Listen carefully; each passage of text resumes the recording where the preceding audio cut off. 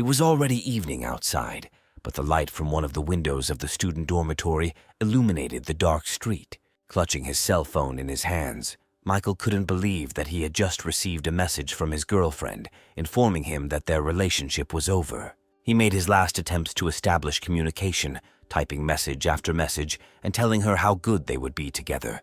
But this did not change the girl's decision, and in the end, Michael saw that she had blocked his contact. Noticing Michael's strange behavior, his roommates asked if he was okay, to which the young man responded with something not entirely clear. But a moment later, Michael suddenly slammed his fist on the table with all his might, and without saying a word, he stood up and quickly left the room, dropping his chair and half-eaten Chinese noodles, and his neighbors already realized that their friend had been abandoned once again. Where this time the one who broke off relations with Michael was one of the beauties of the institute, Veronica. Meanwhile, Michael had already managed to get to the place where they intended to meet and discuss everything before the girl sent him a message about breaking up, where he was still lucky enough to meet the dazzling Veronica. Recalling the joyful beginning of their relationship, the young man, holding out a bag of goodies, began to persuade the girl not to end it, claiming that he was ready to change if she was not satisfied with something about him. But the ruthless girl left him no chance, saying that she did not hold any grudge against Michael, but simply realized that her ex-boyfriend needed her more and wanted to get back together with him. This statement deeply hurt the young man, who would have been ready to accept his imperfections, but could not believe that he had given in to another, and not the best option at that, who had already managed to deceive Veronica several times in the past. At this time, a luxury, expensive car pulled up to the side of the road. The passenger side window rolled down, and the man sitting behind the wheel smugly invited the girl to get into the car. Veronica didn't keep him waiting, and at the end she told Michael that it would be better for them not to meet again and not to communicate at all. After these words, the girl got into the car, and the car quickly sped away, taking with it the young man's last hopes and leaving him completely alone on the streets of the night city. After thinking for a few minutes, Michael threw out the goodies he had bought for Veronica and walked away. He walked around the city at night for a long time and finally decided to go into a supermarket. Washing down his grief with mineral water, the young man thought about why girls don't appreciate the sincerity of guys. He didn't know where to vent his anger and clutched the empty bottle with all his might. Fury and anger literally overwhelmed his entire being, and Michael decided that he would no longer behave politely and follow the lead of the girls, but would do so that they themselves would run after him. And then something happened. Some voice from outside first said that the connection of the master system was completed. Then a transparent screen appeared before the young man's eyes, on which his name was written. Information about the absence of enhancements was contained, and the account balance was listed as $90 billion. The young man, shocked by what was happening, tried to touch the screen, and at that very moment heard an indignant female voice calling him a pervert and telling him to watch his hands. Michael, who had not yet come to his senses, tried to figure out what was going on around him, and finally, he saw the displeased face of the girl, who was now saying that the young man was not quite right in the head, and the voiceover announced the name and age of this girl, and also announced that her attitude towards Michael was minus 50 points. Michael, still completely unaware, just stood there, his mouth open in surprise, and the voice continued, saying that he needed to spend money on girls, and once a girl's attitude rating for Michael reached plus 96 points, she would become his fan. The young man was even more shocked by what he heard, and could not believe that they had just given him 90 billion and told him to spend it, while the voice asked whether to launch the game, warning that this money could only be spent on girls. But after the stranger said that the master would receive back 1/10 of what he spent on the girls, and that additional skills would also appear, the young man's answer was already predictable, where he immediately set his first goal. Putting on his best good-natured face, Michael told the girl not to be angry at his behavior, and in order to compensate for her bad mood, he was ready to buy her anything she wanted. While the girl was listening to Michael's words, the voiceover announced the successful activation of the game, and said that the reward for completing the action would also be power-up points, which could be spent on improving one's strength, agility, and spirit. The girl, having heard the cherished words about shopping, did not really believe that such an inconspicuous guy had any means, but she stated this just in case, with caution and with a hint of humor. Michael examined the slender body of Angelica, who was listed at the Institute as the first beauty of the art department, and without thinking twice, he replied that the girl just needed to try asking and not throw words around out of ignorance. After these words, the girl said that she wanted to treat all the students of her faculty, and therefore she needed financial assistance. To herself, she thought that this beggar was simply trying not to lose face in the eyes of others and that he needed to be disgraced. But before she could finish her thought, she received a notification on her phone that $1,000 had been transferred to her account. This made Angelica voice the amount, which attracted the attention of the supermarket customers, while Michael stood there thinking that $1,000 was not such a big amount. The pleasantly surprised girl concluded that she had come across a real rich man. Such a fat wallet was definitely not something to be missed, and Angelica had already formed a plan of action.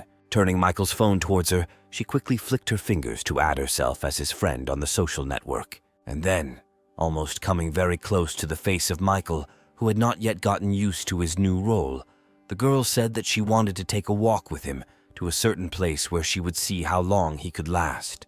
The evening city lived its own vibrant nightlife. Heading to one of the most expensive boutiques, Angelica said that she was not at all a mercenary girl, but wanted to understand how serious the young man was about her. But Michael only thought about how the more money she spent, the greater his own winnings would be, so the words about seriousness and commercialism did not bother him very much. Michael said out loud that he was ready to do anything for Angelica, and she could choose any things without denying herself anything. They were already inside the boutique when the newly minted rich man, looking at women's handbags, suddenly heard a very familiar voice behind him. It was Veronica standing in front of her old new boyfriend trying on a new handbag. Michael looked closely at the face of the one who, just a couple of hours ago, had traded him for another and abandoned him alone in the middle of a dark street. Michael loved this girl, and notes of true sadness now crept into his soul. Noticing the young man's attention towards another girl, Angelica quickly reminded him of herself, saying that perhaps now was not the time, since his ex was here. To which the young man replied that this could not hinder them in any way, and the girl could calmly continue choosing things for herself. Pleased with the favorable circumstances, Angelica approached the consultant with a question about the availability of a fashionable handbag for sale, which was the subject of everyone's attention at the spring show of new models. To which the consultant responded positively, saying that another girl was currently trying on the last such bag, pointing in Veronica's direction. At that moment, Veronica noticed Michael, and thinking that he was continuing to stalk her, decided to teach him a lesson by embarrassing him in front of everyone in the store by showing that he was a beggar. Turning to her boyfriend, whose name was Mason, she asked if he remembered that her birthday was coming up. To which Mason noted with surprise that the girl had celebrated her birthday only recently. To which the resourceful Veronica stated that back then it was a holiday according to the lunar calendar, but now she would celebrate her birthday according to the solar calendar. Finding himself in a hopeless situation, Mason began to say that he did not like mercenary girls and asked if Veronica was with him now for the sake of money. This statement took the girl by surprise, and she could not find what to answer. At that moment, Angelica came up to her from behind and carefully took her handbag in her hand. Taking advantage of the girl's confusion, Angelica took the purse with a light and nimble movement, and Michael, also without wasting time, paid for the purchase at that very moment. And while the happy girl was enjoying her new outfit, the voiceover announced 3 times that the girl's favor would be increased by 20 points. Michael was also beaming with happiness, having immediately received plus 60 points just for buying some handbag, and deciding that at this rate, it would not be difficult to achieve the desired result. At the same time, he mentally noted that his personal financial benefit from the deals could have been greater. Looking at the nondescript rich man in the person of Michael, the store consultants recalled the words of the director that one should not be prejudiced against people only by their appearance, and Veronica, who had dropped her handbag, stood with her eyes lowered to the floor. Angelica, on the contrary, was happy, noting that both the bag and the guy with the money were now taken by an owner who was better than Veronica. She looked in fascination at the simple guy looking at the handbags, and again came to the thought that this jackpot could not be missed. Approaching Michael, she gently grabbed his hand and began to thank him for his generosity, calling him sweet, which the young man did not expect, and was a little embarrassed. Veronica watched this whole scene with tears in her eyes. Saying that the young man's behavior had crossed all boundaries, Veronica pushed Michael away and rushed out of the store. But he mentally noted that this was only the beginning. At that moment, a familiar voice announced that Veronica was the second object and that her relationship with the master was currently -10. As Michael listened to this, he watched as Mason took off, and he ran after the girl who was rushing away from the boutique, where none of the participants in the action heard how Michael was promised a reward of 20 power-up points when Veronica's attitude towards the master reached 96 points. And Angelica, not missing her chance, clung to the young man asking where they were going now, to which Michael, who had gotten a taste for the game, replied that it was exclusively where he could spend money, since he would never believe that a girl would be satisfied with just one handbag. In one boutique, Michael pointed to the most expensive dress. In another, on the most elegant and insanely expensive jewelry. And everywhere he invariably paid with the same card that appeared to him after he agreed to participate in the game. Angelica, who was in some kind of positive state of shock, of course, did not hear the voiceover announce that her disposition towards the master had improved by another 5 points. Buying a new expensive perfume will add another 5 points to your disposition. Then the cosmetics department, and again 5 points added to Angelica's disposition. Numerous clothing boutiques also invariably added to the popularity rating. Finally, the girl herself said that she had probably had enough this time, because all of this simply wouldn't fit into her small apartment.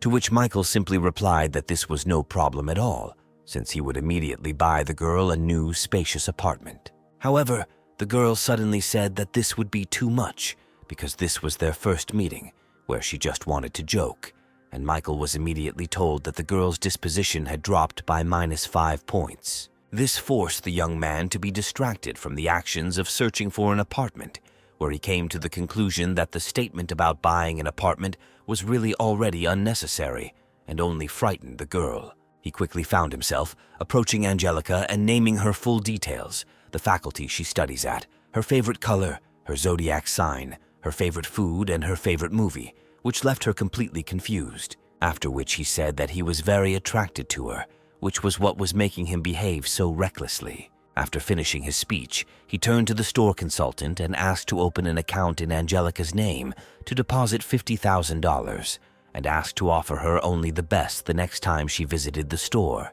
And again he turned to Angelica, saying that in this way he hoped to make amends to her for his unsuccessful joke about buying an apartment. The girl, flushed from everything that had happened, stood there for a minute, unable to say anything, and Michael, who continued to play his role, came closer to her and whispered in her ear that if the girl was embarrassed by his gifts, then she could offer him something in return. This had the desired effect, and the girl finally came to life, pushing the young man away and jokingly calling him a pervert, which provoked the announcement that the girl's favor had been increased by 30 points. Michael, not noticing the admiring glances of the consultants, who were literally ready to throw themselves on his neck, concluded that if you are rich, then you will get away with anything. And Angelica suddenly asked why the young man didn't think about himself after he bought her so many gifts. To which Michael simply, and without a twinge of conscience, replied that he did not have money to buy anything for himself. The dazzling Angelica gently took the young man by the hand,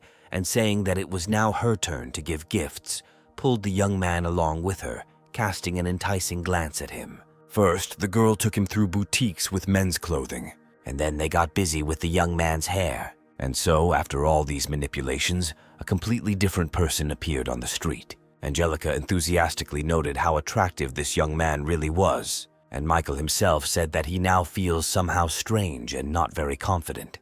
To which Angelica, approaching the young man, said in a gentle voice and with no less gentle movements that there was nothing strange and that they made a very beautiful couple. But then she let go of his hand and began to move away. Throwing a kiss goodbye, the girl said that they would see each other later and that she was so happy today that she almost decided that she had fallen in love, and Michael was informed that, as a result of today's meeting with Angelica, her disposition had become plus 68 points. There were fewer and fewer illuminated windows in the dormitory. Michael opened the door to the room and entered, shining like a new penny, the sight of which made his neighbors surprised. When asked what he had been doing all this time, Michael replied that he had been on a date with Angelica, to which his neighbors began to complain in turn that he had not yet managed to decide anything with Veronica and was already dating Angelica, who, moreover, was the first beauty of her faculty. Then one of the guys approached Michael and said that Angelica was a girl not at his level,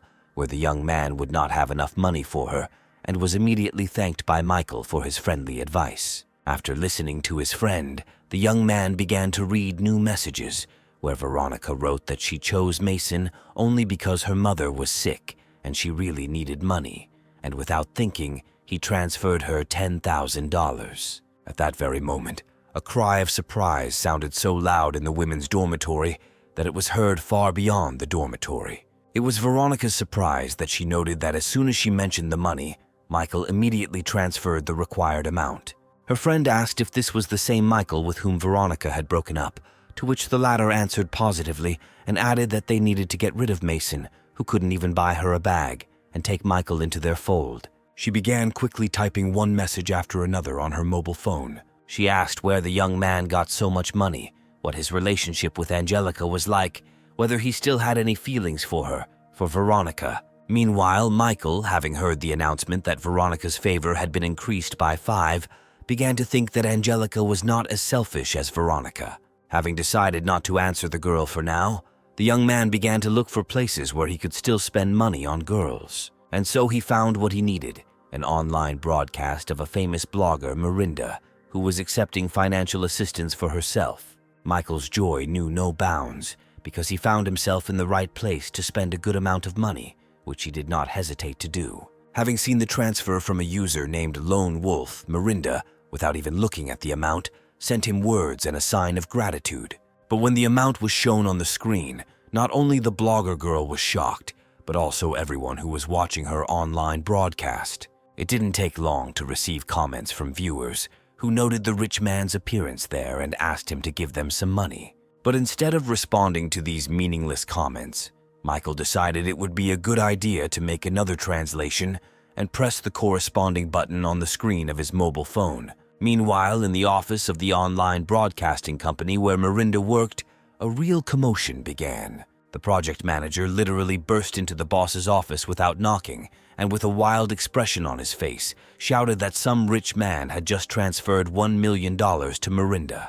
The boss's reaction was immediate, where he suggested that it was either a scam or money laundering. Meanwhile, other girls who were also broadcasting online from this company were vying with each other to write to the Lone Wolf, telling each other how this rich man had just transferred $1 million to Mirinda. Mirinda herself could not believe that she had just received a transfer of $1 million. The director was quick to appear, and with signs indicated the boss's instructions to take this rich viewer into circulation. But Mirinda stated that she could not be told about this, since she herself would not let such a goldfish go anywhere. After blowing a kiss, the girl told the Lone Wolf to send her a private message so that he could receive the gratitude he deserved from her. But the Lone Wolf did not respond to this or any of the following messages, because Michael had long since fallen into a deep, healthy sleep.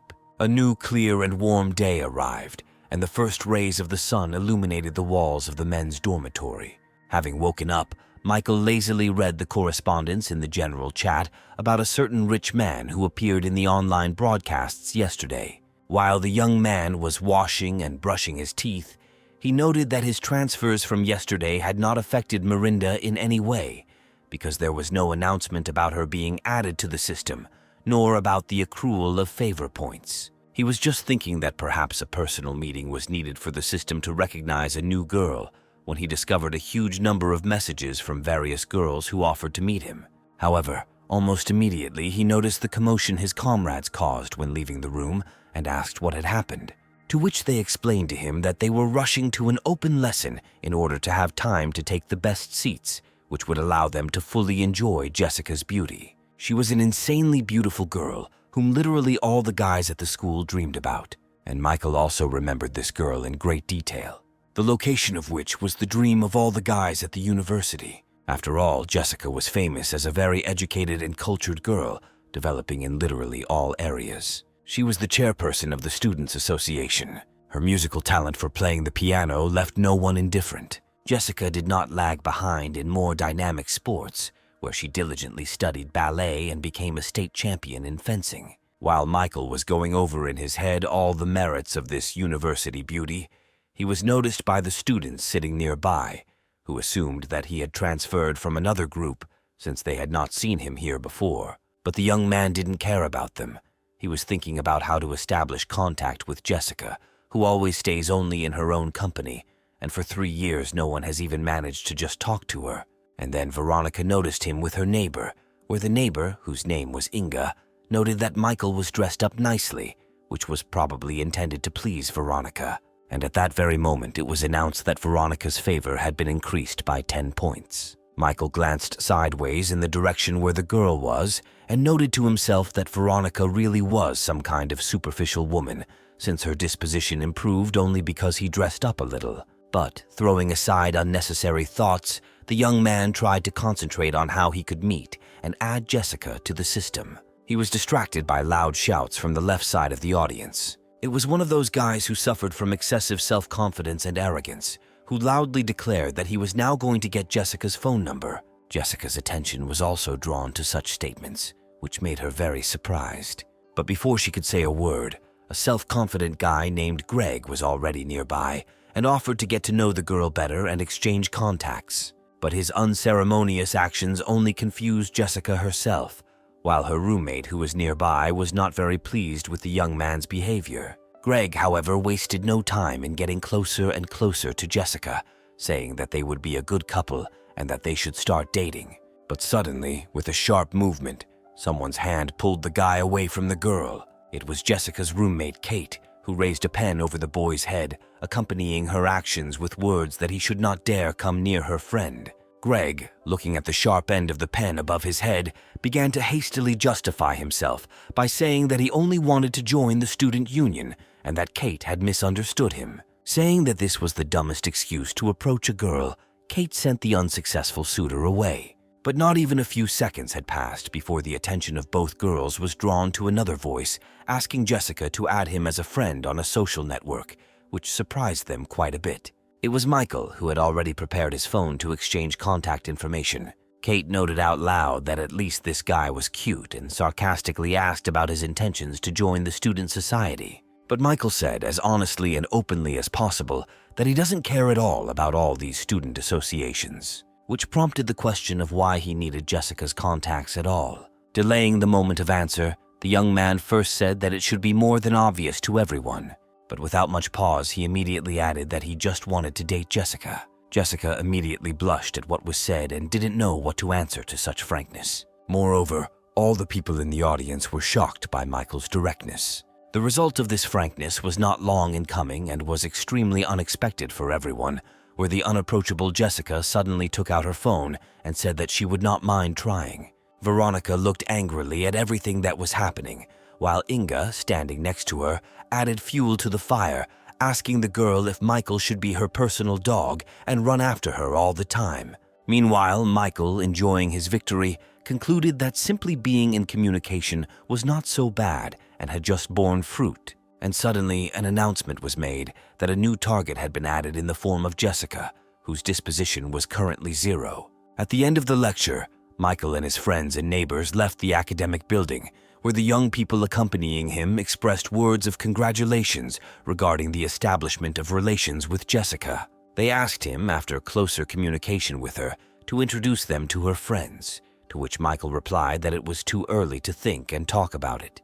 A rather rude call made the young man stop talking and turn around. It was Greg and his minions who expressed their misunderstanding and dissatisfaction with how Michael managed to get the contact of the university's first beauty. To which the young man simply replied that Greg should not disgrace himself now more than what had already taken place in the audience. This statement enraged Michael's opponent, but his urge to physical violence was restrained by his comrades, who reminded him of the words of the police after the last arrest that next time they would go to prison. Michael was about to continue on his way when his attention was drawn to the familiar voice of Angelica, who said that she had been waiting a long time to meet him. This statement from the first beauty of the Faculty of Arts shocked everyone on the street, and Michael, without missing a beat, said that in order to make up for the girl's wait, he would treat her to dinner.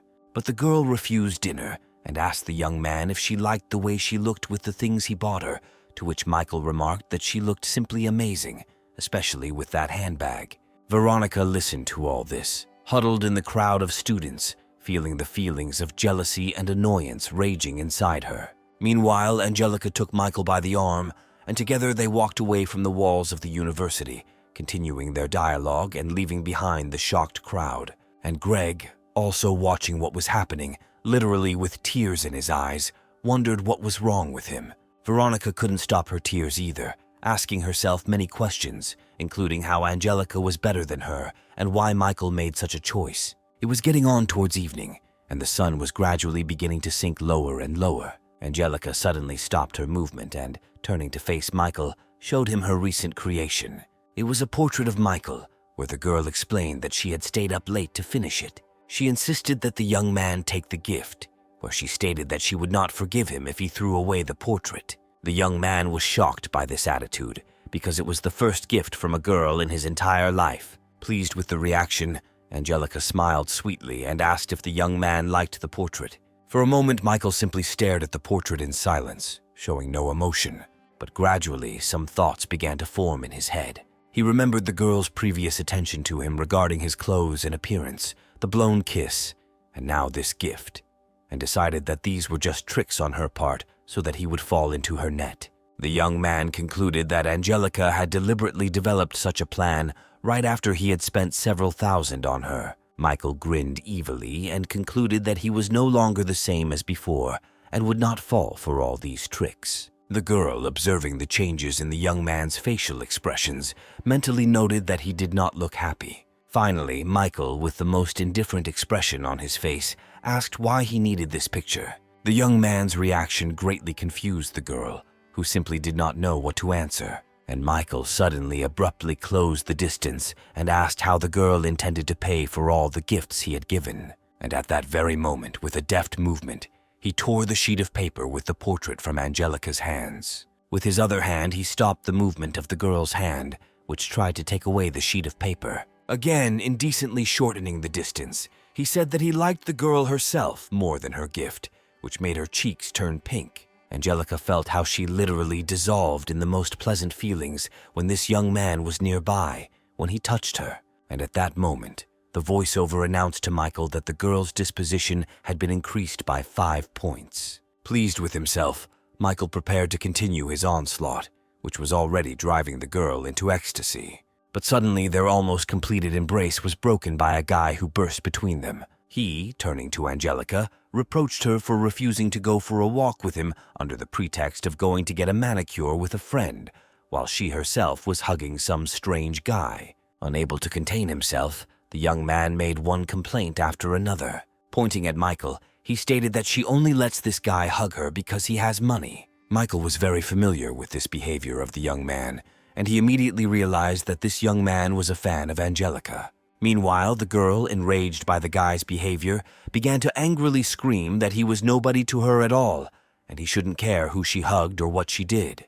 But the escalation of the conflict was interrupted by the intervention of Michael, who introduced himself to the guy, asked his name, and inquired about how long he had been trying to court Angelica. The young man replied that his name was Tommy.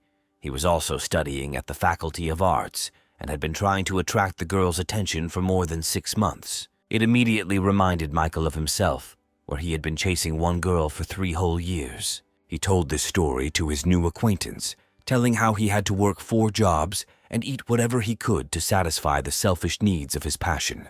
And finishing his sad story, he added that in the end, this girl still preferred to climb into someone else's Mercedes. Tommy was clearly shocked by such a story, which left him without any hope of attracting the attention of a girl like Angelica. And Michael followed up with some good, friendly advice, saying that those who do this to them only motivate them to become better. After which he urged him to return to the hostel and forget about Angelica, who would come running to him sooner or later, seeing his success in life. The girl didn't understand at all what was happening now, watching the action with surprise. She approached Michael by saying that Tommy was just an acquaintance, and she had never even considered him as a romantic partner. To which the young man replied that he didn't care at all what the girl might have had with this guy in the past. And then Michael, saying that the girl did not respect either herself or him, began to tear the portrait right in front of her face, causing great amazement in the girl. After tearing the piece of paper into small pieces and throwing them into the air, Michael turned around and walked away from the girl, saying that until she figured out her surroundings and learned to communicate, it would be better for them not to meet. He thought to himself that he was very interested in how the girl would react to such an attitude on his part and what she would do, and the girl's thoughts were filled with memories of how Michael treated her at their first meeting. After all, no one had ever been so kind and indulgent to her. With tears in her eyes, the girl concluded that Michael really liked her, and now she had ruined everything herself. And as Michael was leaving, it was announced that Angelica's favor had been increased by 5 points. Studying statistics along the way, the young man came to the conclusion that the worse you treat a girl, the more she starts to like you. He decided that he was done with Angelica for now and needed to start winning Jessica's favor. And suddenly he discovered that Jessica was also broadcasting online, specializing in music and dance. Michael found this activity very cute and assumed that this girl could only pretend to be cold and unapproachable, but in fact she was quite nice and open. But before he had time to appear online, Miranda immediately began writing him messages that she was very happy to see him, but was in no hurry to agree to the offer to meet. From which Michael, of course, concluded that the girl was simply trying to trick him out of money, having promised to dance for him online today. Suddenly, he received a notification that the user he was following was about to take part in a competition with another user. Michael became very curious about who the unattainable first beauty of the university, Jessica, would compete with. The opponent turned out to be Miranda, who concluded that she had accidentally called out a new girl, which meant that victory was in her pocket. The young man found this very coincidence of circumstances quite interesting.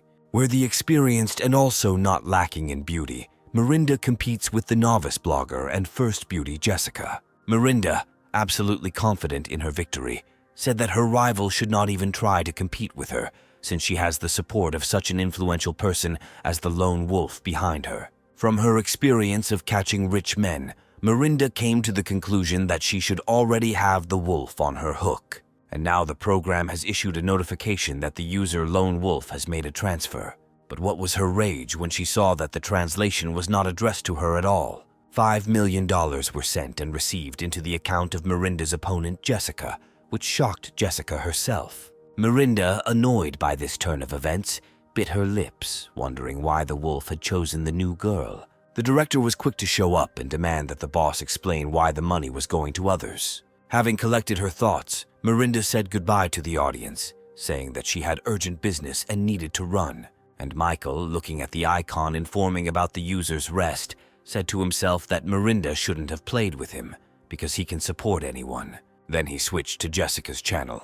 In his mind, he told her that he had spent a lot of money on her, and the girl should not disappoint him. Meanwhile, in the office of a well-known company providing a platform for online broadcasts, its director was again being informed about a huge transfer, where the project manager said that this unknown lone wolf had appeared again and had broken the previous record 5 times. Upon receiving this information, the boss became furious, declaring that this guy was probably some kind of oil tycoon, and the rest of the envious women who conduct their online broadcasts noted Michael's translation, concluding that today the lone wolf is in a musical mood. And then, clearly lacking depth of thought, they all took turns calling their assistants to carry their musical instruments. And it was already approaching late evening, where the sun had already disappeared behind the horizon, and the night darkness was gradually beginning to descend upon the city. Jessica sat at her musical instrument, shocked by the events that had happened, and Kate couldn't get enough of the fact that it all happened online, and now they could become popular. But today's heroine wasn't very happy with the prospect of becoming popular and making various men happy with her appearance. She said that the most important thing for a woman is a career and independence, both material and in all other aspects of life. Annoyed by her friend's attitude towards the issue of popularity, Kate told her not to teach her about life. And immediately after these words, she furtively asked if Jessica knew the rich man who had sent the money today. To which the girl angrily replied that she didn't know and shouldn't know him.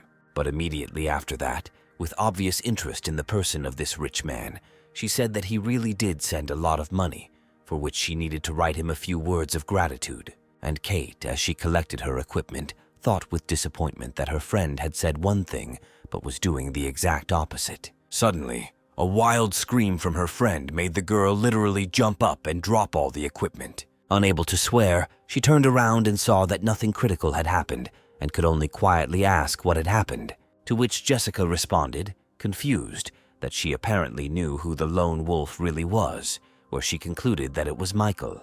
The girl immediately remembered the story of one boy who was the son of a very rich and successful man, but at the same time was modest and did not want to show his wealth and high position. He received the best education, but realized that he did not want to be the object of everyone's attention and wanted to live freely. One day he met a beautiful girl, fell in love with her and decided to win her favor, but as an ordinary poor man. But the girl's friend listened to the story without enthusiasm and only said that she had read too many romance novels. The girl began to worry a lot about this poor boy, who had been surrounded by the best since childhood, and now it was probably very difficult for him to pretend to be a simple person. Meanwhile, Michael managed to take a shower in his dorm. Having almost finished drying himself, the young man noticed that he had received a message on his phone. Taking the phone, Michael, not without surprise, noted that Jessica had invited him to dinner without even asking where he got so much money, and decided to check her out.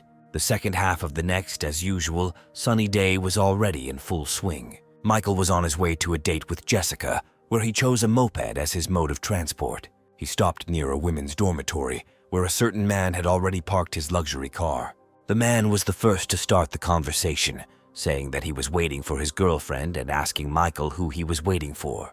At that moment, the young man saw Jessica appear on the street, looking around, apparently looking for Michael. And then the young man, pointing to her, answered the man that this was the very girl he was waiting for here. This statement greatly amused the man, where he said that with such a beauty, he himself probably had more chances than a guy who did not even have the means for a good car. Meanwhile, Jessica saw a young man waiting for her. She continued to believe in her fantasy, where Michael seemed to her to be a secret rich man who was hiding from everyone. Intoxicated by her fantasies, the girl quickly headed in his direction. Meanwhile, the guy was busy telling Michael how he had to work hard and then, maybe in 15, 20 years, such a girl would get into his car. While this tale of success was going on, Jessica had already managed to approach Michael and take her place on the moped behind him.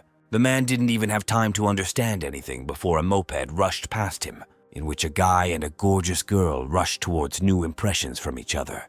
The man silently watched the vehicle as it sped away into the distance, and then emotions took over, where he fell to his knees, lamenting that his whole life, aimed at getting big incomes, turned out to be meaningless, which this situation with a beauty who sat on some moped had just shown him. Jessica didn't see herself on a simple moped.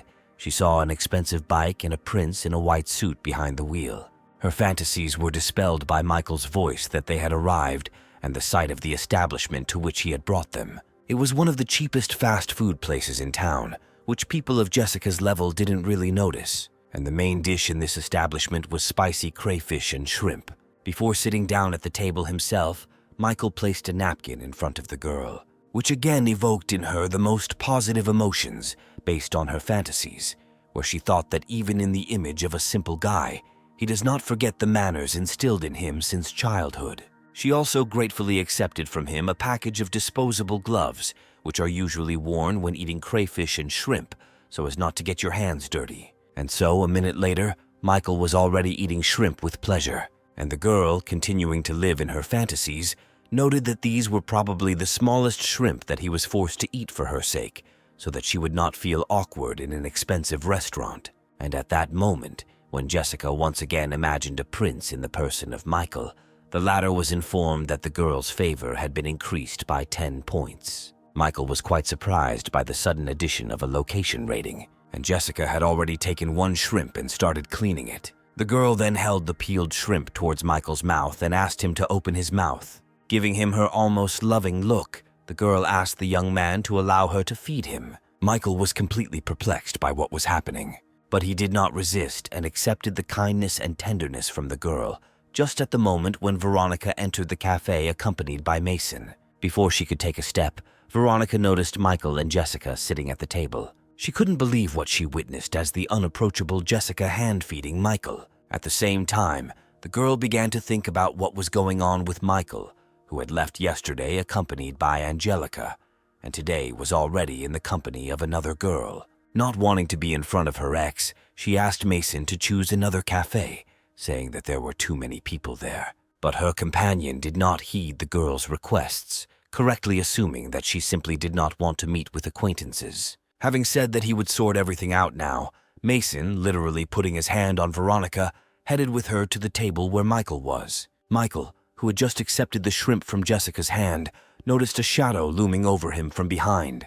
Then he heard his name and saw bills falling in front of his face. After which Mason said that Michael should take the $500 and get out of this cafe. The young man looked at the bills that had fallen both onto the table and into the plates with food, and the only thing that came to his mind was that Mason's behavior was extremely ridiculous and did not do him any credit. Throwing in another wad of not-so-large bills, Mason said that now there should definitely be enough for Michael to get out of here, and Jessica suddenly squeezed her handbag so hard that her knuckles even cracked, which didn't go unnoticed by Michael, who couldn't understand why the girl was so angry. And the reason for Jessica's anger was Mason, who was now ruining her perfect date and to whom she sent all conceivable and inconceivable curses. But Mason didn't calm down, saying that if it wasn't enough, he could add more, accompanying his words with a movement of his fingers, which pulled another wad of banknotes out of his wallet and threw them into the air. Suddenly, someone's hands fell sharply on the bills lying on the table. The waiter arrived and offered Mason to give him all the money in exchange for arranging another table for him. Roughly grabbing the waiter by the clothes, the man began to say that he did not want any other table but this one. But his speech was interrupted by a sweeping blow from a woman's handbag right across his face, which did not go unnoticed for a couple of his teeth. At Michael's surprised look, Jessica hastened to say that it was not her doing, and behind them appeared a huge silhouette who called Mason a scumbag, living on her money, driving his car, and, as it turns out, also sleeping with other girls using her money. Michael was literally shaken by the sight of this terrible, huge woman behind him, and Mason, holding the bruised place, asked his wife Goldie what she was doing there. To which the terrible woman, terribly distorting her face and accompanying her speech with choice curses, replied that if she had not been there, she would never have found out that he was sleeping with others. And Mason suddenly started talking about how Goldie was all he had,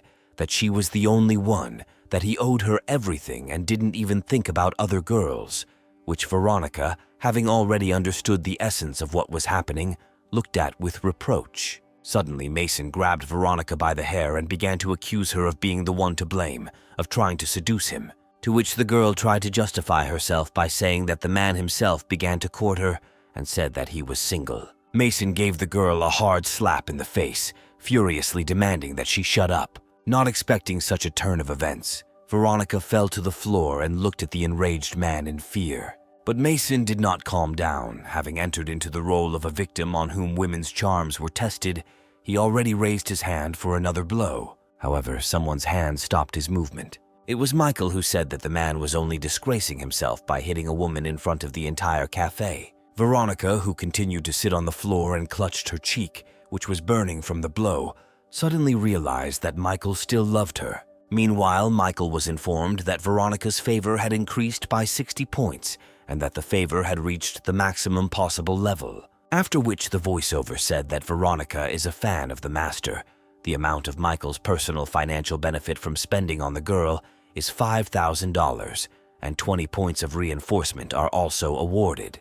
Without thinking twice, the young man gave the order to use 10 points to improve his physical characteristics, and at that very moment, with a deft movement of his hand, he performed a technique of bending Mason's arm behind his back, which made the latter howl, after which he pushed him away. But the restless man was not about to admit defeat, grabbing a bottle that was standing on one of the tables. With shouts and curses, he swung his sword over the young man's head. But for Michael, who had improved his physical attributes, Mason moved too slowly. With one short lunge forward, the young man literally knocked his opponent out of his way. Michael told Mason, who was kneeling before him, that there was no shame in being kept by a woman, but there was shame in raising a hand to a woman. But these words flew past the ears of the disgraced man, who did not want to accept the loss and began to take a knife out of his pocket. Seeing the bladed weapon, Jessica shouted to her companion to be careful. and the enraged man had already managed to straighten up and begin to make a stabbing motion with his hand forward, squeezing his weapon tightly. But it was not difficult for the pumped-up young man to get out of the line of attack, simultaneously grabbing the opponent's hand and knocking the knife out of it. Where immediately after this, without giving his opponent a second to come to his senses and react, Michael used a technique that wrestlers call a throw over the back. The sound of the slap hitting the floor seemed to be heard even on the street, and here Mason lay unconscious on the floor, defeated by the brave young man who defended the girl's honor. The winner himself, modestly placing his hands in his trouser pockets, headed towards the exit, where Jessica followed him. But suddenly his movement was interrupted by Veronica, who, grabbing his leg, said that she was wrong towards him and asked him to give her another chance. Michael thought for a moment, but quickly pulled himself together and began to speak. He reminded the girl of how he dragged her several kilometers to the hospital when she got injured.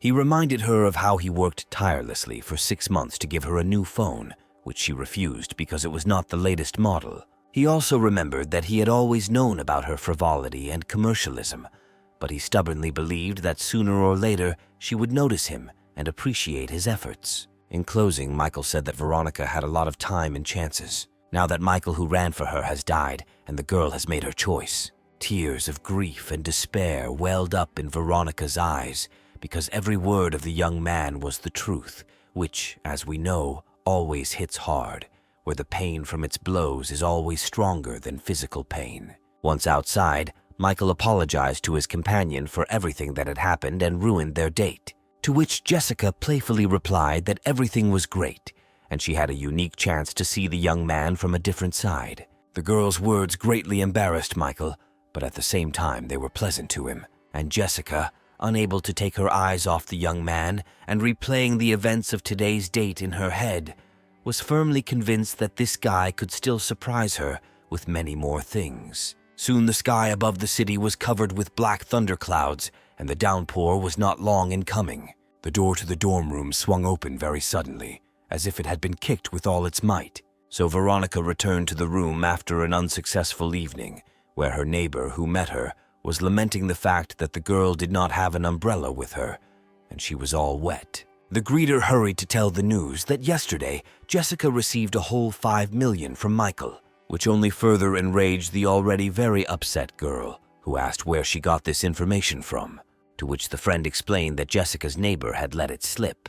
Digesting the new information, Veronica fell into a kind of stupor for a few seconds, and finally she reached her psychological limit and burst into tears. Her sobs were accompanied by such loud sounds that in the neighboring dormitory rooms, unfriendly remarks were constantly heard addressed to the one who was disturbing her rest. Meanwhile, in the room where Michael lived, his neighbors were surprised that their friend was very good at playing video games, assuming that he was a secret e-sportsman. Michael himself thought that after distributing the power-up points, even games became very easy to play, but he said out loud that he was just lucky. While his friends were offering him business ideas like broadcasting their games online, Michael was getting ready to take a shower. In the shower, he saw the direct effect of the amplification glasses, which was expressed in the clearly visible relief of the muscles on his body. He also noticed that his facial features had changed, becoming more toned and masculine. Looking at his body in the mirror, the young man only thought about how he now needed to be careful with the girls. He was distracted from admiring himself by the call of his neighbors, who were shouting that his phone was ringing. Michael, coming out of the shower, picked up the phone. It turned out that the person calling him was the first beauty of the arts faculty, the beautiful Angelica. In his thoughts, the young man came to the conclusion that this cunning girl had come up with something new to lure money out of him and win his favor, which meant he needed to be on his guard. Picking up the phone, Michael asked the girl the purpose of her call, but the loud sobbing and screaming heard through the phone speaker literally forced the young man to pull the receiver away from his ear. The apartment where Angelica lived was located in another part of the city. The room was scattered with new things, the labels of which had not even been removed yet. The girl herself was sitting in the middle of the room, kneeling on the floor with her head bowed. Unable to stop her tears, Angelica asked Michael to lend her $500,000. She began to tell that her father had always been addicted to gambling, and then one day he lost big bandits came to them and took everything they had, after which their previously well-off family found itself at rock bottom. At the end, the girl added that she was not at all selfish. It was just that their family had a lot of debts that needed to be repaid. After listening to the end, Michael simply hung up without saying anything in response, which surprised the girl quite a bit. But a moment later, a message arrived on the girl's phone. After reading this, Angelica was simply shocked because 5 million were deposited into her account, and Michael sent her a voice message that he had just accidentally missed 10. Clutching the phone with the treasured message to her chest, Angelica swore to herself that she would definitely thank Michael. The rain outside was getting heavier and heavier. Michael sat in his room, annoyed that despite everything, Angelica's disposition had not reached the foot level and was 94 points. Something had to be done. Something had to be done differently, perhaps directly. He remembered Sun Tzu's Art of War, where one of the rules was that the enemy must be forced to act when he hesitates. By morning, the rain had stopped. The clouds had cleared and a nice, warm, sunny day was in the offing. Michael walked from the dorm to the academic buildings, accompanied by one of his neighbors. Suddenly, he heard a female voice calling out to him. It was Veronica, who, handing him a bag, said that she had prepared lunch for him and suggested that they go to lectures together. But before Michael could say a word in response, another female voice caught his attention from the other side. It was Angelica, who, holding out a special thermos for food, said that she had also prepared a delicious lunch for him, as she thought that he was probably already tired of the food in the student cafeteria. And then the two girls' gazes met, not foreshadowing anything good for each other, and Michael stood between them, stunned, not knowing what to do or what to say. At that very moment, when the situation seemed to have already become tense to the limit, Michael heard another call behind him. The young man turned around slowly, and his amazement knew no bounds. Behind him stood Jessica, who said that she had also brought him lunch, where she chose beef noodles for her dinner dish. At that very moment, the girl was met with less than friendly glances from other contenders for Michael's attention, where to outside spectators all this seemed like some kind of duel inside the ring. And Michael, taking the bag of food from the girl's hands, asked in surprise how Jessica knew that he liked beef noodles, to which the girl timidly replied that yesterday, when they were eating shrimp, she assumed that the young man liked spicy dishes, where everyone knows that one of the best spicy dishes is beef noodles. Michael thought to himself that this girl had a distinct advantage because of her attentiveness, and out loud he thanked her, saying that it was always nice when someone showed concern. And calculating Jessica said that gratitude is not required. You just need to always take into account the preferences of the person you are cooking for. And the enraged Veronica and Angelica continued to devour with their eyes the seemingly quite modest Jessica. But no matter how hard they tried to make it look scarier, the opponent had already delivered her signature blow, from which all her rivals flew in different directions without any chance of success. Suddenly, Jessica pulled out a small box and handed it to Michael with words of gratitude. Michael was simply shocked because it was the latest model of smartphone. The students standing nearby all this time, who witnessed this whole scene with the participation of Michael and the 3 most beautiful girls of the university, were again shocked by the fact that the unapproachable Jessica was giving gifts to this guy. Her rivals were no less shocked and also wondered about the level of wealth of a girl who could afford to give such an expensive gift. It was a control blow from Jessica that literally smeared her opponents across the floor, and the girls had no choice but to watch the departing couple. The day was just beginning, where the sun was only just gaining its height.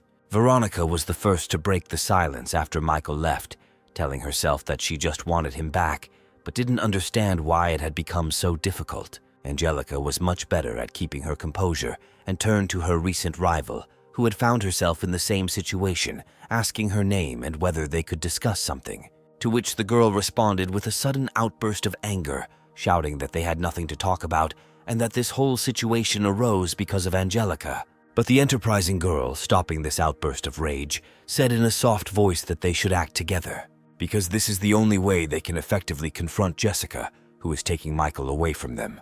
Meanwhile, Michael stood nearby Jessica and admired both the gift itself and the personal qualities of the girl who gave it. But then he looked carefully first at the girl and then at the level of her location in the system. And at that very moment, the realization came to him that such a low level of affection did not fit in with her actual actions, where, without information about her affection, the young man could have come to the conclusion that the girl had fallen in love with him. This means that now all this, delicious food and expensive phone, is nothing more than bait for him. Michael came to the conclusion that this girl is really smart and her methods are very sophisticated, where the predator allows the prey to think that she is the hunter. After thinking about it, the young man concluded that he needed to find some way to speed up the process of increasing Jessica's favor. Michael was distracted from his thoughts by Miranda's messages, who apologized for not being able to arrange a meeting with him last time. But that did not mean that she did not want to meet, which greatly amused the young man, who understood all her selfish motives. But right after Miranda's message, Michael received another one, which contained a link and password to enter the coolest chat in the city, where the most noble and wealthy people communicated. Having logged into this chat, the first message the young man received was a question about the possibility of discussing a business proposal. But Michael immediately realized that all these rich people just wanted to test him and decided to play this game with them. He wrote that he was ready to discuss any proposals from his new comrades, to which he immediately received a photograph indicating the location of a rich villa and an offer to purchase this elite property. The offer was unexpected, and the real estate in that area was indeed worth tens of millions. But Michael wrote that he could take a look at the house in a few days, after which he returned to Jessica's company. Meanwhile, in that very country villa, the following events took place. Having unexpectedly received permission to view the property, a certain man informed his companion that apparently this lone wolf was not a swindler and that he really did have money, to which his interlocutor said that this would become clear in the next 2 days, and there was no need to worry in any case, because no matter how you look at it, their team would be the winner and would either get a new wealthy partner or expose the fraudster. A few minutes later, the young man received a message on his phone with the address where the villa was located, and then the question arose in his head: how much could Jessica's position improve if he gave her such a villa? The next day, Michael and Veronica got out of the taxi and were already standing in front of the house at the very address that the young man had received in a closed chat for the chosen few. The owner of the house, accompanied by a girl, stood next to the house and looked out for a wealthy buyer. He waved his hand at the young men who had emerged from the taxi and apologized for not sending a car for them, to which Michael replied that everything was fine and the man had nothing to worry about. And the owner of the house assessed the simple appearance of the guy and the sophistication of the girl, trying to understand where this simple-looking young man got so much money. But without coming to any conclusions, the man said that he himself was a businessman, but was currently experiencing some financial difficulties, and therefore decided to sell this luxurious house, after which he invited the young people to come inside, accompanying his invitation with a hand gesture. Then the standard tour of the house began, during which the owner talked about the area and other positive aspects of the house, where the owner took guests and potential buyers around all the important parts of his home, not forgetting the pool. And in the final part, he drew Michael and Jessica's attention to the gorgeous view from the window and said that if it weren't for financial problems, he would have ordered that he be buried here too. And then it dawned on the girl that her companion apparently wanted to buy this luxurious house, which must be very expensive. Meanwhile, Michael, in his simple manner, said that the house was not bad and asked the owner to simply name the amount he wanted to get for it and not bother with the presentation anymore. The owner of the house would have been happy with a sum of $50 million, but he decided to raise the price a little, leaving room for bargaining, and of course not forgetting to mention that some potential buyers had already expressed serious intentions to purchase the house. And so the price that Michael heard was $60 million.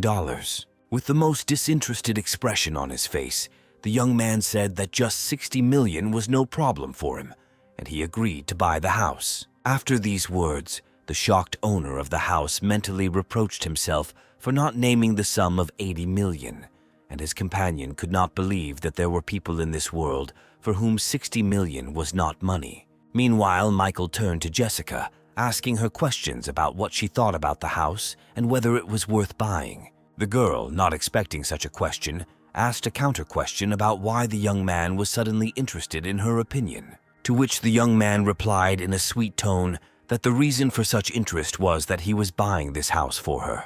The seller could now only be surprised at how this unknown rich man was buying gifts for $60 million. On the one hand, the girl was infinitely happy to hear this, but on the other hand, she thought that it was turning out to be an overly expensive gift. She immediately imagined that after such a gift, the young man could literally decide that he had become the full owner of her body and perhaps her soul.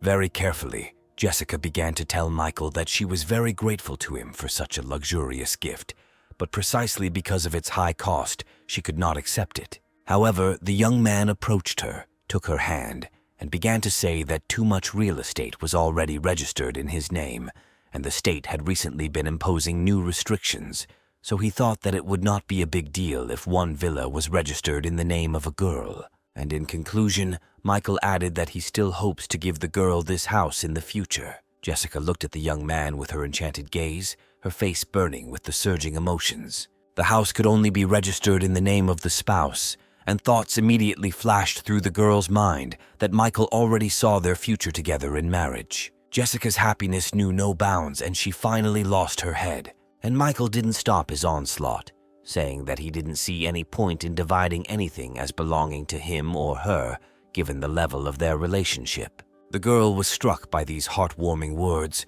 and Michael received message after message that Jessica's favor was increasing. The young man noted for himself that his acting skills are getting better every day. At the same time, the girl accompanying the owner of the house, who apparently was connected to him by something more, timidly asked when the man would give her some similar significant expensive gift, at least in the form of an apartment.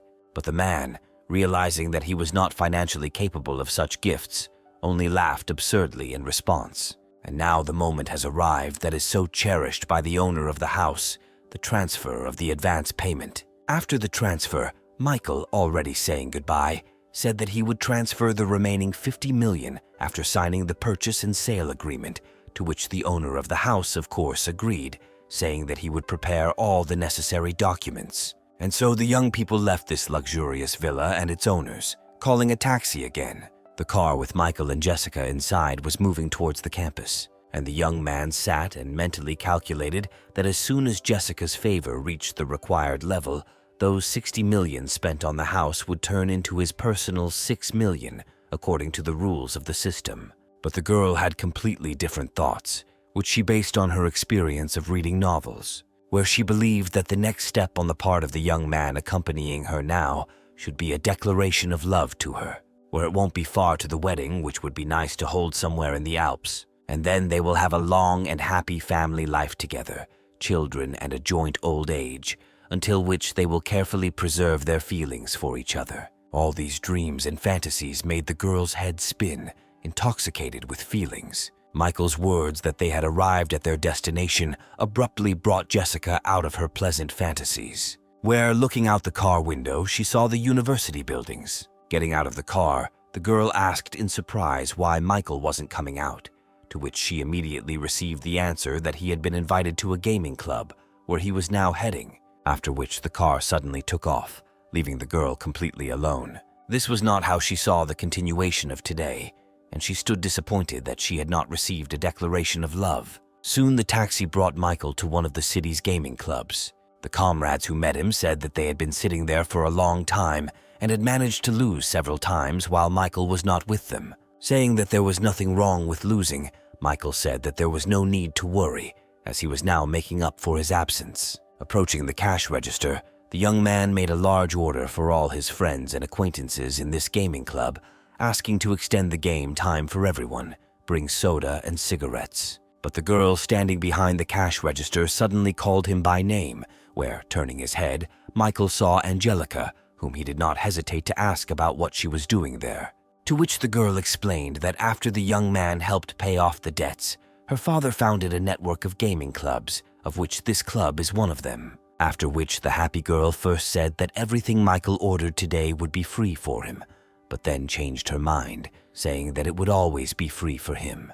But before Michael could say a word in response, there was a terrible roar behind him, which almost made his heart jump out of his chest. Where the source of this noise was not slow to appear in the form of a big guy with a bat on his shoulder, with which he had just smashed one of the computers, who declared that he needed his money. Angelica replied that she and her father had already returned everything they owed, to which the big man said that they had forgotten about the accrued interest.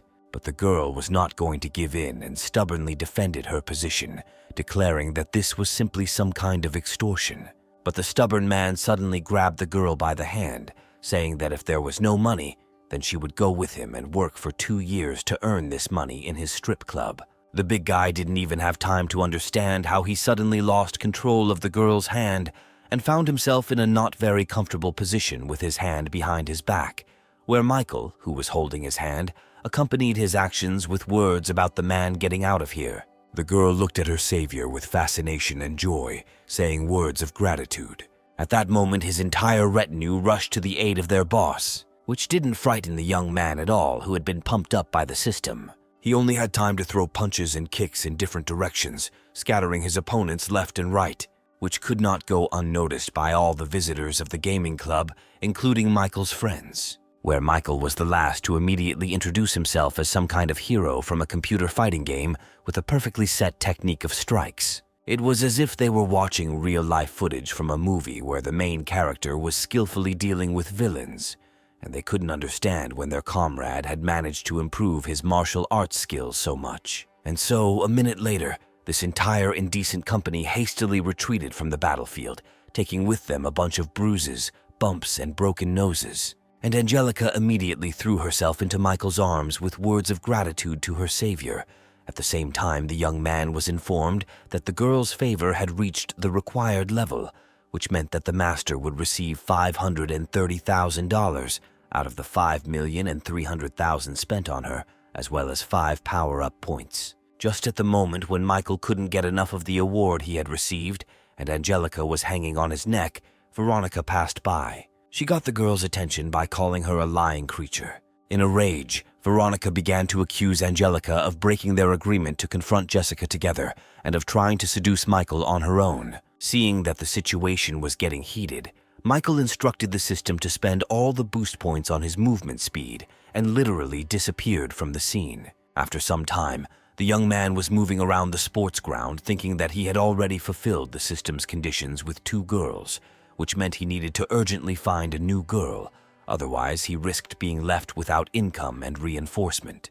A light touch on the shoulder caught the young man's attention, causing him to stop his thoughts. A charming girl stood in front of him and said that there would be a track and field competition there, and that the young man needed to leave the running track. All Michael did was remark on how attractive the girl was. Immediately showing his intelligence, the young man said that he would fulfill the girl's request in exchange for her phone number. At that moment, a disgruntled male voice was heard from the side, which attracted the girl's attention, where literally a second later the sweet girl was covered by a certain young man who called himself her boyfriend and rudely suggested that Michael get out of here. Michael, looking closely at this guy, was thinking in his head that his face looked very familiar.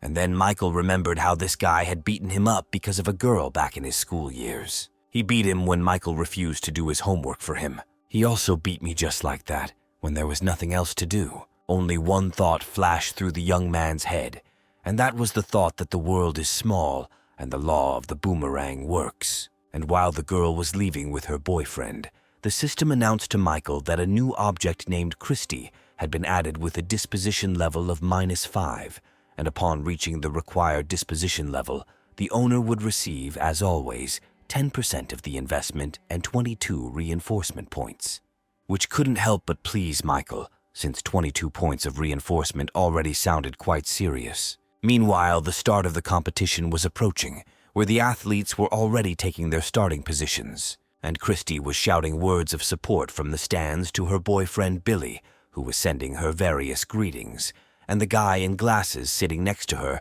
managed to notice that an extra runner had appeared at the edge of the running track. The commands to start and get ready have already been given, where the runners have taken up their corresponding pre-start positions, and then a shot from a signal pistol rang out, replacing the start command. The race began with Billy taking a huge lead, basking in his smugness and calling those lagging behind worthless insects. He didn't even have time to understand what had happened when Michael rushed right past him at great speed. In a split second, he left Billy and all the other athletes behind him. Michael ran, mentally communicating with Billy, where he told him that now he would lose in the area where, it would seem, he had no equal. Well, Billy, meanwhile, as if hearing Michael's thoughts, also mentally said that he shouldn't be underestimated. Stopping, he took off his shoes, which he believed would significantly improve his speed, and said that he would now quickly make up for lost time. Billy glanced around and just started to pick up speed again to run. Suddenly, Michael rushed past him again, having managed to make a full circle during this time, throwing out words along the way that it would be better for him to start working with his feet and not his tongue. Watching Michael speed off on another lap, Billy couldn't believe that he had already managed to make a full lap in such a short time. Michael, again mentally communicating with his opponent, said that Billy had dedicated his entire life to hard training, but he could not compare with the capabilities of his system. Meanwhile, the commentator of the sporting event, noticing Michael's speed, began to shout loudly that he had never seen anything like this before, and that even their current champion was unable to withstand such speed. And so, less than a minute after the start of the race, Michael crossed the finish line, becoming its winner. Christy was so surprised that she couldn't believe that her boyfriend had lost. Well, Michael was already grabbed by the crowd of fans and thrown into the air, while the commentator said that they had all just witnessed the birth of a new champion. When the crowd of fans finally left Michael alone, he was approached by a track and field coach who, after first noting the young man's extraordinary abilities, invited him to join the national team. Hearing this, Billy almost cried out with tears in his eyes that this place in the team was reserved for him. Michael, on leaving, made a final statement by declaring that he was not interested in such a proposal at all.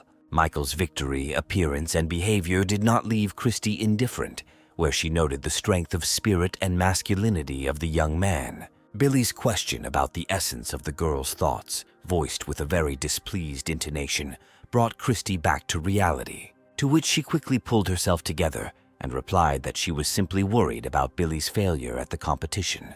And Michael, pleased with his revenge, listened with pleasure to the system's messages about Christy's improved position. In parallel with these events, Jessica, pleased with the developments, returned to her room and right from the doorway, and without even letting her neighbor say a word, declared that Michael had given her a house. While Kate was in a rage, Jessica told about how they went to see this house together. Then the girl began to reason out loud about how she and Michael needed to plan for the future, as well as threats against the owner of the villa, so that he would not change his mind about selling. And Kate, after listening to all this for some time, decided to go online and was shocked by what she saw and read there. One of the pages of the news section of the university website featured a photo of Michael with the caption that he was the university's main ladies' man. Kate was quick to show this to Jessica, where both girls were at a loss as to what it all meant. Michael's roommate also discovered the news and showed it to the young man, who immediately declared that it was complete slander, since he was only spending money on girls. To himself, he seriously thought about the fact that someone clearly didn't like the fact that he enjoyed universal popularity. Meanwhile, a few guys who were publishing news, sitting in front of the monitor, were happy that their post had already gotten a lot of views, and Michael's reputation would soon come to an end. They were startled by the voice of Billy, who crept up behind them and asked what they were doing there, to which they replied that a certain Michael had been behaving very provocatively lately, and they decided to teach him a lesson. Looking at the photo on the internet, Billy immediately recognized the same guy who so brazenly entered the tournament and took the victory from him. But now, looking at him more closely, he remembered the one he constantly beat and harassed in high school. And then he declared that he had known this guy since school, and the definition of a ladies' man certainly did not suit him. He was more of a sycophant, brazenly pestering girls and clinging to anyone who showed him attention. And since there was some intriguing material coming up here, the young correspondents quickly sat Billy down more comfortably and asked him to tell everything in detail and more slowly, so that they could have time to write everything down. Billy, on the other hand, was reveling in the thought of revenge, where not a trace would remain of Michael's reputation, who had so brazenly deprived him of his coach's respect and first place in the competition. Soon the entire university was reading and was shocked by the news, where Michael was accused of harassing girls, of violence against them, and in general of almost half of the crimes provided for by criminal law. Having shouted that this state of affairs was unacceptable, the university rector slammed his phone on the table with all his might. He suddenly stood up from the table and loudly declared that such a thing should not happen at his university, and he would personally conduct the most thorough investigation, where he would kick that guy out if everything was confirmed. And his personal assistant looked with tears at the broken phone, which he personally looked for the boss for a whole week. Michael is a unique person, coming from a wealthy family and cannot ignore the girl's misfortunes. He is a fair and selfless person who will never pass by someone else's misfortune and will always protect them. Every girl in this city can rely on him and count on his help and support. Every night he turns into a superhero, punishes evil, and saves this sin-filled city. This is exactly how Jessica described Michael, sitting in a chair in front of the investigation team members. Those who could not believe what they heard said that the girl was clearly exaggerating and asked for an explanation of the source of such conclusions, to which the girl discontentedly stated that these conclusions were based on unquestionable female intuition. The rector, who was standing nearby, asked the assistant whether the words of this girl could be trusted, to which the assistant, reading the personal file, replied that the girl was from a good family, was the chairperson of the student society, and there was no reason not to trust her. But the distrustful rector gave orders to ask the opinion of other students, including those studying in the same faculty as Michael. In connection with this decision, the members of the investigation team asked Veronica, who was walking through the campus, to come with them. And so she, bursting into tears, was already sitting in the office and telling how she and Michael had broken up because of her. And now he was not paying attention to her. But at the same time, she called him the most reliable and worthy person. Where the investigation team member, having handed over the napkins, was very surprised that despite the fact that the young man had rejected the girl, he still continued to be a good person for her.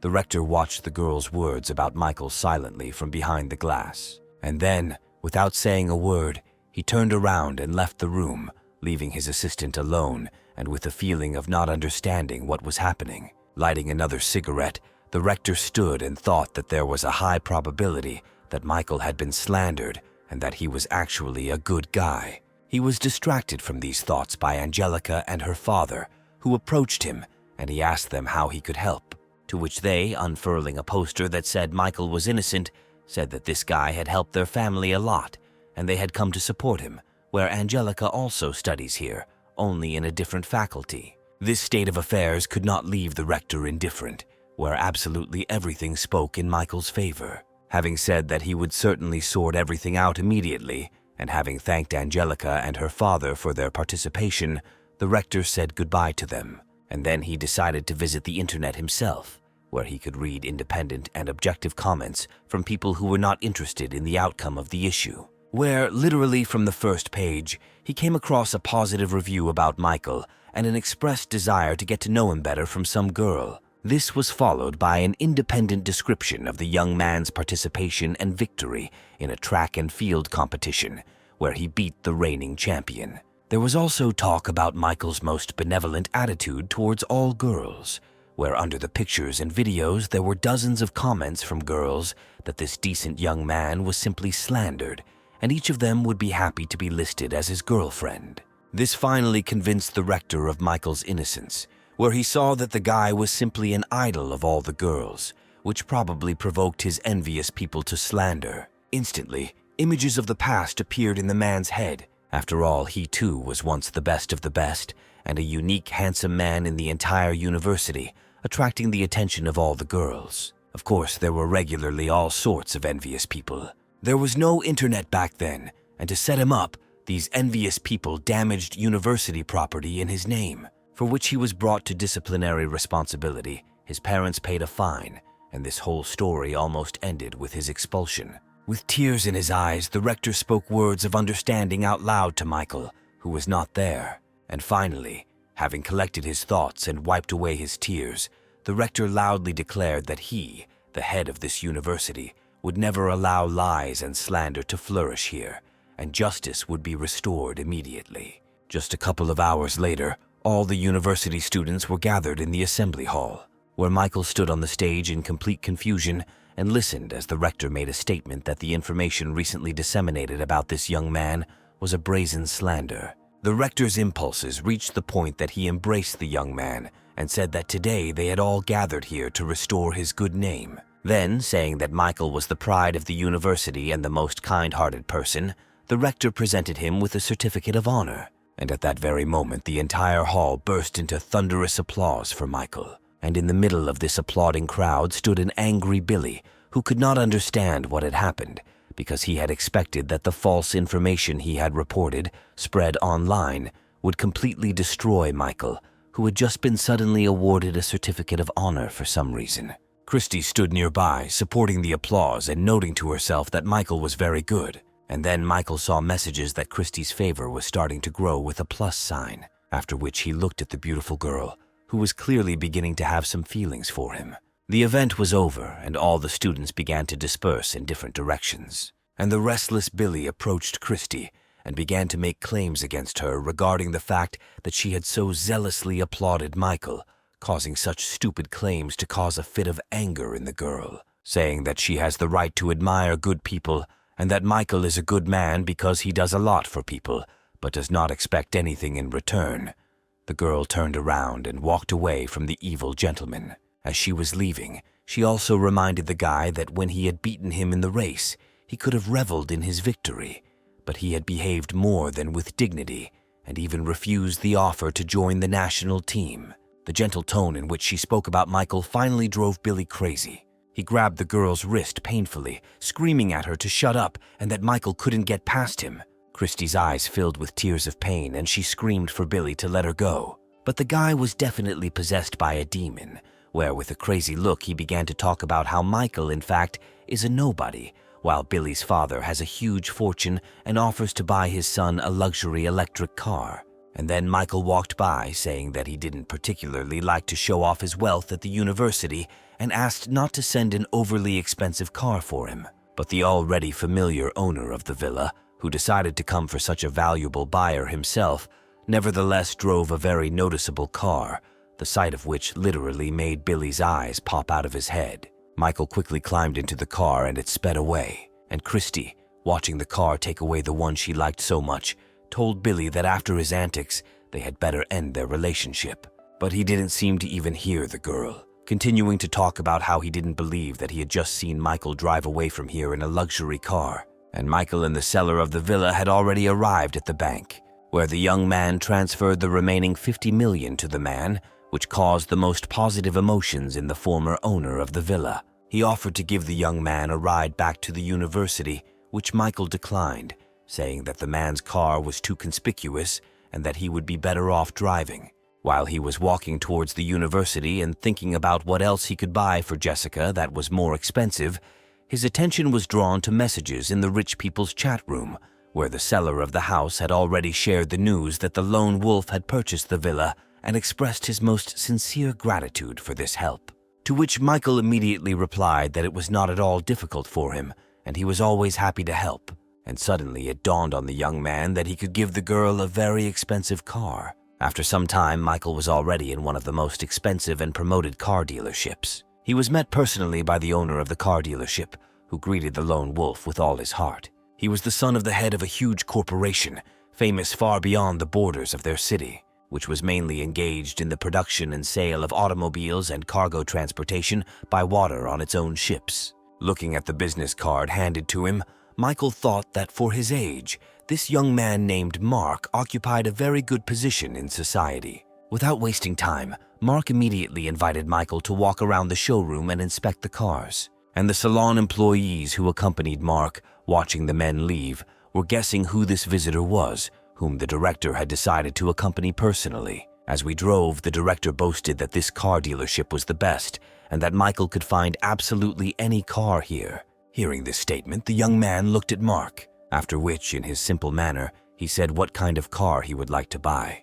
This had its effect, where the director began to say something about the limited edition of such cars and their exorbitant price. And after Michael named several more brands of expensive luxury cars, the director had no choice but to say that their showroom sells cars in the price range from $2 to $8 million, to which Michael stated that in all likelihood, he would not find anything useful here and needed to head elsewhere. Mark, thinking that after purchasing a house worth $60 million, Michael would hardly be able to afford an expensive car, decided, as they say, to play his trump card. Approaching one example, he said that he was ready to offer the young man the most expensive car they had in their showroom, after which he tore the white sheet off the iron horse, revealing its beautiful form to the capricious buyer. And then Mark was quick to name the price of this masterpiece of automotive engineering, $22 million. Michael thought that, in principle, 22 million is neither very expensive nor very cheap, which means it would be quite suitable as a gift for Jessica. He thanked the director for his efforts, said that he would pay by card, and asked him to drive the car to the area of the student campus, after which he handed the card to Mark, who was stunned by this turn of events. While the deal was being finalized, Michael received an incoming call from his best friend Jack. Before he could press the green button on his mobile phone screen, a wild scream came from the speaker of the phone, informing Michael that she had cheated on him. Jack said that just yesterday his girlfriend Linda went to a friend's house to get her nails done, but by late evening she hadn't returned. He went out into the street intending to follow the route the girl was supposed to take, where he witnessed a farewell scene between Linda and some man. Jack forcefully put the mug down on the table and, with tears in his eyes, finished his story by saying that he already had plans to introduce her to his parents. And then, without thinking twice, Jack emptied the mug as Michael told him to stop drinking. And his friend suddenly turned to Michael with the question that maybe it was not too late to get Linda back and persuade her to be with him. But the young man's reaction to these words was quite aggressive, where he grabbed his friend by the clothes and said that it was the girl who was to blame for everything, not him. And Jack fell to his knees, saying that he seemed to understand everything, but he couldn't help himself. But Michael was unfazed, coldly telling Jack that he was delusional about his ex actually being a good person, after which he took out his mobile phone and started dialing a number. And when his friend asked him what he had planned, the young man replied that there was no need to worry. He would arrange everything now, and Linda would beg him to be together again. Michael called the manager of the car dealership where he had recently purchased a car, who initially responded without enthusiasm. But when the young man said that he wanted to buy a few more luxury cars, Mark noticeably cheered up, and Jack silently watched as Michael manipulated his phones, called someone, and made arrangements with someone. The last conversation was with a certain girl with whom Michael had arranged to meet in the near future. And so, less than an hour later, Angelica was already throwing herself into Michael's arms, saying that she had missed him very much, which surprised Jack quite a bit. At dinner, the young man introduced Jack and Angelica to each other. The girl wondered out loud whether Michael had really arranged a meeting with her at such a late hour just to introduce her to a friend, but she decided to herself that meeting her best friend was a good indicator of a young man's intentions, which is a sure sign that Michael likes her. And Michael, as always, simply replied that he had invited her for a reason, but with the purpose of asking her to help them with one matter tomorrow. The long-awaited tomorrow for Jack arrived quite quickly for everyone else, including those who were racing along the track in an expensive sports car. And this was Linda with her new boyfriend, with whom Jack found her, and who was now saying that the girl would not have been happy with her ex. A bright red sports car appeared suddenly and seemingly out of nowhere. While completing an overtake, he cut off the car in which the newlywed couple was, forcing the driver to pull over to the side of the road. Linda's new boyfriend leaned out of the window, making an obscene gesture and hurling curses at the careless driver of the red car. But when the car door opened, he was simply speechless, where the graceful female foot first stepped onto the asphalt, after which a slender body appeared in a red dress, which very well highlighted and emphasized the girl's gorgeous breasts. And now Angelica has completely exited the car, where she amazed Linda's new boyfriend with her beauty, who completely forgot about everything in the world. But the show was just beginning, because the second door of the red car opened and a man's foot stepped onto the asphalt. And now, adjusting the bracelet of his gold watch, Jack was standing next to Angelica, the appearance of which attracted Linda's attention. And then Angelica grabbed Jack's hand, saying that she was very scared that the guy behind the wheel could scratch her new car, which Jack had just given her. And Jack, trying to stop the shaking in his hands, replied that then he would buy her a new one. Linda's new boyfriend couldn't believe what he was seeing, because everyone, including himself, thought that Jack's family was poor. Meanwhile, Linda began to be overcome by feelings of jealousy, envy, and anger. Finally, unable to bear it any longer, Linda shouted at Jack about what kind of show he was putting on here, to which the latter paid no attention, telling Angelica to get in the car. But Linda did not calm down, declaring that she was well aware of his family's financial situation and that this performance was simply ridiculous. Meanwhile, Mark, who remained in the car, said that this woman had figured them out, to which Michael immediately replied that it did not matter, since the final stage of his plan was beginning, which would fix everything. Before he could finish speaking, a loud roar of engines was heard, and elite sports cars began to appear from around the corner, one after another, which stopped near the place where the performance was taking place, instantly filling the empty space with their chic shine. At that moment, many young people got out of their cars, greeted Jack in a friendly manner, and headed towards Linda's new boyfriend. The young man in white, who introduced himself as Julian, literally hanging himself on Linda and her companion, asked what this scoundrel had told her about himself, assuming that these were tales about his family owning coal deposits. After which Julian immediately turned his attention to Linda's new boyfriend, saying that he was a common liar who only pretended to be rich in order to drag girls into bed.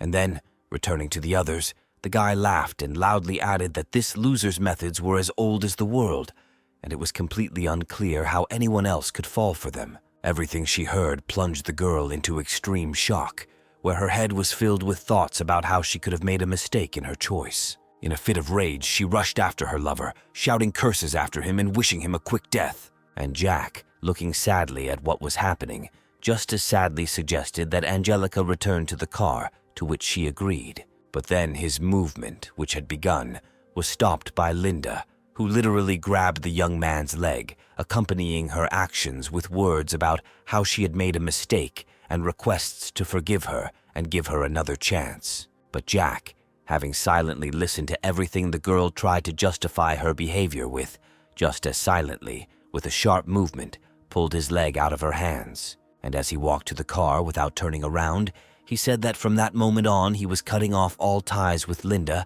and asked her not to call him anymore, not to write to him, and generally not to appear in his life. And Linda's new ex-boyfriend, who tried to quietly disappear from the scene, didn't notice how he bumped into someone.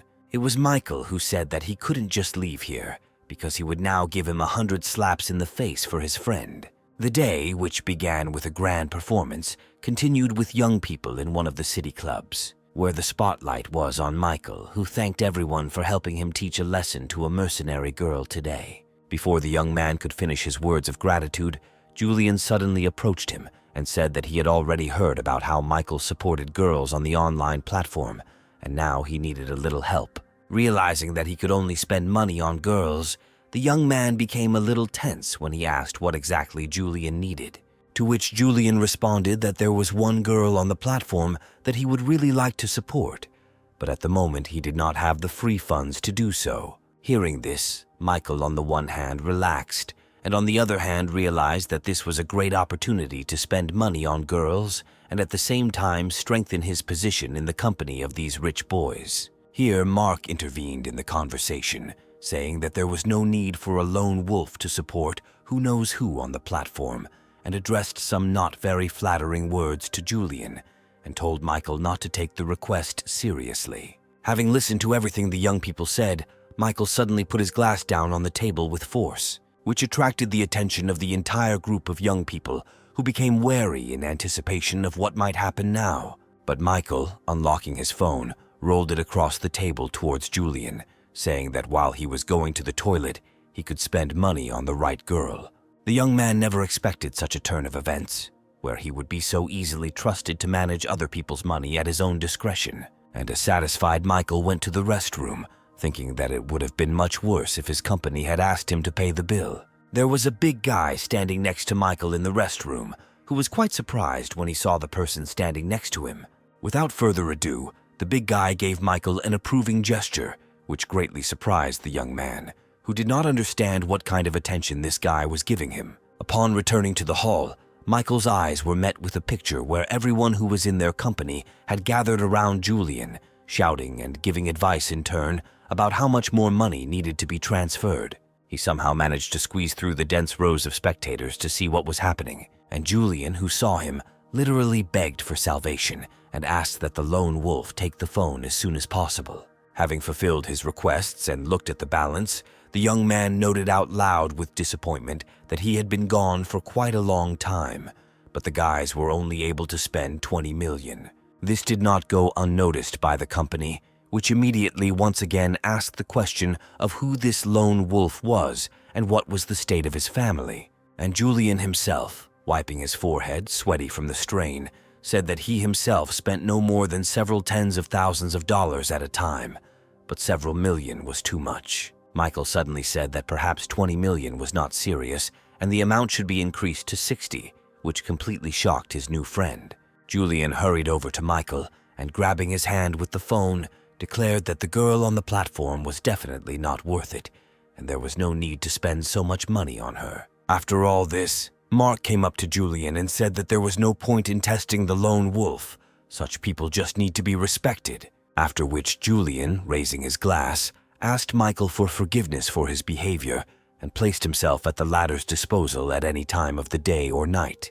And the girls watched the young people's conversations from the side, noting that the lone wolf must have a strong influence, since Julian himself, whose family is very famous in the city, pays him signs of respect. Suddenly, Michael was attracted by a message that arrived on his mobile phone. Having read it, he quickly said goodbye and, suggesting that they continue another time since he had urgent business, he left the club at a measured pace. Looking after the man leaving, someone dared to say that Michael simply did not want to pay the bill, to which he immediately heard in response that a person who calmly spends millions in a couple of hours is definitely capable of paying the bill. As he walked down the street, the young man typed a message to Mirinda, who wrote that she had returned to the city, agreeing to her offer to meet. Michael waited a long time for this mercenary girl to ask him for a meeting, and now it was time to get points, favor points, boost points, and cash bonuses from what he spent on her. The next day, Mirinda, who had just stepped off the plane,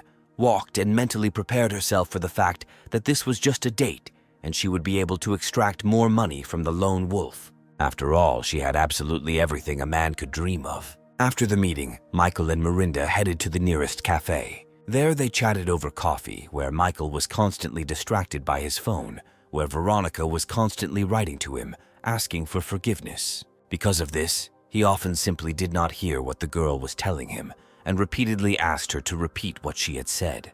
Of course, Mirinda was very angry that the guy was not focusing his attention on such a beauty as her, and she thought about getting up and leaving. But at that very moment, she remembered her boss, who would definitely not be happy if the lone wolf was missed. And trying on the most good-natured expression on her face, she continued the conversation, repeating her words that Michael was very young, but at the same time very rich, which was probably a consequence of the fact that he occupied a high position. Suddenly, the system gave a message that Mirinda's disposition towards the master was plus 60 points, and therefore the system could not register her, which was not very good, since all the money spent risked being wasted. A plan quickly formed in the young man's head, where it was necessary to simply lower the rating of favorability a little, which he immediately did, sticking his finger up his nose and saying that he did not hold any positions, but was the most ordinary poor man without an education. The girl, who did not want to believe this, said sheepishly that the kind of money the young man had did not fall from the sky, which meant that he at least had his own business. To which Michael simply replied that he had no business, he was simply spending his father's money. But now his father's company had gone bankrupt, and now they owed creditors several million. And then, taking the girl by the hands, Michael added that he actually met her in order to ask her to return part of the money that he sent her through the online platform. This state of affairs, of course, finally drove the girl crazy, where she screamed that Michael was not a real man and only behaved like a rich man, although in fact he was a beggar, and the system immediately notified the young man about a significant decrease in his location rating. Taking out her phone and searching for the right contact in her address book, Mirinda said that she was just wasting her time with him here, while the system, meanwhile, continued to send messages about the rating decrease. Finally, the girl dialed the right number and asked the man who answered, whom she called Jim, to pick her up from the cafe where some pervert was harassing her. And Michael, watching the girl's actions, mentally concluded that he had met girls greedy for money before, but one like Mirinda was hard to find. And then Jim didn't keep us waiting, and upon entering the cafe, he immediately started shouting for his girlfriend to be left alone. The girl, seeing the savior and his joyful face, immediately rushed towards him, lamenting about how the pervert grabbed her hand behind her back. But instead of embracing Mirinda, Jim suddenly walked past and moved on, where he approached Michael and, firmly shaking his hand, was happy about such an unexpected meeting and asked the young man, who did not understand what was happening, what he was doing here. Seeing that Michael didn't recognize him, Jim reminded him that they had been drinking together at the club with Julian yesterday. And then Michael remembered this guy, also expressing his joy at the meeting, and his new friend expressed regret that yesterday they were not able to have a proper walk, and therefore today he is treating, where Michael's refusal he will not accept. Miranda looked at everything that was happening with a shocked look. She could not understand how a man like Jim, whose family was at the very top of the rich, could suddenly be so kind to the poor Michael. The girl tried to approach him and say a few words, but Jim rudely interrupted her speech, saying that the lone wolf was a very close friend of his good friend, and then he said that this guy had more money than all the rich families in the city could ever dream of. Miranda glanced sharply at Michael and suddenly realized that his words about poverty were nothing more than a test. Having concluded that she needed to somehow rehabilitate herself, the girl approached and timidly asked Michael for forgiveness for her unworthy behavior, and Michael, listening at the same time to the system's message that Miranda had been added, answered her that he forgave her since the girl was simply still young and stupid, which couldn't help but please Miranda, who expressed words of gratitude, and the system began sending messages about adding favor points. Michael thought to himself that it was not for nothing that the girl went to work in online broadcasting, because as long as the client had money, her affection would gush out like a fountain, which would only benefit him personally. At this point, Jim intervened in the conversation, angrily declaring that the lone wolf had already spent many millions on her, and she invited him to such a worthless cafe, after which he stood up and approached Michael and said that they needed to go to one of the best restaurants in the city, where, as they had already been told, he would treat them, to which the lone wolf, of course, agreed. After watching the guys get settled into the car for a while, Miranda decided not to miss the opportunity and announced that she was going with them. As they were heading to the restaurant, the girl decided to make up for lost time and strengthen her connection with the rich young man by hugging him tightly and taking his arm.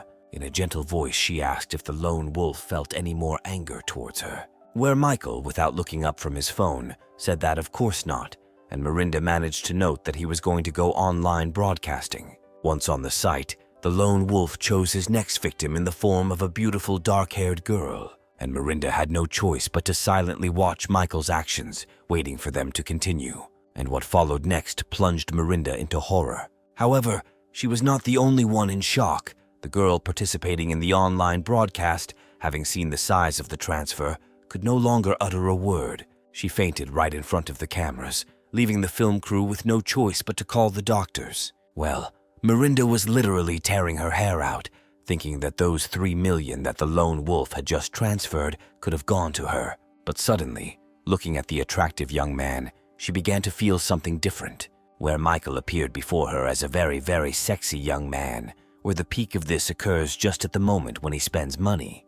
The girl clearly imagined his fingers moving not on the phone screen, but on her body, and the voiceover announced to Michael that the girl's level of disposition towards him immediately increased by 50 points. He glanced sideways at Miranda, thinking that there was something wrong with her, since her affection was growing just because he was spending money, and not on her. Soon they were in a restaurant where only the highest circles of society could afford to dine, and Jim particularly noted that this restaurant had 3 main features. Michael quickly guessed the first 2, naming the unusual kitchen and unique design, which earned him praise from his newfound friend, who did not keep the guests waiting. And pointing to one of the gazebos, he said that the 3rd distinctive feature was that girl playing a musical instrument, who is the daughter of the restaurant owner and has unique beauty. Hearing voices, Jessica looked up and saw Michael standing nearby, and the lone wolf himself never expected to meet his other girl in the restaurant. And the first thing that caught Jessica's eye was how tenaciously some pretty girl grabbed Michael's hand. At the same time, it was announced that Jessica's favor had been reduced by 5 points, and the girl herself, in a fit of rage, even broke her musical instrument. She cast a saddened glance at Michael, after which, unable to bear the tension of the overwhelming feelings any longer, she rushed away with tears in her eyes. There was very little time left before he could receive the so-called cashback and booster points, and Michael decided that it would be stupid to lose all of this now, and so he rushed after the girl. Possessing extraordinary abilities, he instantly caught up with Jessica, blocking her further path, and the girl immediately began to accuse him of playing with her feelings, where tears flowed from her eyes without stopping. The young man quickly tried to figure out what to do in this situation so as not to lose all his favor points. Deciding to risk everything, he asked the girl if she knew about the very first rich man in their town. But the offended girl said that now they were talking about his betrayal and not about who had how much money. But the young man, lighting a cigarette, said that he was that very famous rich man about whom so many rumors were circulating, which managed to attract the girl's attention to his words a little. Exhaling smoke, Michael asked her if she ever wondered why he lived such a simple life in such a state. And without waiting for an answer, he said that in their family, there has been a tradition for centuries whereby a young member of the family, upon reaching the age of 18, must spend $10 billion in a month in order to then inherit the entire fortune of 100 billion. It is for this reason that he diligently spends money, investing in some incomprehensible projects that do not promise profit, spends huge amounts of money on charity. And to finish his fictitious story, Michael said that the girl who came with him was involved in online broadcasting, and he, fulfilling his duty to spend, sent her a huge amount of money, which, of course, attracted her attention to him. Without even giving the girl time to come to her senses, the young man took her hand and said that no one knew his secret, and he did not expect her to understand.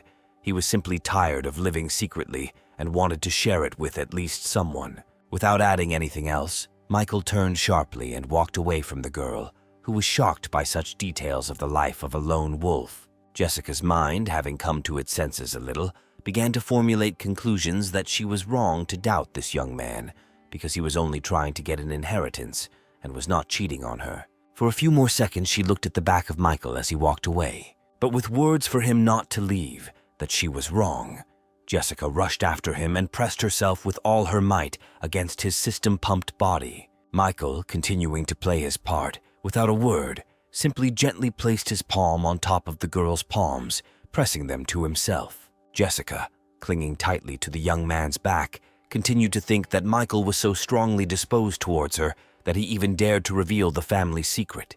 And finally, she was filled with the thought that this young man really loved her, and Michael was informed that plus 20 points had been added to his affection rating. They soon returned to the others, where Jessica apologized for the way she had behaved, which caused a storm of emotions on the part of Jim, who was amazed at how cool the lone wolf was, who managed to change this girl's mood so much in just 5 minutes. But for Mirinda, the appearance of a rival was completely unpleasant, where she decided that she would do everything to ensure that the rich man would be hers. During the meal, Mirinda asked the lone wolf to introduce them to the girl he had returned with. This flattered Jessica, who snidely stated that Michael apparently hadn't even told her his name, since she called him a lone wolf, which showed his disinterest in Mirinda. Such directness from the restaurant owner's daughter greatly surprised Jim, where he imagined Jessica as some kind of huge bird of prey, ready to instantly deal with its prey. Naturally, such statements could not help but offend Mirinda, and she was about to begin to develop the emerging conflict. But then, in his usual simple manner, Michael intervened, saying that there was enough talk and it was time to continue the meal, after which the two embittered girls had no choice but to give each other the appropriate looks. Jim was very surprised by the attention the lone wolf received from the girls and sincerely admired him, where in his eyes Michael appeared as just some kind of all-powerful demon tempter. Looking at the modest way the young man ate, Jim came to the conclusion that before he had admired only the material side of this guy, but now he was becoming something like a spiritual mentor for him, from whom he should take an example in everything.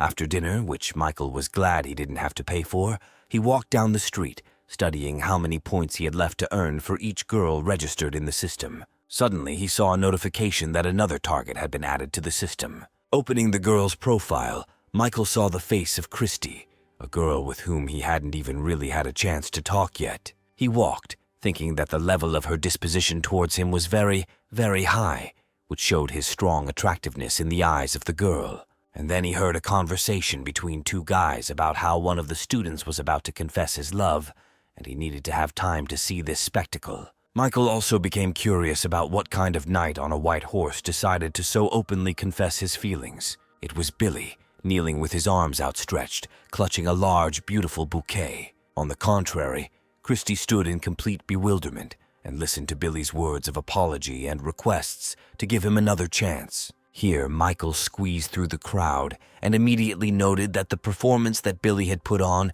was nothing more than a cheap show. No sooner had the young man appeared than he was immediately noticed by Christy, who immediately became noticeably more cheerful. Paying no more attention to her ex, the girl rushed towards Michael, where Billy had no choice but to shed tears and scream for the girl to come back. Approaching the young man, Christy first asked if she remembered correctly that his name was Michael, and also expressed her most joyful feelings about the fact that they met again.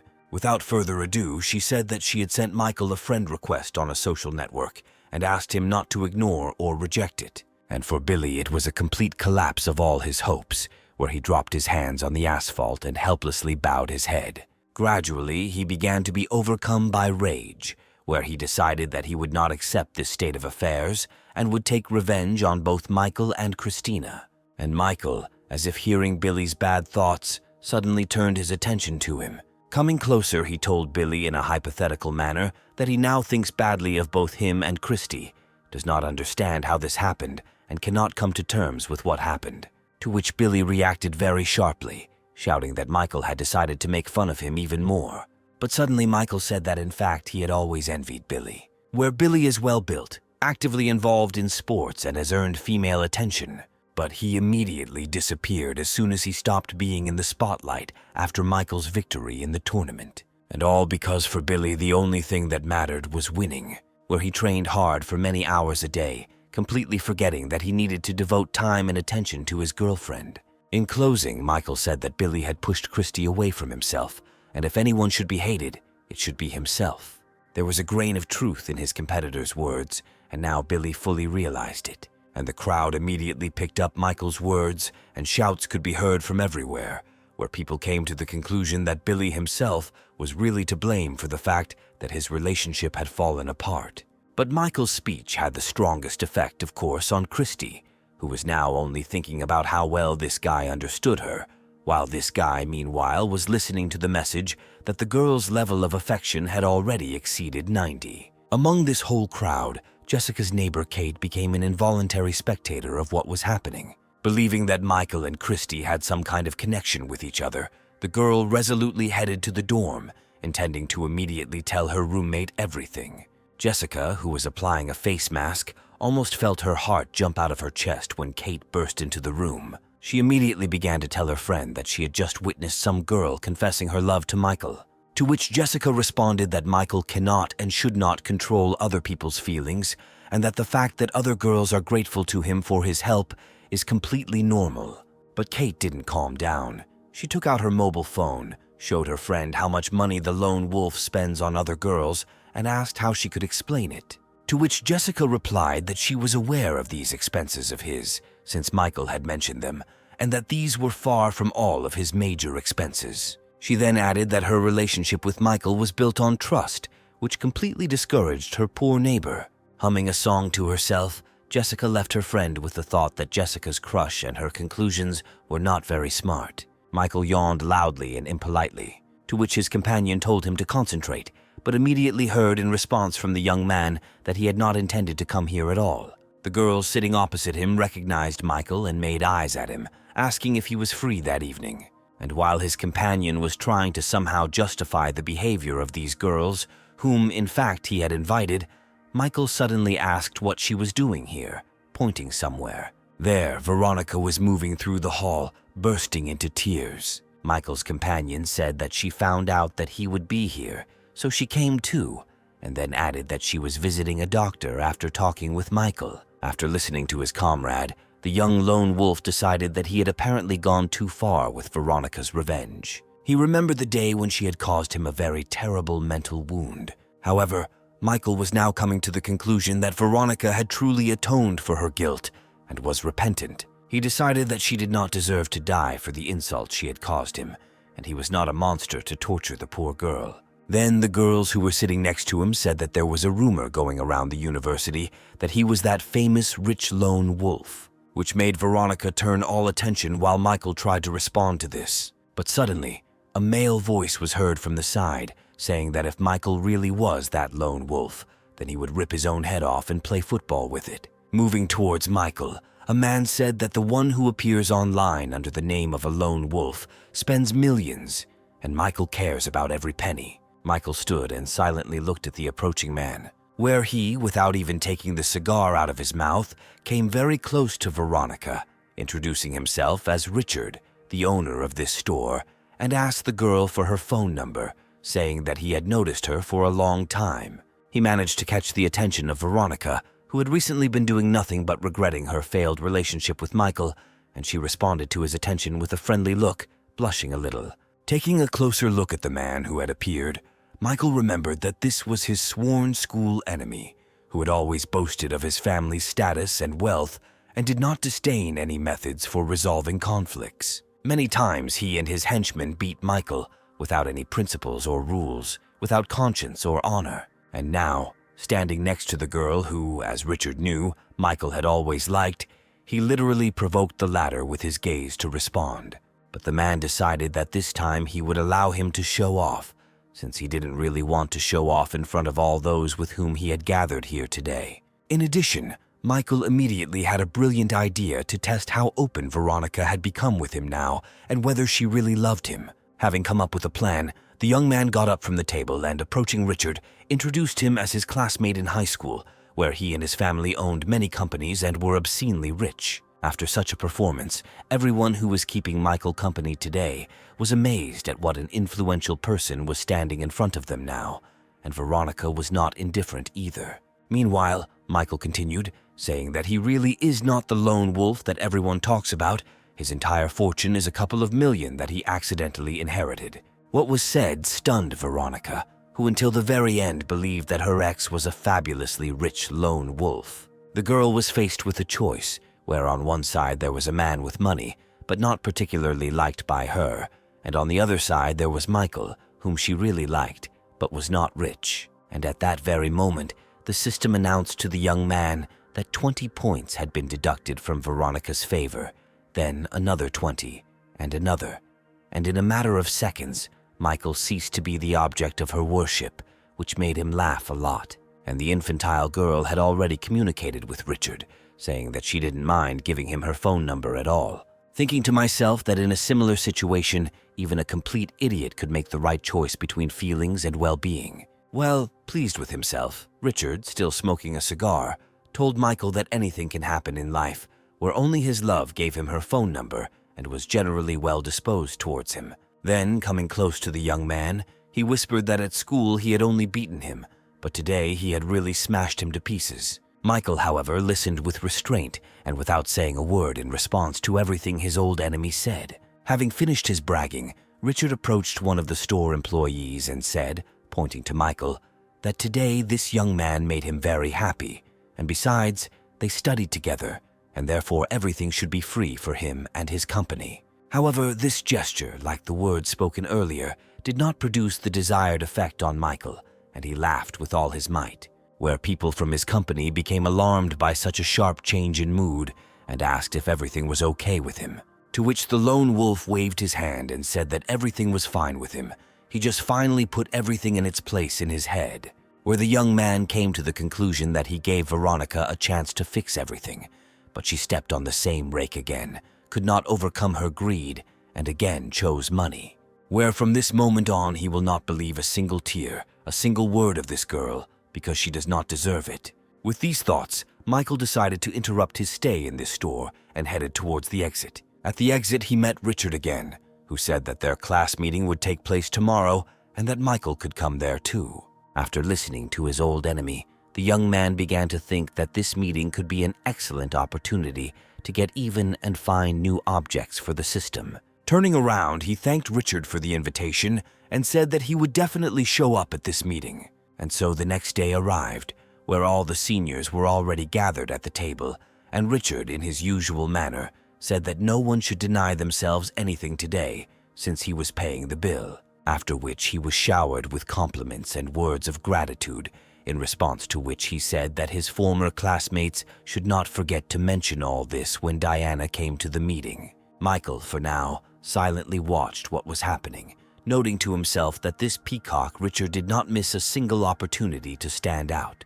And then the doors to the room opened and Diana appeared on the threshold, immediately apologizing for being late. She explained her delay by saying that her personal driver was currently on vacation, and getting here by taxi turned out to be a little longer than she was used to. Michael was mesmerized by this beautiful girl who had been his only ray of light throughout his high school years. Literally everyone at school wanted to date her. Such a mysterious and insanely beautiful girl.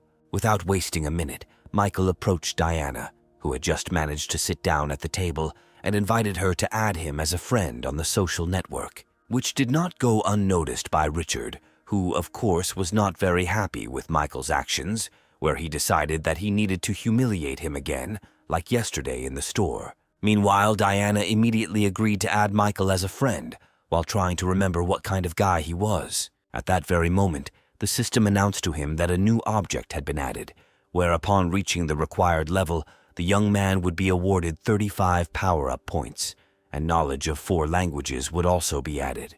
And while everyone was whispering that Michael had changed a lot since school and had become cooler, some girls suddenly said that he wasn't cool at all, since he asked to be friends with the offspring of rich people and then stalked them. After which this girl said that all those with whom Michael now communicates are real scumbags and have deceived many girls, where apparently their classmate has become the same. The young man sitting next to Michael shouted that the girl was talking complete nonsense and that she would do well not to disgrace honest people. But she got even more carried away, shouting that one of those rich boys had played with her and then abandoned her, exchanging her for another. Now her heart is broken, and Michael is going to sell Diana's contacts to one of those rich boys, and she's going to suffer too.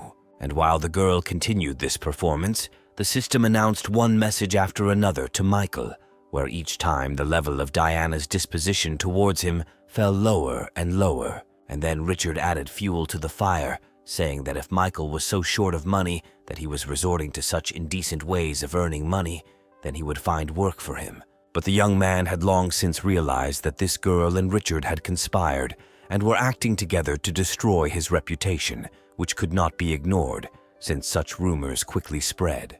Michael took out his cell phone and wrote a message to Mark, asking him to bring the one he had bought as a gift for Jessica to the reunion. And so the official part of the meeting came to an end, where some thanked Richard for his generosity, while others discussed where to continue this evening. And Richard himself, casting sidelong glances at Michael, thought that now he would not be able to look anyone in the eye again, which meant complete victory over him. Thinking that his rival had been eliminated, the young man approached Diana, offering to become her personal driver for the day and give her a ride home. But suddenly, one of the parking attendants called out to him and asked Richard to move his car, to which the latter reacted very violently, saying that he had paid for parking and was not going to move his car until he wanted to which the parking attendant replied that according to the rules, payment from regular guests only gives them the right to a space until 9 o'clock in the evening, and after 9 o'clock, priority goes to clients with VIP status. Richard had no idea that there could be someone here who was higher in status than him and drove a more expensive car, and so, approaching his car, he leisurely leaned against it and decided to wait for the one who, in the opinion of the parking attendant, was a VIP client. And then a red sports car drove up, and upon seeing it, Richard immediately noted that it cost more than 20 million, where he personally could only see similar cars at exhibitions. And as soon as the car stopped, Mark, who was known throughout the city as one of the richest people, got out of it. And so Richard immediately breathed a sigh of relief, where he was incredibly glad that he had not started a conflict over a parking space, risking a quarrel with such a respectable person as Mark. But suddenly, in front of everyone, Mark walked up to Michael, shook his hand in a friendly manner, and handed him the keys to the car, where the young man immediately hugged the new arrival in a friendly manner, thanking him for being able to come at such a time, to which he immediately received the answer that they were friends, and it was an honor for Mark to drive a car to his friend. Naturally, all this did not go unnoticed by Richard, who was shocked not only by the fact that this very expensive car belonged to Michael, but also by the fact that a person like Mark was so polite to his classmate and carried out his orders. And only now has it begun to dawn on everyone that Michael is not as poor as everyone thought, and he certainly has no need to hang around with the rich and sell someone's contacts. And at that very moment, everyone turned their attention to the girl who was trying to humiliate the young man by telling tall tales, and began to express their dissatisfaction with the deception. Diana was not far behind the crowd, concluding that Richard and this girl had apparently conspired to slander Michael. Meanwhile, Michael himself, accompanied by Mark, approached his old enemy and introduced him to the one who had just driven his luxury car. And the girl began to think that this young man was modest and noble, since he did not put himself on display. And even now, even after he was seriously hurt, he behaves very decently. And while the system was announcing to the lone wolf that Diana's favor had been increased by first 5, then another 10, and then another 10 points, Michael, without missing a beat, offered the girl a ride, to which the beauty, of course, agreed, being completely charmed by the behavior of this young man. In a matter of seconds, they were comfortably seated in Michael's car and quickly left the company of their former classmates. And Richard, listening to the conversations behind his back that concerned him, could only cast angry glances in the direction where the luxurious sports car had just disappeared from view, taking with it all his plans for tonight. An expensive red sports car raced along the illuminated night streets of the city, standing out sharply from the crowd of other cars. Only now did the girl begin to think that, under the influence of emotions, she had acted very recklessly by getting into the car of a young man who was essentially a complete stranger to her. And the driver of the car, Michael, unexpectedly turned to the girl, where he said that he couldn't help but notice a keychain in the form of a character from one of the popular cartoons. Surprised, Diana literally screamed, asking again if the young man really knew who this hero was and was watching this cartoon series. To which Michael replied that of course he watches this cartoon all the time, and this is his favorite hero, since he has the coolest abilities, to which the girl immediately agreed, explaining that she has also been watching this series for many years. After this was said, the young people looked at each other, which caused a very awkward pause. But after a few seconds, they were both laughing at their stupor after discovering the same hobby.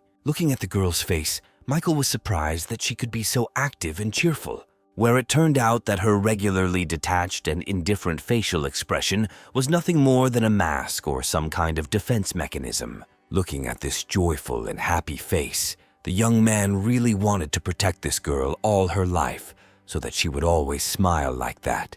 Michael felt the birth of some completely new feelings within him, previously unknown to him. Following the girl out into the street, the young man said, imitating the gesture of their favorite cartoon character, that he was very glad to get to know Diana from this new side.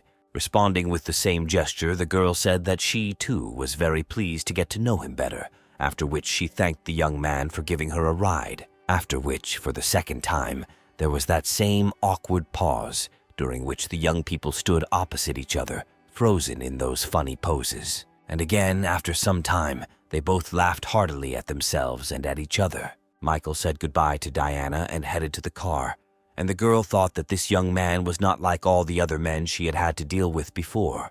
Diana had barely entered the house when she immediately heard her mother's displeased voice, asking where her daughter had been for so long. But before the girl could say a word in response, her mother continued, asking if her daughter had thought about that date. Where, without waiting for Diana's answer, the woman continued, reminding him that things were going badly in her father's company, they couldn't do anything about it, and they really needed new investments. And then, finally, the girl was able to object, asking her mother through tears why no one cared about her happiness, and why on earth she should marry some playboy from the McEnroy family. But the formidable woman immediately objected, saying that she owed her family for raising her, growing her, feeding and clothing her. But if the father of their family's business comes to an end, then the whole family will also have a very, very hard time. Then, after a short pause, the woman said more softly that Kevin McEnroy was, of course, not the best match. But after marriage, all men reconsider their priorities and behavior.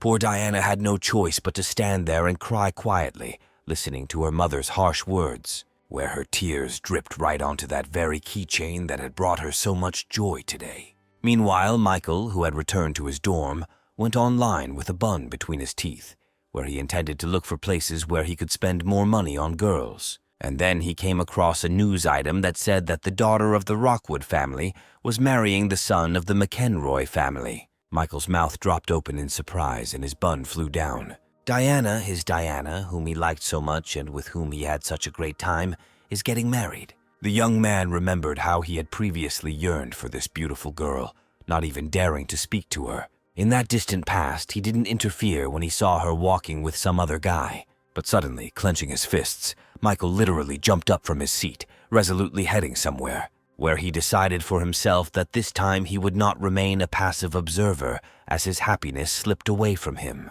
At that moment, a woman saw the young man walking, and the man accompanying her told her that this was Michael. Lost in his thoughts, the young man did not notice how someone blocked his path. Looking up, Michael saw a girl who, handing him her business card, introduced herself as Julia and offered to become an internet star. Without even looking at the card, the young man walked on, saying as he left that he was not at all interested in it. And Julia came to the conclusion that her proposal was rejected so decisively that it could be assumed that the young man had signed a contract with another company. Rushing after Michael, the woman tried to stop him, saying that she had a stable company that guaranteed him a high salary. Where, having overtaken the young man, Julia said that the most important thing is that their company is supported by the well-known rich lone wolf. After which the woman said in an ingratiating voice that if the young man did not sign a contract with them now, the lone wolf would block all his opportunities for further development and growth. Michael, after hearing all that was said, found this woman very disgusting, thinking to himself that he was the lone wolf that she was now hiding behind. But the persistent madam had no intention of backing down, asking if the young man had decided to cooperate with their company. Without saying a word in response, Michael took out his cell phone and quickly wrote a few messages. Julia continued her pressure, asking if the young man was ready to sign the contract. But suddenly her phone rang, and when Julia picked it up, she immediately received a good scolding from her boss, who told her to immediately stop what she was doing and go to the office. And while the annoying lady was trying to somehow explain herself to the boss, Michael calmly continued on his way, where all he could think about was that he would not let anyone take Diana away from him, and the McEnroy family would bitterly regret ever having crossed his path. Meanwhile, the car carrying the Rockwood family members was heading to the designated location where the meeting with the McEnroy family members was to take place. Inside the car, the mother continued to convince her daughter that this union was vital for their family, where Diana just needed to make friends with Kevin, who, according to rumors, was not such a bad guy.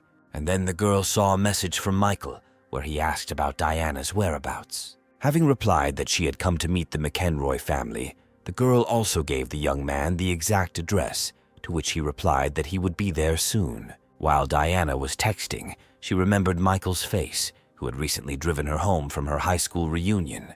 There was no point in even thinking about it, since Michael was much more attractive than the one they wanted to introduce her to today. And then Diana's father intervened in the conversation, telling his daughter that he had never asked her for anything, but now he really needed the girl's help.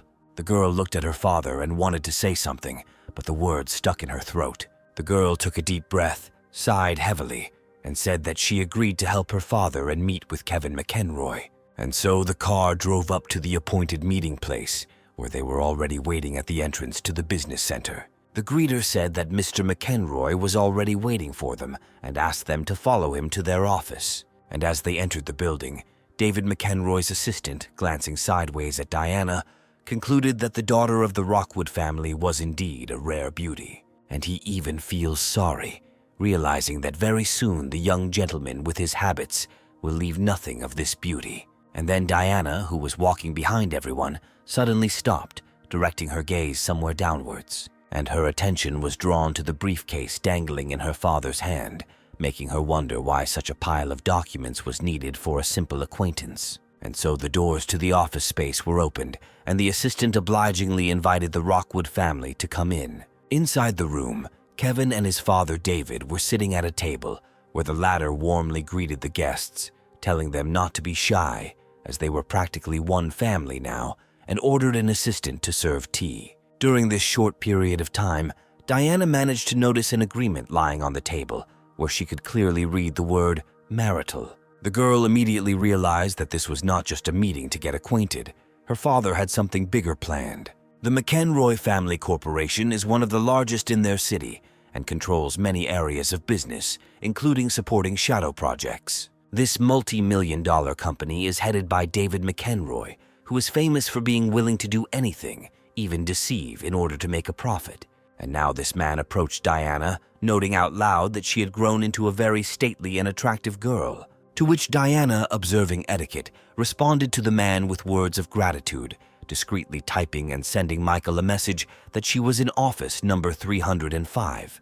The tycoon's son, Kevin, didn't keep him waiting.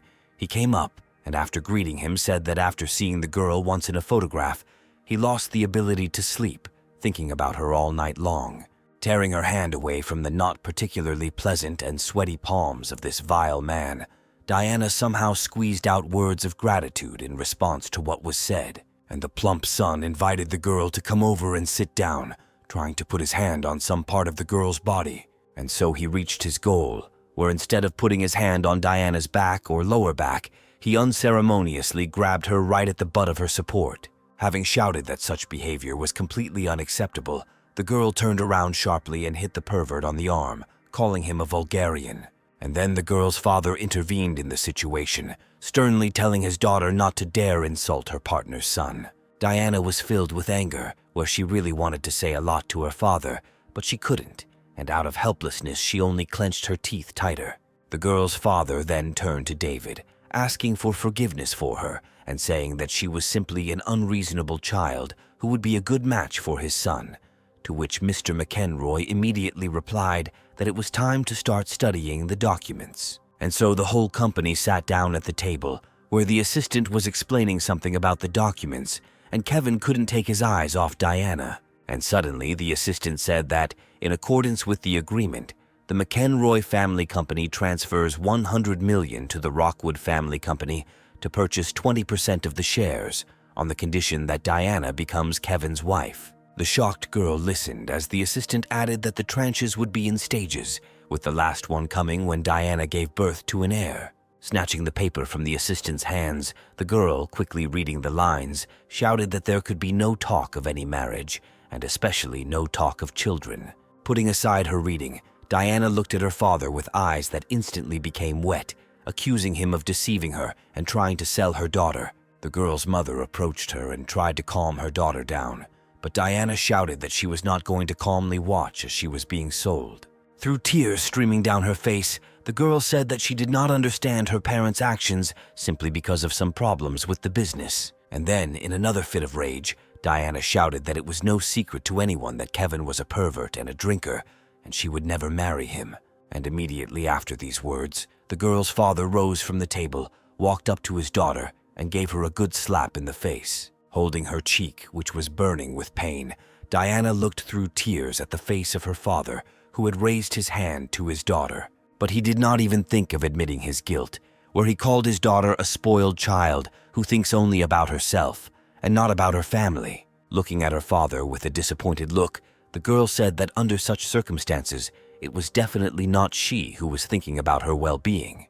And then the girl's mother intervened in the situation again, saying that her father was doing all this only for the good of their family, where she again tried to say that if their business fell, their family would fall too. But Diana cut her off, saying that if their company was going through difficulties, then why shouldn't their family unite and overcome them together, where it was not at all necessary to sell their daughter. And suddenly the girl's mother fell to her knees in front of her, lamenting that she was begging her daughter to accept the stated conditions. This greatly surprised not only Diana, but also everyone else present in the office. Demanding that her mother stop humiliating her, the girl asked her to rise from her knees, but she refused, saying that she would continue to stand there until Diana agreed to the marriage. Realizing that she was now being put in a completely hopeless situation, Diana tried to find some words, but could only make some isolated sounds. The future groom also joined in the persuasion, saying that the girl should not have brought her mother to such a state, and that he really liked her, and that he would be a good husband for her. And so Diana realized that, apparently, this was her destiny, where being born into a family like Rockwood initially imposes on the child a responsibility to the family, where now she will be forced to voluntarily enter this cage, where there will be a lot of money, but there will be no freedom. Having lost all will to resist, Diana said that she agreed to her family's conditions and again asked her mother to get up from her knees. At that very moment, her parents' mood changed, where her mother called her a good girl, and her father admitted that he had overreacted, but only because he loved his daughter very much. Well, David, lighting a cigar, laconically said that since there were no more objections, he proposed to complete the deal, which the head of the Rockwood family supported with great pleasure, immediately grabbing his briefcase. And the head of the McEnroy family added that the sooner the contract is signed and the wedding takes place, the sooner the money will be deposited into the account. Kevin didn't care about contracts. All his perverted attention was focused on the beautiful girl, where all he did was imagine how much fun they could have with her in bed.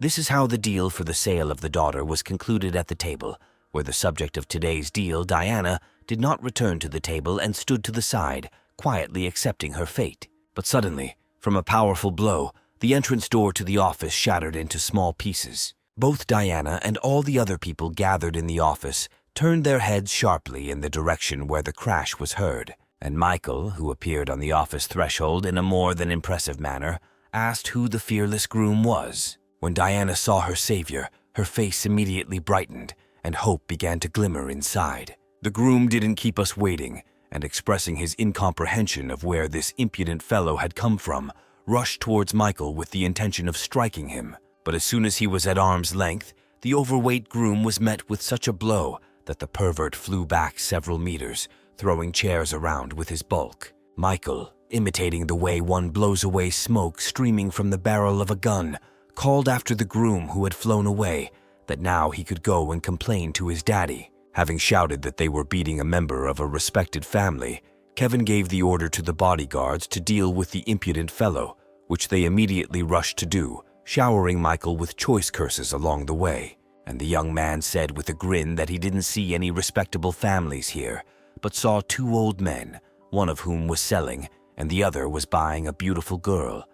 But if anyone dared to lay a finger on him now, the mention of their families would disappear from the city forever. Practical and not stupid David quickly realized that this deal was strictly confidential and no mere mortal could possibly find out about it, and therefore stopped the bodyguards rushing towards Michael. Looking closely at the face of the young man who appeared, the man, from the height of his life experience, concluded that not everything was simple here. Approaching the young man, David said that he did not know his last name, but he would be glad to pay a visit to this brave young man, but that Michael immediately replied that the man did not have the status to pay him a visit. After these words, the unfortunate groom tried to intervene in the conversation, saying that the impudent man did not dare to talk to his father like that, but Edward himself stopped him, sternly reminding his son that he had to think 10 times before saying something. Michael, meanwhile, turned to Diana, telling her that she had nothing to worry about, as he would help her and her family.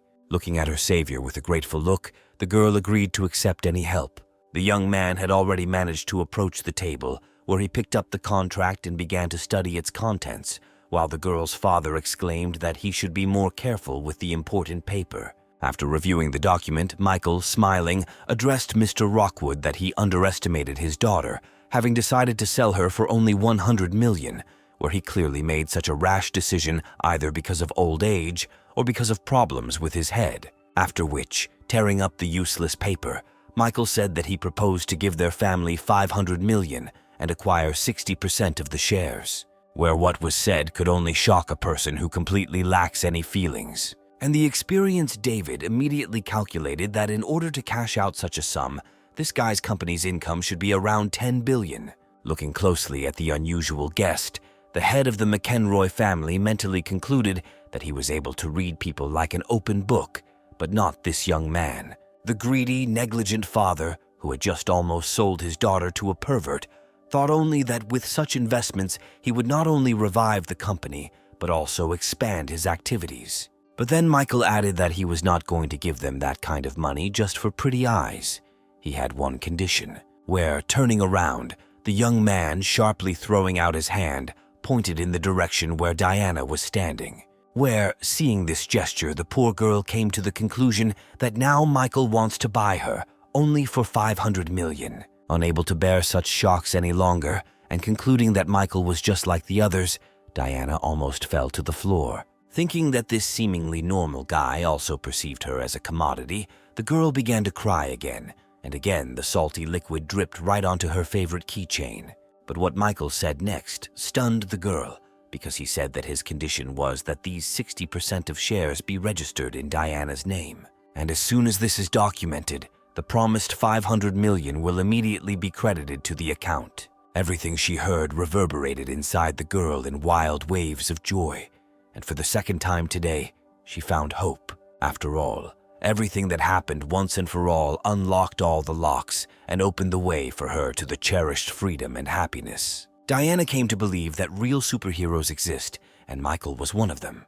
And while all these thoughts were running through Diana's head, whose face was now filled with tears of happiness, the system announced to Michael that the girl's favor had increased by +10, and by another +10, and more. In the shortest possible time, a new contract was prepared, which the McEnroy family assistant provided to the girl for review and signature, where Michael had to help a discouraged Diana sign a document saying that from that moment on, no one could tell her what to do. And as soon as the signature was put, the girl's mother, having received the message, loudly announced that 500 million had been deposited into their account.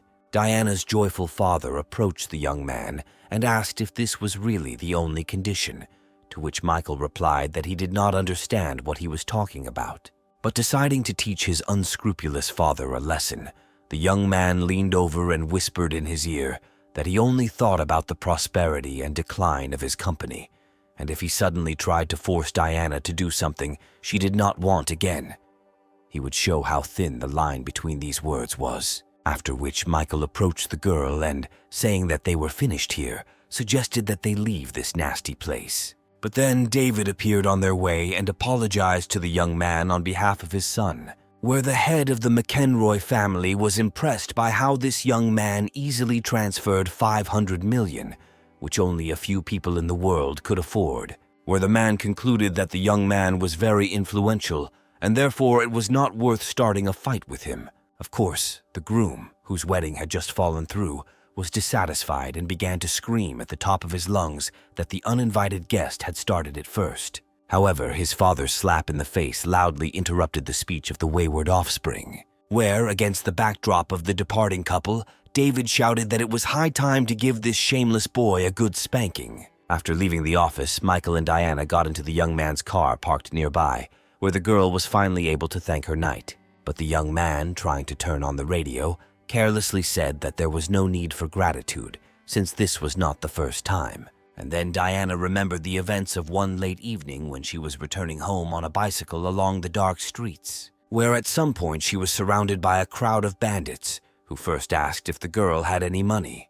But without waiting for an answer, they immediately indicated the true purpose of their attention, where they said that they also accept in kind. Diana didn't even have time to understand anything when someone suddenly rushed at one of her offenders, knocking him down and shouting at the girl to run. Trying to hold back the robber, the guy shouted for the girl to run quickly and without looking back, which she successfully did, while the gang took out their anger on the nondescript savior. At that time, the girl was too scared, and it was already quite dark outside, so she didn't even know who saved her. When Diana brought the police to the scene, all that was found there was her bicycle, on which, apparently, the bandits also vented their anger over the lost prey. Now, sitting in Michael's car, the girl said that she no longer had any hope of ever meeting her savior, where she would never have guessed in her life that it could be Michael, and the system had already begun its announcement of an increase in location. Michael looked at the girl, ready for a kiss, spellbound,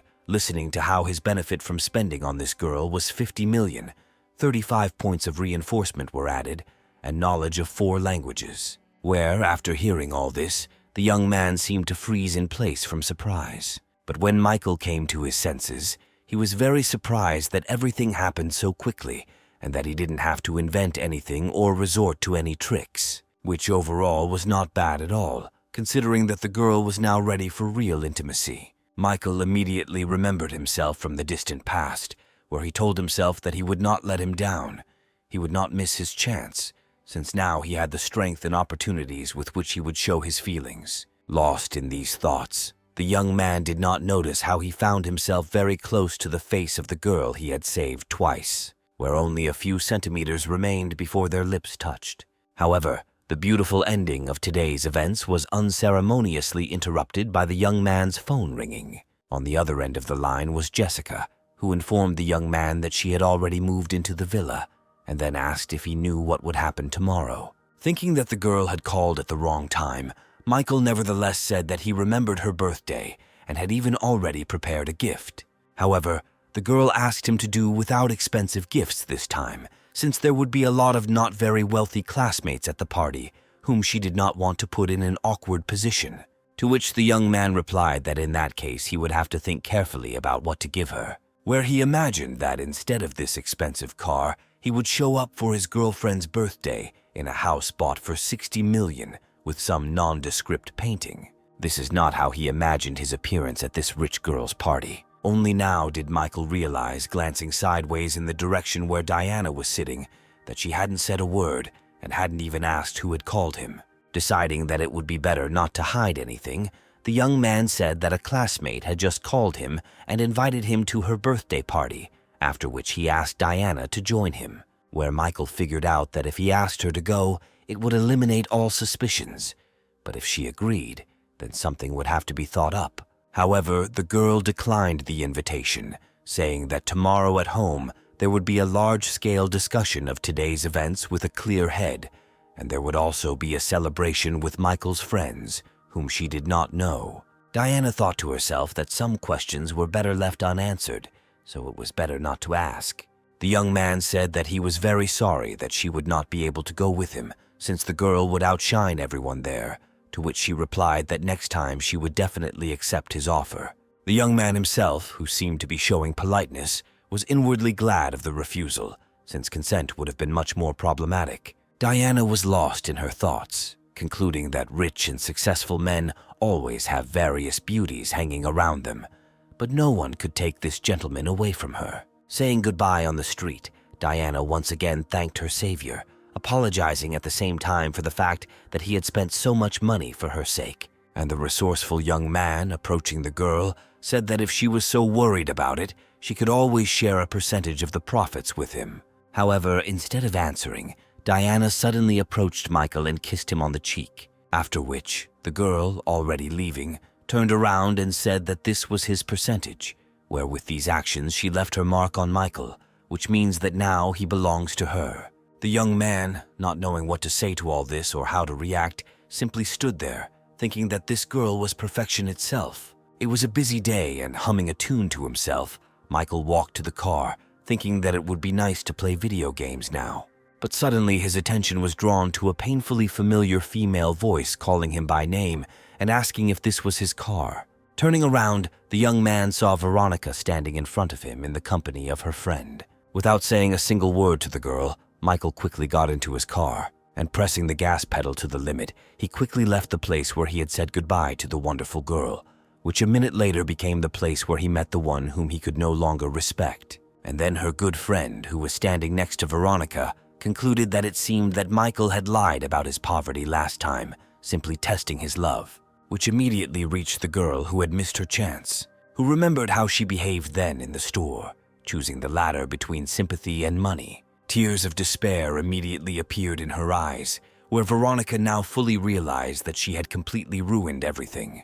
Throwing herself on her friend's neck, she screamed hysterically that this time Michael would definitely not forgive her, and her friend, in a not at all friendly manner, agreed that now Veronica had no chance, but at least she could try herself. What she heard made the girl very angry, and she grabbed her friend by the hands and screamed, asking since when had she suddenly become interested in Michael, to which the now ex-girlfriend replied that he was attractive, rich, and she saw no reason to deny herself the opportunity to be with him. And then the girl added that, apparently, Veronica was simply boring him, but her friend could easily please him, which finally enraged the girl who had made the wrong choice. Jumping up to her friend, she called her cheap, reproaching her for trampling on their long friendship with her selfish interests. But the attacked girl did not remain in debt, and grabbing Veronica by the hair, returned her insult, adding that it was not she, but Veronica, who jumped on Richard's fat wallet, after which mutual insults and threats of physical violence rained down on both sides and clumps of hair flew in all directions. The girls were already skating on the asphalt when random passers-by started pointing their phone cameras at them. When the fight was over, Veronica slowly trudged down the street, lamenting that she had now lost everything, both her boyfriend and her friend. Remembering her beloved, the girl thought that the more beautiful he becomes, the more they move away from each other. Flowing with tears, slowly walking down the street in dirty and torn clothes, Veronica came to the conclusion that getting Michael back was becoming an unrealistic task. And then Julia suddenly appeared in front of the girl, clutching a business card in her hand, and said that she shouldn't cry.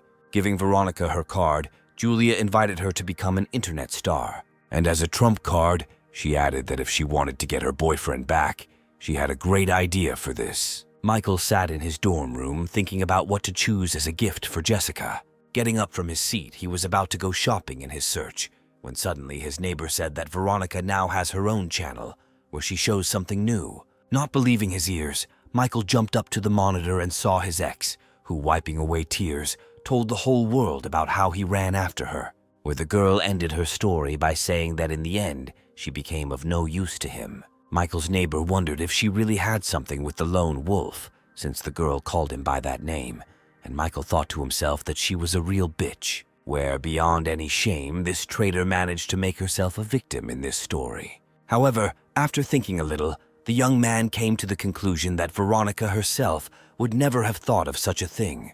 Reaching for his phone, he was already unequivocally convinced that someone had advised her to hide behind the lone wolf and portray herself as a victim. Michael called the right people and asked them to find out what company was broadcasting live broadcasts at the internet address he had provided. A couple of minutes later, he received a message indicating the name of the company, and Michael immediately remembered that it was on behalf of this company that the crazy Julia had approached him on the street. This time, the young man decided that there would be no mercy for this unprincipled woman. Meanwhile, comfortably lounging on a chair with a cup of coffee, Julia informed her boss that the popularity indexes had increased many times over after Veronica's broadcast. She remembered a recent conversation with her boss, where he reproached her for threatening the very night wolf who could ruin their entire company, to which Julia replied that it was just a student.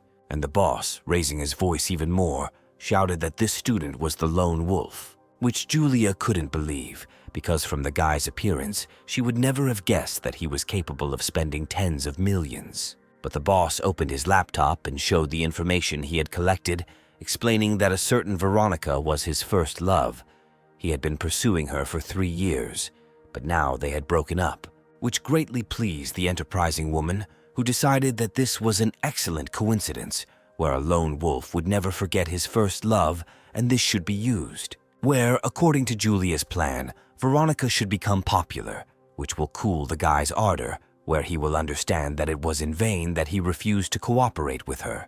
But suddenly her phone rang, and the words that came through the speaker struck like thunder, as it said that their company was blocked throughout the entire internet space. In parallel with these events, Michael typed and sent a message that the company that was currently broadcasting false information from Veronica, to put it mildly, he did not like, and he would be grateful if this company disappeared once and for all. And so, the next day, something unimaginable began throughout the city, where some people doubled the stars' fees, luring them to themselves, while others terminated contracts with Julia's company. Others checked for information about tax evasion, while others took on the liquidation of all assets. After Michael's message, the days of this office were numbered, and now Julia's assistant was already telling her that all the major shareholders had withdrawn their assets, and now the company had to pay them $10 million, which the woman naturally did not have. Completely broken and destroyed, without a penny in her pocket, Julia was left wondering who could have done all this. It didn't take long for the creditors to come forward and remind us that the loan payment was already 6 months overdue. Following them, the stars that Julia's company broadcast on the internet arrived and said that they were quitting, wishing their former boss good luck.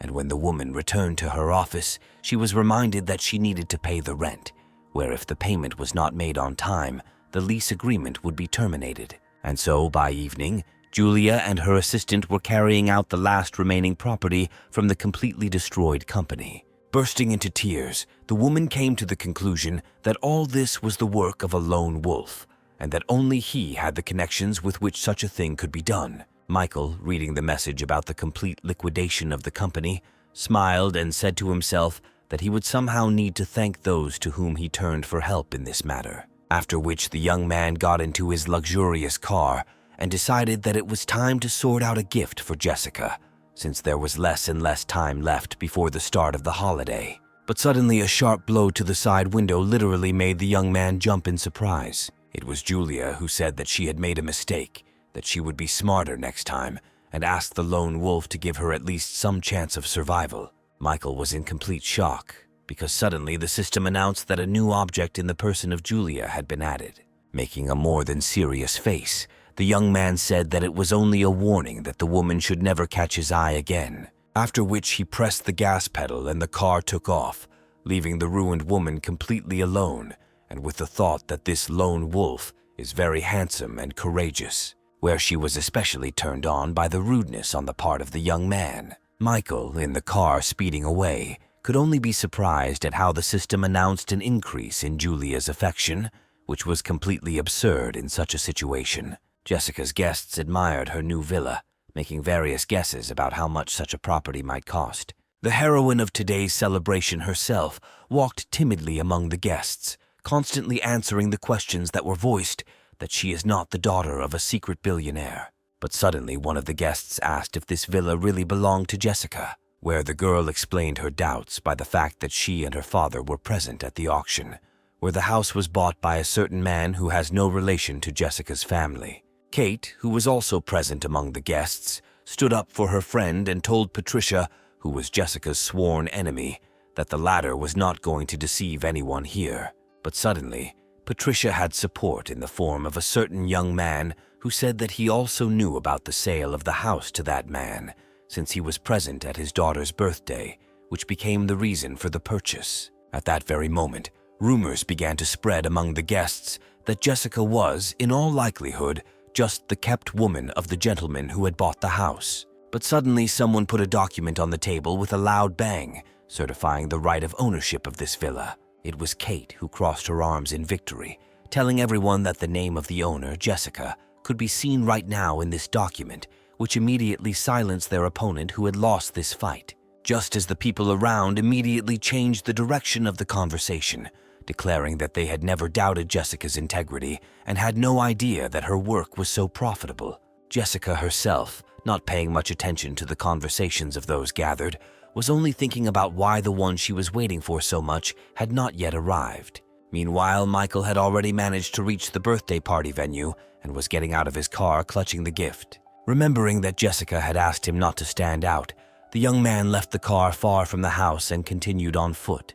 The noise of a powerful engine behind him attracted the young man's attention, but before he even had time to turn around, a luxury sports car rushed past, almost hitting him. The car stopped right in front of the entrance to the house, causing general admiration, where Paul Mitchell, the most popular guy at the university, whose family was also far from poor, got out of the car and explained the location of the villa on the phone. Noticing a nondescript and modestly dressed guy with a teddy bear, Paul was mentally surprised, thinking that Jessica definitely had some problems with taste, since she invited such a ragamuffin. And then the birthday girl herself appeared on the street, joyfully exclaiming that her long-awaited man had finally arrived. To which Michael and Paul turned around, respectively, where each of them took what was said personally. Without wasting a second, Jessica ran towards where Paul was preparing to embrace her, also saying that he missed her. But with a deft movement, the girl dodged the embrace and continued on her way, where she stopped only near Michael, who, in front of the shocked rival, congratulated the girl by presenting her with his modest gift. Some guests were no less surprised when they saw how happy the birthday girl was with a simple teddy bear, while she did not react to their gifts, such as branded watches and handbags, and simply thanked them for their attention. Paul stood there thinking about how he had been trying to court Jessica for a long time, which had brought no results, and then some upstart suddenly captured all her attention. While he was thinking about his failures and his new rival, a small van pulled up to the house. Paul narrowed his eyes sarcastically and smiled, mentally noting that now was his time to come out. Approaching the girl and distracting her attention from Michael, the young man said that he had also prepared a gift for her, where meanwhile loaders were removing something very large and heavy from the back of the car. As he watched his rival watch the gift being retrieved, Paul silently noted that he was about to show this upstart where he belonged. When the gift was delivered to the room, unpacked and installed, everyone saw that it was a piano produced by one of the most famous companies in the world, which cost a fortune. Paul, without leaving the girl, said that this would be a great end to today's flow of gifts. He then added that he wished Jessica a happy birthday and asked if she liked his gift, to which the birthday girl replied that the gift was gorgeous, but since it was very expensive, she would return the money for it. As he walked towards the musical instrument, Paul said that he would not accept any money from her, where, sitting down at the instrument, the young man said that the gift was not yet finished, since he had written a song for the girl. All the girls around were delighted to note that they were now in for an unforgettable spectacle, as Paul had won the music competition last year. And so the young man put his hands on the keys, and the room was filled with the beautiful sounds of music, where, in parallel with the melody, the room was also filled with the guests' remarks, noting the excellent playing. When Paul finished, Jessica came up to him and told him that he played just great, which made her feel a little embarrassed for her more modest playing skills. And so, wanting to completely crush his opponent, Paul suddenly said, turning to Michael, that if he also wanted to impress the girl, then he should play too. The opponent's plan immediately became obvious to the young man, who only chuckled at this pathetic attempt to seize superiority. Moving towards the musical instrument, Michael told Paul that he could not refuse the request of such a respected person. Jessica stood there surprised that the young man could play the piano, and all the other guests began to discuss his appearance, which did not indicate that he was a musician.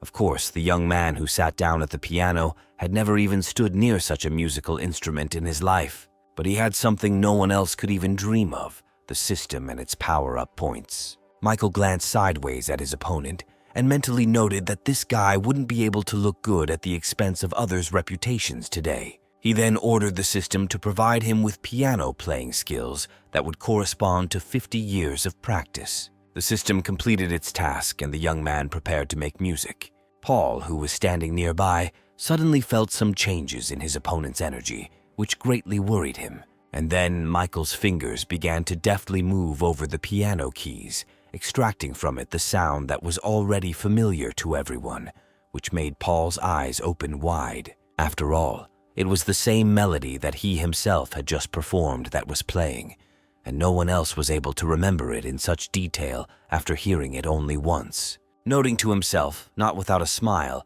that he had already managed to shock his opponent, the young man also mentally said that the best was yet to come, and then his fingers began to increase the tempo of the melody. Where Paul couldn't believe his eyes that at such a speed, the young man never made a false note, and Michael's playing speed continued to increase exponentially. The guests at the festival began to feel as if it was not just one person playing, but a duet, and that the performer had not 2 but 4 hands, where one of those present had already managed to mention that this was a long-lost art of speed playing, which was possessed by a single maestro of the distant past, where teaching such a practice has always been famous for its particular cruelty towards the student. And once we master the skill, every note of the music literally hits the very hearts of the listeners like bullets. And now, finally, the final chords of the piece were heard, and Michael, exhaling, removed his hands from the keys of the musical instrument. All the guests at today's event stood with their mouths open and looked in amazement at the one who had just managed to amaze them all. Michael, standing up from his seat, took a cigarette out of the pack and lit it from the hot strings of the instrument, and the young man headed straight towards his opponent today. Giving Paul a friendly hug, Michael said that he was actually playing well, where he just needed to practice more, then success awaited him in the future. After which, with one deft movement, the young man placed the cigarette he had lit into his opponent's mouth, and moving away from him, he said that the piano is an instrument for expressing feelings and not a way to compete and seek favor. Without saying anything in response, Paul remained standing where Michael had left him, with a cigarette in his mouth and a feeling of complete defeat. And finally, All the viewers burst into thunderous applause, beginning to note that they now understand why Jessica is so nice to this nondescript boy. The hero of the occasion and the musical confrontation, looking at Michael, came to the conclusion that she was incredibly lucky with him, where he is not only rich, but also very talented.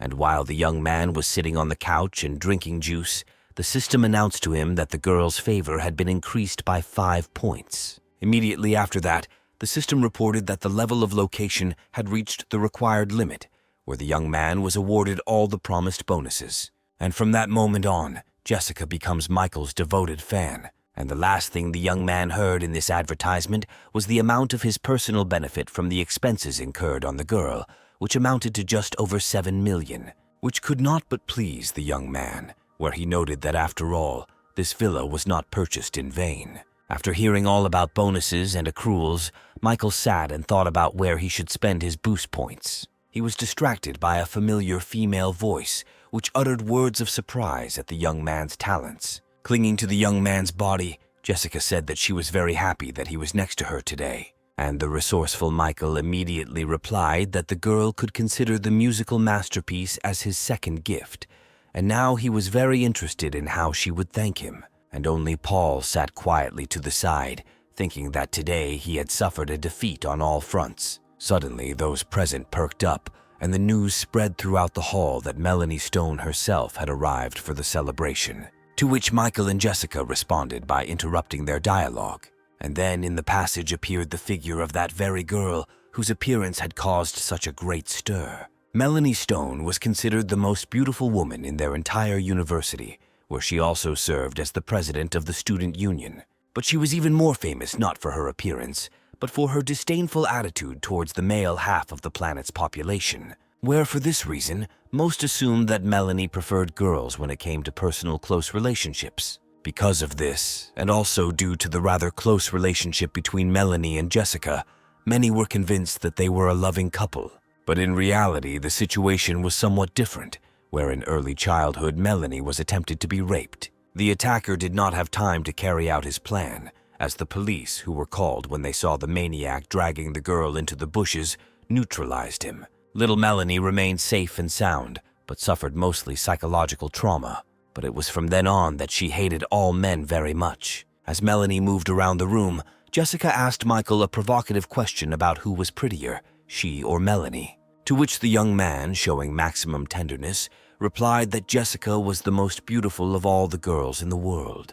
To himself, he thought that he would, in principle, like to stay away from Melanie, since there was definitely something wrong with her head, because now he needs fans and not those who could potentially deal with him. And suddenly Jessica called out to her friend, saying that she was late and inviting her to come over, which did not really inspire Michael, who did not want to cross paths with this girl. Coming closer, Melanie apologized to her friend for being late, explaining it was due to heavy traffic jams in the city. Jessica, firmly grasping Michael's hand, immediately introduced him to her friend as her boyfriend. After exchanging greetings, Melanie was the first to start the conversation, asking if he was playing now, to which the young man answered in the affirmative, feeling extremely awkward next to this girl. But instead of words of delight, the evil girl said that she had already heard about how Michael was jumping around the university from one girl to another, where he was certainly talented in the game, but led an immoral lifestyle, which rolled like a blade across the young man's body.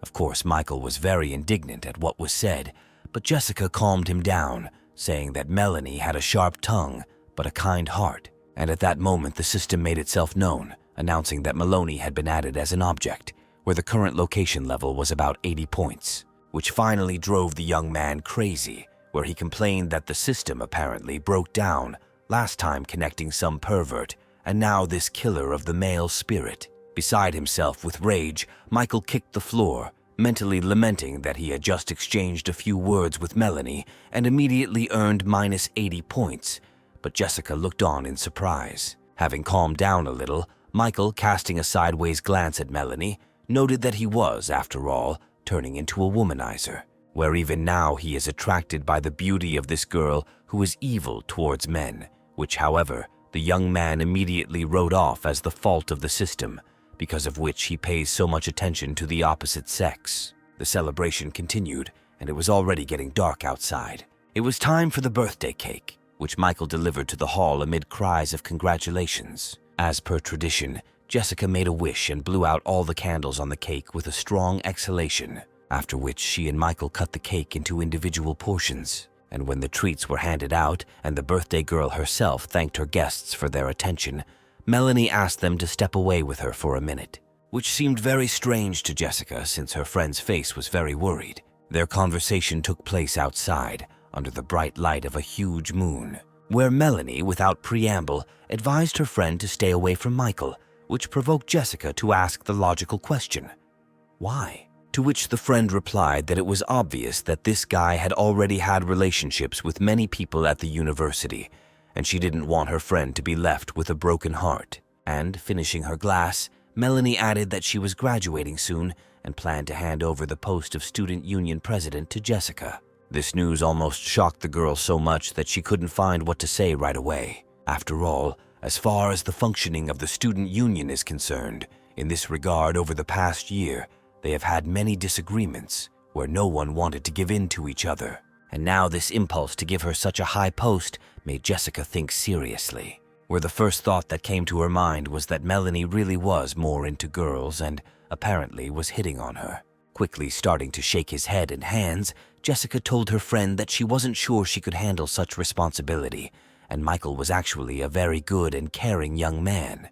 To which Melanie, approaching the girl, sternly said that she did not recognize her, since previously her deputy had been more demanding of herself and others, which, in general, would not change the decision to transfer powers. But Jessica, in a less than decisive tone, suddenly said that she was planning to leave the student union altogether so that she could spend more time with Michael. What made her friend even more angry was that she menacingly asked where her friend's determination and persistence had gone, adding that Michael was generally dangerous to society. At that very moment, the system announced to Michael that Melanie's level of affection towards him had dropped to minus 90 points, causing him to almost choke on a piece of cake. He looked at the girls standing on the balcony, not understanding how he could have earned minus 10 points when he was simply eating cake. And so the guests began to gradually disperse to their homes, where the hostess of the house warmly thanked them for their visit and wished them a safe journey. Michael was also about to head towards his dorm,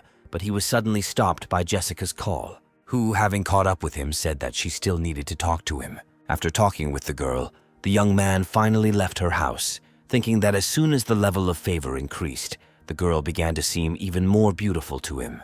During the conversation, she simply suggested that they go to the movies together tomorrow, but she suggested it in such a tone as if she were asking him to spend the night with her. This attitude towards him from a beautiful girl flattered Michael very much. But his pleasant thoughts, feelings, and fantasies were interrupted by the sounds of a man's crying. Michael turned around to see Paul sitting next to his car, bawling and moaning about how the years he had spent not learning to play the piano had been wasted. Seeing his recent opponent in such a defeated state, Michael could not help but feel moral satisfaction. In one swift movement, he found himself on the hood of Paul's car, where he jumped up in surprise, calling the young man by name, and Michael expressed his pleasure that his name had been remembered so well. Then, looking closely at his defeated opponent, the young man noted that there was nothing wrong with the fact that he had lost their little musical battle.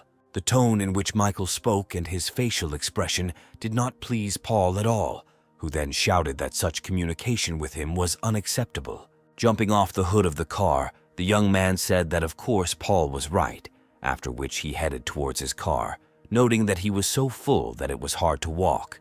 But the young man, excited by the confrontation, did not calm down, saying that he was ready to admit that Michael had surpassed him in playing the piano. But, immediately taking out the key to his car, he continued that in terms of security, Michael is far behind him, where, probably, he is not able to pay even for a taxi home. But the young man, who was no longer interested in further confrontation, simply walked up to his car, opened the door, and began to get inside. Clutching his car key so tightly that it shattered into several pieces, the young man stood and watched silently as his opponent got into a car that cost about 5 times more than his own. But then his feelings got the better of him, and Paul fell to the ground, cursing Michael and trying to figure out where he got such an expensive car. Michael himself had long been immersed in thoughts about what kind of movie he and Jessica would watch tomorrow. and then his attention was drawn to Melanie standing on the side of the road. The night was quite cool, and it was clear that the girl was literally shaking from the cold. However, Michael concluded that it was none of his business, and this crazy girl could die of cold, but it would not affect his feelings. With these thoughts in mind, he drove past, leaving Melanie all alone in the middle of the street on this cold night, and believing that now a few more points of favor would disappear, which was of no concern to him. But suddenly the young man, looking in the rearview mirror, pressed the brake pedal, where in the reflection he saw how several strong guys approached Melanie and began to pester her. Having surrounded the girl from all sides, the bandits took turns asking questions about why such a beauty was standing there alone at night and offered her their protection, where one big guy, attracting Melanie to himself, said that they would not take money from her for security, but would prefer other ways to pay. However, neither the number of villains nor their intentions frightened the girl at all, who shouted for the bandits to leave until she called the police. But what Melanie said didn't have any significant effect on the guys, who only laughed loudly and unanimously in response to her words. And apparently, the leader of these bandits began to approach the girl, saying that with such a stubborn character as hers, their pleasures would only become more fun. But before he could finish his thought, a sharp pain pierced his entire huge body. The reason for this was a precisely aimed kick from Melanie to the place that the robber planned to use for pleasure, which all his henchmen looked at with horror. And while the man was screaming in pain, holding his injured area, and his team was trying to help somehow, Melanie quickly broke out of the encirclement and ran away. Noticing that the nimble prey was hiding from them, the wounded man shouted for the others not to let it get away. And then several robbers rushed after the girl, shouting threats of violence if she did not stop immediately. Looking back to assess the distance the bandits had approached, the girl thought that they were like a pack of hyenas, and if there had been a little less of them, then with her hand-to-hand combat skills, she would have given them a good beating. Since Melanie was looking back, she didn't see Michael suddenly appear in her path, and she crashed into him with all her might. Looking at the out-of-breath girl, the young man asked if everything was okay with her, to which Melanie said nothing, only mentally asking herself what this guy was doing here. During this time, the girl's pursuers managed to catch up with the young men and, having surrounded them, slowly tightened the ring. The angry gang leader, still holding on to his injured spot, menacingly announced that the girl would have to work for all of this until the morning. Melanie looked at this man with genuine disgust, thinking only that it was simply impossible to be so disgusting. She then turned her attention to Michael, concluding that if it weren't for him, she would have run away long ago and would be safe. Well, Michael, turning to the hooligans, said that in today's reality, laws already rule, and suggested that the attackers get out of his sight within the next 2 minutes. However, the leader of this gang smugly said that he was the law here, and the defender would be in great trouble now.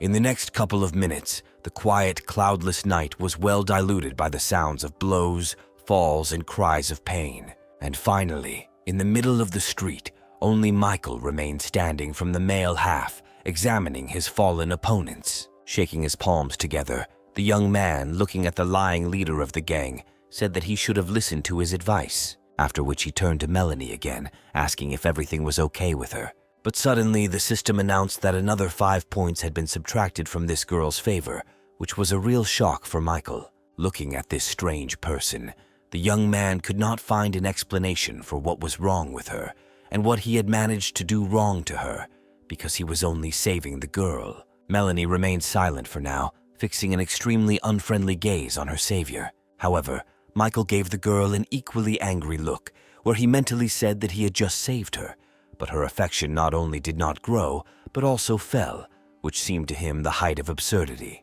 And so, the first to break the silence was the rescued one, where she pointed to the lying robbers and said that all this made no sense. In an icy tone, she said that she would not fall for these outdated methods, as others had fallen for.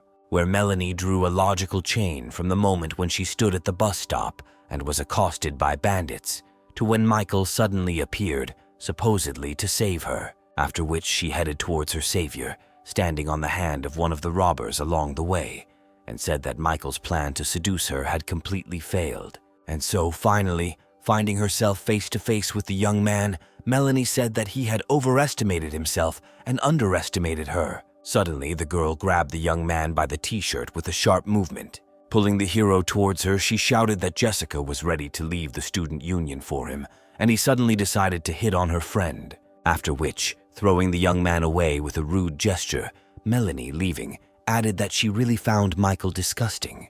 For some time, the young man stood in the middle of the road, trying to somehow digest what had happened. But, unable to bear it, he literally grabbed his head, screaming into the void and thinking that this girl had a real persecution mania. Calling out to Melanie as she left, the young man tried to explain that everything was completely different from what the girl had imagined. But in response, she only heard that if he didn't come to his senses and start behaving normally towards Jessica, then she would find him and cut off one known place, which finally dissuaded Michael from the need to somehow contact this abnormal woman. He let the girl go, leaving him standing among the bandits lying on the ground with mixed feelings. But then one of the robbers began to come to his senses, raising his head and trying to figure out where he was and what had happened. But at that very moment, Michael was overcome with rage, where without even looking down, he made a sharp kicking movement with his foot, where the bandit's head was unlucky enough to be in its trajectory, shouting that Melanie was just an ungrateful bitch. Without even noticing that he had just knocked out one of the bandits again, the young man turned around and walked away, cursing the girl he had saved along the way. So the young man managed to walk all the way to the university. He couldn't stop thinking about what the ungrateful Melanie had said to him, continuing to address her with abusive words every now and then. He was distracted from his dark thoughts by the vibration of the phone in his pocket and the ringtone that followed. Taking his phone out of his pocket, Michael thought that someone was clearly late with their calls. As it turned out, it was Diana who called, asking about the young man's plans for the next day. But before the young man could say a word in response, the girl, without wasting time, said that tomorrow she had a lot of free time, and she invited Michael to go to the cinema. Realizing that tomorrow he would also have a date with Jessica, the young man tried to object, but the persistent girl said that it was her first invitation, which he could not refuse. Michael had no choice but to accept the invitation, where he decided that he simply had to space out the dates so that they did not overlap in time. The next day, Michael was sitting in his car near his university dormitory. Sending a message to his friend, he asked where he had been staying for so long. After all, yesterday Jack was tearfully telling about how another girl refused to go to the movies with him, and so he asks a friend to keep him company.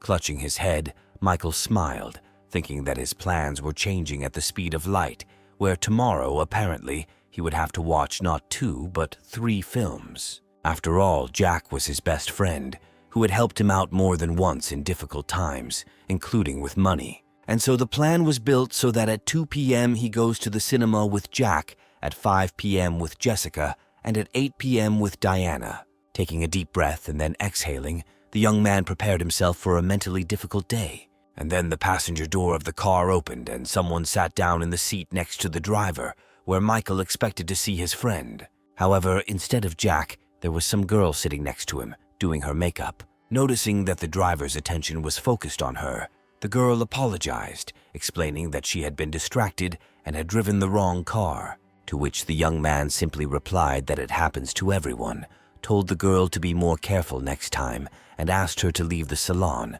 which left her completely amazed. However, the persistent lady was not going to give up her position, saying that perhaps she got into the wrong car, but she hoped that she met the right person. She thought to herself that she wasn't going to go out, because in that case she wouldn't be able to pick up such a handsome guy in such an expensive car. And the next gesture of rapprochement was the girl's offer to add Michael as a friend on social networks, since in her opinion, everything that happened was fate. However, the unperturbed young man, looking at the screen of his phone, monotonously replied that he did not have a phone, which again left the girl completely amazed. Assuming that this was nothing more than someone's trap, Michael thought that he would definitely not fall into it, unlike many others. The young man's last answer clearly touched the girl to the quick, and she irritably said that in that case it was time for her to go.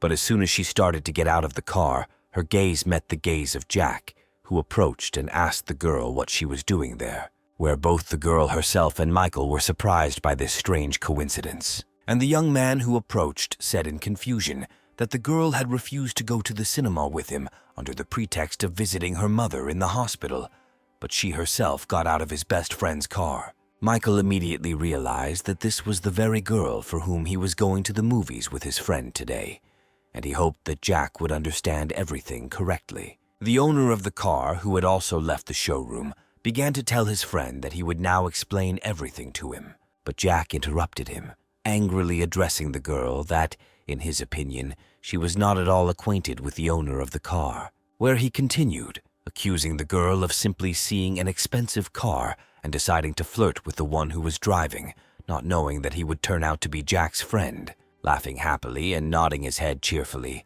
Michael confirmed his friend's words, saying that everything was exactly like that. Without talking any more with this girl who had purely selfish intentions, the friends got into the car, where, left alone, all she could do was think about how wealthy the friends of the man she had rejected were, which just didn't fit in her head, where Jack seemed like a big loser, surviving on $800 a month. But the friends soon arrived at one of the movie theaters in their city. All the spectators had already taken their seats, and the showing of a new film was beginning. However, Jack was not at all interested in the film, where he asked his friend how he managed to have so many beautiful girls hovering around him, to which Michael simply replied that he couldn't constantly drive away those who were pursuing him. And the girls sitting behind them noticed that the guys came to the cinema as a couple, finding it strange and assuming that they were in a relationship. Michael continued to answer his friend's question, saying that relationships are a battlefield where you can never relax. Leaning towards Jack, the young man said that there was no need to try harder in a relationship, as you would be respected less and less. And in conclusion, the young man said that only not very smart men give women money, while more practical ones simply spend money on them. After thinking about what was said, Jack came to the conclusion that his friend's words had a certain meaning. Grabbing his friend by the hand, the young man began to beg him to teach him how to treat girls properly, to which Michael only tried to calm him down, saying that they were being looked at. But then she said that there was nothing to teach. He was just a little nicer than his friend, and he had a little more money. Where what was said greatly upset Jack, who responded by telling his friend to stop talking like that before they quarreled. After the film ended, the friends walked towards the exit, where Jack thanked his friend for his attention and said that he was now in his debt, to which Michael replied that he had the opportunity to pay in the very near future, where Jack would greatly help him out if he called him in 2 or 3 hours. And those girls, noticing how the men held hands for the second time, made the final conclusion for themselves that they were in a relationship. Having received his friend's consent to help, Michael headed to his next date, where he needed the call in order to find an excuse to leave one date and come to another. Very soon, the young man arrived at the cinema, where they agreed to meet Jessica. Seeing the girl waiting for him to appear, Michael was mentally glad that he was not late. Jessica, looking at her watch, noted that there was only half an hour left before the start of the film, and her beau was still not there. But a male voice heard behind her attracted the girl's attention. However, turning around, Jessica saw a completely different man than the one she was waiting for, where the man who approached introduced himself as Clark and asked the girl to add him as a friend on a social network, to which the girl, asking for forgiveness, replied that she had a date, which however did not stop the persistent guy, who said that adding her as a friend would not interfere with the date. But then, Michael, who had come up to him and patted him on the shoulder, said that the girl had already turned him down and that there was no point in wasting either her time or his. Winking at the guy and walking around him, the young man said that he would now demonstrate how to meet girls, after which he quickly approached Jessica, slamming his hand hard on the wall, which left the girl in a stupor. And he said that she was very beautiful, immediately suggesting that they find a quieter place for a closer acquaintance. This manner of introduction did not at all impress the guy standing next to him, who noted that now the matter would end in complete failure for his rival.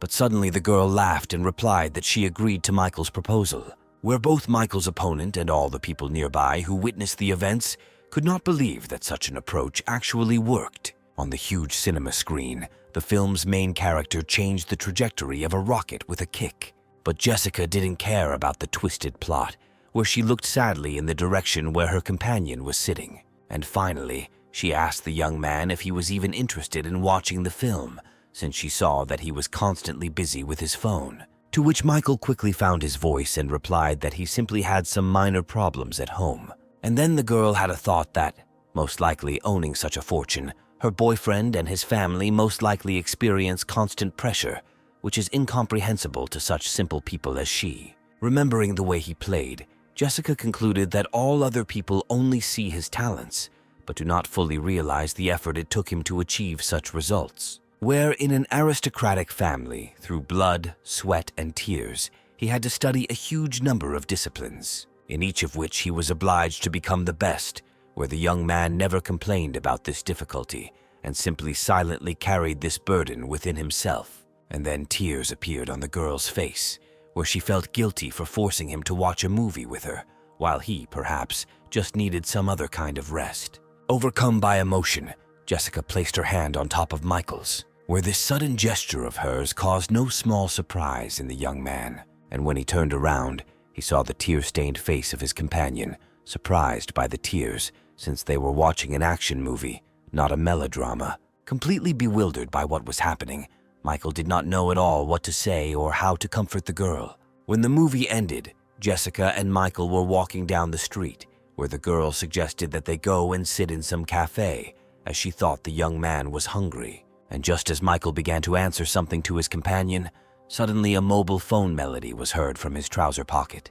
In an instant, a picture flashed before the young man's eyes, where a couple of hours ago he asked his friend to call, where, having taken out his phone, the young man was convinced that his friend had fulfilled his promise and fulfilled it at the most opportune time. After answering the call, Michael greeted his friend, but suddenly shouting into the phone that everything was so serious, the young man said that he was leaving immediately. After hanging up, the caller himself had absolutely no idea what had just happened. Michael, having apologized to the girl, said that he needed to leave, since his friend had gotten into some kind of trouble, to which Jessica responded with understanding. As Jessica watched the young man go, she thought that he was a very noble man, since he was rushing to save his friend at his first call. Well, the noble man, finding himself in the car, marked himself as a genius, mentally telling himself that now he could head out on a second date. The young man arrived at the house where Diana lived when it was already dark outside. Having sent the girl a message that he had arrived,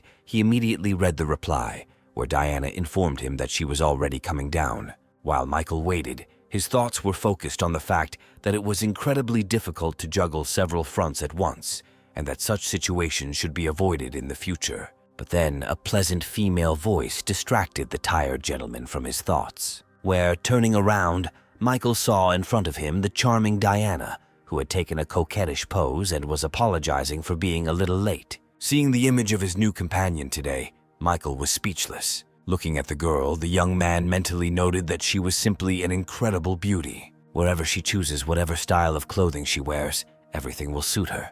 In his thoughts about the girl's beauty, the young man lost touch with reality, which Diana quickly restored by asking if he was ready to go, to which her gentleman responded positively. And as they headed to the car, Michael thought that if today's date went well, then he could well count on a closer relationship. Soon the couple were already in the cinema, where they both watched the film with fascination and interest. The logical continuation of this wonderful evening was a visit to one of the best cafes in the city, and the young people finished their date well after midnight, where Michael parked again in the same place where he had picked up the girl a few hours earlier. Having thanked the young man for the wonderful date, Diana wished him a safe journey home and headed towards her house. But before the girl had even taken a couple of steps, Michael suddenly called out to her. Very embarrassed, the young man, using an old, hackneyed but still effective trick, asked the girl for permission to go up to her for water, where on the one hand this state of affairs made Diana very happy,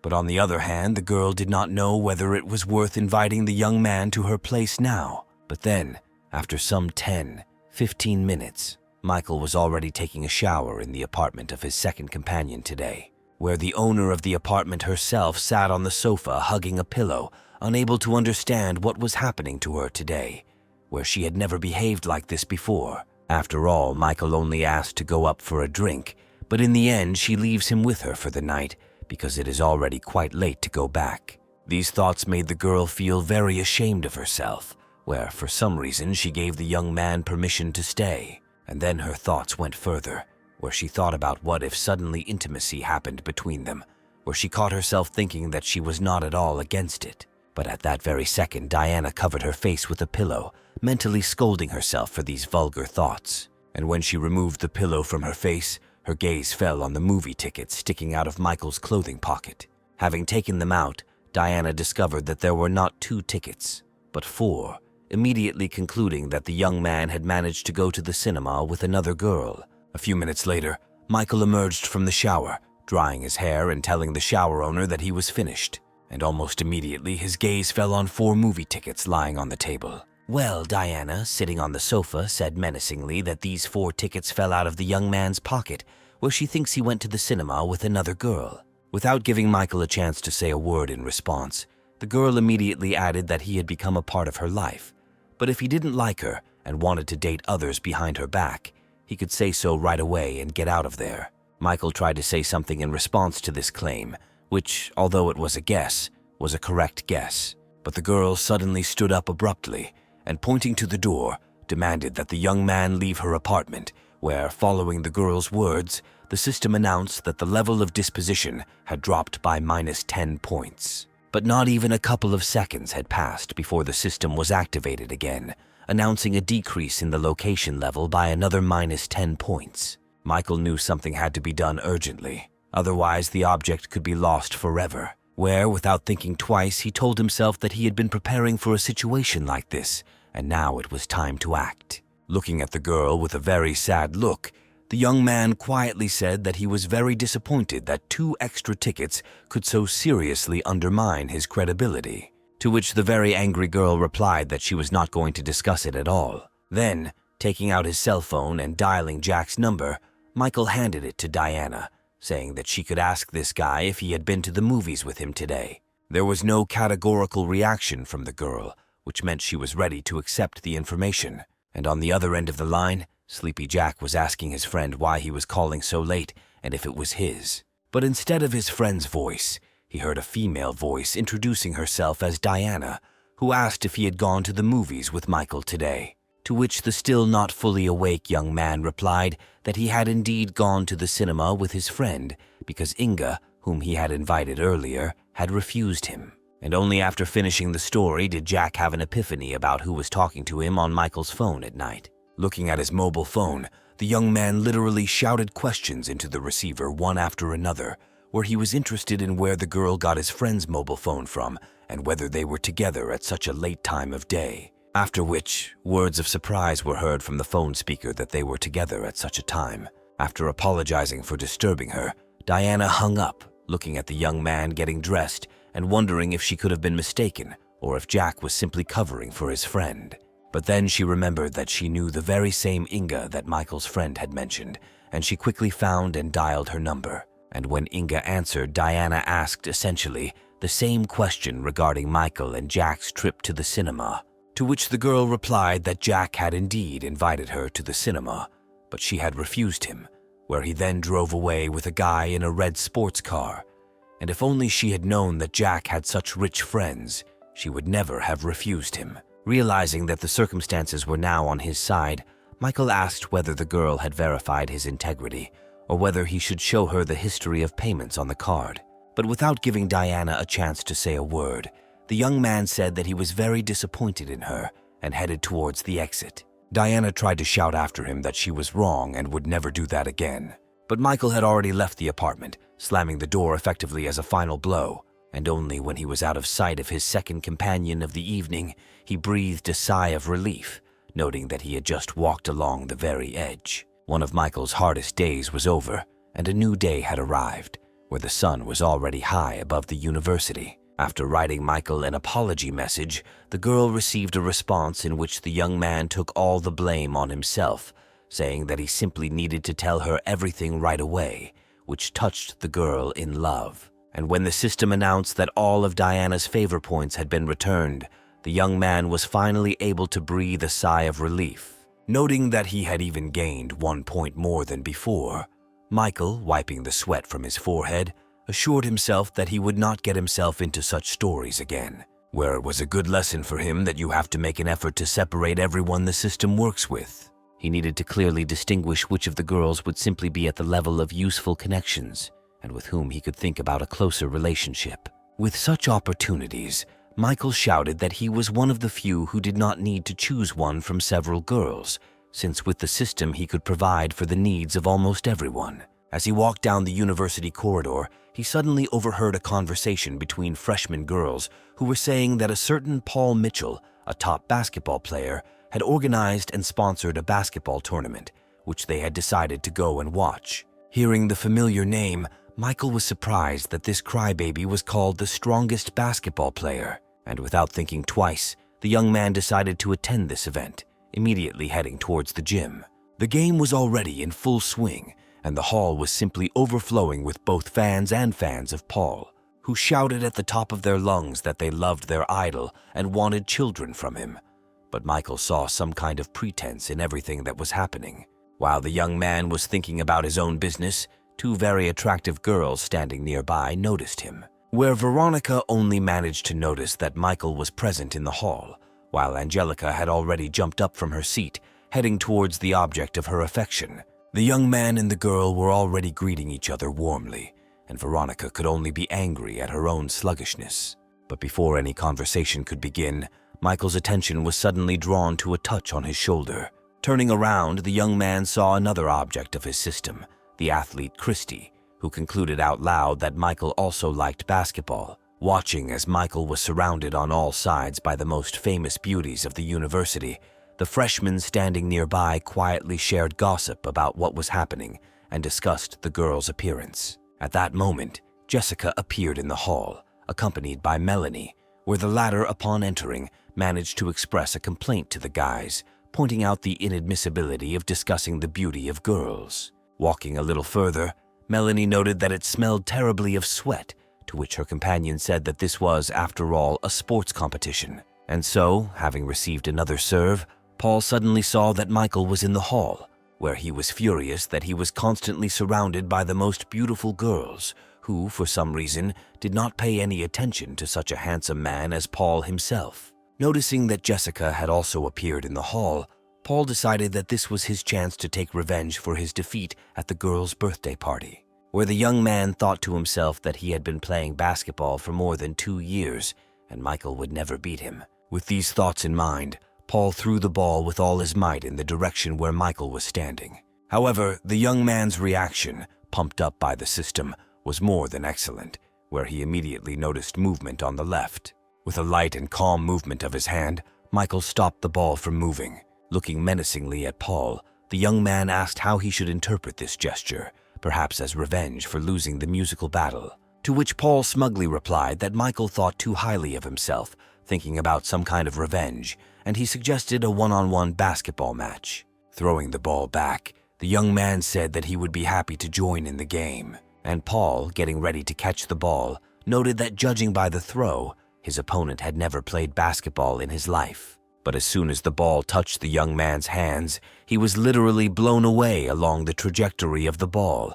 Such was the force of the throw. Watching what was happening, Jessica enthusiastically noted that Paul himself, the captain of the team, was unable to receive a serve from Michael, and Melanie, in her usual manner, noted that men can only rely on brute physical force. Meanwhile, Paul was trying to get to his feet while his teammates were asking him if he was okay. Casting an evil glance at Michael, the young man wondered how this seemingly nondescript guy could possess such incredible strength. Well, Michael himself had already approached his opponent, who was on all fours, saying that he was ready to play 5-on-5, where he would be able to assess the level of all the team players. Such a bold statement left no one in the room indifferent. But most of all, Paul was surprised, who noted that all the players were his people, as were the judges, which Michael knew very well, but he still decided to play. However, this state of affairs, in general, suited the university's first basketball player,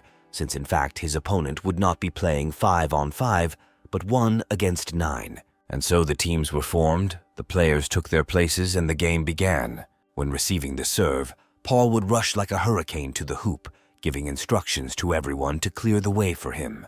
His thoughts were only about how he would now crush Michael, that he would rehabilitate him in front of Jessica, who would see what a worthless person he was. And his opponent stood nearby, surrounded by players from Paul's team who were trying to deprive him of the opportunity to maneuver. Looking at everything that was happening with a cold gaze, Michael mentally chuckled at this whole staged game. And now he has already turned to the system, asking to use a certain amount of reinforcement points to develop his basketball playing skill equal to 30 years of experience. Meanwhile, Paul had already reached the opposing team's backboard with the hoop, where he was only thinking about what a beautiful ball he would now drop into that basket. With a triumphant cry, the young man soared into the air, swinging the arm holding the ball sideways and upwards in order to effectively lower the ball into the hoop. But just a few centimeters from the target, the movement of his hand with the ball was stopped by someone's hand. The ball went wide, and Paul couldn't believe that Michael had just stopped him from scoring. The spectators were no less surprised, and the fact that Michael was able to block the team captain's attack caused a stir. Well, the three who were trying to block the enemy stood there with a confused look, trying to find out from each other how Michael was able to escape, where he seemed to disappear from their surroundings and appear in another place. Paul, who had already managed to land after an unsuccessful throw, stood and looked at Michael with a confused look, trying to understand at least something of what had just happened. Well, the new rising star of school basketball, spinning the ball on one finger, had just started to say that it was now his turn to score, when suddenly the referee's whistle sounded, announcing a violation of the rules, after which Michael realized that not only everyone on the court was playing against him, but also the judges, which did not bring much joy. A penalty was immediately awarded, which was successfully converted by Paul, and his team got its first point. The thrower himself stood and gloated, thinking that even good playing skills would not help his opponent because all the judges, as they say, were bought. However, everything that happened caused a wave of indignation among the spectators, where cries came from all sides that the game was unfair, Michael's team was being judged unfairly, and that something like this should not happen, especially within the walls of the university. As for Michael, the whole situation made him very angry, where he mentally concluded that the players and judges may not respect him, but he will make them respect the spirit of the sport. The young man's mood was more than decisive, where he decided to remind everyone present with his actions what real sport is. Having prepared himself, Michael decided that he would rely solely on himself and not on the players cooperating with the opponent. With his very first move, he took the ball away from his main opponent, surprising the latter with the speed with which he moved. And then, a few seconds later, the young man was already flying towards the ring with his hand raised up, clutching the ball. The goal was scored, and Michael himself, in the best basketball spirit, hung on the ring where he had just dropped the ball. Not even a minute had passed before another ball was delivered by the young man straight into the hoop, and Paul, losing patience, nervously gave his team instructions that they simply needed to surround the opponent, not giving him freedom of maneuver. And these instructions concerned not only the players playing for Paul, but also those who were formerly on Michael's team. The leader's orders were carried out, and Michael found himself in a very tight ring of players, which didn't bother him at all, where the young man, smiling intriguingly, suddenly jumped with all his might and soared into the air above the heads of his rivals, after which he made a powerful throw, where the ball, of course, went straight into the hoop. And now, finally, he was able to attract the real attention of the players on the field and the referee, where everyone wondered why this young man was playing the game so furiously. Where the players were most confused, realizing that this was just a staged match, and it was completely unclear why Michael was trying so hard in the game, following the rules and striving to win. The first thing he remembered about his basketball past was the referee, where his mentor always taught him that refereeing is the foundation of the game, where after the final siren, the referee's conscience must be clear, where, having replayed these memories in his head, the judge immediately remembered the sporting spirit and respect for sport. The next ones to dive into memories were the players of the teams, where everyone had in their heads the words of the coach that victory or defeat is determined not by the score on the scoreboard, but by how much you gave it your all in the game. And now, remembering this, they looked in confusion at Michael, who, unlike them, played fairly and put in maximum effort. At that very moment, all these men mentally christened themselves as people so lowly fallen that they should not play basketball or referee the game at all. Michael, having regained possession of the ball and picking up speed to dash towards the opposing team's basket, suddenly saw that all the players had frozen in place, not understanding what was happening. Spectators and fans were also shocked by the fact that at one point the game simply stopped. No one interfered with Michael anymore. No one tried to take the ball away. No one blocked his movements. Where the young man simply walked across the court, bouncing the ball off the floor under the admiring gaze of players from both teams. And then one of the spectators made the right conclusion, saying that this young man's attitude to the game crushed the other players. Jessica was not indifferent to what happened either, saying that now everyone has witnessed true sportsmanship, and only Paul was beside himself with rage, not understanding what had happened at all, and wondering whether any of those he had bribed no longer needed money. The game continued, where Michael Paul had to face him alone, where of course the result was far from in the latter's favor. Once again picking up speed, Michael said that his opponent deserved to be humiliated by his disrespect for the sportsmanship of the game.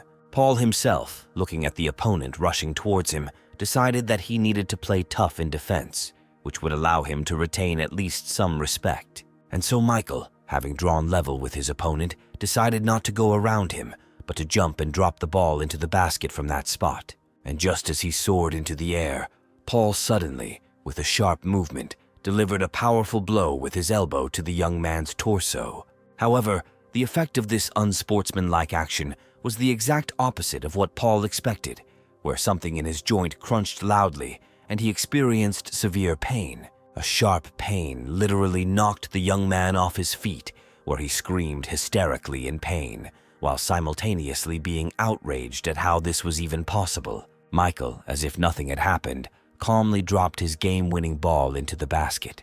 Looking at everything that was happening, Jessica happily applauded, where the system immediately announced that her disposition level had grown above the minimum required, for which Michael was awarded another 10 boost points. Veronica and Angelica, who were standing nearby, also did not skimp on applause, where the system also announced an increase in their level of disposition and the awarding of 10 points of reinforcement to them. Like all of Michael's other fans, Christy also experienced the most positive feelings, and the system reported that her level of affection also exceeded the minimum required level, for which Michael also received reinforcement points. Michael himself, addressing his opponent, who was sitting on the floor and defeated in every sense of the word, said that, taking into account his moral qualities and physical abilities, Paul was not worthy of being the captain of the university team, and concluding his speech, he added that competing with a worthless person like him is disrespect for one's abilities.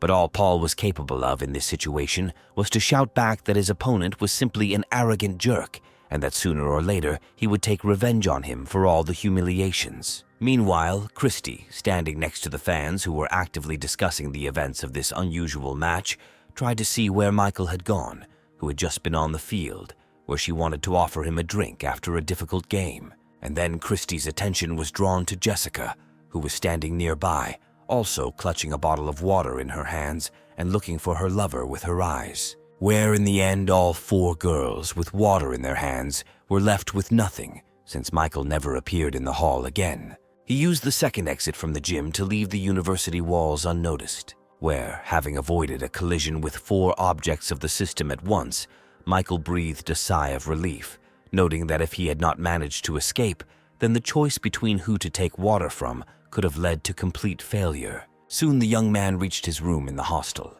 where he took a shower with great pleasure after a difficult and intense game, both physically and mentally. Suddenly, his attention was drawn to the illuminated screen of his mobile phone. Michael picked up his phone and saw that he had received notifications that someone named Mickey Sullivan wanted to add him as a friend and had sent one message. Having read the contents, Michael burst into wild laughter as this Mickey asked if the lone wolf needed a wife. Catherine Sullivan was known as the youngest actress to play a leading role in a global blockbuster and an incredibly beautiful girl. However, quite recently a scandal broke out where her reputation was seriously tarnished and she was threatened with a fine of $30 million. Having told all this, Mickey added that this girl was his sister and he contacted the lone wolf in the hope of help.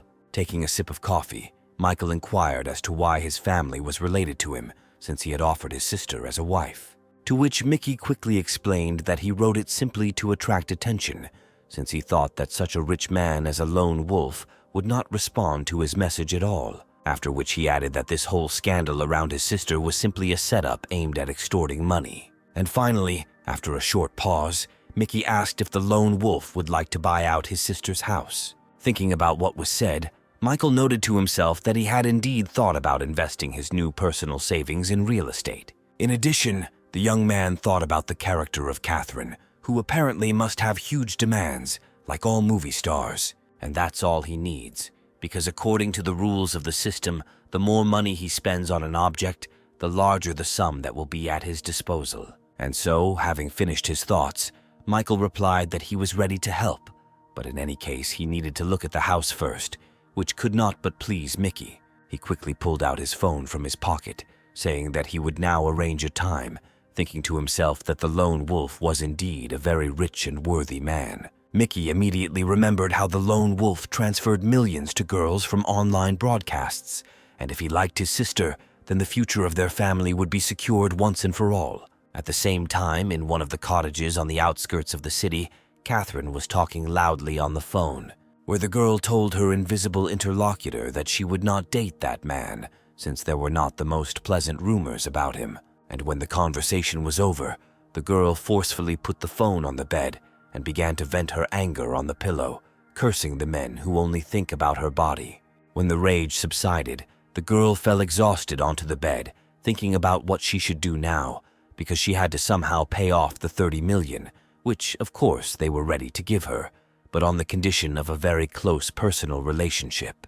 Putting her hand on her head, Catherine sadly said into the void that she only wanted to act in films, which was not difficult at all. Her sad thoughts were interrupted by the ringtone on the phone that was lying nearby. As it turned out, it was her brother who called and happily announced that he had found her a sponsor, which did not make the girl very happy, as she decided that Mickey had apparently taken up pimping, selling his sister to rich people, which she then told her brother. What was said could not help but hurt his feelings, where he said that he was trying for her sake, and the sponsor would be a lone wolf, about whom there are so many rumors, and who is ready to buy the girl's house. Listening to her brother's explanations, Catherine, of course, imagined the image of a lone wolf in a very peculiar way, where any rich man seemed to her like a not very pleasant-looking, overweight adult man. Where, after introducing another candidate, the girl literally screamed into the phone that her brother was making fun of her, and that as soon as he appeared before her eyes, things would not be easy for him, which caused the young man to even drop the phone. However, quickly getting ready and picking up his cell phone, Mickey told his sister to trust him, since the lone wolf was very cool and would be with her very soon. After finishing the conversation, Catherine was again visited by unbridled rage, where she literally banged her head on the bed and screamed that no man could be trusted, not even her own brother. And so, throwing her hand up, the girl screamed that even if she was threatened with death, she would never go to bed with a man for money. Well, Michael had already arrived at the house where Catherine lived, immediately noting its excellent location, where the villa he had bought for Jessica was located very close by. Approaching the front door, the young man pressed the doorbell, and Catherine noted with displeasure that the new sponsor had arrived so quickly for her body. The girl walked towards the door at a leisurely pace, cursing out loud both her brother and the one who was now standing behind the door.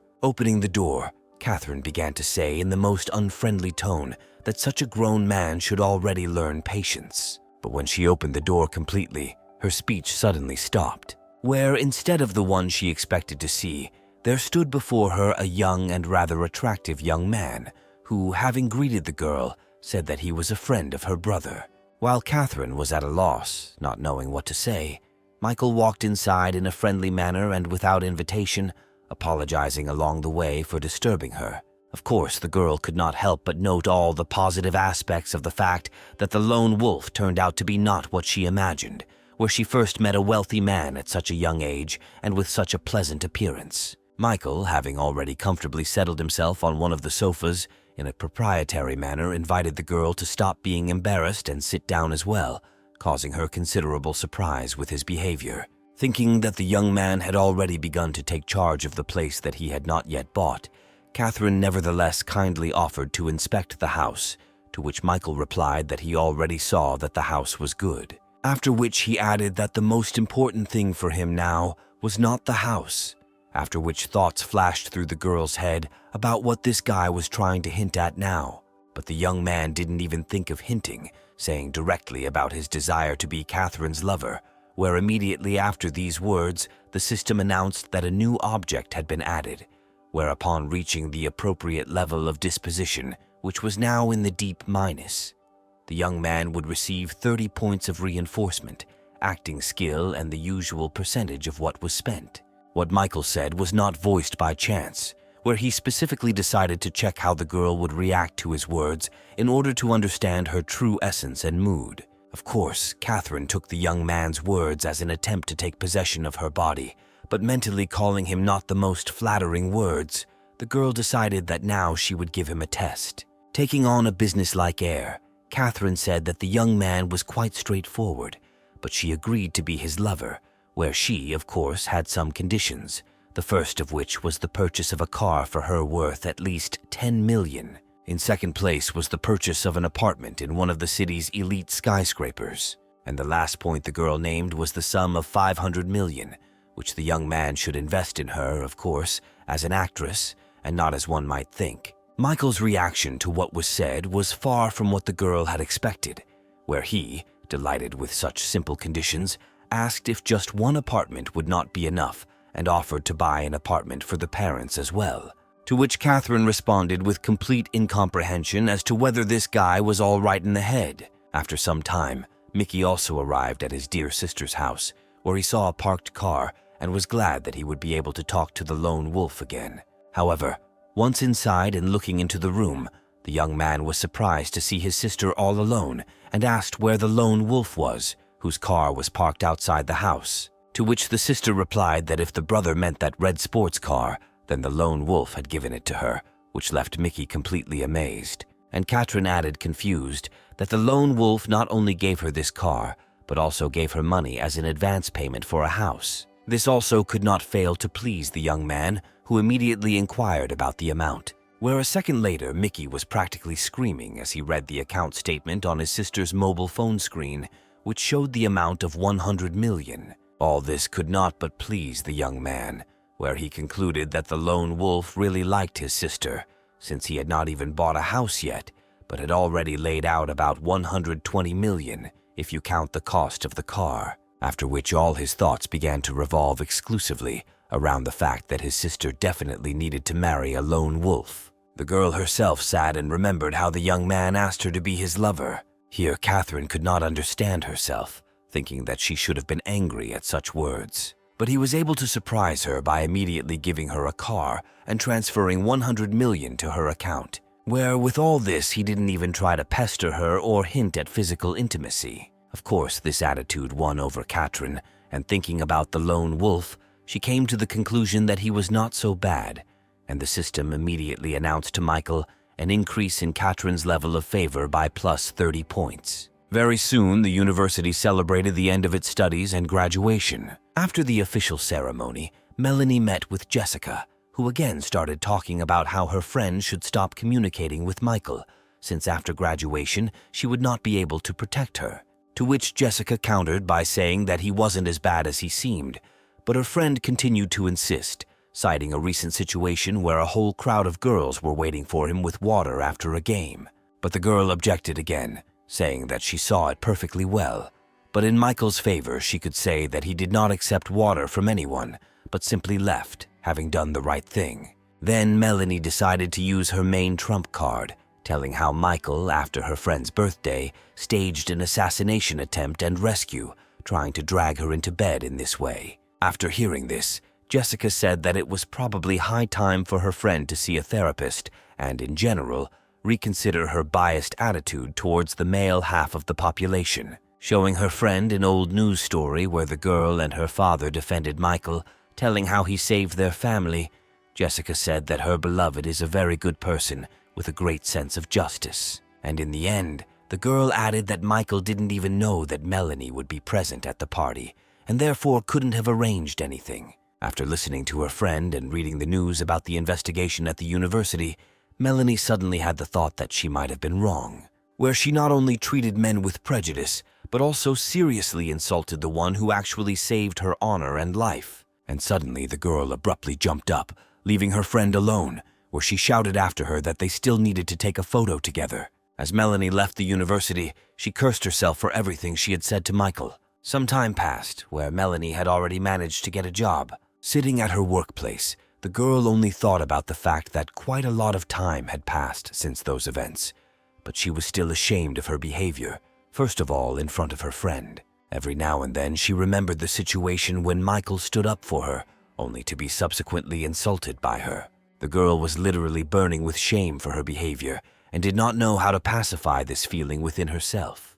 Her attention was drawn to the manager's voice, who demanded that Melanie come in to see her, and the girl immediately complied with the request, asking how she could be of service, to which the manager explained that a charity auction was planned soon, where, according to rumors, the lone wolf himself would be present, and where Melanie should go as a representative of their company, make friends with this rich man, and thereby ensure their future. Of course, such a request did not please the girl very much, who did not welcome prosperity at the expense of personal relationships between the sexes. But she couldn't refuse, saying that she would try, to which the manager harshly responded that there was no need to try, but to do. Michael was sitting in his university dorm room as usual, where he was talking on the phone with his longtime friend Mark, listening to the latter's story about how the scandal around Catherine Sullivan came about, saying that the internet was full of material on the subject.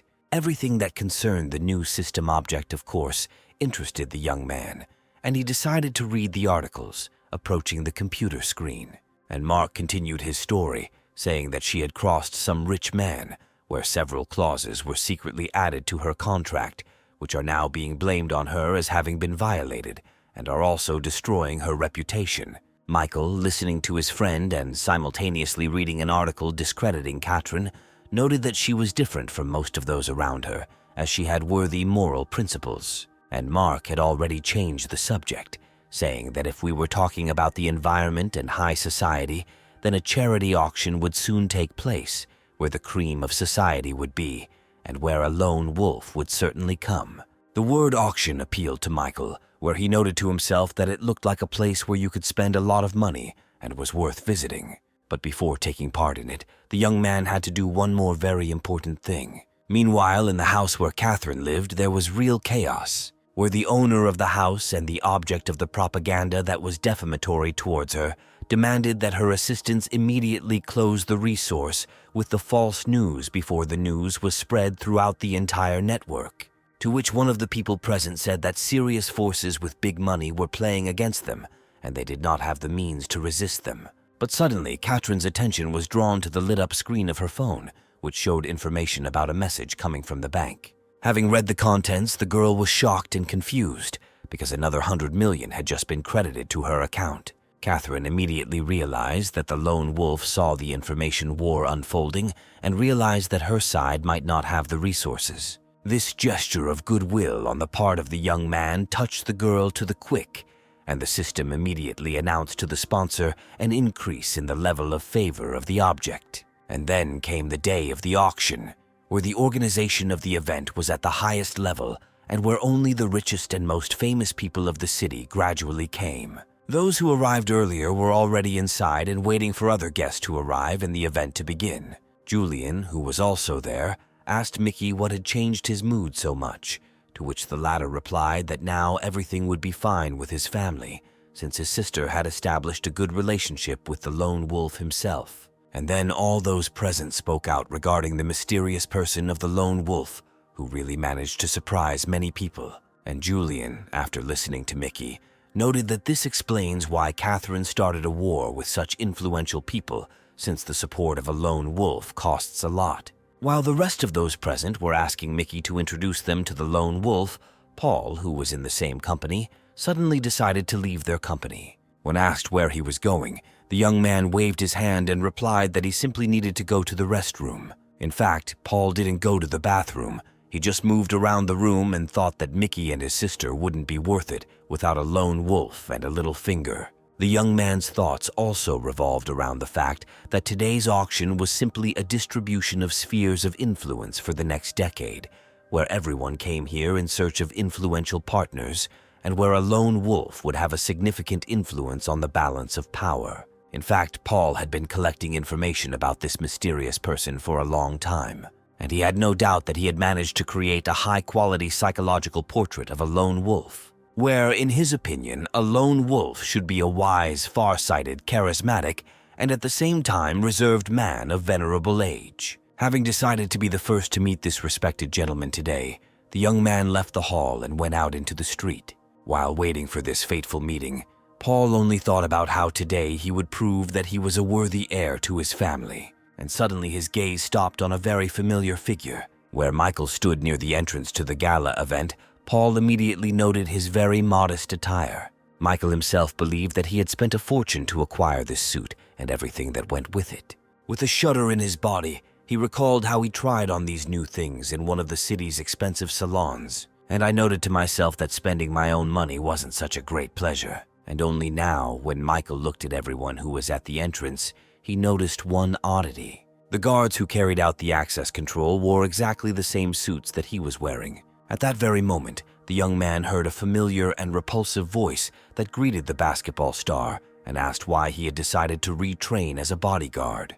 While Paul was making assumptions about Michael not having enough money, the latter replied that he had been invited there and that they were not in a relationship to discuss each other's financial affairs. Thinking to himself that the security would throw his opponent out, Paul said out loud that he was also invited and suggested that they go inside together. And so, when they approached the entrance, the security guard demanded that Michael show a written invitation, which he, of course, did not have, which greatly pleased his longtime opponent, who began to add fuel to the fire, saying that such an important person was probably invited without an invitation. And to top off the bullying, Paul said that there is no shame in working as a security guard, but there is shame in pretending to be someone you are not. At that moment, some car drove up to the entrance, from which, shining in her indescribable beauty, came Melanie, who had arrived here on the instructions of the manager to make friends with the lone wolf. And while she was walking towards the entrance, from all sides one could hear only enthusiastic exclamations regarding her beauty,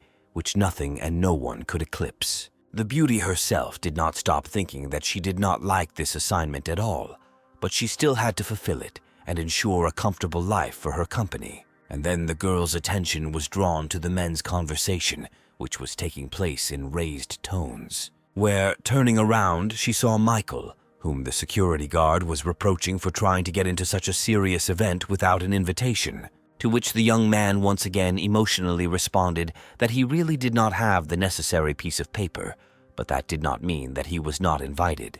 But the security guard said that all guests had been given invitations, and Paul added that only very important people, such as his older brother John Mitchell, the head of the largest internet broadcasting corporation, could be there without an invitation. After which the young man, with a clearly mocking intonation, asked Michael what corporation he was the head of to come here without a written invitation. But then Melanie intervened in the conversation, saying that Michael had arrived with her, after which she handed over her invitation card, which contained an entry with the participant's last name and a +1. While the guard was checking the invitation, Michael himself was surprised that the girl who hated him more than anyone in the world suddenly decided to help him. He received an answer to his question almost instantly, where Melanie, who had headed inside, said that she was helping him not out of the kindness of her heart, since she had not changed her opinion of him, but only out of a sense of duty for saving him, where she admitted, with her eyes closed,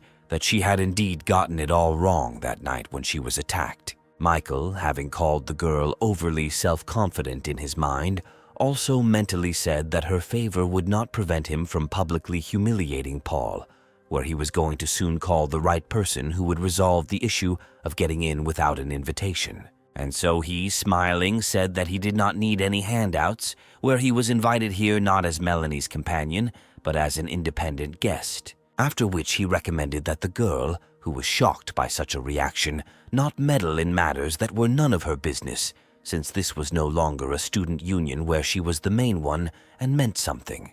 Naturally, everything that was said deeply hurt the girl, who mentally cursed both Michael, who did not appreciate the help, and at the same time, all the other men on the planet. And all those who witnessed this scene began to speak out against Michael, declaring that this beggar had just been thrown a life preserver, that could have pulled him into high society and which he had so foolishly refused. Paul, however, would not let up, saying that in the future Michael would have a very hard time with such habits. And the young man, without responding to either Paul's remarks or the barbs of those around him, thought that they could laugh as much as they wanted. But his time would soon come. Julian, who had come out of the room, noticed the crowd that had arisen around Michael. Something very familiar seemed to him in this crowd, where, looking closely, he immediately spotted his old friend, the lone wolf, with whom he had already met before and spent his money in unlimited quantities. Seeing the second son of the Mitchell family mocking the lone wolf, Julian was horrified and knew that he needed to notify his older brother about this as soon as possible while there was still something to fix. John Mitchell, in Mark's company, told him his plans for meeting the lone wolf and asked his comrade to tell him a little about him, to which Mark replied that they had a very close friendly relationship, but he could not tell anything specific about the lone wolf, to which John immediately said that his interlocutor was simply being modest. Their conversation was interrupted by a phone call, where Mark put the phone on speakerphone and asked Julian what happened, to which Julian said, quite emotionally, that at the entrance to the auction, the lone wolf was stopped and mocked, which immediately provoked Mark to ask who was so brave and reckless that he dared to do such a thing. The answer was not long in coming, where the caller said that it was Paul Mitchell, which of course caused a corresponding reaction from the brother of the one whose name was called. Without a moment's hesitation, John rushed to save himself, his family, and their impeccable reputation, where Mark shouted after him not to do anything stupid and to wait for him. But Paul still couldn't calm down and continued his taunts, putting his hand on his opponent's shoulder and saying that the security guard's uniform suited Michael very well. But the young man with a deft movement threw off the enemy's hand, saying that his words meant absolutely nothing to him. After which, turning his head towards the young man's ear, Michael whispered that even his high-ranking brother had no right to say anything like that about him, to which Paul immediately shouted that the impudent fellow doesn't even suspect what position his older brother holds, what connections and opportunities he has, where if he wants, half the city will crawl to him on their knees. And for insulting his brother, he will now teach Michael a good lesson, where no one will be able to stop him. Melanie stood nearby and watched the events unfold, noting that this young man in a white suit was only good at hiding behind his brother and family, but in reality he was nothing special. But looking at Michael, the girl added that in any case, this pervert deserved everything that was happening to him now. And suddenly the crowd of guests parted, letting John and Mark, who had arrived at the event, go ahead, where, looking at Brother Paul's stern face, those around him speculated as to what could have made him so angry. Seeing his brother, Paul said that he would sort out the situation himself, and his intervention was not required. But instead of words, John suddenly gave his younger brother a good, resounding slap in the face. Grabbing the place where the blow landed, Paul, not understanding what he could have done to deserve this, asked his brother why he did this to him. In response, John said that Paul had no brains at all, and pointing at Michael, he added that he should immediately apologize to the lone wolf. It is unlikely that anything could shock the young man more than the information that his longtime enemy was the famous lone wolf. And his older brother, without waiting for Paul to get the hang of an apology, offered one himself on behalf of his brother. Watching what was happening, those around were simply stunned when they realized that this young man in a cheap suit turned out to be that very rich lone wolf. Where some began to say that it was beautiful in its simplicity, others agreed that such people really did not need a written invitation, and still others even asked for an autograph. And once again, Michael's defeated and completely crushed opponent stood to the side, noting that this young man had surpassed him in literally everything, in music, in sports, and in his position in society, where instead of becoming the lone wolf's first friend, he became his sworn enemy. Here Mark intervened in the situation, saying that this was all his fault, and that the lone wolf should have called immediately, and all the issues would have been resolved instantly. To which Michael, slapping his friend on the shoulder in a brotherly manner, said that that was why he didn't call, since his friend was too kind and had already done a lot for him. After which Mark addressed everyone present, announcing that the auction would soon begin, and it was time for everyone to go inside and take their seats. Following Michael was Melanie, thinking that she had been categorically mistaken about this young man, who, it turns out, does not live for show, but is very modest. where, given his condition and position, he could get absolutely all the girls not only at the university, but also in the city. And then the girl felt doubly ashamed for all her wrong beliefs in relation to this young man, as well as for the rude words she had spoken. Clutching her head, Melanie also thought about how she could now fulfill the manager's order and establish friendly relations with the one she had humiliated for so long. Watching Michael walk inside, accompanied by the richest people in the city, the girl came to the conclusion that she absolutely had to turn this whole situation to her advantage. The auction hall gradually filled up with guests who had arrived to take part in this momentous event. Sitting next to Michael, Mark told him that today's auction was not only about jewelry, antiques, and other usual auction items, but also about land. And in response to his interlocutor's question, the young man replied that the city administration had allocated the land for sale. Michael mentally came to the conclusion that there was simply no better place to spend money, where land and other real estate are always in demand and are very expensive, which will be an excellent opportunity to spend money. The only problem was who to give all this to and who is currently in the system. And then a thought that was not entirely trivial for him came to his mind, where he, noticing Melanie sitting in the far row, thought that maybe everything he had purchased should be given to her. But then, remembering all the attempts to contact her that had ended in complete failure, Michael forbade himself from even thinking about this abnormal girl. Suddenly, one of the guests, literally jumping up in place and turning his attention to the new person who had appeared in the hall, loudly expressed his incomprehension as to what this person needed here. Turning towards the entrance, Michael saw that his recent new acquaintance, Catherine Sullivan, had arrived at the auction.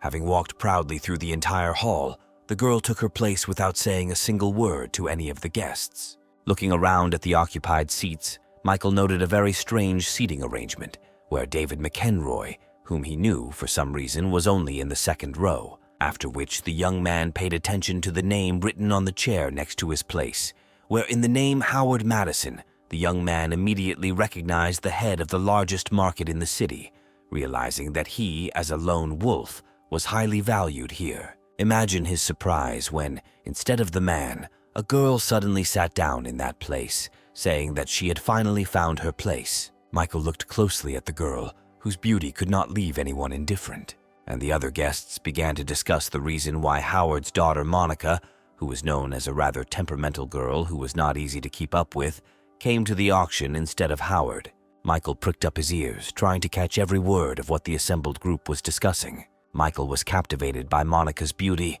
and from that moment on, all his thoughts were consumed only by this girl. But suddenly realizing that all this could lead to her ending up in the system, the young man abruptly cut off his fantasies and turned away. Then John approached Monica and introduced himself, stating his first name, last name, and position, and extended his hand to the girl, where his thoughts were only about the fact that meeting the daughter of such an important person as Howard Madison could greatly help his corporation in the future, and if he was lucky, it could even lead to marriage. Without any enthusiasm, the girl offered her hand, saying that she was very glad to meet such an influential person.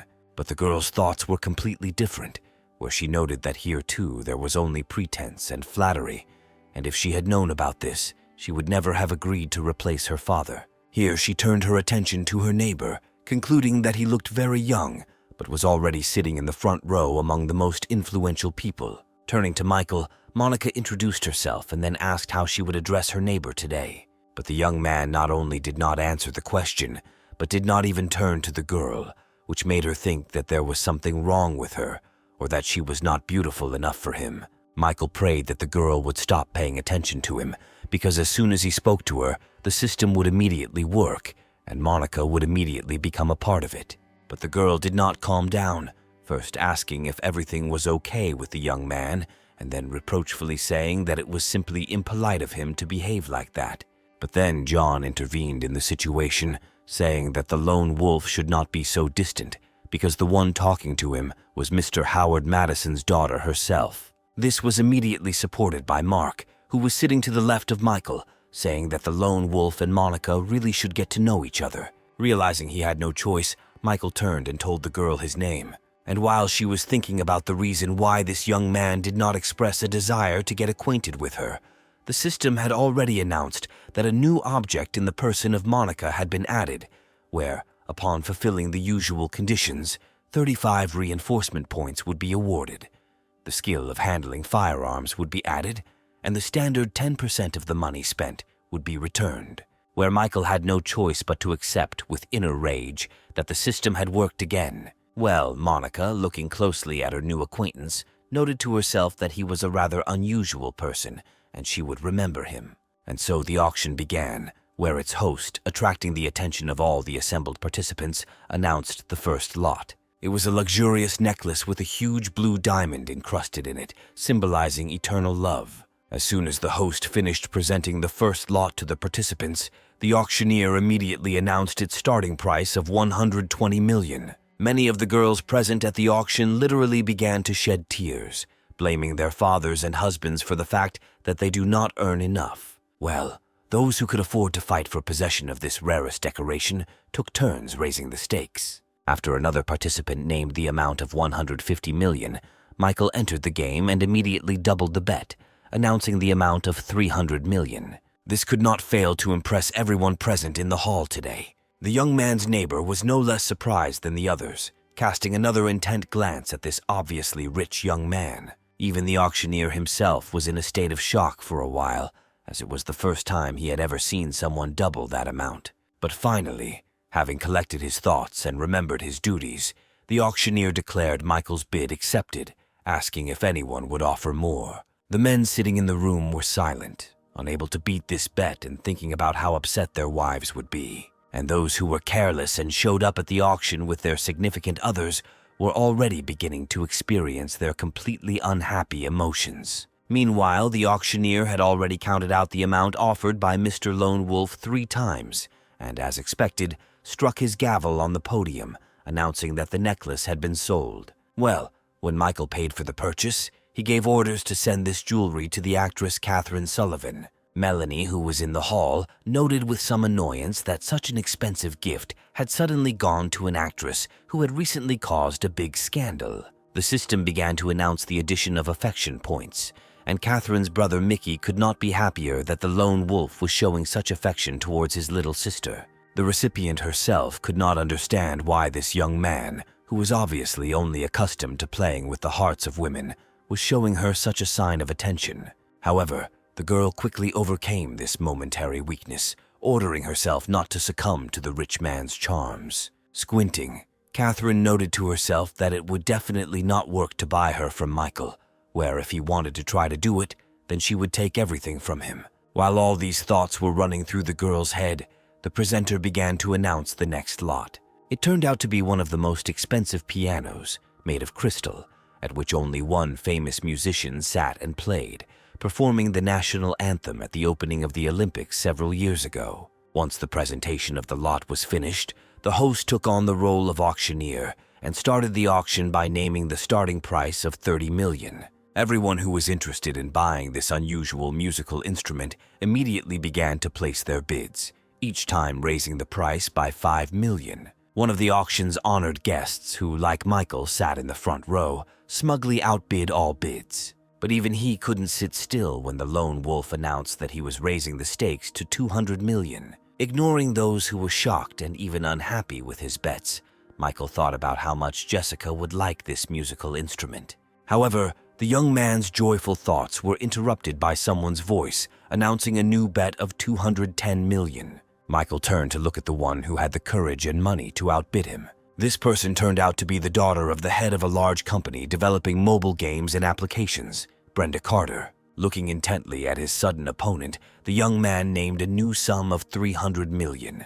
But the girl was clearly interested in taking the piano home with her today and immediately countered with the sum of 310 million. The young man didn't really like this confrontation, and he even frowned, throwing a not very friendly look at Brenda. And so, with the most serious expression on his face, Michael immediately raised the bet to 190 million, indicating the amount of $500 million. This statement created a real sensation in the hall, where no one expected that the lot could be valued at an amount that was approximately twice its real value. For the second time that evening, the auctioneer was in a completely confused state, where he could not understand the quirks of these rich people. But his duties had to be fulfilled, and so the man offered to raise the stakes, starting the countdown.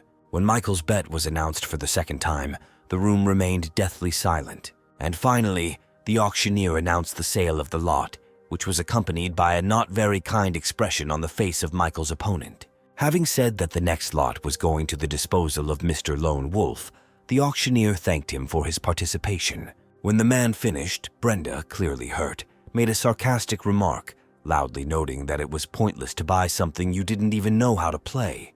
Michael did not ignore this taunt directed at him, asking the girl how she could reliably know about his lack of playing skills. And so, having decided to teach the impudent girl a lesson, the young man rose from his seat, saying that since Miss Carter had raised this topic, he could not refuse her the pleasure. As he approached the musical instrument, the young man was already anticipating the impact his playing would have on those gathered. And now he was sitting at the crystal instrument he had just bought, and soul-stirring sounds were carried throughout the hall. Both the initiator of this performance and all the other girls present at the auction could only marvel at this delightful game. Many immediately noticed that this young man's musical abilities and skills were far superior to any other musician. The sounds of music spreading throughout the hall evoked a variety of emotions and feelings in people, where one man even remembered his first love and announced to his wife that they were getting a divorce. Others remembered their deceased relatives with tears in their eyes. Catherine also did not remain indifferent to this performance, noting that people of art cannot be bad, and her conclusions about this guy could be wrong. Watching Michael, Melanie was finally able to understand why Jessica fell in love with him, and at that very second, the system announced an increase in her disposition towards the owner by 100 points, where, finally, it climbed out of a deep minus. After finishing his speech and studying the system messages with interest, Michael came to the conclusion that Melanie definitely had some kind of mental disorder, where her attitude towards him went from one extreme to another. Leaving the stage and heading to his seat, the young man came to the conclusion that sometimes money really means nothing, and a girl's heart can be won with your talent. As soon as the young man approached his seat, he immediately heard many compliments from his neighbor Monica, who had already asked him to exchange phone numbers. However, Michael did not want to have anything to do with this girl, who was obviously simply looking for a rich sponsor. And so, when the girl suggested exchanging contacts, the young man said that he didn't have a mobile phone with him. At that very second, the system announced an increase in the girl's favor, who actually really liked the way this guy turned her down, which showed that he was definitely not interested in just her body. Michael could only be surprised that even with such communication, the girl's affection had grown, and noted that recently he had been increasingly encountering some strange women. But Monica didn't back down, saying that the young man could simply dictate his phone number or social media ID, and then she would find him herself and add him as a friend. Not knowing how to get rid of the annoying girl, the young man couldn't think of anything better than that. He didn't remember his phone number or ID. But Monica insisted on exchanging at least some information that would help her later contact the guy. Put in a hopeless situation, Michael suddenly declared that he could not give his interlocutor any contact information.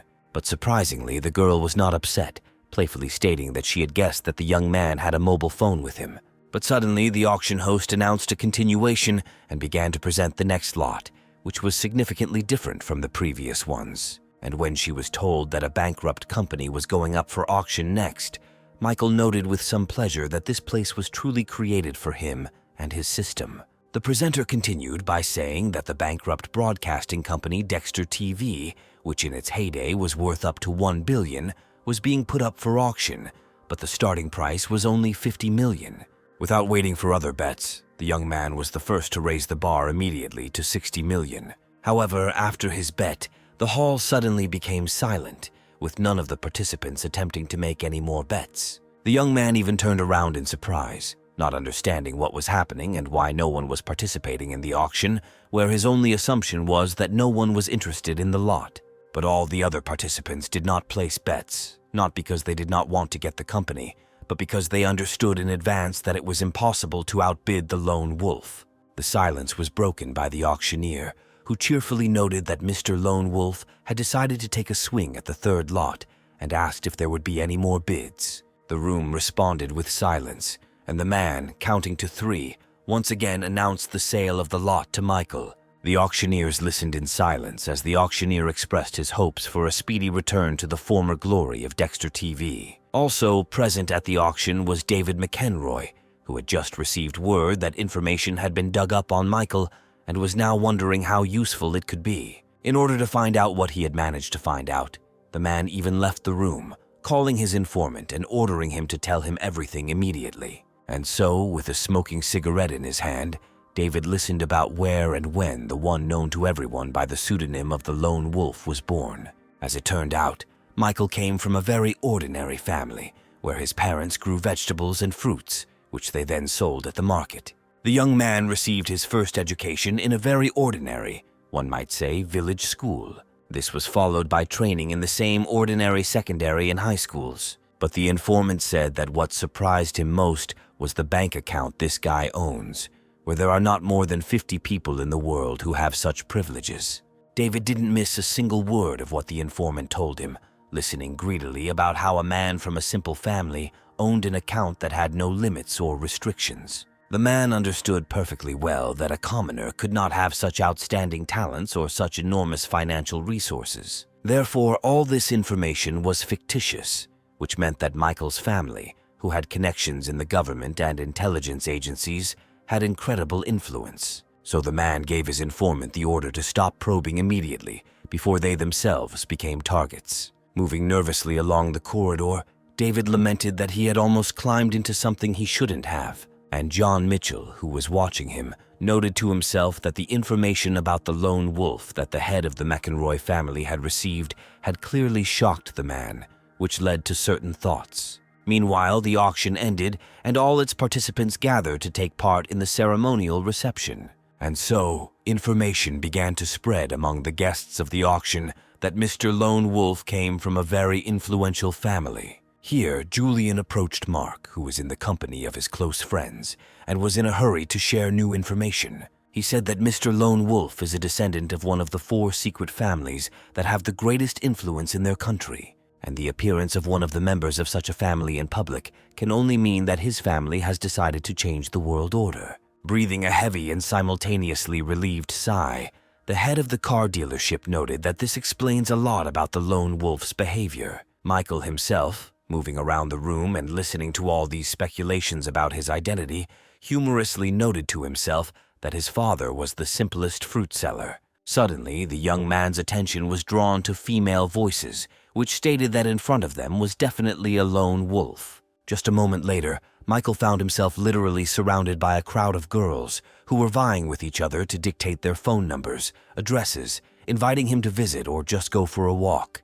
Meanwhile, the music began to play a little louder, and everyone present gradually began to form pairs that slowly circled around the hall. The girls literally swarmed around Michael, not giving him a break, one after another, trying to attract him to dance with them. Not knowing what to do, the young man looked around and soon saw his life preserver, where he chose as such the actress Catherine Sullivan, standing nearby with a glass of champagne in her hands. Breaking free from the clutches of the fans surrounding him, Michael asked for forgiveness, stating that he already had a partner at the event.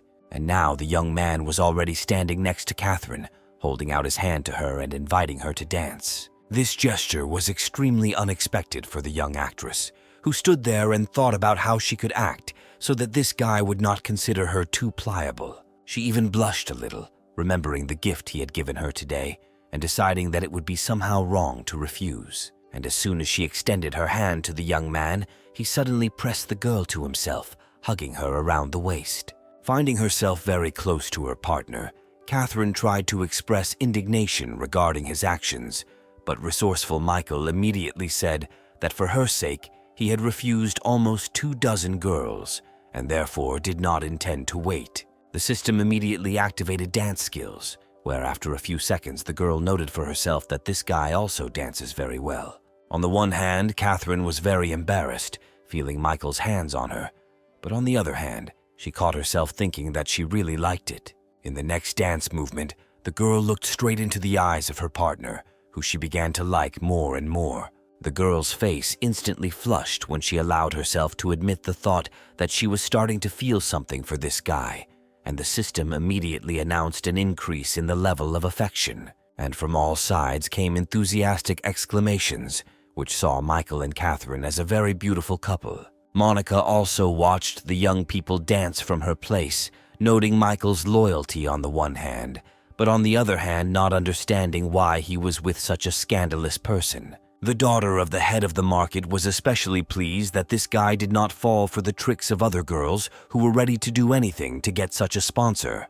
But at the same time, Monica was very angry that Michael refused her, where she could not believe that he valued this actress Catherine Sullivan more. Then John approached the girl and, according to all the rules, tried to invite her to dance. But she responded in a very rude manner that she doesn't dance, and she's also not very interested in old men. The man, who had just turned 30, was taken aback by Monica's abrupt statement. Meanwhile, the music ended, and Michael noted with satisfaction that he had not done this dance in vain, since Catherine's favor had increased by a whole 5 points. Just as he was about to leave the dance area, his attention was suddenly drawn to a female voice behind him. Monica approached him, extended her hand to the guy, and invited him to the next dance. Seeing this, John was beside himself with rage because this girl had just told him that she didn't dance, and his younger brother Paul was standing to the side and sympathizing with him. Well, Michael had no intention of continuing dancing and therefore rejected Monica's offer, citing fatigue. But the persistent girl was not going to let him go so easily, asking the young man to talk to her for a little while. Noting the excessive importunity of this person, Michael reluctantly suggested that she step aside for a conversation. Having left the dance area, the young people soon settled comfortably on the nearby sofas. Monica went on the attack without preamble, asking directly whether the guy had a girlfriend and whether Catherine was one, to which Michael, of course, answered in the negative. This answer suited the daughter of the market head quite well, and she noted to herself that if he was not in an official relationship, then she definitely had a chance. Then she decided to eliminate her rival using other methods, asking Michael if he was concerned about all the rumors circulating around Catherine, to which the young man replied that he did not care, and in general all these rumors would soon disappear, to which he would make every effort. Clearly understanding that the young man was already investing in something, Monica asked how much he had already invested in the actress's activities, to which the guy replied that he bought her a car, an apartment, and is also investing about $500 million in her projects. Monica, having listened to her interlocutor, mentally concluded that he, apparently, did not even understand that he was simply being used. Where, being raised and educated in such a rich family, this poor young man never met evil and greedy people like Catherine. Imagining how this actress was extracting money from Michael, Monica literally became indescribably furious. Out loud, she asked the boy if he thought Miss Sullivan's demands were too high, to which the young man replied, completely unperturbed, that spending money on girls was perfectly normal, and he had just sent Carton another $200 million. Unable to contain herself any longer, Monica practically pounced on her interlocutor, telling him directly that the actress was simply using him and his wallet. But very soon the girl calmed down her ardor, saying that the young man himself was free to decide who and how much to spend, and she only wanted to warn him. And when the young man replied that he was not that stupid, Monica came to the conclusion that anyone who was in love would say the same thing. Then the girl remembered how this incredible young man played the piano. His simple-minded face remained before the girl's eyes, where she could not drive away the thought that he was behaving very naively. And now the system was already announcing to Michael that Monica's level of favor had once again increased. Receiving the third message from the system about the increase in the level of his favor, Michael finally realized that this was most likely due to her feeling sorry for him. At that moment, he himself felt sorry for Monica, who did not even suspect that he was the king and god in this situation. Not without pleasure for himself, the young man came to the conclusion that his interlocutor did not even suspect what he was capable of. But then, distracted from this conversation, Michael suddenly ran his eyes around the room, wondering out loud where Catherine had disappeared to. Well, his interlocutor reproachfully noted that Michael, as it turned out, did not listen to her at all, continuing to be interested in this selfish woman. After these words, the young man's mood changed dramatically, where he said in a cold voice that he had heard everything that was said perfectly well, but sincerely hoped that Monica would not speak badly of Catherine anymore. The young man then added that, from his point of view, It was his interlocutor who was behaving very strangely, trying to create a negative opinion of Miss Sullivan in her own interests. When Michael finished speaking, Monica stood up abruptly, thinking that in this world everything had turned upside down and kindness was mistaken for self-interest. Without saying a word goodbye, the girl left the young man, thinking that she was no worse than Catherine, and sooner or later Michael would date her. The object of her interest himself thought that this girl was very hot-tempered, and therefore it would be better to stay away from her. After some time, guests and auction participants slowly began to leave the event that was ending. Many people said goodbye to the lone wolf in a very friendly manner, inviting him to visit, and the girls continued their attempts to seduce the rich man. When the handshakes were over, Michael remembered that his car now belonged to Catherine, and so he took out his phone to call a taxi. But then a familiar male voice was heard behind him, noting that today Mr. Lone Wolf had made many people worry. Approaching, Mark asked permission to introduce his good friend Mr. Donald to Michael, which the young man greeted without any emotion. But the young man's mood instantly changed when this plump man with disproportionately large lips asked if he might be interested in buying the office building. Noticing that his interlocutor had become interested, Donald immediately went on the attack, starting to talk about all the advantages of the building. The car dealership owner was shocked when the chubby man quoted a price of $2 billion, not believing that he was actually that rich. But Michael took it quite calmly, offering to exchange contacts and asking if there were a couple more buildings for sale. Having answered that he only had one building, Donald noted to himself that he had not expected it to be bought in its entirety. When the exchange of contacts was completed, the young man, heading to the taxi, told the man not to even think about selling the floor separately to anyone, since he would definitely buy the entire building. Well, Mark and Donald headed in the opposite direction, where the latter was incredibly happy about such a useful acquaintance. Well, the star of today's auction, finding himself in a taxi, was thinking about who he could give the entire building as a gift to. But his thoughts were interrupted by the driver's emergency braking, which literally sent Michael crashing into the back of the front seat. While he was coming to his senses, the driver leaned out of the window, covering the man who appeared on the road with excellent curses. Having seen and immediately recognized Melanie, the young man decided that the girl had completely gone crazy. But then she walked around the car, approached the rear passenger door, and brazenly sat down in the passenger compartment next to Michael. Such a decisive and unceremonious action caused bewilderment in both the driver and the passenger. But Melanie coldly told the man to stop staring at her and just keep moving. The car started moving, and Michael continued to stare with an uncomprehending gaze at the fellow traveler who had suddenly appeared next to him. The girl tried to gather her courage, thinking that she couldn't fail the very first task at her first job. Having not waited for any action from the girl, the young man, thinking that as soon as he got rid of one crazy woman, another one immediately appeared, tried to speak first. But then Melanie interrupted him, saying that her company really needed investment, and then began to talk about the successes they had already achieved. Without letting the girl finish, Michael asked if he understood correctly that she had decided to resort to his help. Melanie replied that to some extent this was true, but in addition, these investments would also be beneficial to Michael himself. Obviously taking advantage of this situation, the young man did not calm down, and again asked whether the girl was really asking him for help. Unable to withstand this moral pressure, Melanie angrily shouted, declaring that she really was asking him for help.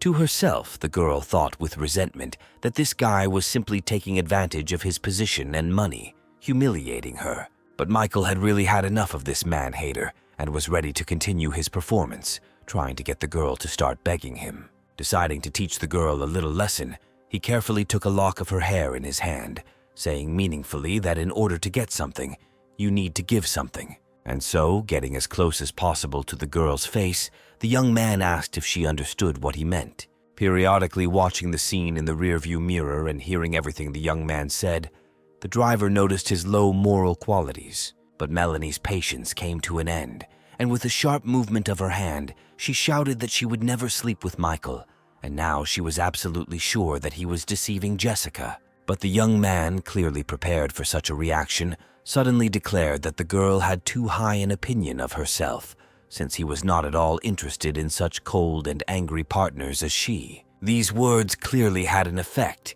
which was immediately evident from the confused look on Michael's companion's face. However, She quickly collected her thoughts and continued the attack, asking for clarification on what was meant here. But Michael quickly changed the subject, saying that the girl had too high an opinion of herself, because for some reason she decided that he would become an investor in her company when they had only seen each other a couple of times, and even then they had not parted on the best of terms. Melanie tried to respond to this, but the young man immediately reminded her of their last meeting, where she did not even bother to apologize.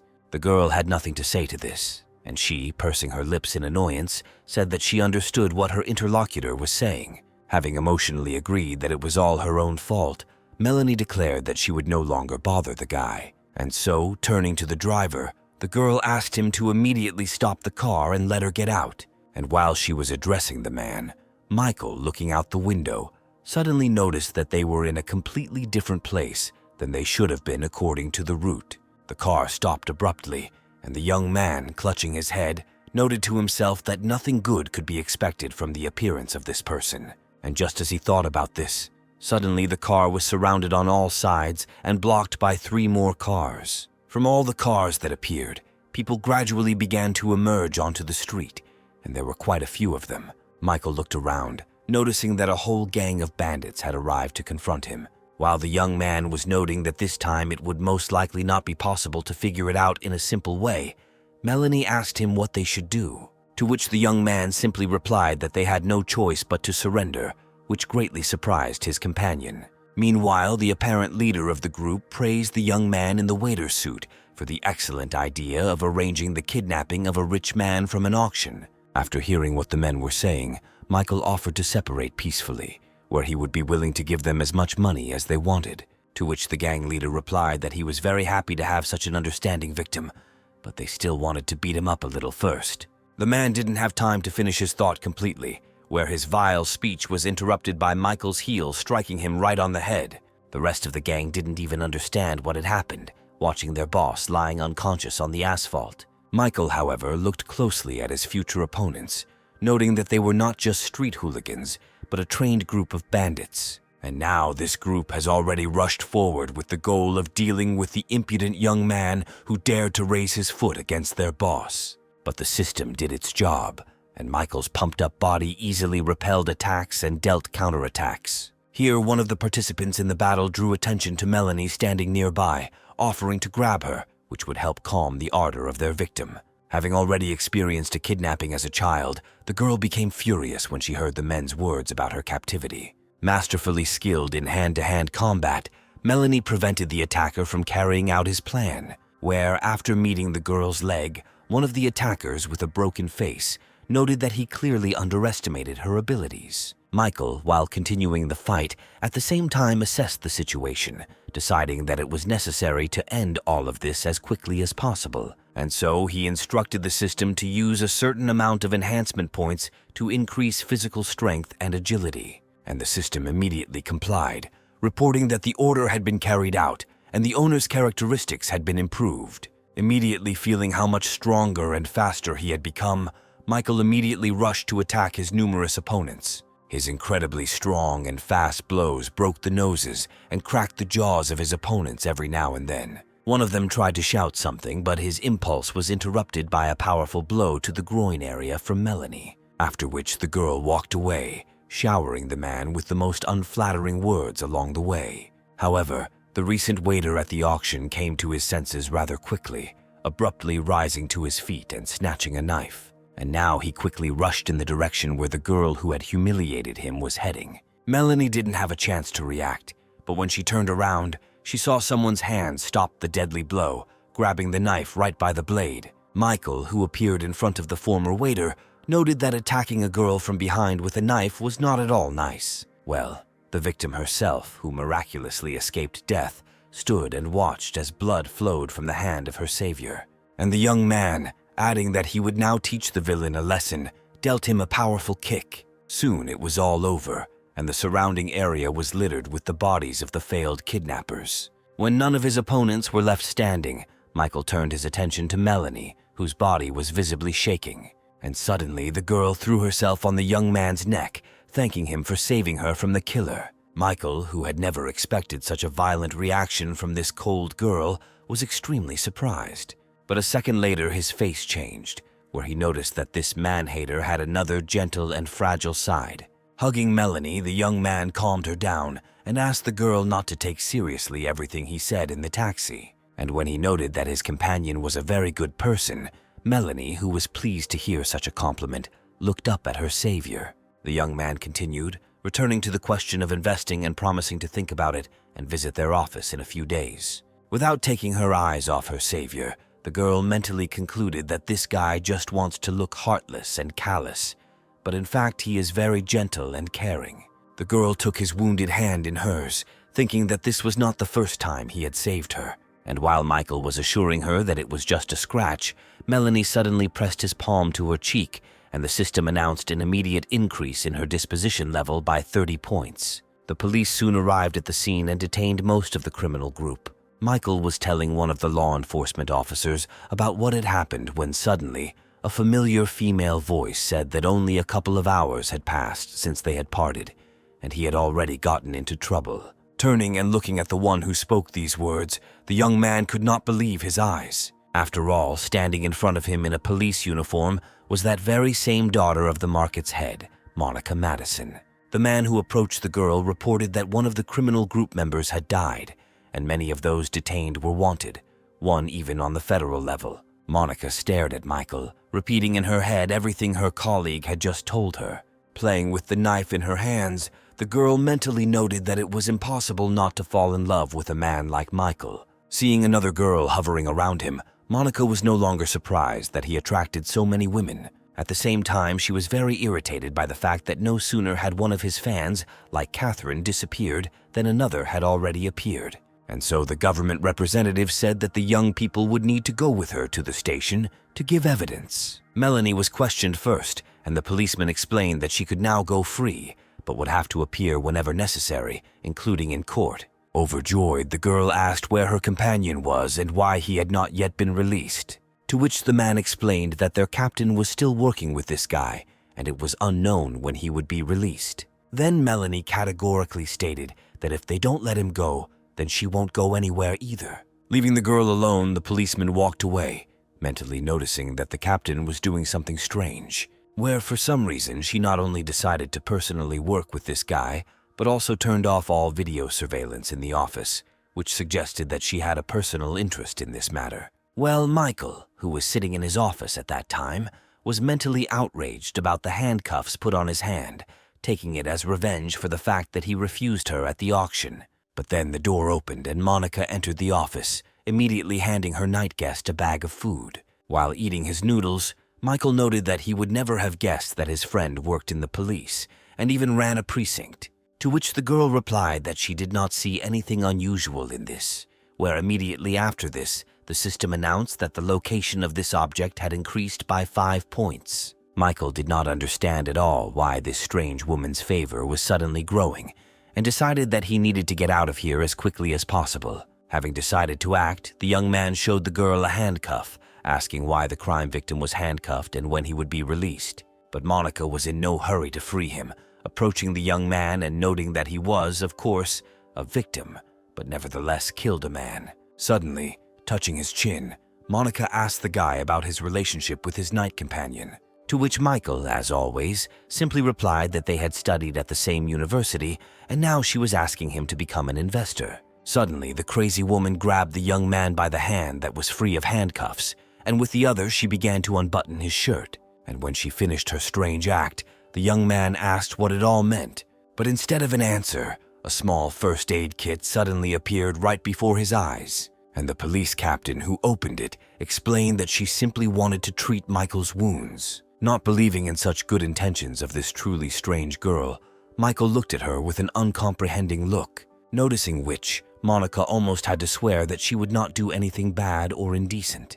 When the girl began the treatment, the young man noted that he could have done all this himself at home, rather than distract the captain from her numerous jobs. But the girl told him not to move and just accept her help, adding that inflammatory processes are no joke, and therefore the wounds need to be treated as quickly as possible. Understanding that he couldn't get out of this, the guy at the same time guessed what all this could ultimately lead to. After all, this was the most common female technique, to surround her with care so much that the man would stop controlling himself and begin to submit to her will. And when a man gets hooked, completely opposite actions begin, such as periodic ignoring, after which the object of female attention literally turns into a toy of a resourceful woman who does with him whatever she wants. This was exactly the kind of devil Michael imagined Monica, who was treating his wounds. And then the young man promised himself that he would never fall for this bait. And so, buttoning his shirt, he coldly noted that he and the captain had only known each other for a few hours, and therefore they should keep their distance. But the girl sincerely did not understand what was happening to this guy, saying absolutely seriously that she only wanted to help the wounded man. To which the young man explained that he was not angry, but simply had feelings for a completely different girl. After which the guy gave a whole speech about how Monica was a very good girl, and everything could have worked out for them if they had met a little earlier. All these words touched the heart of the police captain even more, where she never expected that such a rich man would care so much about morality. Without a doubt, this young man was the one she needed, and with whom she would connect her life without hesitation. But finally, Michael was able to leave the police station, heading towards a newly called taxi. Monica watched his every move closely from her office window, where the girl's thoughts were that she could not give this wonderful man in every sense to other women unworthy of him. Well, Michael's former companion remained at the police station, where she managed to fall asleep on the chairs while waiting for her savior. Arriving at Jessica's house, the young man only thought about the fact that he had not slept for a whole day, and hoped that his girlfriend would allow him to rest at her place. When the young man was inside, he heard the sound of running water and headed towards the shower, assuming that the girl was there. And the girl really was in the shower, where her beautiful, slender body was hidden behind the curtain. And so the young man faced a choice, where one side of him said that he definitely shouldn't go in, but the little demon living in every person found it reasonable and even necessary to break into the shower. But when the girl finished washing herself, she turned to Jessica, noting that they really had a very large and comfortable bathroom. It was at this moment that Michael entered the room, his demonic side winning out in his torment. Seeing a stranger in front of her, the girl was initially taken aback, whispering the word help, but a second later she was calling for help as loudly as she could, calling Michael a thief and a pervert. Well, the unexpected guest himself could not understand at all who she was and what she was doing in his friend's house. And now the girl was already in the arms of her friend, unable to stop her tears and declaring that the guy had seen her practically naked. And the tired young man asked Jessica to explain everything to his girlfriend while he took a shower. This behavior made Joanna even more indignant, where she called the guy a bandit who saw her naked and did not apologize, and asked her friend what kind of relationship they had with him. To which Jessica, clearly embarrassed and not telling the whole story, replied that this young man was her good friend. Joanna noted to herself that something was clearly wrong here, since her friend had never behaved like this around a man before. And now the girl began to understand that Jessica and this boor were apparently a couple. She immediately rushed to her friend and began telling her to come to her senses and not waste her time on such losers. And when Jessica asked what she meant, Joanna explained that such a successful and rich girl could not have a commoner boyfriend. To which her friend began to explain that everything was not at all as her guest had imagined, and Michael was a very good and decent guy. But Joanna did not calm down, saying that in the modern world only money and power can show decency, and therefore Jessica should choose an appropriate partner for herself, and not this ragamuffin. She immediately gave an example of how at yesterday's auction a certain rich man spent $500 million to buy a piano, and said that her friend needed someone similar. Where, immediately dreaming of an equally worse match for herself, Joanna concluded that these beauties needed only the best men. But then the girl's conversation was interrupted by a doorbell, where, without waiting for an answer, the visitor said that he was from the delivery service. While Jessica was signing, Joanna asked her what she had ordered, but her friend replied that it wasn't her, but Michael had warned her about some kind of surprise. Having heard the name of the person who saw her in negligee, the girl immediately noted that this beggar would definitely not be able to give her anything worthwhile, which was already starting to anger her friend. But then the girl saw a helicopter hovering in the sky right above Jessica's house, after which a cargo van accompanied by armed guards will stop right in front of the front door. This unusual delivery silenced both the skeptical Joanna and Jessica, who was standing next to her. But then a particularly valuable cargo was delivered to a room where it became clear that it was a musical instrument. Jessica wondered what kind of instrument it was that was being transported under such protection, and her friend, with the same skepticism, said that the less confident a man is in a gift, the more beautifully he wraps it. Deciding not to languish in guesswork any longer, the girl approached the musical instrument and pulled the cape off it, immediately after which the brightest sparkle of the crystal literally blinded the distrustful girl, and the recipient stood and enjoyed the beauty of this exclusive musical instrument. Joanna decided to check if this was really the material she thought it was, while wondering how much it might cost. Remembering the simple appearance and clothes of the young man, like those of her guards, the girl began to wonder whether she had made a mistake in him. And at that moment on the TV, the girl saw a news story about the auction that had taken place the day before,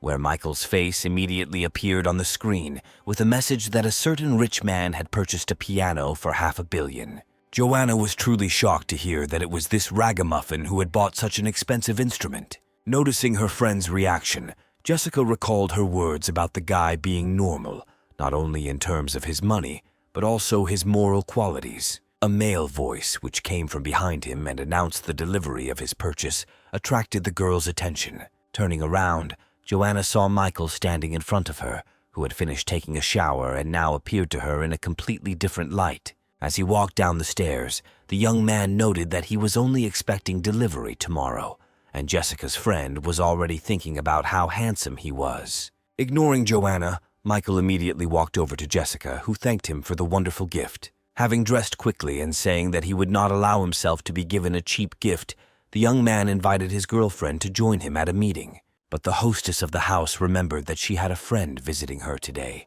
and it would be wrong to leave her here alone. And then she politely declined the trip, explaining that she had promised to spend time with her best friend. Having said goodbye to both girls, the young man left the house, and while already on the street, he received a message from the system about the appearance of a new object. The new target turned out to be Jessica's friend Joanna, which greatly amused the young man, where he found Jessica a very naive girl who believes in female friendship when her best friend is looking at her man. Diana walked down the street, thinking that she was missing classes because of a man, and on top of that, she was getting to the place he had designated on her own.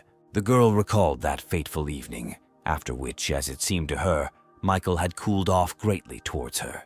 At that very moment, the young man saw a system message that Diana's disposition towards him had decreased by 1 point. It was completely incomprehensible to Michael what was going on in the woman's head, because all he had done was make an appointment with her. And so, finding himself next to a girl who was clearly dissatisfied with something, he took her hand and called Donald, saying that he was already there. And as they continued moving, the young man thought that no attempt to apologize would help here, and that something else had to be done. Where in this situation Michael was going to take such a step, after which the girl would simply have nothing to say. Meanwhile, Donald's father was asking his son who this lone wolf was for whom he had arranged such a festive reception, and Donald explained to his equally plump dad that he was a very rich young man who could afford to just buy an entire building. But Dad was still skeptical, since he didn't believe that such a rich man could be found in their city. A man standing nearby, seeing the owner of the office center, Norwood Riggs, standing at the entrance, was quite surprised that he personally came down to meet some visitor. Veronica, standing next to him, asked the man how serious this Norwood was, to which the girl's boss explained that their entire company was located in one of the offices of the building, which belonged to Mr. Riggs, where, compared to Norwood's fortune, Veronica's boss considered himself a mere nobody. The girl was amazed at how rich a man could be who owned an entire building, but suddenly her attention was drawn to a very familiar male figure who approached the rich people who were greeting her. Veronica waited until the young man turned his head and recognized her ex, Michael. Meanwhile, Michael himself was already shaking the hand of Norwood, who was greeting him, thanking him for such a warm welcome. And now Riggs Jr. was already showing the lone wolf the way to the elevator, wanting to show and tell everything here, but his father limited his maneuvers to just calling the elevator. Watching the father and son, the young man noticed that they were communicating in a rather funny way. Well, Michael's ex-girlfriend, who had been watching him all this time, couldn't understand what he was doing there and why the owner of the building was personally meeting him. As the group walked to the elevator, Norwood told the guests how everything was arranged. The man explained that from the 1st to the 10th floors, there are various boutiques, game rooms, cinemas, and other entertainment establishments. They had already climbed up to the required floor when Mr. Riggs was telling them that after the 10th floor, there were office premises for a wide variety of companies. Moving behind everyone, Diana thought with displeasure that all this was very boring, and Michael might not even have invited her here. Throwing angry glances at the young man, the girl complained that she missed classes because of him, but Michael didn't even pay any attention to her. Meanwhile, Norwood suggested that the guy walk around the floors and look at the operating companies. Without responding to the offer, the young man suddenly turned to his companion, asking what she thought of this office center, where she, slightly hesitating from surprise, answered haltingly that she liked the building. Immediately after which, Michael suddenly announced that he was buying this building, where he asked to register the ownership rights to his current companion.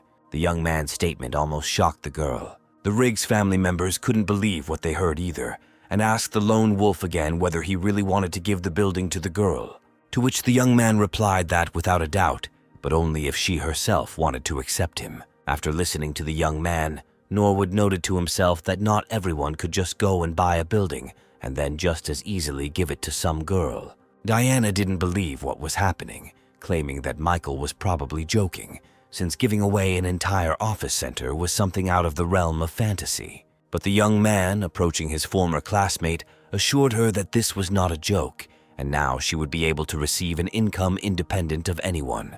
Michael then added that he did not want Diana to be dependent only on her family's affairs, and with an asset like this office center, she will always have a financial safety net. Looking into the eyes of this incredible young man, Diana reproached herself for having treated him badly lately, and the system was already conveying information to the owner about the increase in the level of the girl's disposition. But the person most pleased in this situation was the salesman, who noted with affection that an agreement had been reached between the young people. Norwood then added that the final cost of this office center is $2,600,000,000. Having shown his magic card, Michael asked him to start the registration procedure, where upon completion the man would immediately receive his money. It didn't take long to get all the paperwork done, and Mr. Riggs was already congratulating Michael on his purchase, to which he explained that he was only paying the bills, but that Miss Rockwood would become the owner of the building. And now the entire hired staff of the office center, who were transferred to its new owner along with the building, were already greeting the lady in unison. Watching her subordinates, the girl began to feel like a big boss. Only now did she understand this taste of power and realized why her father spent so much time in his office. Diana suddenly felt how strongly this intoxicating feeling of power could affect a person. Noticing the crowd, Veronica asked one of her colleagues what had happened there, to which the girl explained that everyone was welcoming the new owner of this building, who today was a certain Miss Rockwood, who was barely over 20 years old. But despite all this, someone else acquired the building and gave it to her, which certainly doesn't happen every day. Finishing her explanation, the girl wanted to ask Veronica something, but suddenly noticed that she was no longer nearby. Running away somewhere to the side to hide her tears from everyone, the girl thought that all this should have become her property. But having replaced despair with anger, Veronica firmly decided for herself that Michael would be her boyfriend again, no matter what it cost her. While already in the subway car, Diana asked the young man why he didn't drive his own car, to which Michael had to explain, trying to get out of it, that it was sometimes useful to take a break from the car, and besides, he wanted to spend more time with his companion.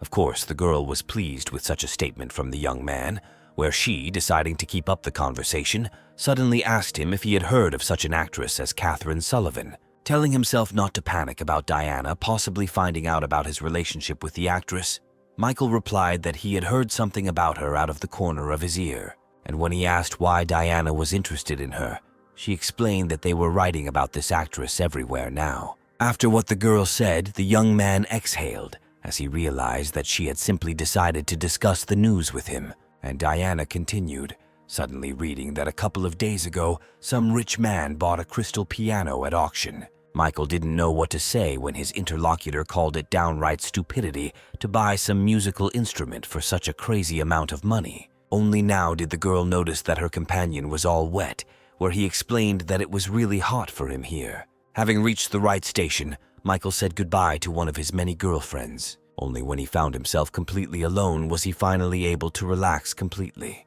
As he continued to move, the young man wondered whether Diana was really just reading the news, or whether she knew something and was trying to check him. Then one of his neighbors called him and recommended that the guy quickly come to the dormitory and see how the former student had been standing near the entrance for more than 6 hours waiting for someone. Melanie was indeed standing at the entrance to the men's dormitory, and behind her they could only whisper that she had already received her diploma and that her presence here was completely incomprehensible. People also discussed what kind of amazing person he was who made her wait so long. Melanie herself looked at the display of her mobile phone for the umpteenth time, noting that it would soon start to get dark, but Michael was still not there. And then the girl remembered recent events, where she, waking up in the police station, discovered that Michael had already left it. And now she, without understanding the reason, came to the place where she could definitely meet him. Melanie didn't understand her feelings, where she felt somehow hard from the fact that she didn't see her savior.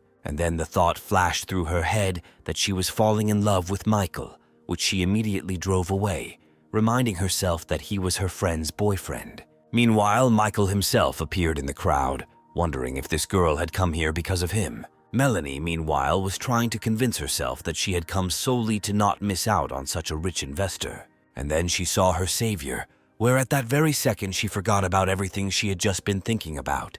Rushing forward, she joyfully clung to Michael's body, stunning the latter with her unexpected behavior. Next to this man, the girl was filled with feelings of stability and security. The young man tried to free himself from these embraces, but the girl began to beg him to let her stay close for just a little while longer. Michael's roommates watched the scene in amazement, unable to believe that such an unapproachable girl as Melanie would throw herself into the arms of their neighbor. At that moment, there was a clap of thunder, then lightning flashed, and a couple of seconds later it started to rain. All the spectators on the street scattered, the luckiest of whom had an umbrella with them. Michael, turning to his new admirer, suggested that they also leave the street and take refuge in some warm and dry place. And now Melanie was already entering the young man's room, where the latter's neighbors were already simply in a state of quiet horror. Sitting down on a chair and looking around, the girl noticed that the male dormitories were actually not as bad as they were said to be. Well,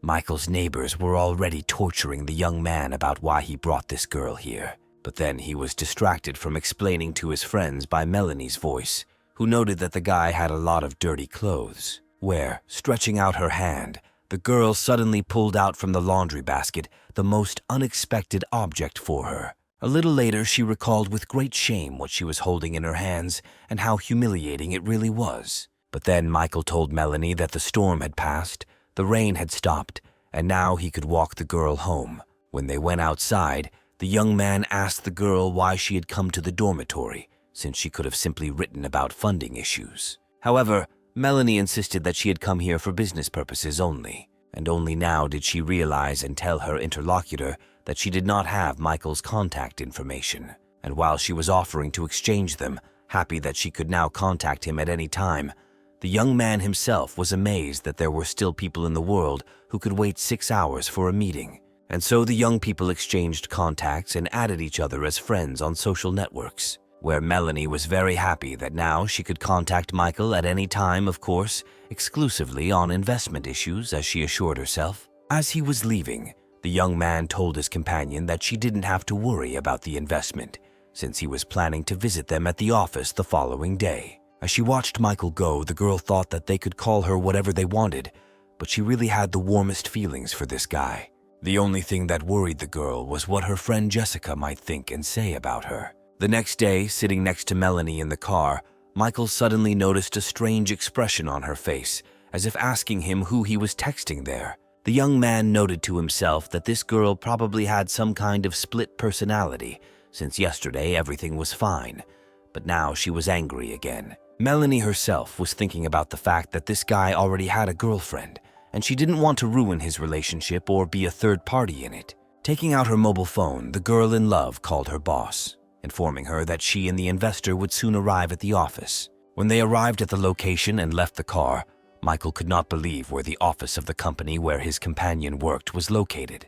The girl immediately noticed the young man's strange reaction to where they had arrived, where the young man noted to himself that out of hundreds of buildings in their city, the company where Melanie works is located in the very one that he had just bought and given to Diana. They were already standing waiting for the elevator when Michael thought that a meeting with Diana herself now might not be at all opportune. But then the elevator doors began to open, and behind them the young man could already discern familiar facial features. Where Diana, looking at him in surprise, asked how he ended up there, since earlier he had told her that he had some business. Michael had no choice but to enter the elevator and go up, accompanied by two objects from his system at once. The young man mentally gave himself the instruction to remain calm and not let anyone know that he was in any way agitated. And so the guy decided to introduce the girls, introducing first Melanie, with whom he studied at the same university and who now works in one of the companies that rent space here, after which Michael introduced Diana,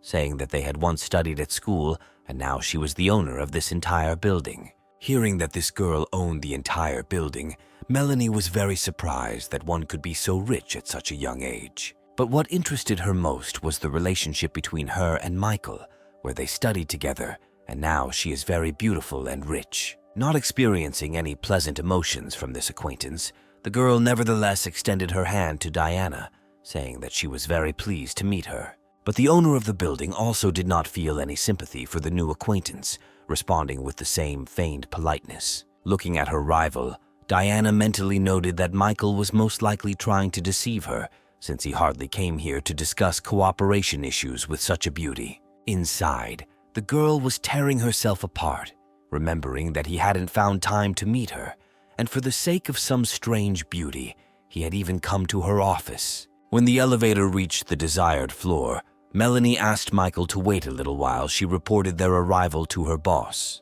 and the young man watched in horror as his peculiar protective barrier, saving him from Diana's wrath, was removed. There was nothing to do, and the young man was the first to turn to the girl who remained next to him, who meanwhile took a menacing defensive pose, deciding that now the guy would be ridiculous in trying to apologize to her. But suddenly the young man quietly told his interlocutor to be careful in communicating with this girl, and when she asked, confused, what Michael was trying to tell her, he explained that Melanie had a non-traditional sexual orientation and had already set her sights on such a beauty as Diana. This information was a real shock for the girl, and Michael assured her that he was absolutely serious. It was at this moment that Melanie herself returned to the young people, informing her investor that the boss was waiting for him. Having quickly said goodbye to Diana and invited her to have lunch together, Michael headed to the meeting. Watching the young man leave, the owner of the office center, who of course did not believe his story about Melanie's orientation, was already making plans about how she could verify what he had said. And then she remembered one of her former admirers whom she had once blocked and who was supposed to study at the same university as Melanie and Jake. When Billy pulled out his vibrating cell phone, he was incredibly surprised to see that it was Diana Rockwood herself calling him. And so the young man, without knowing it, was helping his enemy, confirming that Melanie really does love girls. He told his interlocutor a sad story from her childhood, where she was kidnapped by a maniac. It was after this incident that the girl became cold and even aggressive towards the male part of the planet's population. Diana listened to Melanie's sad story with interest and sympathy for her suffering. In conclusion, Billy embellished the events, saying that, according to rumors, she had turned the female half of the student community into her personal harem. The information received generally pleased Diana, who immediately exclaimed that in that case Michael had not deceived her, and there was definitely nothing between him and this beauty. But as soon as Billy heard this name, his mood immediately changed. But he didn't have time to say another word, as Diana hung up and blocked his number again. The owner of the office center herself came to the conclusion that Michael did not lie to her, and Billy, who spreads gossip, should continue to be blocked. Meanwhile, the boss of the company where Melanie worked presented her activities to the investor. All this information about annual turnover, profits, new technologies, and other related information seemed incredibly boring to Michael. And then at some point his patience came to an end, and the young man interrupted the company director's speech. Having said that, in general, everything was clear to him, the young man asked her to indicate the amount at which the girl valued her campaign. This was rather strange behavior on the part of such a rich man, which at first made the woman wary. But at the same time, she noted that a rich man of such a level could well afford to go beyond the ordinary in such negotiations. With the thought that no investor had ever offered more than 100 million before, the boss named the figure of 1 billion, after which, observing the investor's reactions, the woman again became wary, thinking that apparently such a sum was too much for this guy to handle. But suddenly, Michael took on a completely different carefree look, where he reproached his interlocutor for wasting his time on some unnecessary figures, while the question was only about some billion. Such a statement could not leave the campaign boss indifferent, because it is not every day that you meet a person who does not consider a billion as money. Meanwhile, Michael continued, stating that he would buy 49% of the company's shares, but in order to do so, the woman would have to do something for him. The last words spoken by the investor, his mysterious tone began to lead the girl to certain thoughts, where the first thing that came to her mind was that this young man wanted to have an intimate relationship with her. She was much older than the guy, which at some point confused the woman, but a second later she thought that the rich have their own quirks and was not at all against fulfilling his request. But the girl's playful mood instantly dissipated when the young man who approached her suddenly said that his condition was that all these shares would pass into the possession of Melanie. The girl, who had just managed to make coffee, suddenly saw Michael coming out of her boss's office, surprised at how quickly the meeting went. When the young man caught up with her, the girl asked him how everything went, to which the young man replied that Melanie was a very talented employee and would soon be promoted. Having quickly noted that it was too early for her to even dream of a promotion, the girl suddenly asked the guy what he was going to do next. And when her interlocutor asked what she meant, Melanie explained that she was not stupid and saw everything perfectly well, and now she was interested in who he would choose between her friend Jessica and the owner of this office center. Where the girl was interested in this question not so much for the benefit of her friend, but for her own sake, since she also had feelings for Michael. But suddenly, completely unexpectedly, the young man replied that he did not have to and did not want to choose, since he needed both girls at once. It was a shocking statement, to which Michael's interlocutor did not know how to react or what to answer. And when she asked the young man again about what he had said, he once again stated that he needed both girls. Finally, it began to dawn on Melanie that Michael was not joking at all, and she, beginning to experience mixed feelings, tried to reproach him. But the young man interrupted her, saying that it was enough for her to pretend to be such a good girl who just yesterday was in his arms, forgetting about her friend.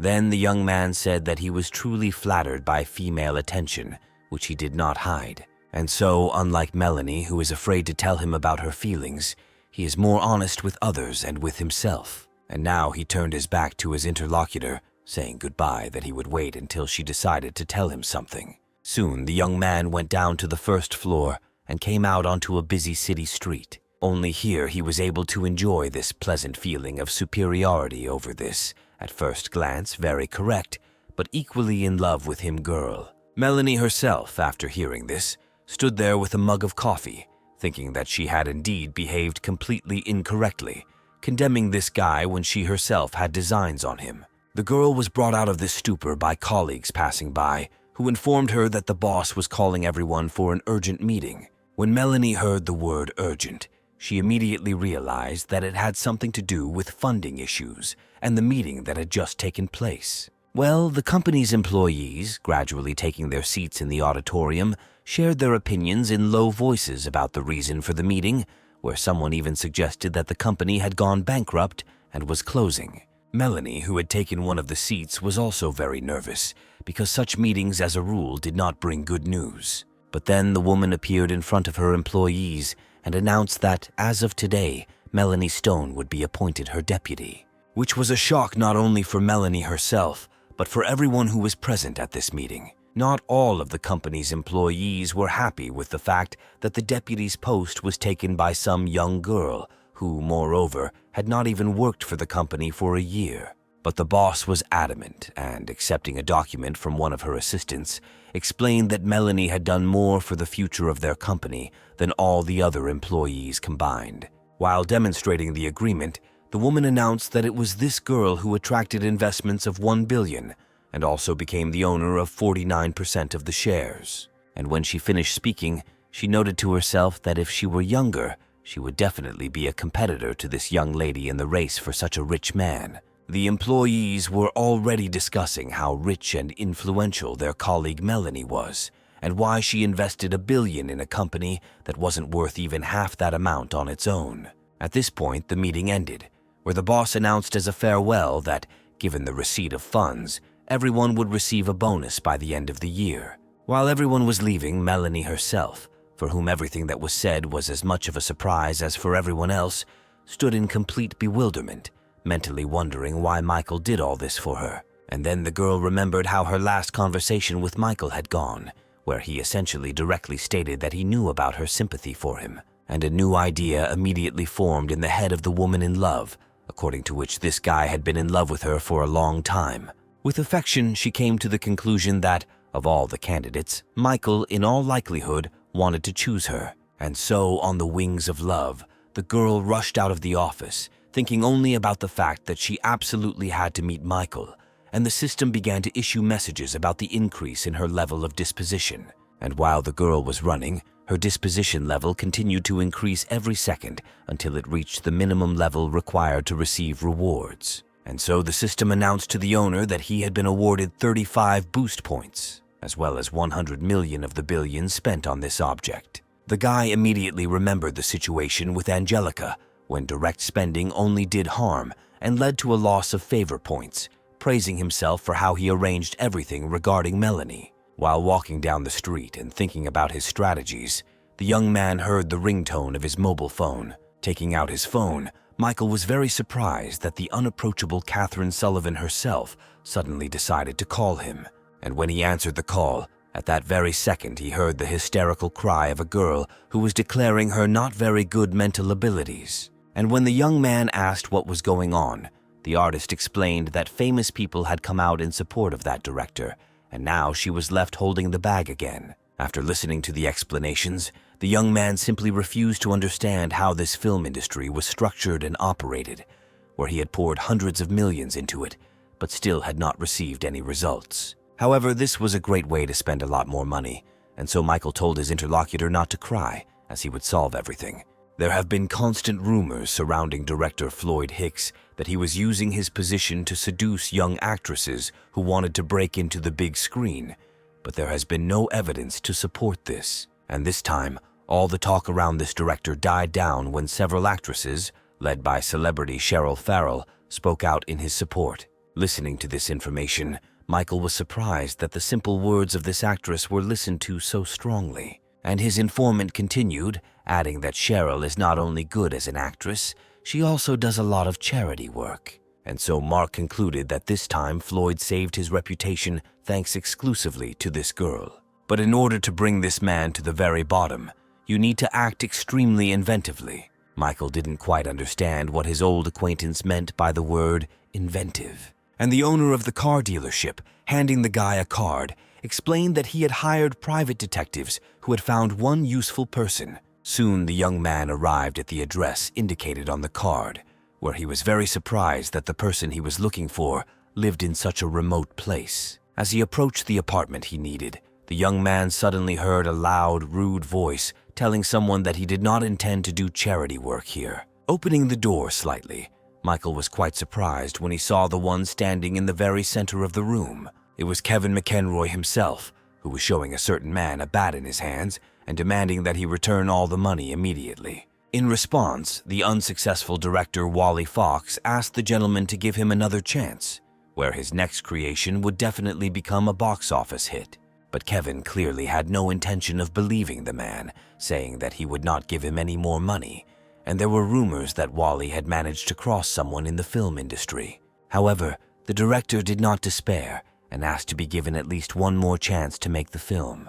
But the enraged son of the McEnroy family angrily shouted that now he himself would show him an action movie from the 90s, swinging a bat.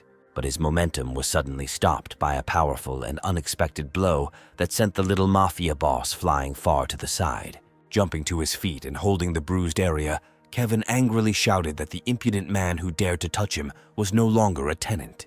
But then he heard a familiar voice, which advised the guy to watch his words before a bunch of troubles fell on his family. Kevin immediately recognized the one whose fist had already touched his body, remembering his father's words that Mr. Lone Wolf came from a secret influential family. And now he was standing in front of Michael and timidly saying that he and his henchmen were leaving this place, since the Lone Wolf had an interest in this man. Neither Michael himself nor Wally, whom he had saved, even had time to blink before the entire crowd of young men left the room.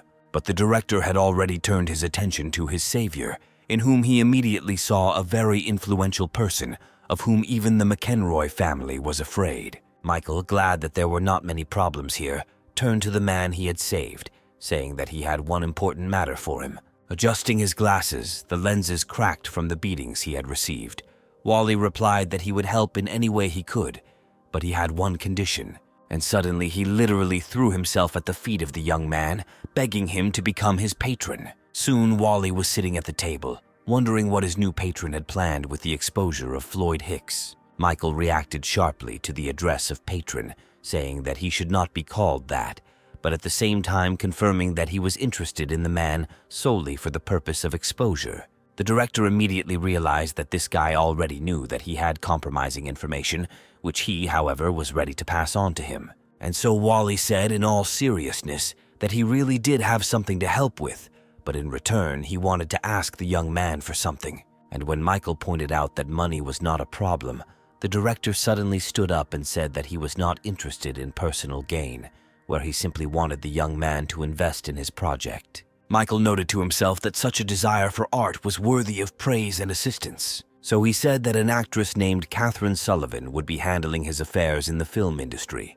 where Wally would have to contact her to resolve the issue, which immediately caused quite a violent reaction from the director, who shouted that he was ready to give his life for his patron. The man then pulled a flash drive out of his pocket, saying that the information on it would not only destroy Floyd, but would also affect the entire balance of power in the film industry. When the electronic storage device was connected to the laptop, Michael was surprised to see only one video file there. But when Wally started the video recording, the young man immediately understood everything, seeing Director Floyd in the same bed in the company of his defender Cheryl. The young man was very pleased with such excellent compromising material, which allowed him to kill two birds with one stone, where, as if guessing the thoughts of his savior, the director said that he would never have decided to publish it alone. To which Michael, hugging his new friend, explained that now he had him, and therefore they would quickly sort everything out. Meanwhile, sitting in her house, Catherine couldn't stop reading the angry comments about her personality that were all over the internet. Already realizing that she would most likely have to leave the film industry, the girl threw her mobile phone aside. But before she could sink into her sad thoughts, the means of communication that had been thrown away suddenly came to life, attracting attention with a belated ringing. Answering the call, Catherine heard Michael's familiar voice, who, having made sure that she was at home, said that he would come to her soon. Turning off the connection, the actress sadly thought about the purpose for which this guy suddenly decided to come to visit her, and even asked if she was alone. And the first thought was, of course, that her sponsor couldn't stand it, and decided to take advantage of her beautiful body. Catherine greeted her guest dressed appropriately and invited him to come in, while thinking that this lustful type was no different from other men. However, the girl was very surprised that another man arrived to see her in the company of her sponsor. Immediately deciding that Michael was either planning a night of love for three or simply wanted to set her up with this not very attractive man, the actress loudly began to complain about the guy bringing a stranger. Not understanding at all why the girl had such a violent reaction to his visit, the young man introduced her to director Wally Fox, explaining that with his help, they would move Floyd. Immediately after which the girl's mood changed dramatically, where she mentally scolded herself for thinking badly about Michael and timidly greeted her new acquaintance. Catherine also noted that it was quite pleasant to feel cared for and to have a loyal and reliable person nearby who did not need only her body. When the actress finished getting acquainted with the video compromising her enemies, Michael said that he was allocating $2 billion for current expenses and the organization of a film production company. While Catherine and Wally discussed the details of the upcoming project, the young man was mentally rejoicing at the fact that he had managed to penetrate the film industry, which was created only to spend a lot of money. And so, after a while, Cherish quickly made her way to her car, where crowds of journalists asked her to comment on the published video in which she was having sex with director Floyd Hicks. The girl was beside herself with rage, wondering who had arranged all this and where such a recording had come from. At the same time, police burst into the room where Floyd was having fun with another victim of his debauchery, and where he was informed of his arrest in connection with numerous allegations of sexual harassment. And when handcuffs were fastened on the man's wrists, he finally realized that his career and quiet life were over. Once the enemies were dealt with, Catherine held a press conference at which she decided to convey important information to the public, where she talked about how, together with director Wally Fox, they had founded a new film production company and would soon begin working on new projects. But what shocked journalists most was the investment amount of $2 billion announced by the actress. Michael watched everything that was happening from the shadows on the screen of his mobile phone, comparing himself to some kind of gray cardinal, secretly ruling the world and overthrowing monarchs with one snap of his fingers. At the same time, Billy was leaving the dorm, who was very angry at Michael for taking his girlfriend away from him and therefore wanted revenge. Taking out his mobile phone, the young man called Jessica, and when she picked up the phone, the guy said that he had important information for her. Joanna tried to stop her determined friend, saying that a call from an envious person was not a reason to quarrel with Michael. Jessica herself understood that believing the words of an unknown person that her lover had many girls was complete absurdity, but Michael really had not called or written to her for a long time. The girl in love felt in her gut that something was wrong in her relationship with Michael. Well, her accompanying friend continued to insist that this guy was giving the appearance of being a reliable and loyal person. She was just talking about how he couldn't have casual relationships when suddenly a silhouette familiar to Jessica appeared before the girl's eyes. Standing nearby, Melanie was thinking about how to tell Michael that she really liked him when Jessica called out to her. Hearing the familiar voice of her friend, Melanie was very surprised by this completely unexpected meeting for her, and naive Jessica, not even suspecting that her older friend had come to the same guy as she, asked her what the graduate was doing there. Unable to lie to the girl, Melanie explained that she had come to Michael, but only regarding investments in the company where she worked.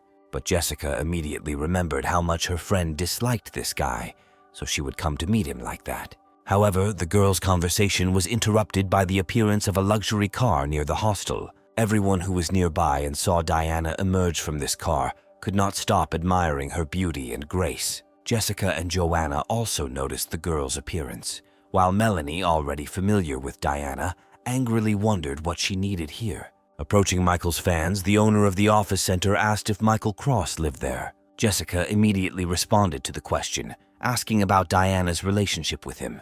But she, having assumed a defensive posture, answered her interlocutor, who was turning into an opponent, with exactly the same question. Seeing a clear conflict brewing, Joanna suggested finding a quieter place where they could talk things out. And so, a few minutes later, all four candidates were already sitting at a table in one of the nearby cafes. As she finished stirring her cappuccino, Diana decided to take the initiative and start this difficult conversation. Looking at Jessica's angry face, the girl asked a direct question about whether she liked Michael, to which she sharply and coldly responded that she really liked this guy, and he definitely liked her.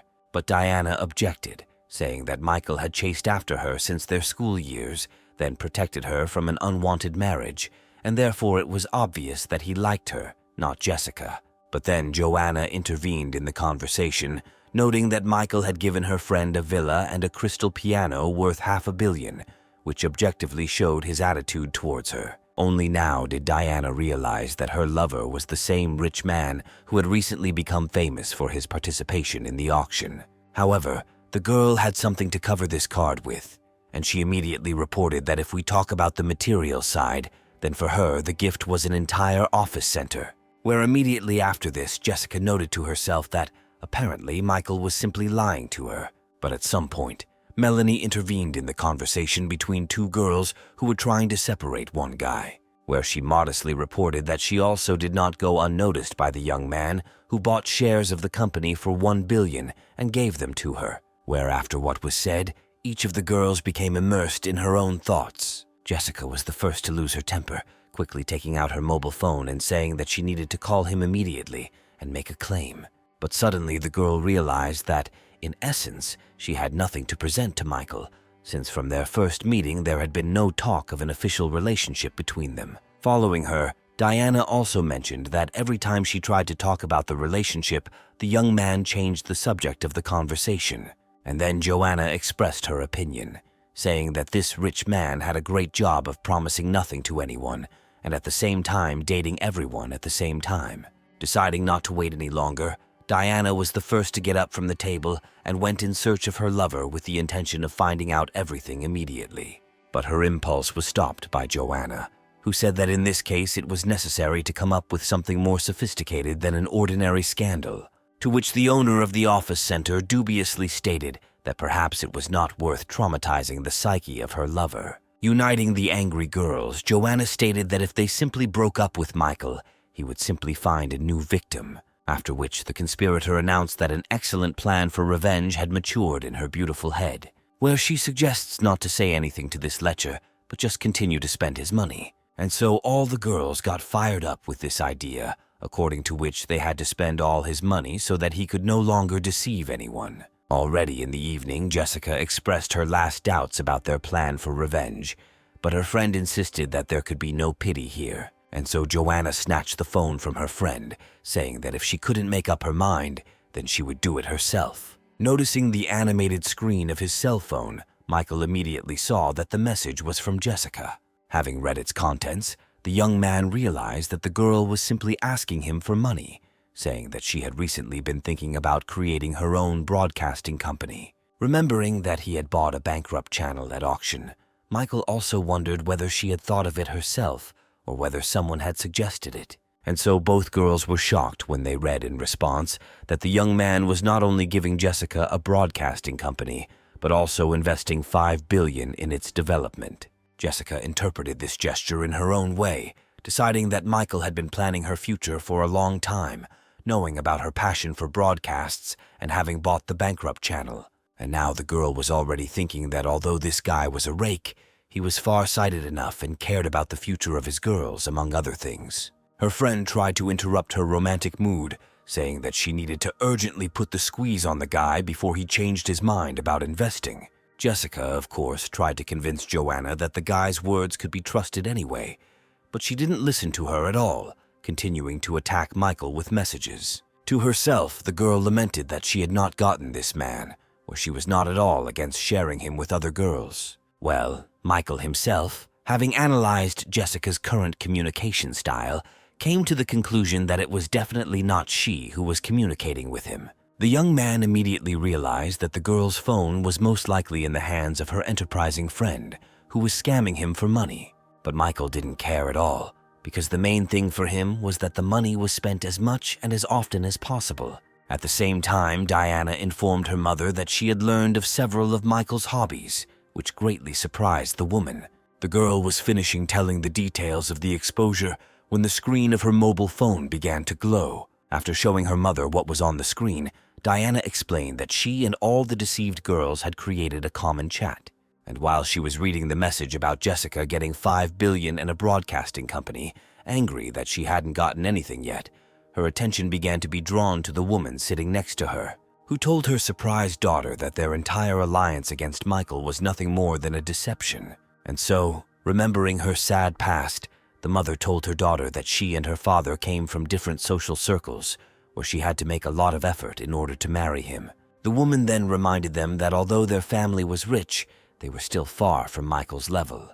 And as we know, all influential and rich men will always be surrounded by female attention, which does not give a reason to retreat and give such a value to rivals. Diana tried to object, but her mother immediately noted that despite the assertions of all her companions that Michael was a scoundrel, not one of them had ever ended their relationship with him, where each one hopes that the others will do just that, and in the end only one will remain next to this rich man. The experienced woman's arguments were not without meaning and greatly inspired the almost desperate girl, and Mom kept adding fuel to the fire, saying that it was her daughter who should get Michael, thereby ensuring the best future for herself. And so the determined girl decided that she was leaving this coalition and ending the Cold War against her lover. Sitting on his bed, Michael took out his mobile phone, which unexpectedly received a late message. The young man immediately saw that the message came from Diana, where she asked him for forgiveness for something. Having compared all the oddities that he had managed to notice in the girl's behavior today,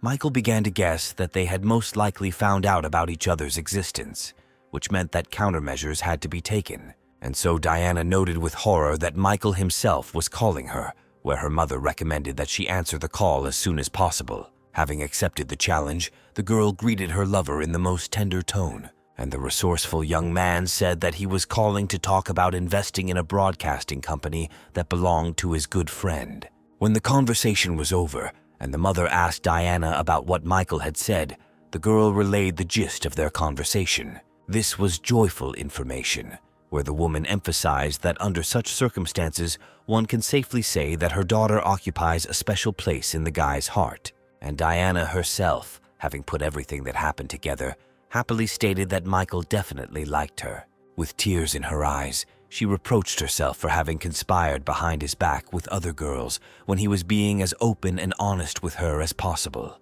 And so she told her mother through tears that she had acted simply terribly and really wanted to atone for her guilt before the guy. Suddenly, Diana's face seemed to brighten as she decided to definitely pick out some kind of gift for Michael. The man, handing Jessica another folder of documents, said that she only had to sign one more thing.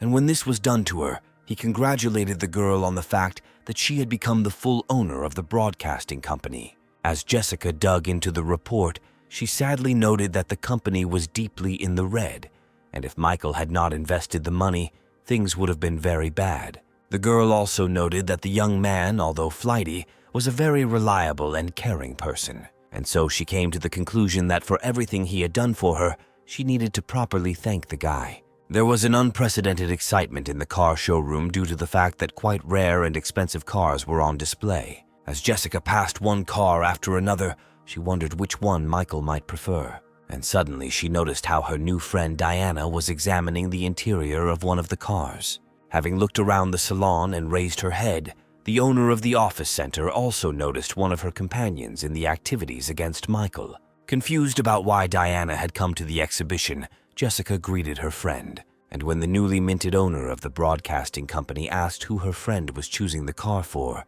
she explained that it was her father's birthday and she had come for a gift. And when Diana asked whether Jessica herself had come here to choose a gift for Michael, she, very embarrassed, said that it was her father's birthday too, and she wouldn't choose a car for that scoundrel. And now both girls were laughing at such an unusual coincidence of their father's birthdays. But then their attention was drawn to another familiar female voice, asking what they were doing here, where Jessica and Diana turned around and saw their third companion, Melanie, in front of them. And of course, when asked what she was doing there, the girl said that she had come for a gift for her father. And so all three girls, very embarrassed, joked about this mysterious coincidence where all their fathers had the same birthday.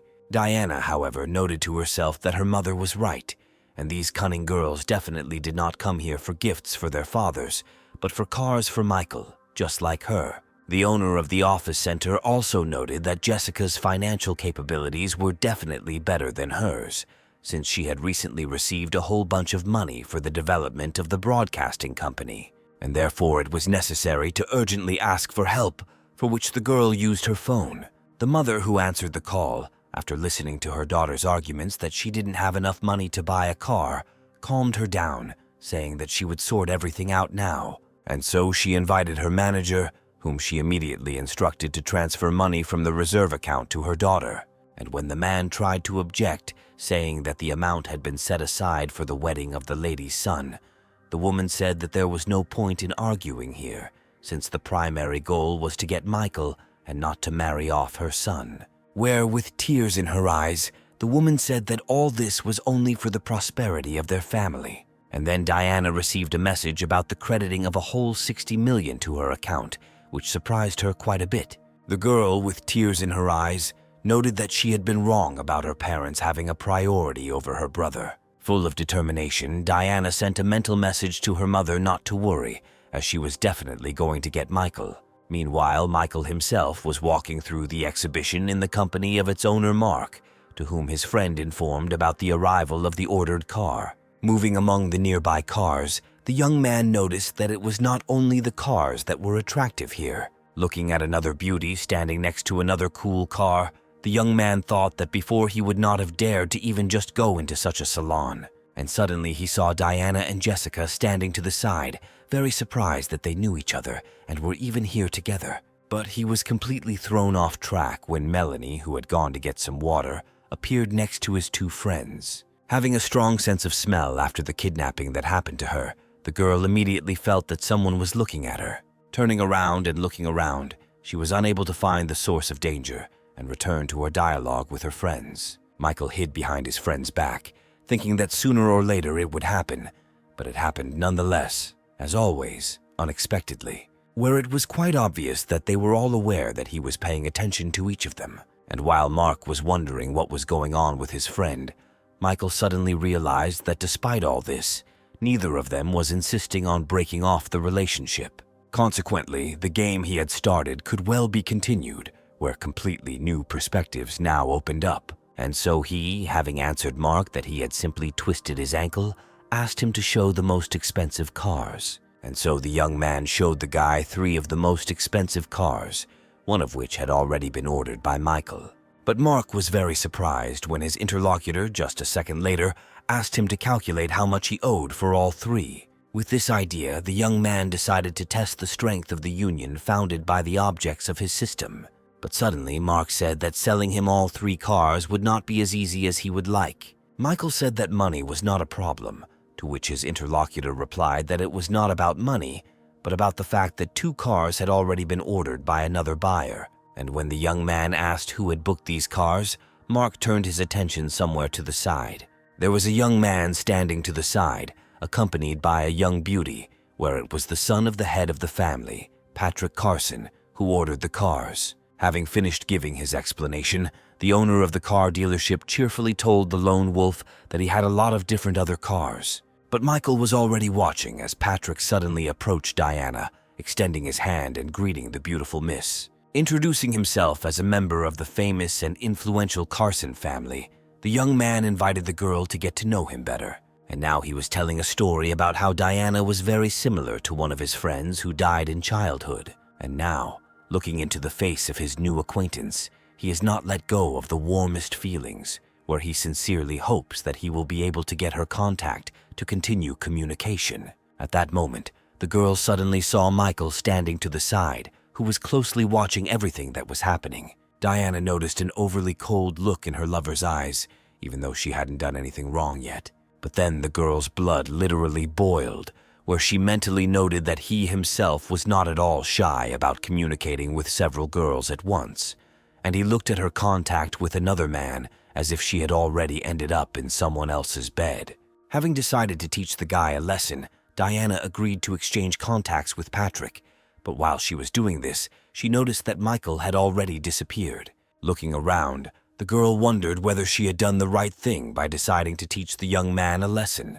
Observing Michael's reactions, Mark asked him if he knew the girl, to which his friend replied that he had spoken to her a long time ago. Throwing an unkind glance at the owner of the salon, Michael said that he was buying all 3 cars, offering his friend $1 billion. It was a more than generous offer, to which Mark, of course, agreed, saying that this time Mr. Carson would do without cars. The young man noted to himself that the lone wolf was clearly jealous, but only a complete fool would refuse to earn $800 million on such a deal. He also mentally apologized to Patrick, where although he respected their family, he loved money much more. Having received the money for the cars, Mark asked Michael, who was sitting next to him, if he had any other requests or wishes. To which the lone wolf replied that he would indeed have one more request, where he wanted to do something right at the exhibition. Well, upset that Michael had suddenly disappeared somewhere, Diana continued to run her eyes around, and suddenly she saw a musical instrument being brought right into the center of the salon, which was quite unusual for a car show. All the guests immediately began to wonder about what was going on here and what to expect. And then Michael appeared, approached the musical instrument, and comfortably settled down behind it. The owner of the office center immediately noticed how sad the melody performed by the young man was. Each note literally echoed with pain in the very depths of the girl's soul, making her cry. And the young man continued, filling everything around him with a melody of sadness, melancholy, and sorrow. Everyone in the hall began to experience a variety of sensations from the melody being performed. But one thing was constant. Everyone had tears streaming from their eyes. Jessica and Melanie, who were still at the exhibition, immediately noticed that Michael was clearly not in the mood today. Well, the one who provoked this whole spectacle felt how every note was filled with a sense of loss. But then Michael finished playing and stood up from the instrument and said that you need to be able to let people go, even if you love them. And so he lets Diana go. Without saying another word, the young man turned and walked away. Realizing her huge mistake, the girl rushed after him, begging him not to leave her alone. However, the girl's path was blocked by Mark, who asked Miss Rockwood to stay for a while. Looking at the respectable man, Diana asked him why he was detaining her, to which the young man, handing the girl the papers, explained that Mr. Lone Wolf had just purchased a car, which he asked to be given to her. This was the finishing shot to the very heart, where the girl literally melted from the realization that Michael had come here to choose a gift for her. And Mark, who had reached certain agreements with Michael, willingly confirmed the girl's guesses, where, accompanying Diana, he added that the Lone Wolf did indeed feel a strong attachment to Miss Rockwood. Everything that happened greatly hurt the girl's feelings, where she again blamed herself for unworthy actions towards her lover. The girl understood that because of some petty idea like revenge, Michael's trust in her was finally undermined, and now she was sitting on the floor, shedding her bitter tears, and Melanie and Jessica, who had come to her, were trying to calm their friend down. However, Mark, who was nearby the whole time, immediately attracted the attention of the approaching girls by calling them by name. Handing them some papers as well, the young man explained that Mr. Lone Wolf had not shortchanged them. While taking the documents for her car, Melanie stated that apparently Michael had long been aware that they had teamed up against him. Jessica fully agreed with this, also noting that even under such circumstances they still received gifts from him. And so all three girls decided to try to establish a relationship with Michael, where, although he is a big fan of the opposite sex, he treats everyone with respect. Touched by yet another expensive gift, Jessica noticed that the young man always did this, making secret signs of attention and never asking for anything in return. Here, Melanie remembered how Michael had stood up for her more than once. Diana also contributed her bit by saying that they had all acted very meanly by uniting against such a wonderful man. And then the owner of the system began to receive messages that the level of affection of all three girls began to rise. Leaving the car show in a taxi, Michael happily noted that the billion had done its job. The young man was extremely interested in what kind of reward he would receive when the level of the object's location began to reach 100 points. Receiving messages from Diana asking for forgiveness, the young man decided that a few days of completely ignoring the girl would only do him good. And suddenly the young man's attention was drawn to a painfully familiar female voice, which he had not heard for a very long time. Turning around, Michael saw in front of him the very first object of his system, Angelica, who stated that they had not met for a long time. Trying to find some excuse, the guy immediately noticed that this girl began to look completely different. But without allowing the young man to justify the relatively long break in their communication, Angelica pulled him along, saying that she had to show him something. And when Michael tried to find out what was going on, the girl told him to just trust her and follow her. With a completely indifferent face, the young man thought about what this selfish girl could need from him, where the options could be another branded handbag or something like that. Soon they entered some house and stopped at the door, where, in response to the guy's next question, Angelica explained that it was a surprise. And then the girl opened the door, behind which the young man saw an apartment, all hung with his own portraits. Looking at the picture gallery of his portraits, the young man asked his companion in surprise whether she had painted all of this herself, to which the girl sheepishly explained that she had bought this apartment quite recently. The living room looked somehow nondescript, and so she decided to decorate it in this way. Then Michael, smiling, said that the surprise was quite unusual, to which Angelica, even more embarrassed, replied that the surprise was not these pictures at all. Looking the young man straight in the eyes, the girl suddenly said that she was giving him this wonderful apartment, which could not help but shock the young man, to whom no one had ever given such gifts. Angelica reminded her interlocutor of how he helped her family and dealt with debt collectors. After this, her father promised never to play again, and in general their life began to improve, where the changes affected her as well, who was able to look at herself and her life from the outside. Now she understands why Michael did not respect her at all before, where she was a materialistic and selfish girl. Now she wants to try to become worthy of her savior and try to improve their relationship. This girl's behavior was very different from the one Michael had known before, where the past Angelica would definitely never have given him an apartment. Turning to his girlfriend, the young man said that, in general, he understood her intentions, but giving her an entire apartment was too much. But Angelica, handing the guy the key, said that she understood perfectly well that he could buy himself a dozen such apartments. But for her, this gift meant a lot. Looking at the key in his hand, Michael finally understood the reason why the girl had not contacted him for so long, preparing this surprise. The newly minted owner of the apartment also noted that of all his girls, Angelica was in the most difficult situation at the time of their meeting. The girl's decision to give him an apartment certainly didn't seem very well thought out to him, but it certainly corresponded to his wishes. And so, after thinking for a moment, Michael said that he accepted this dear gift. Then one of his neighbors called him, inviting him to sit in a cafe and celebrate the upcoming holidays. And now he was already turning to the girl, asking her if she would like to join him at a meeting with friends in a cafe, where Angelica, of course, happily accepted his offer under the system's message about increasing the level of her location. To herself, the girl was glad that she was not indifferent to Michael, who decided to introduce her to his close circle. The young man himself understood perfectly well that this girl might not be as simple as she seemed, and watching her preen, Michael mentally addressed a request to her not to let him down. While in the taxi, Melanie tried to figure out what to do next, remembering what an expensive car Michael had given her. But then the driver announced that they had arrived at the designated location, saying that payment could be made by scanning the code. And as soon as the girl brought her mobile phone up, she suddenly saw Michael standing nearby in the company of some girl. A taxi service car also pulled up to them and they settled in. Melanie recognized one of the most outstanding beauties of the art department almost immediately, and now she was giving the driver orders to follow another taxi, saying that she would pay double the price. Some inner feeling in the girl told her that something very important was about to happen, but she was very surprised when she saw that Michael and his companion had simply arrived at the cafe. Leaning against the window, Melanie watched the couple's every move as the driver tried to get her attention so she would pay for the ride.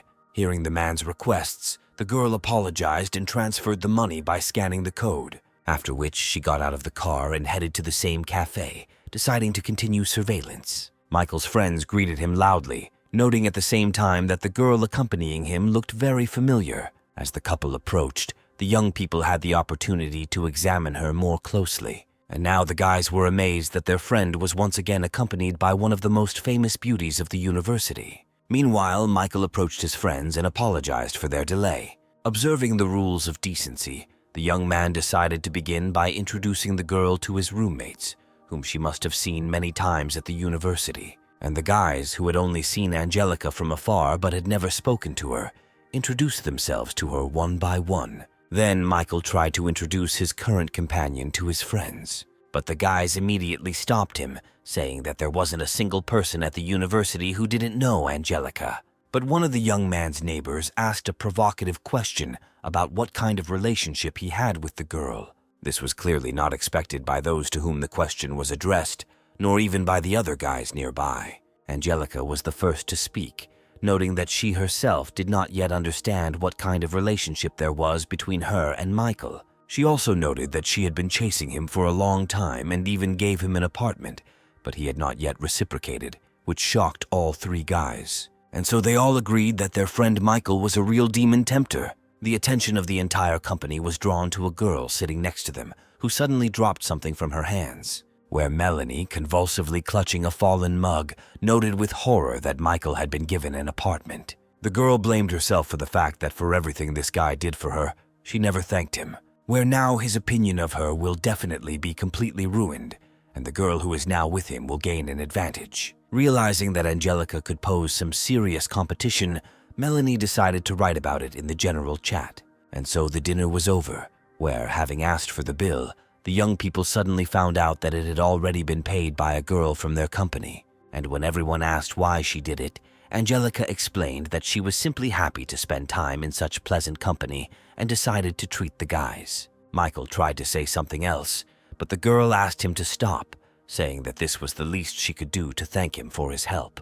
And so, having said that she still had things to do at the internet cafe that she managed, Angelica said goodbye to the guys. Analyzing the behavior of this girl, Michael noticed that she managed to intrigue him without irritating him. Watching her rival go, Melanie noted that this was a very worthy opponent, since not everyone could come up with and implement this kind of manipulation. And if at first glance the girl assessed Angelica as not the strongest opponent, basing her judgment only on her appearance, now she has significantly raised her level. Meanwhile, one of Michael's neighbors asked the latter how he managed to attract such beauties, to which the young man explained that even if he told his interlocutor about this, nothing would come of it.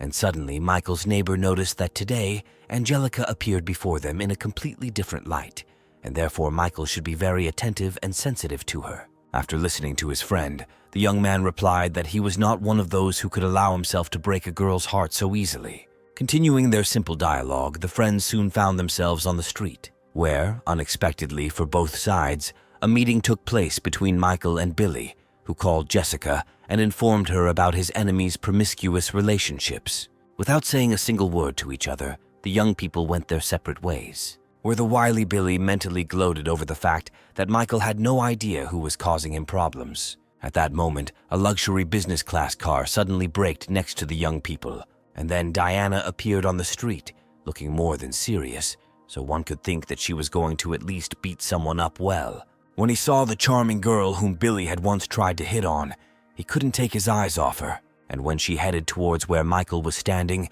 the young man again mentally gloated, believing that now the girl would give his enemy a good thrashing. But suddenly, contrary to all expectations, Diana threw herself into Michael's arms, declaring that she had made a mistake and begging him to forgive her. Michael's friends standing nearby could not believe that as soon as their friend broke up with one girl, another one immediately hung around his neck. Billy couldn't understand what was happening either.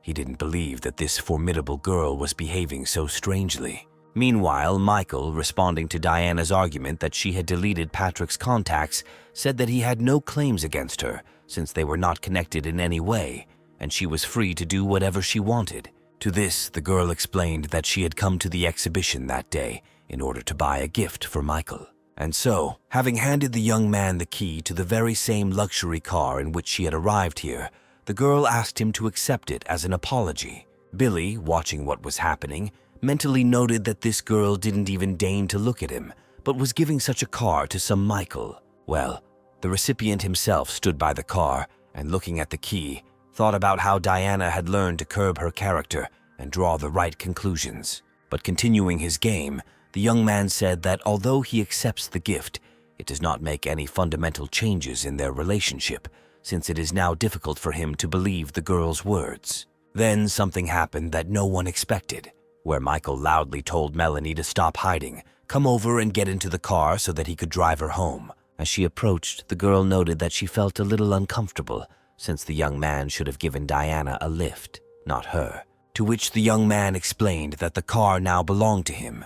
Therefore, he himself decides who he gives a ride to in it. Having said that the guy's position was completely understandable to her, the girl opened the door and sat in the front passenger seat. And as soon as she slammed the door, Michael pressed the gas pedal to the floor, causing the car to take off with a screech. Left alone in the middle of the street, Diana silently watched the expensive gift she had given Michael recede into the distance. At that moment, Billy approached her, deciding to take advantage of the situation and declaring that this guy who treated her like that behaved extremely disgustingly and was unworthy of a girl. But Diana suddenly demanded that the young man shut his mouth, saying that he could not even imagine how much good Michael had done for her. Dumbfounded by such a statement, Billy tried once again to influence the opinion of his interlocutor, but she, in an even harsher and colder voice, cut off his speech, saying that her relationship with Michael was none of the young man's business. The girl's thoughts were that Michael was deliberately making her angry, because he was not at all indifferent to her. Meanwhile, Melanie asked the young man why he had done this to Diana. To this, Michael explained that there was no specific reason, where this girl simply did not live up to his expectations. And his interlocutor stated that in any case his feelings are visible because Diana is his first love. But the young man, of course, began to deny that he was in any way concerned about the fate of this girl, which only brought a smile to Melanie's face as she didn't believe the guy's statement. Deciding to change the subject of the conversation, the girl turned to the guy, asking permission to ask him one question. The request clearly intrigued Michael, and having said that he was ready to answer, he prepared himself to receive another portion of information.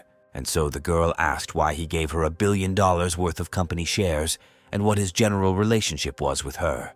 And when the young man asked if Melanie wanted to hear the truth, she abruptly declared that only the truth interested her. To which the young man simply replied that he did all this in order to increase the level of the girl's disposition towards him. Not understanding what he was talking about, his companion asked why he needed her favor, and Michael just as simply explained that he needed the location to complete the task. The girl, stunned by such answers, stopped understanding anything that this guy was saying, and suddenly the young man abruptly pressed the brake pedal, stopping the car's movement. After which he told the girl that he had become a member of some system that had given him a lot of money, but he could only spend it on girls, where Melanie was one of his objects. After this statement, the young man's interlocutor asked him to stop talking nonsense. Realizing that no one would believe the truth, Michael changed his position, saying that he spent money on the girl only because she was beautiful and he wanted to get her into bed. This explanation was closer to reality, where the girl mentally noted that this could well explain everything, and Michael was amazed at the girl's reaction, where just recently she could have castrated him immediately for such statements, but now she looks very interested.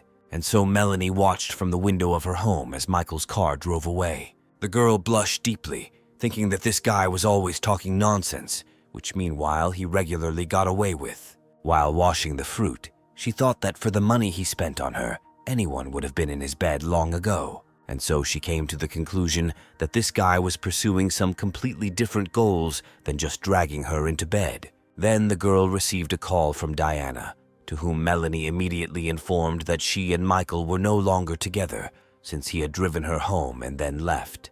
The caller then asked her friend to tell her about the essence of their conversation on the road.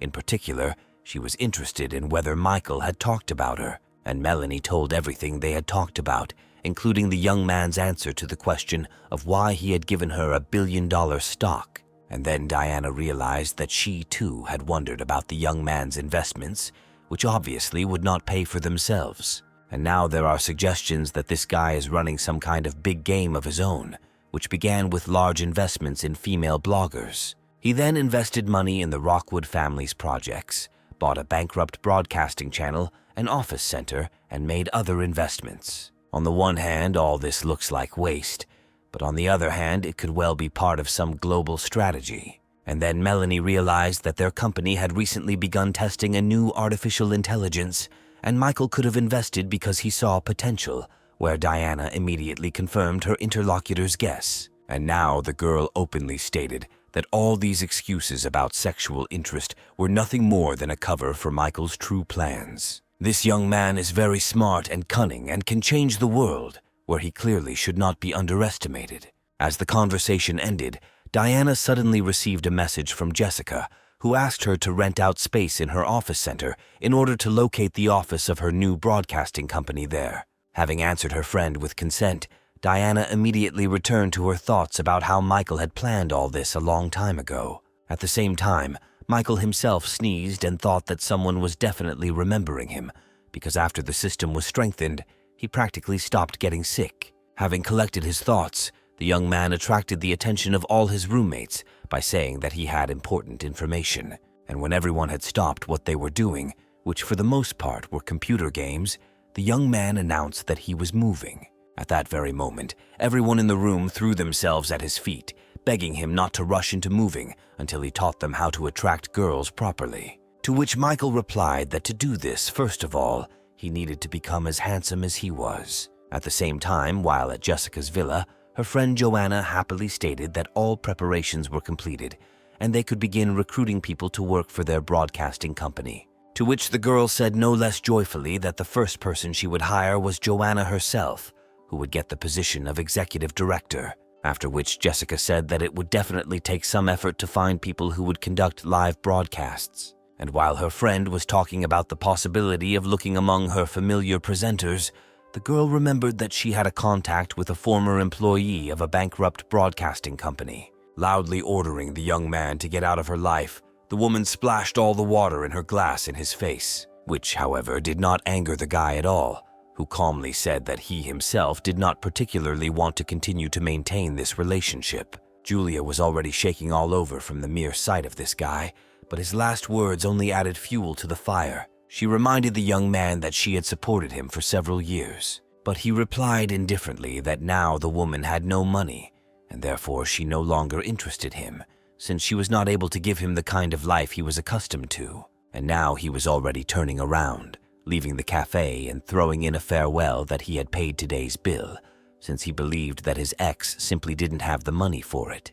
While the guy was leaving, the woman could hear the whispers of other cafe patrons who had become unwitting witnesses to this scene and who felt sorry for the middle-aged woman. Completely broken and destroyed on all sides, the woman mentally noted that she was not very old yet, and perhaps she would still find an opportunity to improve her affairs. And then Jessica, who called her, suddenly offered Julia to take part in the development of a new broadcasting company. In his sleep, the young man heard a key turn in the door lock of his apartment. Quickly opening his eyes and sitting up, Michael immediately realized that someone had decided to illegally enter his home and rob him, and now he was standing next to the front door, armed with a glass vase and prepared to defend his property. And the door opened, where a second later Angelica appeared on the threshold, almost hitting him right on the head with a vase. Putting his improvised weapon back on the table, the young man, while getting dressed, reproached the girl for coming without warning, to which the girl, closing the front door and apologizing, explained that she did not expect to see Michael here and came to make the home a little more comfortable for the time when he decided to move in.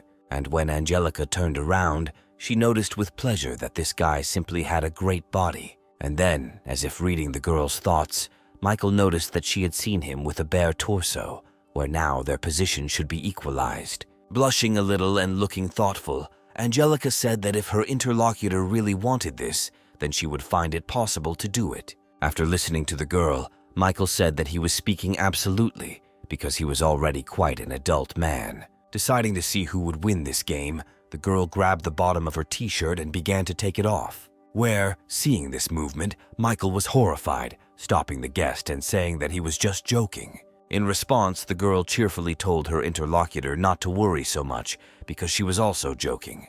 When this confrontation was over, Angelica changed the subject, saying that she had brought the young man breakfast, and while she was setting out the dishes she had prepared for her, Michael approached the girl from behind, noticing that just a couple of minutes ago she had said that she had not even guessed about his move. After which the young man, placing his hand on the girl's tummy, asked who she was bringing breakfast for if she thought the apartment was empty. Angelica did not answer this question, thinking that she had done a lot of work that should bear fruit, and Michael was already looking at what had been prepared. The aromas of the dishes prepared by Angelica awakened a strong appetite, and the girl herself stated that she could cook a lot of things and was ready to do it for the young man every day. Such a statement could not leave the guy indifferent, where he would not mind at all receiving such a delicious breakfast every day. And so, sitting at the table, he was already offering the girl to hire her as a housekeeper, where he was ready to pay her a lot of money. To which Angelica stated that she did not need any money, since she was ready to do all this completely free of charge. As Michael continued to enjoy this delicious breakfast, he mentally noted that a beautiful girl who cooked delicious food really attracts attention, where the young man appreciated her skills in flirting and capturing a man's interest. The young man was distracted from his breakfast and his own thoughts by his mobile phone starting to ring, and the young man was called by Catherine Sullivan, who once again asked him for help. Talking on a wireless earpiece, Michael asked what was wrong, asking the girl to hurry up and citing his busy schedule, to which Catherine replied that she really had no one else to turn to for help. And so the girl said that she and director Wally Fox had everything ready to start filming, but the company they were working with unexpectedly refused to continue collaborating. Hearing Wally's name, the young man asked the girl who he was, and his interlocutor reminded the guy of the man who calls him his patron, saying that Michael needs to work on his memory. And when Catherine finished explaining the situation to him, the young man told her not to worry, as she would help him, after which he added that in order for the work to continue normally, Catherine and Wally must refuse to work with intermediaries and organize everything completely independently, for which he allocates 500 billion. Receiving a message about the transfer of money, the girl stood and could not believe that this guy was just transferring unimaginable amounts of money for the umpteenth time. Well, the benefactor himself, taking a sip, said that in a couple of days he would come by to find out how they were doing, and for the girl to call if any problems arose, and then disconnected the connection.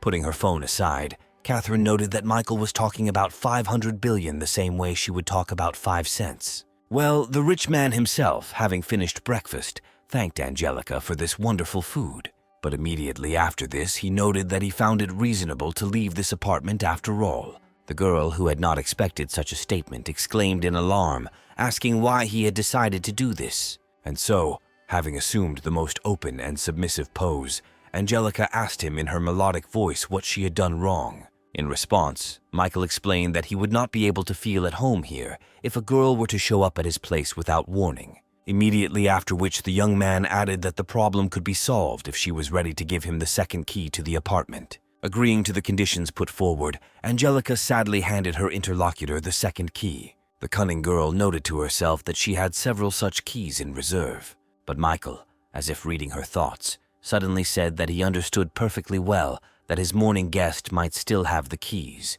but if she didn't respect his privacy, he would simply move out. Noticing that Angelica was a very understanding girl, Michael said goodbye to her, citing business. As he left, the young man thought about how to put women in their place in time, something he had learned long ago. When Michael arrived at the scene, he didn't even have time to get out of his car when he suddenly heard a familiar voice. It was his best friend Jack, in the company of his new girlfriend, who also greeted Michael. When he saw Sophia, the young man was a little upset, as he wanted to spend time only with his best friend. But there was nothing to be done, and Michael invited both young men into his brand new car. Finding herself in the luxury car, Sophia mentally noted that her boyfriend's friend was very rich, assuming that they would go to eat in one of the most expensive restaurants. But all her hopes were dashed when the girl saw the place where the young people had gathered to have a bite to eat. Jack, on the other hand, was very pleased that they had come to this particular place and not to some restaurant.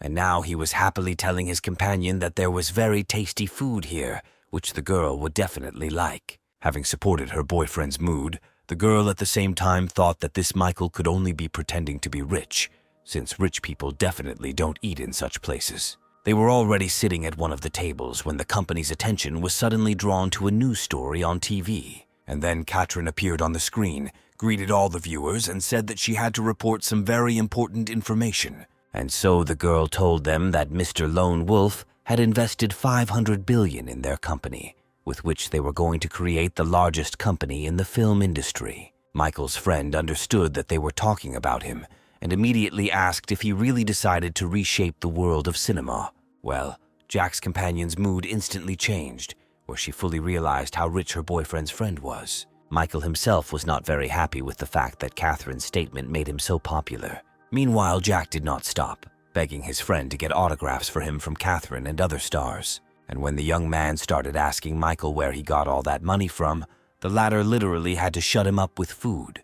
Well, Sophia, who was nearby looking at Jack, mentally concluded that this guy was her guide to a bright and, most importantly, rich future. The girl was determined to seize this opportunity where Michael makes everyone around him rich. And so, showing a completely unexpected concern for Jack, Sophia began to help him wipe the remains of the sauce from the corners of his mouth. This news story did not go unnoticed by all the other fans of Michael, who were quite surprised that it amounted to 500 billion, where the girls were interested not only in the reason why he decided to make such investments, but also in how he knew the actress Catherine Sullivan. Melanie brought some clarity by saying that she had already seen Michael give the girl a piece of jewelry at the auction, which meant that they had met before it started. Diana, who had a good business acumen, immediately noted that such a large investment project could not be implemented so quickly, which meant that it had been in the plans for a very long time. And now all the girls have already agreed that spending 500 billion is too much just to attract a girl. And so Diana, having listed all of Michael's major investments, wondered out loud what he was up to. At some point, Joanna had the great idea to tell the public that Jessica's broadcasting company also had a lone wolf, which would immediately attract the attention of bloggers. Where the owner of this company found this idea excellent and promising unimaginable benefits. Diana continued to insist that everything that was happening was part of some global plan of Michael's. In the midst of the discussion, Julia passed by and asked the girls what they were discussing. Jessica explained to her that they were simply listening to a speech at a press conference by actress Catherine Sullivan, in whose activities Mr. Lone Wolf had invested a lot of money. And as soon as the woman heard this nickname, her face immediately changed dramatically. But she experienced a real shock when Jessica brought to her the information that their entire company was created by a lone wolf. Having calmed down a little, Julia suddenly announced that she would like to quit this job. Without understanding why this woman had suddenly made such a decision, Jessica began to persuade her to stay, saying that she was ready to raise her salary, and also convincing her that with the support of the lone wolf, their future was secure. But Julia explained that the reason for her departure was the lone wolf himself, who had already ruined her company, and now his anger could also affect Jessica's activities. The girl couldn't believe that such a cute guy like Michael could do this to this woman. Deciding to discuss the situation with him in person, Jessica urged Julia to remain calm. Michael, who was on the other side of town, was just saying goodbye to his friend and his companion. Answering the incoming call, the young man said that he had time and opportunity to talk. The young man assumed that now the conversation would be about the 500 billion that he had invested in Katrin's activities. But Jessica suddenly asked him about what Julia had done to offend him, that he decided to ruin her company, where the young man did not even understand who his interlocutor was talking about. And when the girl reminded him that this woman had her own small broadcasting company, Michael immediately remembered her. And so he explained to his interlocutor that this woman had the audacity to hide behind his own name when talking to him. After this, Jessica began to beg Michael to forgive his offender, where she is ready to apologize right now. The young man did not resist, deciding that she could also be useful if she understood her mistakes. And Julia, using her employer's phone, immediately apologized, promising to help Jessica with her business. When the conversation was over, Julia felt a sense of relief in her soul, which only made Jessica happy. Michael, turning off the connection, was once again convinced that this woman, with her extensive experience, could be of great help to Jessica in developing her business. Yes, not all people can immediately understand something important. Some, like this Julia, just need to find themselves in a difficult situation. Meanwhile, Katrin, who continued to answer journalists' questions, apologized, saying that she needed to answer a call. And as soon as she answered the call, she immediately heard a huge number of not very pleasant statements from her sponsor, who was very unhappy that she had drawn so much attention to him. However, the girl was beside herself with rage when she heard Michael state his unwillingness to stand out, recalling how he squandered millions at an auction and played a musical instrument there. But at some point the guy calmed down, saying that nothing could be returned, but since the girl had arranged a press conference, he had one request.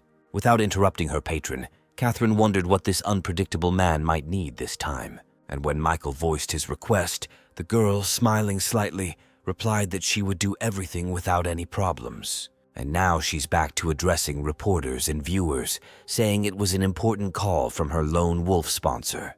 At that very moment, all the participants of the event perked up, guessing that something very important was about to be said. And Catherine announced that Mr. Lone Wolf had acquired the Dexter TV company, which would resume its operations in the very near future, where Dexter TV begins close cooperation with the film company Best Cinema founded by her. The announced news had an immediate effect on people's minds, where girls working in other broadcasting companies immediately began to discuss their transfer to Dexter TV, where even with the payment of a penalty to their previous employer, they would earn much more. The director of the broadcasting company, whose bloggers Michael had once transferred money to, after listening to Katrin's announcement, came to the conclusion that their industry was long established and a lone wolf would not be able to change anything in the balance of power. But then an assistant burst into his office and shouted hysterically that most of the employees had submitted resignation letters, which was a shock for the boss, where he immediately came to the conclusion that the lone wolf had the intention of reshaping this entire market. Well, Jessica was over the moon when Catherine announced her national broadcasting company, to which Diana once again noted that her assumptions about Michael's well-thought-out strategy were fully confirmed. This guy really acts as some kind of gray cardinal, where all his previous actions that seemed absurd now take on a specific meaning.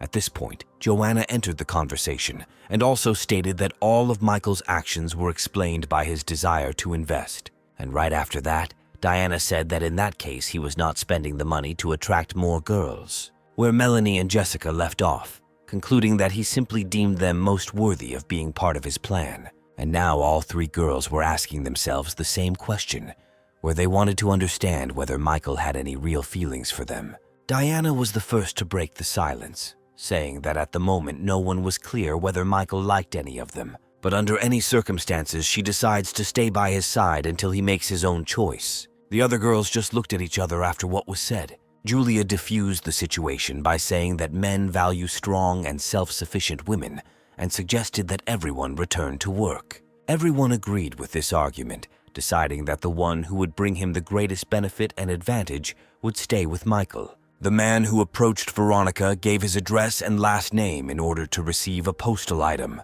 and now the girl was already showing him the parcel that had arrived, offering to help him unpack it. But then she was greatly frightened by the loud cry of a colleague, who, without hiding her emotions, said that the actress Catherine Sullivan had just announced the receipt of investments of $500 billion. Having heard the reason for such a violent reaction, Veronica noted that this was most likely a publicity stunt, since this actress had recently been involved in scandals. But her interlocutor did not agree, saying that a very big and famous person was standing behind her. Continuing to open the parcel, the girl even cut her finger when her colleague called the man a lone wolf. And now Veronica's colleague was already praying that she would also meet such a rich man on her path.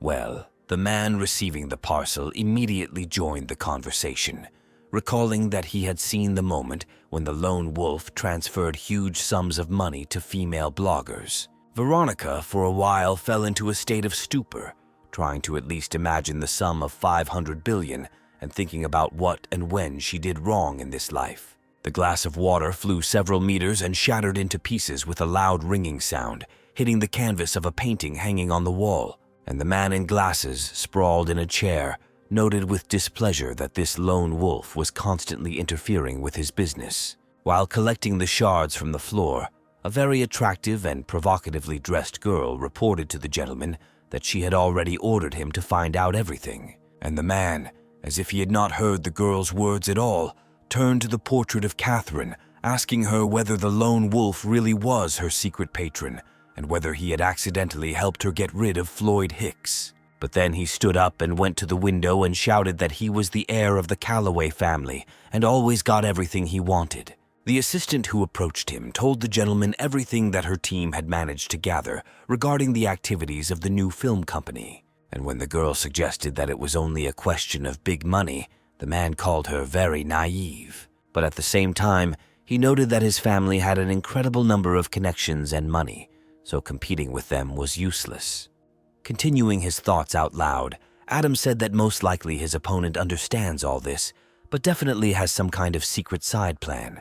And when he suggested that the other side's ultimate goal was most likely real estate rather than cinema, the girl suggested finding out more information about this lone wolf, where the man gave his assistant, who apparently worked part-time for him as someone else, no more than 3 days to complete this task. Well, the lone wolf, meanwhile, enjoyed the game on the console, managing to absorb what Angelica fed him along the way. The girl did not hide her joy when Michael won another victory in the game. But then, turning to the girl, the young man asked her if she was tired of taking care of him. After all, for the last 3 days, all she did was cook, wash, and clean the apartment. To which Angelica replied that all these ordinary things were not at all a burden to her. And when he asked her if she considered him a lacking in determination, his interlocutor said that in those 3 days, the guy had risen in the game from level 19 to 45, where she had never seen such determination, which really upset the guy, because he tried so hard to constantly play to get Angelica mad and force her to leave.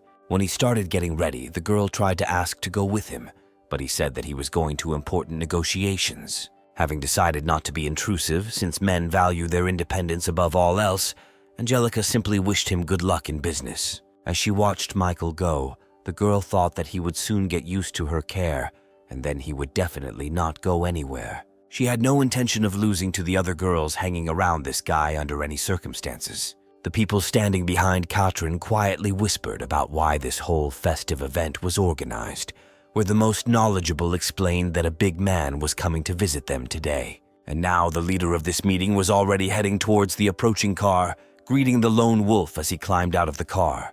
Michael noted that a star of Catherine's stature should not have met him personally, to which the girl objected, saying that it was simply respect for the investor. And while they were heading inside the building, the girl thought that she felt very calm next to this guy, and apparently she was beginning to feel sympathy towards him. At some point, all the people around greeted the lone wolf in unison, after which Michael asked Catherine not to make such an arrangement on his next visit, but to meet him without unnecessary noise. Coquettishly adjusting her hair, the actress replied that she understood the young man. To herself, she thought that the young man was deceiving her to some extent, since it was quite obvious that such attention flattered him. Soon they were sitting in the presentation hall, where the speaker was talking about the main task of deciding on a location for building a city for filming. Pointing to a place on the map, the man suggested stopping at this land, which would definitely ensure the achievement of the company's goals. However, Catherine did not agree with this, since land near the city was very expensive, and therefore it was better for them to choose something further away. Wally also contributed, saying that the best place to film would be a picturesque place in the bosom of nature. And so everyone who took part in this debate turned their attention to Michael, asking what the lone wolf thought about this matter. Where the young man, not expecting such attention, responded with a question about why his opinion should decide anything here, to which Catherine responded by stating that his opinion would be decisive, since all the money was his, and everyone gathered here was pursuing his interests. After thinking for a moment, Michael suddenly said that none of these three options were suitable, and so he went up to the map and circled a small settlement that was quite far from the city. And when he heard the opinion that this remote land had no commercial potential, he completely agreed with it, adding that they would take part in creating it. And very soon, the whole crowd of executives, managers, and other interested parties were already sitting and discussing the non-trivial decision of the lone wolf. The great businessman himself thought that he was born in this small settlement, where there would never be any commercial benefit, even if an alien ship suddenly landed there. However, his plans, unlike the team's, were to spend as much money as possible. And so, sitting down in the chair, the young man stated with satisfaction that he had decided to invest in this small town. As they went to their workplaces, the company employees noted that in many years of their work, this was the first such short meeting of directors. Looking at the young and obscenely rich guy, people wondered whether he was a genius or just a fool. Well, the Grey Cardinal himself was completely satisfied with his own plan, since the money he gave to Katrin for the development of the company would definitely not be enough, and then it would be possible to invest more. These pleasant thoughts about the upcoming multi-billion-dollar expenses were interrupted by a call from Jessica. It was a video call where the girl said that they were about to have a meeting regarding the hiring of company employees. But she was very surprised that Michael was not in a work environment, but on the street, where she immediately assumed that he had forgotten about their agreement. The young man managed to get out of it by explaining that he had better reception outside. The guy concluded to himself that he had indeed completely forgotten about this agreement. Believing Michael, Jessica said that after Katrin's conference, her company was in demand, but some problems had also arisen, where one of the main problems was the question of how to distribute the income received between bloggers and the company. Then employees from a variety of services and departments joined the conversation, using terminology that immediately gave Michael a headache. Here, Julia joined in to convey the information, saying that the income needed to be distributed equally, since from her past experience, she knew that any other deviation would lead to losses. And suddenly, at that moment, Michael came to life when the word that was so cherished for him, losses, was heard. When he asked the woman to repeat what she had said, She explained that the company was only just getting back on its feet, and any wrong steps could lead to its complete collapse again. But the young man, on the contrary, needed to organize everything so that the companies would operate at a loss. And so he declared that the company should give at least 80% of its profits to presenters and bloggers, where, from such a statement, all the participants of the meeting fell into a state of complete stupor. Well, the leader himself continued, saying that Dexter TV should become the #1 broadcasting company in the entire country so that everyone could earn money from them. He then added that his goal is to capture the entire market and popularize their company in the shortest possible time, where there is no need to worry about money since he has more than enough of it. And when he finished his long and shocking speech, he turned to the participants of the meeting with the question of whether there would be any objections. But, as expected, not a single objection was received to the lone wolf's arguments. A few minutes after the meeting ended, Jessica noticed her phone vibrating, where, upon opening the received message, the girl discovered that another 5 billion had appeared on her account. Well, the founder of 2 companies, aimed only at waste, was very pleased that he could now spend an unimaginable amount of money, where he would then receive his well-deserved reward. A man sitting near Jessica asked the girl why her face literally started to glow, to which she, not without pleasure, told about the latest transfer from the lone wolf in the amount of 5 billion. Everyone who was still in her office could not believe that their company had just received another round of support, and in such a large amount. And so the man who turned to Jessica mentally noted that at first he had strong doubts about the company's future, but with such support they certainly had nothing to fear. Julia was also lost in her thoughts, thinking that she knew about the wealth of the lone wolf, but she had not even thought about how great it was. Jessica herself also thought about Michael, only not about his money, but about his mental abilities, recognizing him as a real genius. Looking at his frozen face on the screen after the end of the video call, the girl could not understand why he transferred the money not to the company account, but to her personal account. The answer came by itself, where Jessica decided that Michael did it to increase her authority among the employees, after which the warmest feelings overwhelmed the girl, who was ready to hug and kiss her sponsor non-stop. At the same time, Michael suddenly realized that he had accidentally transferred the money to Jessica's account and not to the company's account. While he was thinking about how to explain all this to her, his phone beeped again.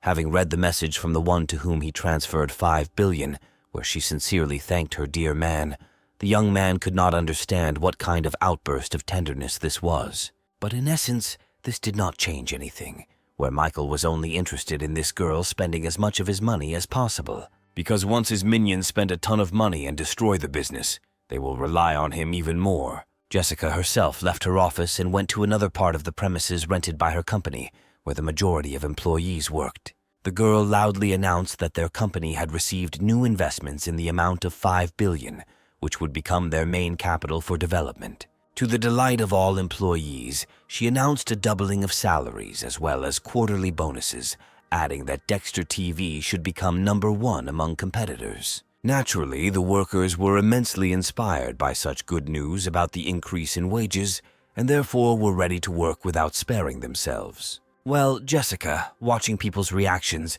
mentally addressed Michael, saying that she would not disappoint him. As evening approached, the young man returned to his apartment, which, to his surprise, was empty. As Michael walked into the room, he noticed a small folded piece of paper on the table. It was a note from Angelica, who, citing urgent business, announced her absence, leaving the preparation of dinner to the guy himself. Having finished reading, the young man immediately noticed that this girl continued to play her secret game. After all, it was quite obvious here that at first she had shown constant concern for him for some time, to which he should have become accustomed, and now she had stepped aside so that the young man would experience discomfort from her absence. But at the same time, the guy noted that despite all these attempts to get him, he does not feel any negative emotions towards Angelica. Having settled comfortably on the sofa, the young man suddenly felt how calm he felt now. But after not staying in that position for even 5 minutes, Michael suddenly assumed a sitting position,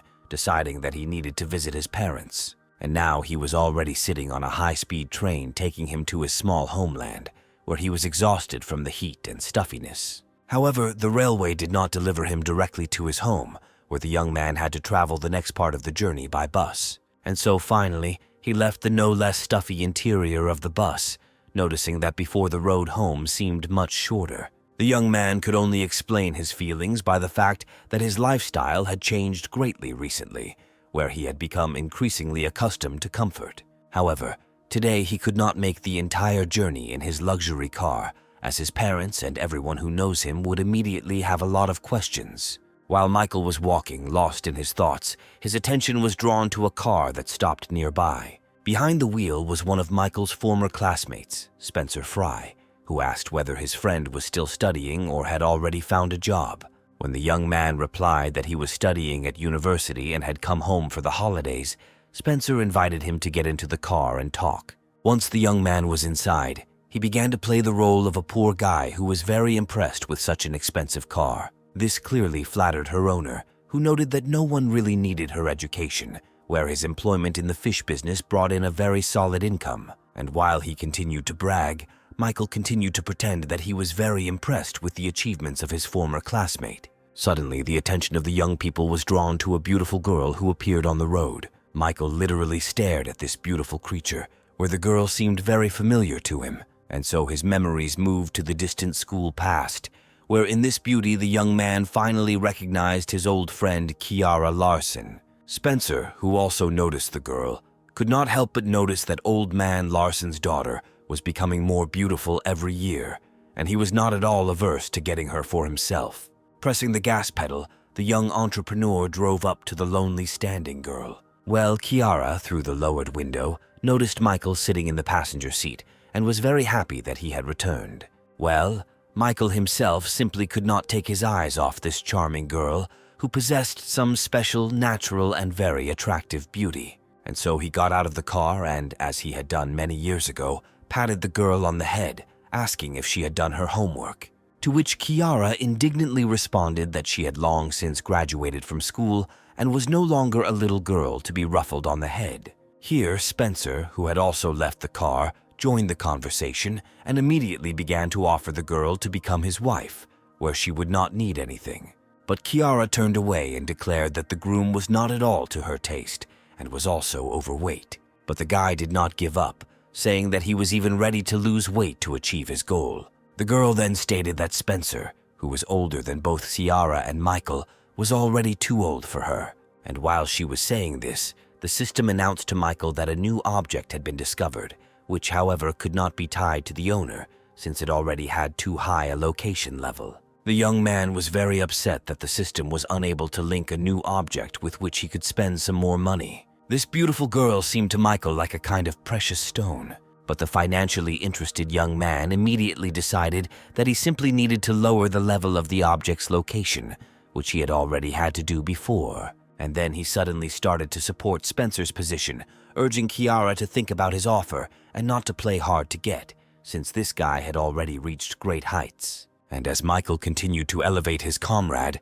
the girl's favor immediately began to decline. Well, Spencer himself, who never expected such support, thanked the guy for his words. He noted to himself that education had definitely benefited him, as Michael had become very accommodating. Kiara couldn't believe what she heard from Michael, where the system gave him one message after another, informing the owner about the decrease in the level of the object's location.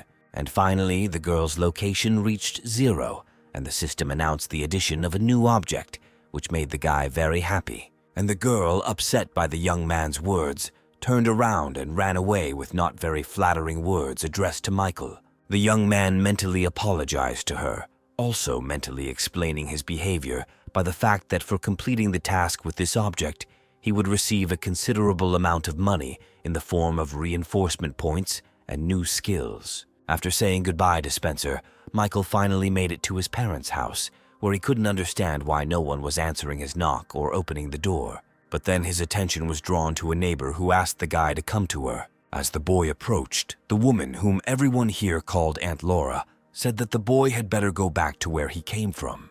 Without understanding at all what the woman was telling him, the young man asked her to tell him what was going on. And Aunt Laura explained that Michael's father had run away, taking Kiara's mother with him, and after that, the boy's mother had apparently returned to her parents' house. The thing is that Michael's father and Kiara's mother were in love with each other since school. But Kiara's mother's parents were unhappy with Michael's father's financial situation, and so they married her off to a son of the Larson family. However, after Kiara was born, everyone around her noticed that she looked nothing like her father. Thomas Larser then ordered a DNA test, the results of which were disappointing for him, and just as he wanted to find Michael's father, he discovered that he had run away with his wife. This information shocked the young man so much that his face literally distorted, where the first thing he noticed was his family connection with Kiara. The woman who sat down next to the guy, who was crouched in amazement, confirmed that Kiara was Michael's half-sister. But then a new terrifying thought struck the young man, where he himself had just led everything to the system connecting him with a new object, which turned out to be his sister. And so the young man began to slap himself in the face, in order to somehow punish himself for such vulgarity, where Aunt Laura interpreted this in her own way, saying that the guy was not guilty of the sins of his parents. Having thanked the woman for everything, Michael turned around and went somewhere, where Laura shouted after him not to do anything stupid. Watching the young man leave, the woman noted that such a strong sense of responsibility for his parents' actions would definitely not benefit him in the future. Well, Michael walked and thought that since Kiara was his little sister, he would not allow anyone to hurt her, and especially would not give her to this arrogant Spencer. At the same time, Kiara herself was hanging washed clothes in the yard, thinking about what had changed Michael so much, where he suddenly began to support that arrogant guy who wanted her as a wife. The girl's thoughts were suddenly interrupted by a strong kick to the front door, accompanied by the curses of a heavily drunk man. And then, staggering from side to side in the courtyard of the house, Thomas Larson appeared, drinking and cursing everything and everyone in this world. Looking at her drunk father with a frightened look, the girl carefully said that he should not abuse alcohol so much and so often. But the enraged man suddenly grabbed the girl by the hand and gave her a good slap, shouting that she was not his daughter. The girl protected herself from the blows of her fake father as best she could, and suddenly someone's voice was heard behind the man, demanding that he stop. Turning his head, Thomas saw Michael approaching, menacingly noting that this scoundrel Cross had come to him himself. As he approached the man, the young man noticed that he was so drunk that he mistook him for his father. And so, under the influence of the firewater, Thomas, obsessed with the thirst for revenge, grabbed the sickle and rushed at Michael. Already frightened, Kiara, noticing this jerk, shouted at the guy to be careful. But Michael didn't need any help, advice, or tips, because his body and skills were improved by his system. Without even blinking an eye, the young man effortlessly stopped the movement of his armed hand, squeezing it so hard that the enemy dropped the sickle. And now the drunk and enraged man was already kneeling in an immobilized position, which deprived him of the opportunity to perform any further actions. However, this did not dampen Thomas's ardor at all, who continued to shout that he would kill his enemy. And then Michael turned to him, saying that he could scream and swear as much as he wanted, but he was not his father and was not guilty of anything. But these arguments had no effect, where the enraged man shouted that he didn't care who was standing in front of him, since he would destroy their entire family. The thought flashed through the young man's mind that under other circumstances he would have dealt with the impudent fellow long ago. But here, by and large, Thomas was not to blame for anything, and so he again called on him to remain calm. Realizing he needed to free his hands, Michael asked his sister to fetch a rope. While the girl was fulfilling his request, the young man dispersed all the onlookers who had gathered to gawk at what was happening, where, going in different directions, everyone only discussed how professionally and quickly the guy immobilized an adult man. And so, when Thomas was already tied to the chair, Michael expressed his sympathy to him and apologized for what happened on behalf of his family. But the man was not going to forgive, saying that he had been led by the nose and cheated on for more than 20 years, which could not be forgiven. To this, Michael sadly said that the past cannot be returned or changed, but life does not end there, and his interlocutor could consider the issue of compensation for the harm and suffering caused. Laughing, Thomas said that he would be satisfied with compensation in the form where Michael would cut off one part of his body, the absence of which would not allow their filthy line to continue. But the resourceful young man immediately declared that such a statement did not do the man any honor, and besides, this measure would no longer help. And when the man asked what he meant, the young man simply turned his gaze to his sister, who could well continue his lineage. Thomas had nothing to say to this, and taking advantage of his confusion, Michael suggested considering the issue of financial compensation, to which the man first shouted that no amount of money would bring his wife back, would not turn the girl standing next to him into his own daughter. But a second later he said that even if he agreed, the guy would hardly have 100 million. But after this, the young man perked up, took out his mobile phone and said that if Thomas gave up his plans for revenge, he would have 100 million. His opponent could not believe that this man from a poor family was actually offering him such a huge sum. Michael didn't say anything in response, simply showing his interlocutor the screen of his mobile phone, which displayed his bank account. Beginning to realize that this guy was not joking and he really did have 100 million, Thomas thought about it. After all, this opened up completely different prospects for him, where he could marry again and have his own children, where now before him, still a fairly young man, stood the choice between a new life in happiness or a new life in prison. As if even sober, Thomas asked Michael if he was joking about the money, and the guy confirmed his intentions, saying that he would send this money to the account of Kiara, who, although not his daughter, would repay him with kindness, where every year for 10 years he would receive 10 million.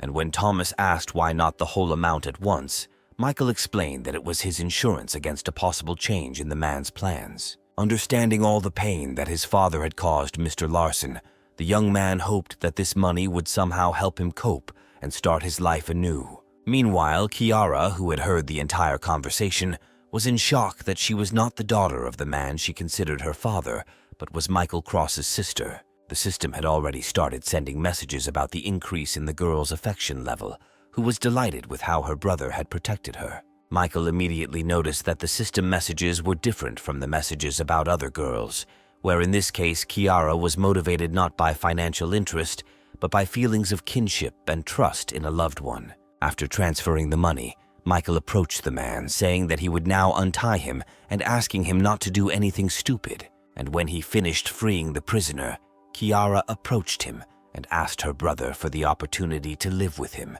since she was afraid to stay in this house. Happy that he had a little sister, the young man of course gave his consent to live together, since he himself was planning to take the girl to his place. Adam's assistant reported to the gentleman that behind the pseudonym of the Lone Wolf, in fact, was hiding a university student named Michael Cross, who had never had anything outstanding in his family or life. This seemed strange to her, so she dug a little deeper, where she was able to find a medical report that was more than 20 years old. The son of the Calloway family sat and silently listened to everything that his charming assistant told him. Well, the girl continued, saying that according to this conclusion, Michael Cross's mother would never have been able to have children, and therefore this young man is not the child of this unremarkable family. When the girl finished her report, Adam, who was clearly very skeptical, asked her if this was all she had managed to find out about this guy, to which his assistant confusedly confirmed what the boss had said. And suddenly the man, suddenly overcome with a feeling of rage, jumped up from his seat and hit his assistant right in the face. He called the girl who fell to the floor nothing more than trash, who was unable to obtain any meaningful information, where he was not at all interested in the fact that the lone wolf was not the son of his parents. Looming over the defenseless girl in front of him, Adam menacingly declared that he was interested in where this guy got all that money and who was covering for him. Ready to obey the man in everything, his assistant declared that she would carry out the order at any cost, and the ruthless gentleman reminded the girl that she owed everything to his family.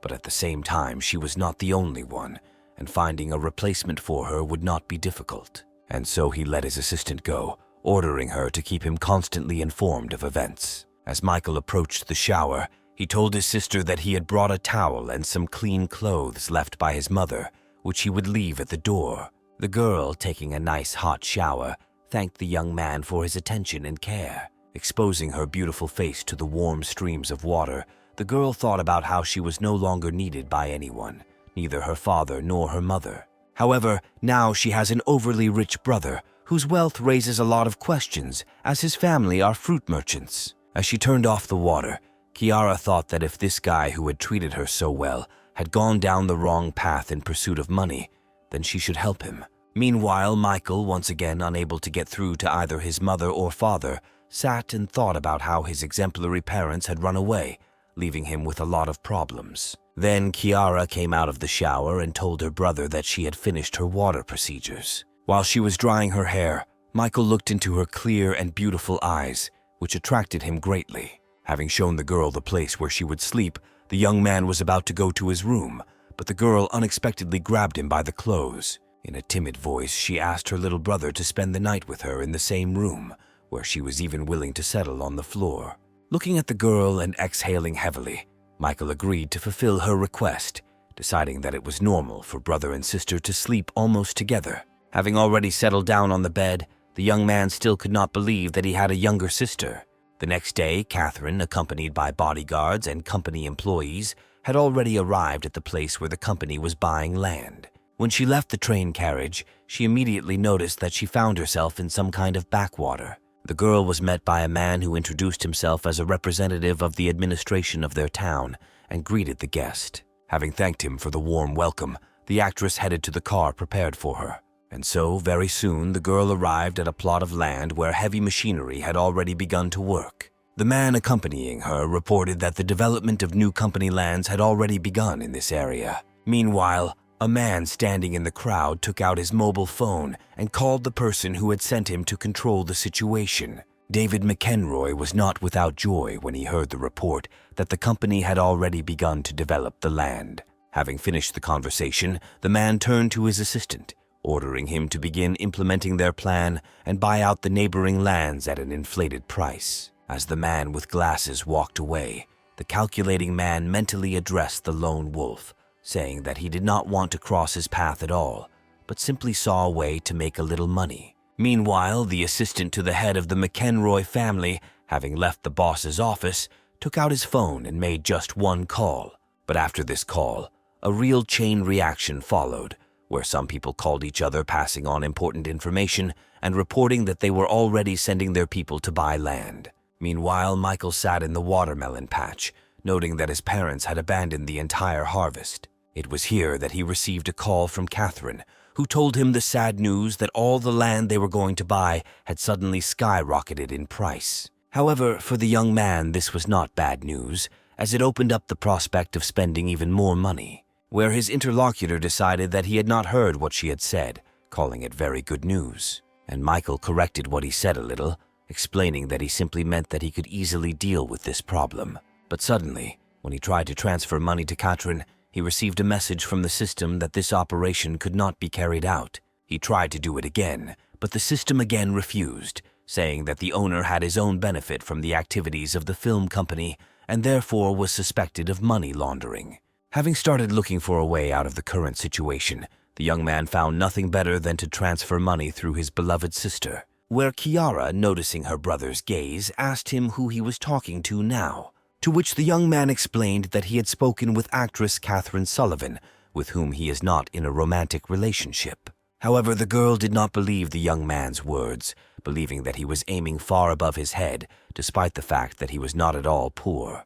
Picking up the theme, Michael noted that the film company was buying up land in their city, where they could now make good money from it. Kiara was interested in how one could make money from land in an unpopular town like theirs, to which the young man explained that there was a lot of land in their city, which his little sister could buy and then receive income from the fact that the film company would use it. Assessing the prospects, the girl thought that even though Michael was now providing for her completely, she should think about the future. And now she has already agreed to the proposal, saying that she will immediately talk to the head of the city. And Michael himself, watching his sister, thought that it would be nice to have such a wife and settle here, far from the bustle of the city. While he was lost in his fantasies, many expensive luxury cars began to stop right in front of him. And then a girl who appeared from one of them noted that this was the first time she had found herself in such a wilderness. Seeing a young man in front of her, the girl approached him and asked if he was Michael Cross. When the young man confirmed his identity,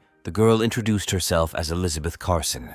But the young man did not at all understand what this girl meant when she said that they had not met for the first time. Unable to remember the circumstances of their first meeting, Michael said the girl must have been mistaken, to which the clearly upset girl capriciously stated that their first meeting took place at a car show where she was in the company of her brother. Recalling that day, the young man noticed that there really was some girl with Patrick, and Elizabeth, watching the young man's thought process, thought that the lone wolf's reputation as a ladies' man was definitely not confirmed because he didn't even pay attention to her. And so Michael asked the guest what brought her here, to which the girl matter-of-factly asked whether a lone wolf always talks about business in the middle of the street. After thinking for a moment, the young man decided that the neighbors really didn't need to know about his affairs, and then he invited everyone to follow him to his parents' house. When the young people had disappeared from prying eyes and ears, Michael again asked the girl to tell him about the purpose of her visit, to which the charming girl expressed the assumption that the lone wolf was clearly planning to make some good money, which only made the young man laugh, who was only focused on spending as much as possible. But the categorically minded Elizabeth immediately declared that he could deceive others, but not her. And then she recalled that loud statement by Catherine about the unthinkable amount of investment. But the company is headed by an actress who knows absolutely nothing about running a business. But now that everyone has started buying up land here, the secret plans of the lone wolf are becoming clear, where this is definitely some kind of deceptive maneuver. After mentally laughing at how cool he seemed in the eyes of this girl, Michael asked her how his plans could concern Elizabeth, and the girl looked intently at this strange young man who continued to remain calm even when his plan was revealed. After all, even her influential brother would immediately abandon his plans, and therefore it is definitely impossible to quarrel with a lone wolf. And so Elizabeth declared that she had come here on behalf of their family in order to discuss the possibility of doing business together. But their conversation was interrupted by a female voice demanding that she be let go. It was Kiara, returning from the mayor of the city, who was not allowed into her own house by the guards of the uninvited guest. Roughly grabbing the girl by the arms, the young guards told her that she could not enter the premises. But the owner of the house himself was already approaching them, angrily declaring that this was his sister and demanding that they let her go. Well, Elizabeth decided not to interfere for now, deciding to see what this cold-blooded lone wolf, who instantly lost his temper because of his little sister, would be ready for. Seeing that his guest's guards were not going to fulfill his demand, the young man coldly said that he would teach them a lesson now. Having shouted that he would now make the young men let the girl go, the guy grabbed one of them by the head and threw him aside with all his might, where all the other guards and their mistress were shocked by the incredible power this guy possessed. Elizabeth, the most shocked of all, could not believe that the guard, who was a member of the Special Forces, could not do anything against his opponent. Well, Michael himself had already approached his little sister,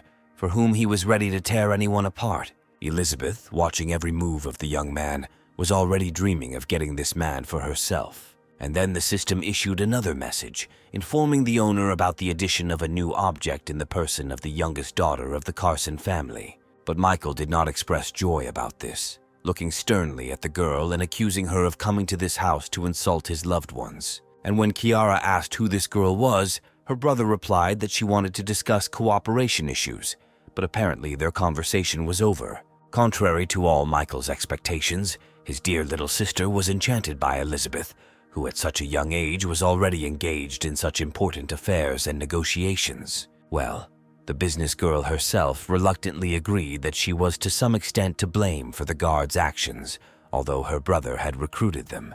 But the young man remained adamant, declaring that he was not very sure of the girl's words, nor was he sure whether they should continue this conversation. But then Kiara intervened in the situation, reproached her brother for his unfriendly attitude, and introduced herself to their guest. Elizabeth, who was a little embarrassed by this attitude from the girl, also introduced herself in response. And so, a few minutes later, Michael was already watching as two girls were discussing the fact that, as it turned out, they were even born on the same day. Soon the young man had no choice but to go and do his chores, while his sister and her new friend continued to actively get to know each other. But then Kiara approached her brother, saying that, according to Elizabeth's stories, he was incredibly cool, to which the young man replied that she still had a lot to learn about him.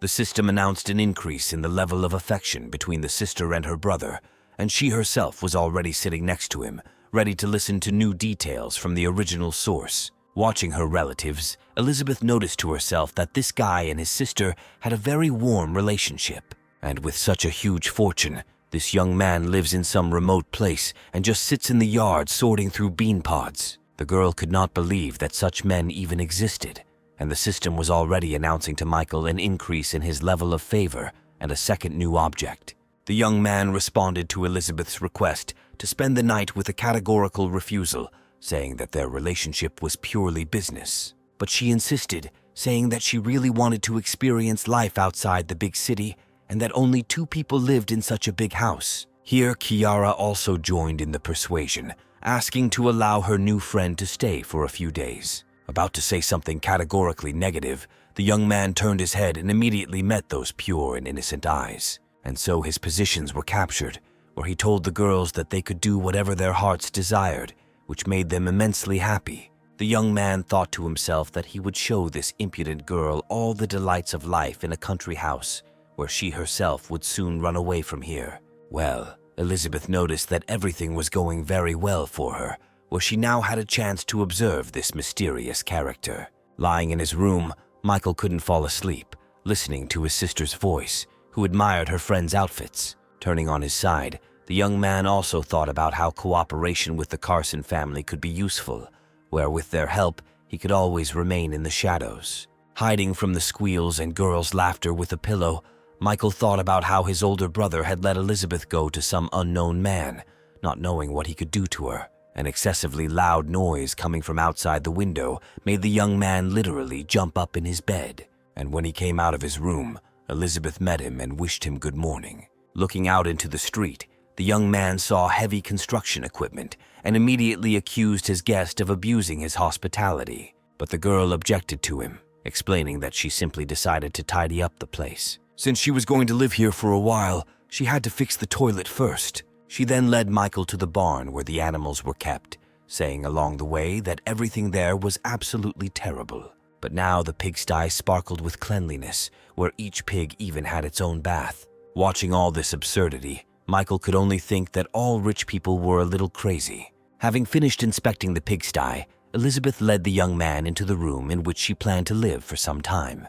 And when the door opened, Michael saw that innovation had touched this room as well, in the corner of which he noticed his little sister. Kiara, who greeted her brother joyfully, immediately declared that their guest was simply some kind of incredible person, to which the young man replied without any enthusiasm that the main thing for him was that his little sister was happy. Well, his guest had already told him that all the materials used were environmentally friendly, after which she informed the owner of the house about the further changes she was planning. Michael understood that any resistance in this case was useless, and only mentally stated that if his parents returned, he would definitely not recognize his home. Watching the 2 young girls, he also noticed that he had returned here to relax, but instead, he would apparently work as a nanny. Meanwhile, one of the guards on the street reported to the gentleman that everything was going according to plan, where the young miss had already settled in the house, and the lone wolf was not at all against cooperation,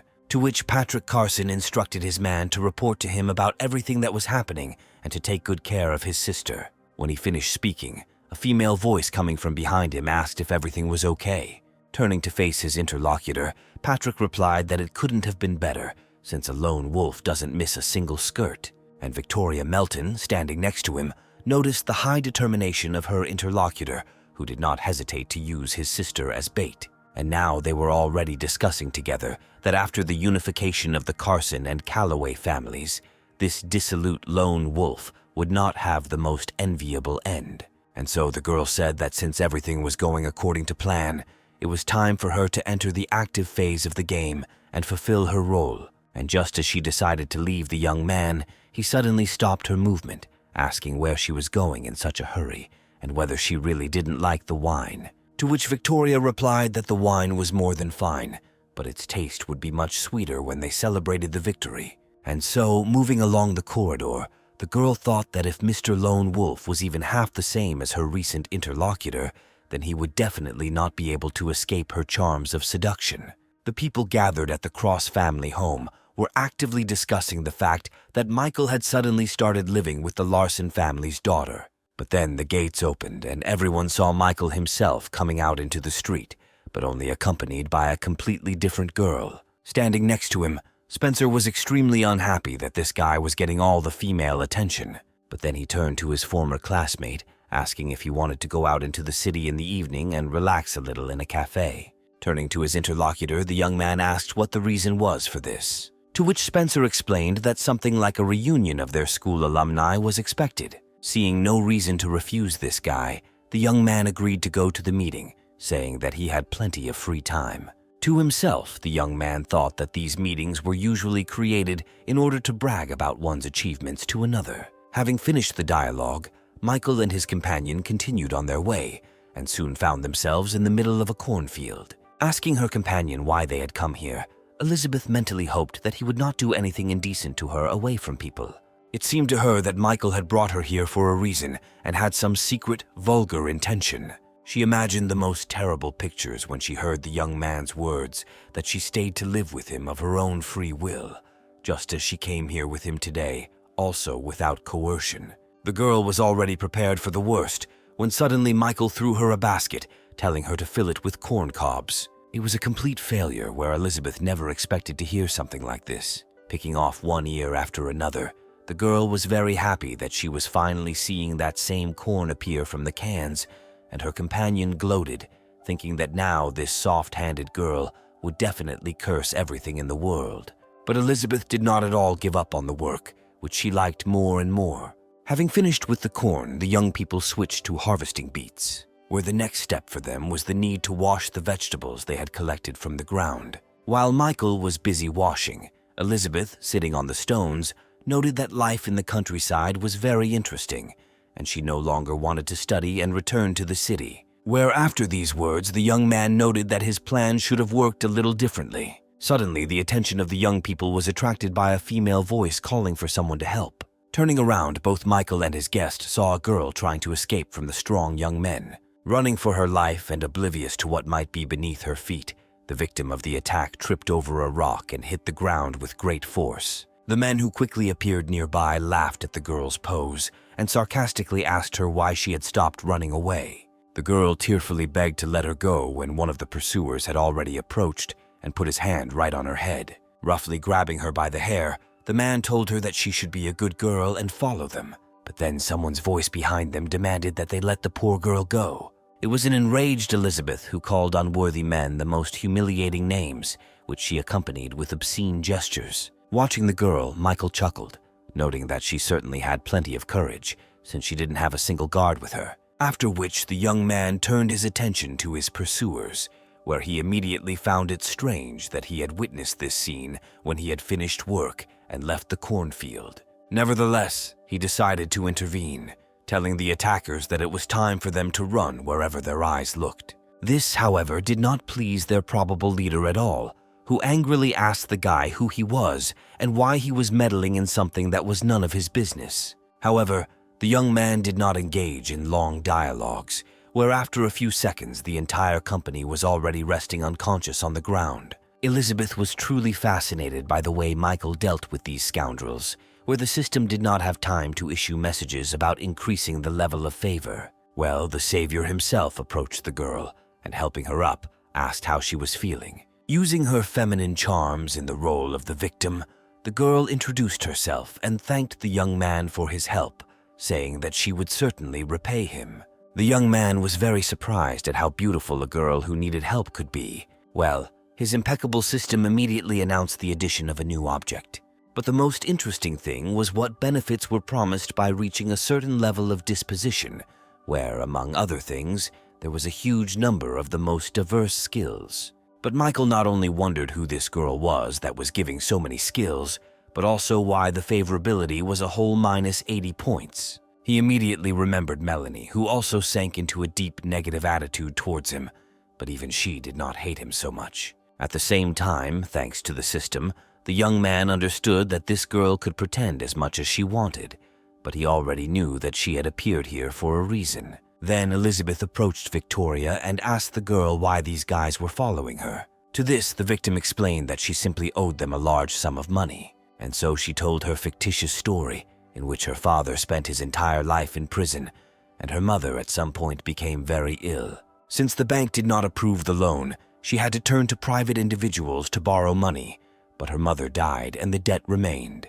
And these men demanded that she work off the money by selling her body, so she ran away. Finishing listening to this sad story with tears in her eyes, Elizabeth said that she was the daughter of the Carson family and would help her with money. But Victoria refused help, saying that she would solve all her problems herself and that she just needed a little more time.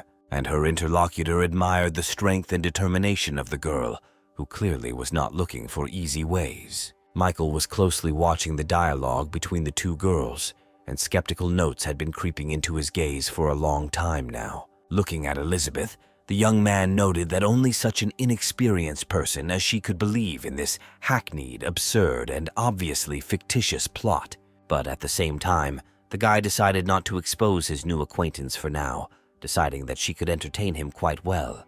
The young man also found it necessary to find out who was behind this girl, and so he instructed Elizabeth to take the girl they had rescued into the house, treat her wounds, and help her get herself in order. But looking at the happy daughter of the Carson family, Michael noted that she herself would also benefit from a shower and change of clothes, so as not to look like a pig after a mud bath. Having decided not to put off his plans for later, the young man suddenly turned to Victoria, saying that he could offer her a job. Casting a not very interested glance at the lone wolf, the girl began to say that she did not yet know what to answer to the offer. The spy noted to herself that it turned out to be much easier to infiltrate than she thought, where this guy really is crazy about girls and is already offering her a job. But suddenly Michael simply declared that since the girl was not eager to find a job, he would refuse his offer. Victoria did not expect such a strange turn of events. Thinking about the guy's unusual behavior, Elizabeth decided to intervene in the situation, saying that such a beautiful and obviously educated girl would definitely not be left without a good job.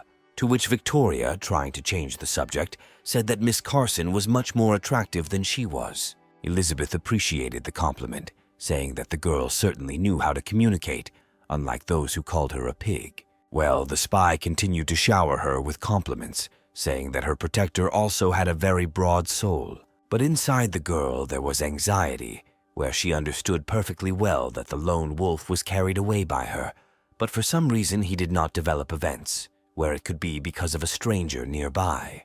But Elizabeth said that since Michael wouldn't take the girl, then she would find a job for her. However, this prospect did not suit Victoria at all, whose task was to get closer to the lone wolf, and she cursed the girl who stuck her nose where it wasn't her business. When they returned home, the girl's security guards surrounded the victim, vying with each other to say that now the master was at least taking them all away because they had not been paying attention. But the true representative of the Carson family immediately became indignant, shouting that her brother would definitely find out how they had confused her with a completely different person. And so the whole crowd of men tearfully begged for forgiveness, where the dirt on the girls' faces prevented them from accurately establishing the identity of the lady. Meanwhile, Michael's sister had already managed to assess the appearance of their new guest, immediately noticing how beautiful she was. Kiara was very flattered that so many beautiful girls were hanging around her brother, where it was obvious that her new friend Elizabeth was also starting to feel interested in Michael. Here the girl's attention was drawn to the object of her thoughts, who asked how she spends her time. Without answering the question, Kiara threw herself into her brother's arms, declaring that he was incredibly cool, since he had literally found himself 2 brides in just one day. And not only Michael himself tried to refute what she had been told, but also his 2 so-called brides, who unanimously declared that they had not even intended to do this. But the girl did not listen to anyone, where she was absolutely convinced that the girls were deceiving themselves. Soon, Elizabeth brought a first aid kit, offering to help her new friend treat the wounds. Victoria tried to refuse help, but the girl insisted, and the spy had no choice but to start exposing her injured areas. At first, Elizabeth tried to wipe the wound with a cotton swab soaked in iodine, which of course caused severe pain to the wounded woman. Then the Carson family's daughter decided to try a different method, simply pouring the contents of a bottle of iodine onto the wound. Experiencing incredible suffering, Victoria only thought about killing this crazy woman. But the torture was stopped by Michael, who decided to provide medical assistance himself. Having explained to Victoria that Elizabeth had most likely never provided first aid, the young man promised to do everything quickly and as carefully as possible. In the most tender voice, the girl thanked her savior, giving him a tender and sensual look, while the system reported that her level of disposition had dropped by 5 points, which came as a complete surprise to the owner of the system, who had done literally nothing to lower the level. Unable to hide his surprise, the young man raised his head and looked at Victoria. The girl immediately felt something was wrong and asked Michael what happened, to which the guy said that everything was fine, mentally concluding that this girl would make a wonderful actress, where of all those whom In had managed to meet, perhaps only Angelica could have been a worthy competitor to her. The enemy was truly worthy, and therefore it was necessary to be constantly on guard. Well, the spy herself, meanwhile, was watching Michael, thinking that this man only seemed normal at first glance, but inside he had long been rotten. The girl remembered the information from the medical institution, according to which Michael's mother could not have children. Therefore, he and that pretty girl Kiara are not brother and sister, where no one probably even guesses what terrible horrors he can plot against this innocent girl, covering up their life together with family ties. And so the spy decided that she would definitely expose this werewolf and completely bankrupt him. When the first aid was completed and the girl came out of the shower, changed into clean clothes, the guards could not take their eyes off such beauty. Kiara admired the girl out loud, and Michael noted her outstanding appearance to himself. At the same time, his precious little sister noted to herself that the girls who appeared in their house were worthy of each other, where her brother definitely knows a lot about girls. Victoria, having thanked Kiara for the compliment, also noted that she has a very extraordinary appearance. But then their tenderness was interrupted by Michael, who offered the girl he saved to become his personal assistant. Having said out loud that the offer was very unexpected, the girl rejoiced inwardly, happy that she had managed to win the heart of the development subject. And so she said that she did not want to remain in debt, and therefore she would work selflessly to repay for the rescue. Delighted by the candidate's consent, the young man said that in order to fully assume the position, she would need to pass some special tests. The very word special already made the girl nervous, where the only thing that came to mind was physical intimacy. And now the girl's guesses began to find confirmation, where Michael told her to follow him. As Victoria walked up the stairs, she thought that everything was moving too fast, but she had to go through this to become a trusted person. From a very early age, she was chosen by the family she served and underwent many of the most grueling trainings. And everything she had to go through over the years was only for the sake of loyalty to the Calloway family. And so now the girl was ready to give herself entirely, no matter what this dirty pervert would come up with. When they were alone, Victoria dared to ask what task the gentleman had prepared for her, to which he asked to provide him with the girl's bank account number. Thinking that this was the way a lone wolf decided to find out her information and past, the girl took out a mobile phone from a hidden place on her body. She had nothing to fear, since before this mission all the information about her life had been corrected and replaced with false information.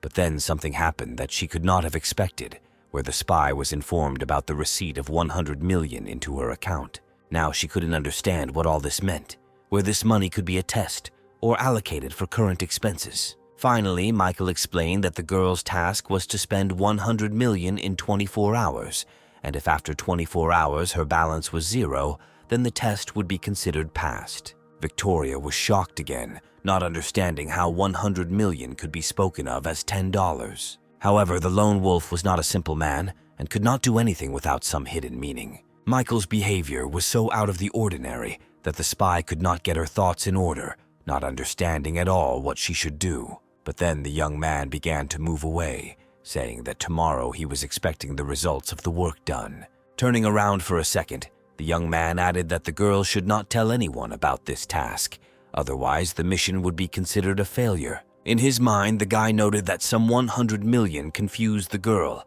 and his personal assistant should not pay attention even to 100 billion. Hearing footsteps behind her, Kiara turned around sharply and saw her beloved brother. She, of course, wanted to know what task he had given their guest, but Michael immediately stated that this information did not concern the children. Switching the conversation to business, the young man asked his sister how things were with the land, to which she explained that they just needed to find those who wanted to sell it. After which, the curious girl asked Michael where he was going. And while he was answering the girl, Victoria thought about what she had just heard about buying land. After all, it was definitely somehow connected with the project to create the largest film company. And then it dawned on her that the purchase of land in the north was just a deceptive maneuver, where he was preparing to buy up all the land at bargain prices in the south. In this way, he will sow real chaos in the world of real estate, where many people will lose their money and businesses by committing suicide. Pleased with herself, Victoria mentally concluded that this time the lone wolf's plans would not work out, since two powerful families had united against him. Meanwhile, Kiara begged her brother to take her to the city, and when the young man asked for what purpose, she modestly explained that she really wanted to buy some new things. Michael immediately realized that this was the influence of Elizabeth, whose clothes his sister saw and, of course, also wanted to expand her wardrobe. The young man saw no problem with spending money and allowed the girl to go with him, saying that he would pay for everything. But then the attention of the brother and sister was drawn to the appearance behind them of the daughter of the Carson family, who said that she also wanted to go to the city with them. Looking at the girl, Michael decided that it was quite possible to take her too, which would only increase his expenses. And now he had already switched his attention to Victoria, thinking about taking her with him too. And so the girls, overwhelmed with emotion, ran out of the car and headed towards the first shop. Michael approached the spy who remained in the car and told her to come with them. And when the girl asked, he explained that she should carry his sister's purchases, since he had hired her as a personal assistant after all. And so the young man, in the company of three beautiful girls, was already walking through the shopping center, urging his little sister to buy everything she liked. The still very shy girl looked at herself in the mirror, trying on one dress and then another. Noticing that his little sister liked something, Michael immediately noted that it suited her very well. And now he called the seller, saying that they were buying both of these dresses. In the handbag department, the young man couldn't help but notice that his little sister had excellent taste. And now he was demanding that each option be brought in 2 colors, saying that he was buying everything. And so it continued in every department that his dear little sister was brought to. At some point, Kiara stopped her brother, saying that they had bought so much that they would not be able to carry it for several years. Michael tried to justify himself by saying that despite all the purchases they had in their hands, they didn't have a single bag, to which his sister immediately recalled that Victoria was the one carrying all the bags. After this, the young man immediately approached his assistant, sarcastically asking if she was tired, where, of course, she replied that her job was not difficult. And Michael said that even if the girl was tired, it wouldn't change anything, since she had to prove that she could be useful. While Victoria was mentally telling herself to remain silent and patient, the young man gave the order to take all the things home, since they had an event planned. While accepting the boss's order, the girl only thought to herself that the moment would come when she would be able to deal with this impudent fellow. 2 guys standing near a cafe were quite surprised when a car similar to the one they had only seen on TV stopped next to them. The door opened and 2 indescribable beauties came out onto the street, who instantly won the hearts of the guys. But then, following the girls, a young man came out of the car who seemed very familiar to the guys. Coming closer, Michael smiled and greeted his former classmates. Having recognized the guy, the young people were shocked that it was he who arrived in this expensive car and in the company of such beauties. But then someone's arrogant voice pointed out that this luxury car did not belong to Michael. It was Spencer, who immediately reproached the young man for trying to create the appearance of wealth in front of his comrades by renting this car. Listening to everything Spencer said, Michael could only sigh heavily, where he couldn't just go and show everyone his true wealth. Here, another character entered the conversation and said that there was no need to pounce on a person who just decided to play a little. Turning around, Michael immediately recognized another of his classmates, Andrew, who was always getting into trouble at school. And now this much better-looking young man was immediately surrounded from all sides, surprised at how much he had changed. Of course, Spencer was the one who showered the official's son with compliments the most, while Andrew himself, listening to him, pretended to be modest.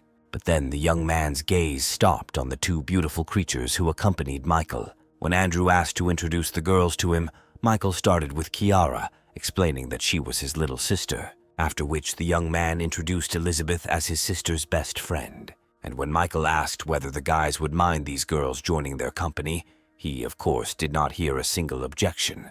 While Michael and his companions were heading inside the cafe, Andrew, who was walking behind them, was thinking about which of them to choose for himself, or whether he should take possession of both of them at once. However, the young man immediately noticed that this scoundrel had his eye on his sister and was ready to repel attacks. Soon a luxurious table was set, and everyone who had gathered for the meeting today took their seats at it. Turning to Michael, Andrew asked about his plans after he graduated from university, to which the young man, who was most interested in the food here, explained that he hadn't really thought about it yet. To himself, he thought that his occupation of spending a lot of money on women would not be the worst thing even after graduation. But at the same time, the young man noted that such a monotonous life could soon become very boring to him. And so he, pouring himself some water, said that it was possible to go on a trip, since he did not want to waste his life going to work. To this, his interlocutor said that money would be needed for travel,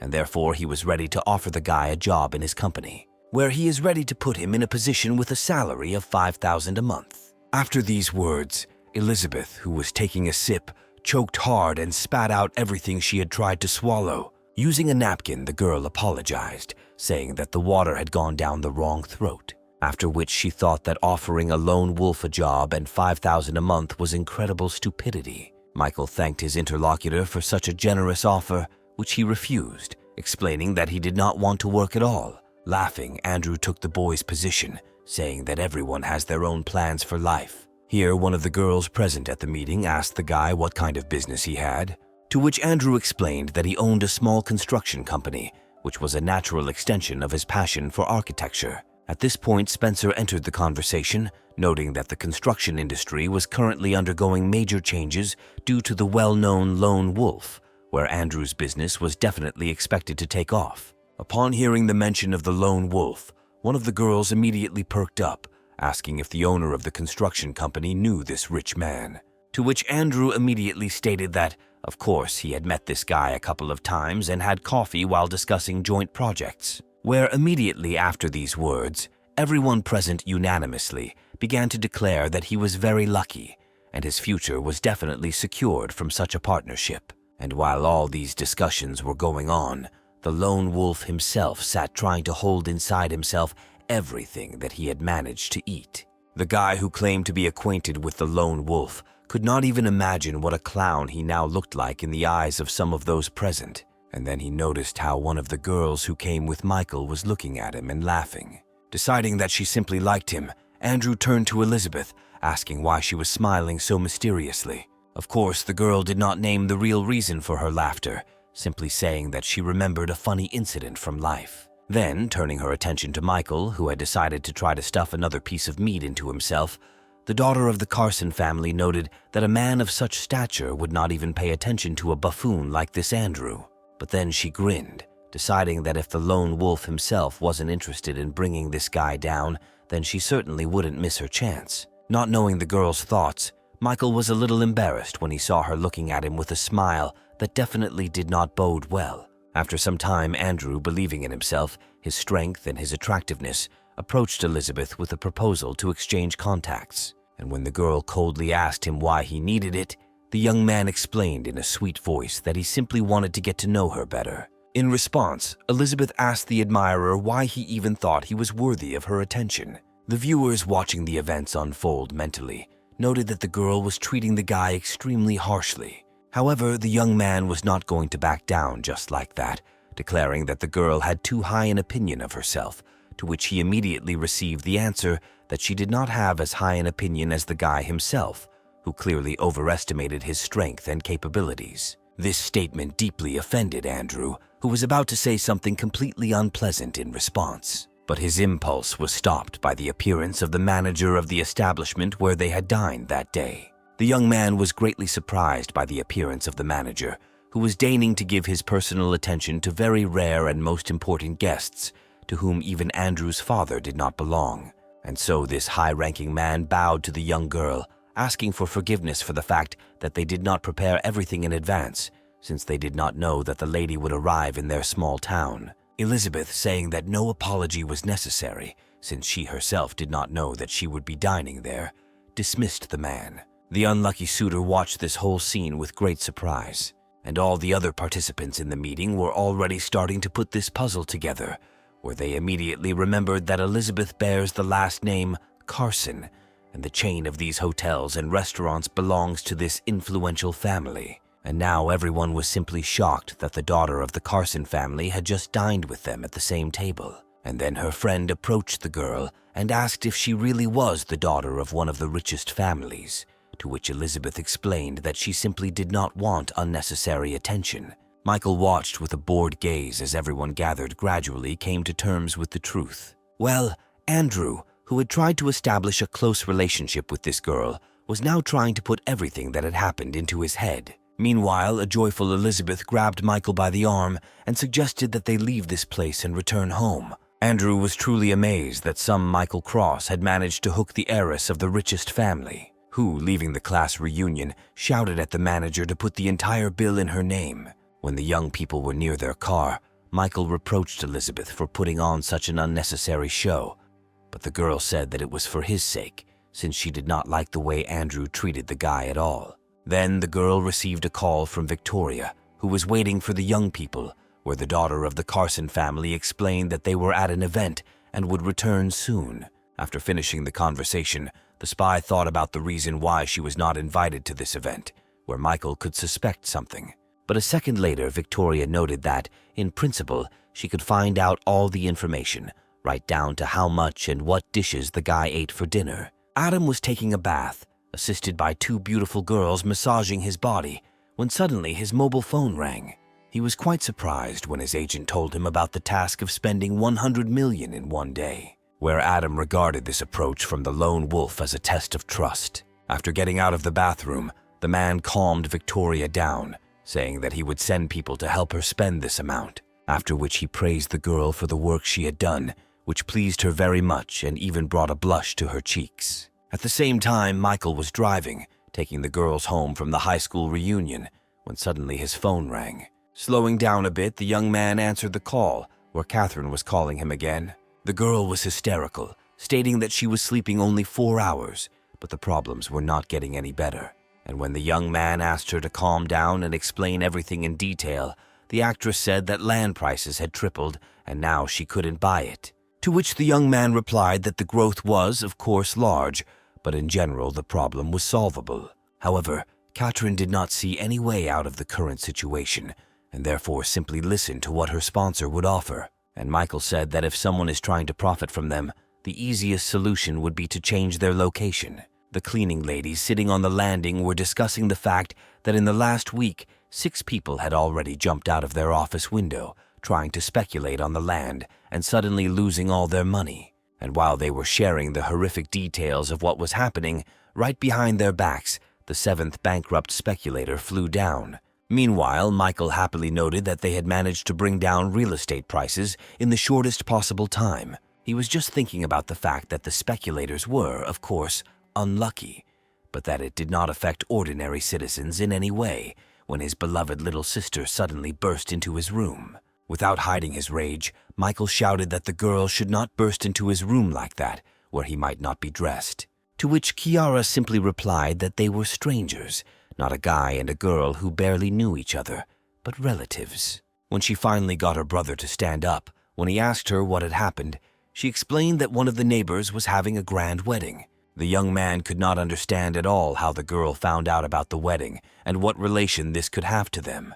But when they found themselves outside, Kiara showed her brother the huge number of cars, which only happens at weddings. But then the girl noted that none of the moving cars were even decorated for the holiday. Well, the next surprise was that this whole line of luxury cars suddenly turned towards their house. When the cars stopped, Victoria appeared from the first one, unloading some kind of bag and placing it next to her. Turning to Michael, who was nearby, the girl reported in a satisfied voice that the task he had set for her had been completed. Pointing to the parked cars, the spy said there were 10 very expensive luxury cars there. She then introduced the numerous staff she had hired who would take care of all the housework and chores. And finally, moving the bag to Michael's feet, Victoria added that these were documents for 100 properties she had purchased. The young man could not believe that this girl had managed to acquire such a huge amount of real estate in one day. However, without showing his emotions, the young man asked in whose name all the purchases were registered. To this, the girl, not without pleasure, stated that she had founded a company called Photon to which she had made all the purchases. And so, handing the young man a package of documents, the spy added that all he had to do was sign all these documents to gain full rights. Pretending to study the documents he had received, the young man noted to himself that the girl was very capable, where in just one day she had managed to found a company, which clearly indicated that she had received help. And so, having said that they would talk about the documents later, Michael asked Victoria to follow him. Having started moving, the girl was worried that her employer might suspect something, since it would really be impossible for her to cope with such a task alone. When they were alone, Michael asked the girl if she knew why he had secluded himself with her, and when she replied that she had no idea about it, the young man turned around and, holding out a folder with documents, said that she would become the owner of the company she founded and all its assets, which of course confused the girl, where she began to stutter that she was not worthy of such an honor. But the young man interrupted her speech, saying that she was clearly underestimating herself. But when his interlocutor asked him to explain why she had been given such an honor, Michael suddenly declared that he simply liked her very much. Playing her role wonderfully, the girl portrayed strong embarrassment closely, bordering on pleasant emotions that every girl would experience when a man expresses his sympathy. Well, Michael, who was playing his game, immediately approached Victoria, saying that he was ready to give her 100 million and 1,000 times more. Taking timid steps back, Victoria said that her boss must be joking, since they had known each other for no more than 2 days. But then Michael made a very compelling argument, saying that he would never trust 100 million and give the company to someone he doesn't have any feelings for. Meanwhile, the girl ran out of room to retreat and her back was pressed against the wall. And when she tried to object again, the young man suddenly hit the wall with his palm, saying that she could accept his feelings as love at first sight. Soon, the young man's second hand was on the wall, surrounding the defenseless girl, where immediately after this gesture, Michael announced that she was now appointed to the position of his assistant. But then, abruptly removing his hands, Michael declared that the girl had passed all his tests. When the guy was far enough away from her, Victoria breathed a sigh of relief, as she had already managed to think that he would now force her into physical intimacy. At that very moment, the girl was distracted by the signal of her mobile phone, which, as usual, was in one of her intimate places. When Victoria read the message informing her that 1 billion had been credited, she immediately asked her boss to explain what it all meant, to which Michael cheerfully replied that this was the next task for his new personal assistant, where she had to spend this billion in a week. This finally broke all the logic of the girl, who could not understand why he was simply forcing her to spend huge amounts of money. And the only thought that could explain everything now and that came to the spy's head was that Michael really liked her. The great schemer himself was only glad that, although the girl had been sent to him, she nevertheless turned out to be very useful to him in terms of spending. He was also very interested in when this actress would start doing what she had infiltrated for. Victoria herself drove away thoughts that Michael might like her, remembering her loyalty to the Calloway family. She immediately decided that this billion was simply an attempt to buy her, which she, like everyone else, would definitely not fall for. Out loud, she thanked her boss in the most tender voice for such generosity, saying that she would do everything to live up to his expectations. After such words and reaction, the young man turned to the system, where he saw the same 85 points. And looking at the girl's face, whose facial expressions were completely inconsistent with her actual attitude, Michael noticed that it would be very difficult to win her over to his side. And so he, continuing to move, threw in one last thing that she was free to do with the money, whatever she considered necessary, in order to spend it down to the last cent. And Victoria was very surprised that her boss just gave her 1 billion and left her company without asking for anything in return. A minute after these events, Diana was already talking to Michael, asking him where he was, expressing her desire to meet. Not knowing what to do with herself, Diana picked up her mobile phone and called Melanie, suggesting that they meet and spend time together over the weekend. But she refused her friend, saying that after being promoted to deputy director, she had to get involved in a lot of things, and therefore she was forced to work on weekends too. Plus, their entire team developing and implementing the new app works overtime and on weekends, where she can't leave them. And so the upset girl had no choice but to state that they would be able to see each other some other time. Diana made her next call to Jessica, asking about her plans for the weekend. But she, too, turned out to be busy, where she was already preparing for a weekend trip to another city to participate in an industry summit. Having said goodbye to her friend until next time, Diana didn't know who else to call or what to do with herself. Looking at her phone, the girl came to the thought that she could call Michael, where he himself, in all likelihood, would never call her. And now the girl was already telling the young man that she would like to meet him. Michael was standing at the entrance to his house when another super luxury car pulled up right behind him. Everyone who periodically came to his house to observe was amazed when they saw the car from the cover of magazines. But people were even more amazed when a stunning girl emerged from the interior of this insanely expensive car. And now she has already approached Michael, who met her with another watermelon in his hands. Saying that this was no place for talking, the young man invited his guest to come into the house. Spencer, who was nearby, literally tore his hair out when he realized that another hottie had come to visit his former classmate.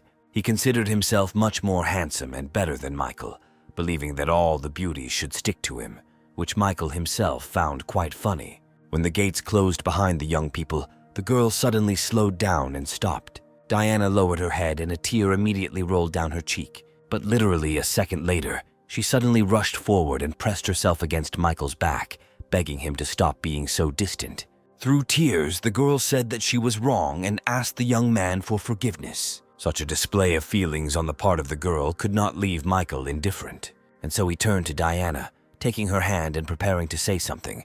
But then the sound of a broken plate interrupted this scene. Turning their heads, the young people saw Elizabeth in front of them, who was clearly unhappy with the scene she had unwittingly witnessed. Immediately recognizing the youngest daughter of the Carson family, Diana asked the young man in surprise what she was doing there.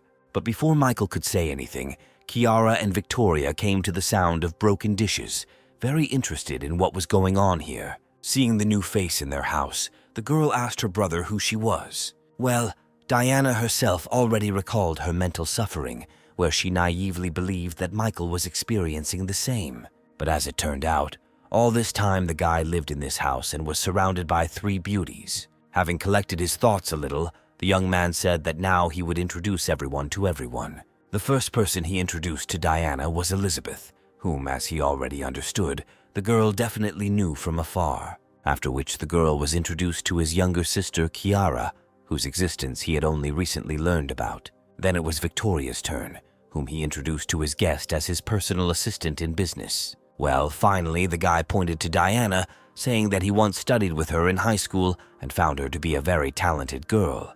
The one who disliked Diana's presence most was Elizabeth, who remembered how easily she had given her contacts to her brother, and who now decided that she would never give her a guy like Michael. However, Diana also did not feel sympathy for Elizabeth, as she believed that her problems with Michael began precisely because of their family. And so the girl changed her original plan to simply visit the young man, deciding to stay for a while. And so she began to play the necessary role, saying that because of long experiences, she now feels very bad, and therefore would not mind living in the fresh air for a while to restore her strength. Hearing the girl's request to stay, Michael thought that if there was one more girl, it would hardly change anything. Besides, Diana will be able to create an excellent counterbalance to Elizabeth, who has recently begun to increasingly take charge here. And so, hugging the girl, Michael said that he was not at all against it, and his new guest could stay here as long as she wanted. Diana, beaming with happiness and accompanied by Elizabeth's hateful gaze, immediately headed into the house to settle in. In her mind, the new cohabitant of this strange company thought that she had already somehow gotten along with Melanie and Jessica, but they did not need another competitor. Well, her opponent immediately noticed a strong opponent in Diana, in any case deciding that she would not give Michael to her just like that. The next day, the young man, accompanied by both candidates, went to pick watermelons, and when he was resting in the shade of a tree, one gave him water and the other wiped his face, which was wet from the heat. When the harvest for food was finished, the young people returned to the house. It was then that the young man was caught by Aunt Laura, who said that she had good news. Having said that he would stay to talk with his neighbor, the young man sent his companions and temporary cohabitants home. When they were alone, the young man suggested that his aunt wanted to tell him about his father's return, to which she immediately replied that this was unlikely to ever happen. As it turned out, The woman decided to talk to the young man about his land plot. Michael tried to ask something, but Laura stopped the guy, telling him to listen to her to the end first. And so the woman came up with a commercial proposal where if Michael agreed to sell his plot of land, he would not only be paid generous compensation, but would also be given an apartment in the city. Doubting that such a proposal could really be real, since everything sounded so fabulous, the young man asked about the original source, to which the woman explained that she works with a certain company that has put forward such wonderful conditions and also pays additional money to those who persuade people to sell the land. And when the young man said that his neighbor had most likely gotten involved with scammers, she explained that the company had all the data open, and it was called Photon. The announced name had its effect, where the guy immediately recognized his own company, which he gave to Victoria to manage. At the same time, Kiara was standing at another house, with the owners of which she was going to negotiate the sale of a plot of land. The girl thanked Victoria for allowing her to earn good money by looking for people willing to sell land profitably. And when the spy replied that she had essentially done nothing, Kiara disagreed, saying that she had learned a lot during their communication. Looking into the beautiful eyes of this pure and honest girl, Victoria thought about how low Michael had sunk by using this child for his own interests. Having decided to snatch this girl from the clutches of this pervert, Victoria suddenly asked her how sure she was of her relationship with Michael. In response, Kiara replied in confusion that this was absolutely proven, where no one doubted it, including the man who raised her said so. Immediately after this, the spy handed the girl a folder with documents, saying that, of course, her relationship with Michael did not concern her, but Kiara was obliged to read this information, and when her interlocutor asked what was in the folder, Victoria explained that it contained a medical report that was given to Michael's mother before he was born, stating that she could not have children. The spy finished her explanations by telling Kiara that Michael Cross is not the son of this family, and therefore is not related to the girl. This was a real shock for Kiara, who immediately asked whether Michael was adopted, but Victoria had no answer to this question. The girl understood that under any circumstances, whether she was the daughter of the father of the Larson family or the daughter of the father of the Cross family, she and Michael were not related by blood. The girl immediately remembered how zealously the young man defended her from her tyrant father, who raised his hand against his stepdaughter. The girl also remembered every moment she spent with this guy, who showed genuine concern for her. And so the girl caught herself thinking that she had always liked Michael, that she simply did not want to admit it, and therefore the news could be considered good. And so Kiara told the spy that she didn't want to worry about this at all, where she and Michael had become very close anyway. However, Victoria added fuel to the fire, leading her interlocutor to certain thoughts with words about how her fake brother might have secret intentions if he knew that they were not related. And when the girl asked her to clarify what she meant, the spy explained that Michael could at the very least be a pervert. However, Kiara then stated that she needed to somehow wrap her head around all this new information, and so for now they should just go home. And now the girls were already approaching the gates of the Cross family house. The whole way, Kiara thought that her brother apparently liked her too. But at the same time, the girl noted that he was constantly surrounded by the most beautiful girls in their country, where she, an ordinary girl from the countryside, definitely had no chance. Well, Victoria, watching the change in her companion's facial expressions, cursed Michael, who was playing with the feelings of this beautiful girl. At that very second, Michael himself was wildly surprised that Victoria's level of favorability suddenly dropped by another 5 points. And then Victoria herself entered the room, looking at whom the young man could not understand why her disposition had suddenly fallen when he had not even spoken to the girl. Watching the girl's return, Michael attracted Elizabeth's attention by asking her to light a fire in the kitchen. The girl was very upset that the house did not have a regular stove, to which the owner of the house explained that food always tastes better when cooked over a fire. He then turned to his precious little sister, saying that today he would delight her with his culinary skills. After all, cooking was the only skill he could develop without the help of the system. And so, armed with a knife and other kitchen utensils, the young man began to prepare dinner for his excessively large family. Soon everything that had been chopped and sliced was already in the frying pan. Everyone nearby, including one of the guards, watched in fascination as Michael busied himself in the kitchen, And so, about 30 minutes later, 2 signature dishes were on the table, into which the young man had put almost his soul. The young man, of course, invited his little sister to be the first to try it. All the other girls watched without blinking as the spoonful of egg rice was sent into Kiara's mouth. And as soon as her taste buds caught the taste, Michael's sister's face literally lit up, where she immediately screamed that it was a real masterpiece. The girl experienced real bliss, where the taste of this dish seemed to transport her to a world of happiness and bliss. Snatching the spoon from her brother, Kiara furiously attacked everything that was still left on the table. Having decided that their friend was clearly overdoing it, everyone else quickly approached to also appreciate the taste of the dish. And now each of them was blissfully declaring that the food simply couldn't be that tasty. And now all 4 girls were already sitting at the table, gobbling up the prepared dishes and praising the cook. And then the system started issuing messages one after another that the level of affection for each of his girls had increased. A separate bonus was the unlocked skill for culinary arts,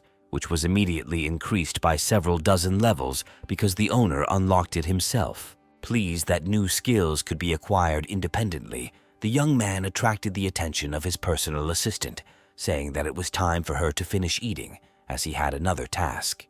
And when the girl tried to ask whether this question could be postponed for at least 5 minutes, Michael coldly said that she was not his guest or relative, but an employee. Realizing that the young man was essentially right, the girl agreed with his arguments, thinking to herself that even the most tyrant of tyrants gave their subordinates time to eat. When the young people went out to a quiet and secluded place, Michael noted that his assistant had been working very hard lately, and so he asked her how and where she spends the billion entrusted to her. Victoria turned out to be prepared and handed her boss another folder containing information about where the money was spent. While the young man pretended to run his eyes between the lines, the girl outlined in a few words how many properties she had bought. She also talked about the hired specialists and noted that some of the expenses in the estimate have not yet been taken into account, but she will deal with this soon. Literally with a sparkle in her eyes, the girl thought that this fool could not even imagine that she was capable of losing a whole billion so quickly, where she believed that his days were numbered because everything she bought, the company she founded, required regular financial investments. Michael, of course, did not understand a single word of the papers, but he was perfectly aware that he had created a bottomless abyss into which he could safely drain his billions, where everything he manages to spend will give him his personal financial benefit. And so, turning to the spy, the young man praised her for having worked very hard, where such a calm reaction to the squandered billions surprised his interlocutor quite a bit. But at some point, Michael suddenly raised his hand and reached for the girl's face. Watching the movement of the young man's hand, the girl was at a loss as to his intentions and what she should do. Ready to entertain any of his perverted fantasies, Victoria was shocked by how he simply removed the stuck grain of rice. Having sent it into her mouth, the young man noted that the girl should eat more carefully so as not to appear in such an indecent form in front of important people. Burning with shame, Victoria told her boss that she would try to be more careful. To herself, she was glad that no physical intimacy occurred between them. But then Michael approached her again, noting that the girl apparently had enormous talent. And now she was already experiencing another shock, when suddenly there were as many as 5 billion in her account.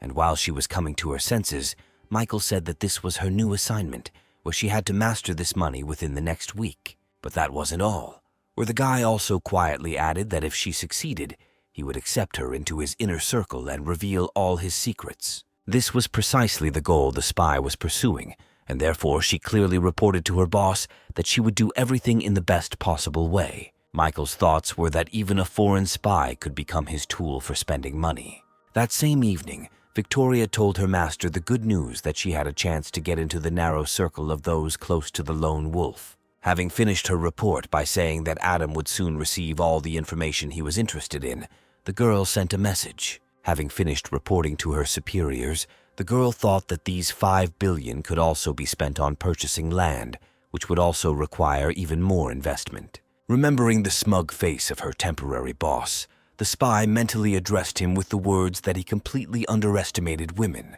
Michael himself, not particularly worried about anything, sat on the couch and, as usual, played on his phone. Here, Elizabeth caught his attention, saying that they had gone for a walk in their all-female company, which didn't particularly interest the young man since he was already bored enough. Leaning back on the sofa, the guy noted that he wouldn't mind going back to his school years and living here with his parents. With these thoughts about his carefree and generally happy past, the young man did not notice how he fell asleep. The woman approaching the gates of the house did not immediately understand whether she had come to the right address, where it also seemed strange to her that there was a huge number of the most expensive cars parked around. Opening the doors, the woman loudly asked if there was anyone inside the house. The sound of a painfully familiar voice woke up the young man, who literally jumped up on the spot. Looking towards the front door, Michael was not without surprise to see his mother standing on the threshold. The woman was very happy to see her son in the house, and at the same time asked what had happened to their house. But the young man did not respond to this, simply throwing himself into his mother's arms and saying that he missed her very much. Hugging her son, Rosemary replied that she missed him too, saying that she wanted to cook something tasty for her son. Already sitting at the table, Michael said that he was already aware of the situation with Mr. Larson's father and wife, and that his position was on his mother's side. And when the woman asked her son to never be like his father, the young man reminded her that he was very modest and could not even talk normally to a girl. At that very moment, the front door opened again, and the girls who appeared in the room informed Michael that they had returned. They were very surprised when they found the guy in the company of some woman. Rosemary, who was no less surprised, immediately asked her son who all these girls were, and so Michael had no choice but to begin introducing his girlfriends one by one, where he started with Elizabeth. Everyone else immediately caught on when the young man called the woman standing in front of them his mother, and now they, one by one, began to introduce themselves to the woman, with only Kiara remaining on the sidelines. Expressing joy at the acquaintance, Rosemary mentally noted that her son, apparently, could not make up his mind, and therefore made several girlfriends at once. And so she invited the girls to sit down and rest while she prepared something for the table. But in response, the girls said that they would take care of everything, including food, and the woman just needed to sit down and rest. Michael was quite surprised that Diana, who he thought was completely incapable of cooking, volunteered to cook. Well, Elizabeth immediately grabbed the mop, saying to the woman's objections that they had already gotten used to maintaining order here in her absence. Watching the girl's clumsy movements, Michael mentally noted that she was incapable of anything, and he was the one maintaining all the order here. Rosemary also noted that her son had made a lot of wonderful friends. Immediately after these words, the system sent a message to the owner that Elizabeth's disposition level had risen by 1 point, and immediately after this came the following appeal, similar in content, only related to the personality of Diana. The owner of the system himself stood there and could not understand why the girl's level of affection towards him had suddenly increased. Meanwhile, Michael's mother continued to speak, expressing her fears that her son would never find a bride, which were now dispelled, where the young man could only blush in response to what was said.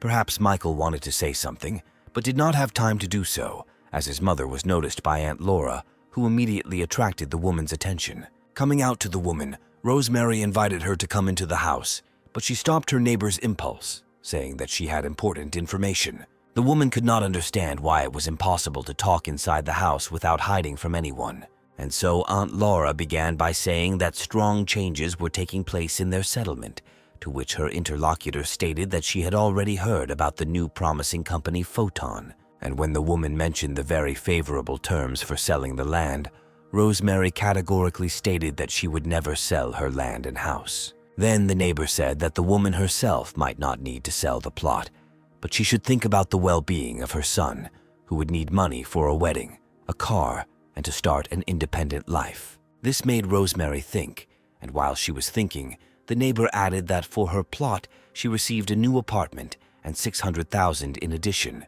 but her interlocutor's plot is much larger, therefore the benefit will be greater. Finding no more arguments against what was said, Michael's mother said that she would think about the proposal and discuss it with her son.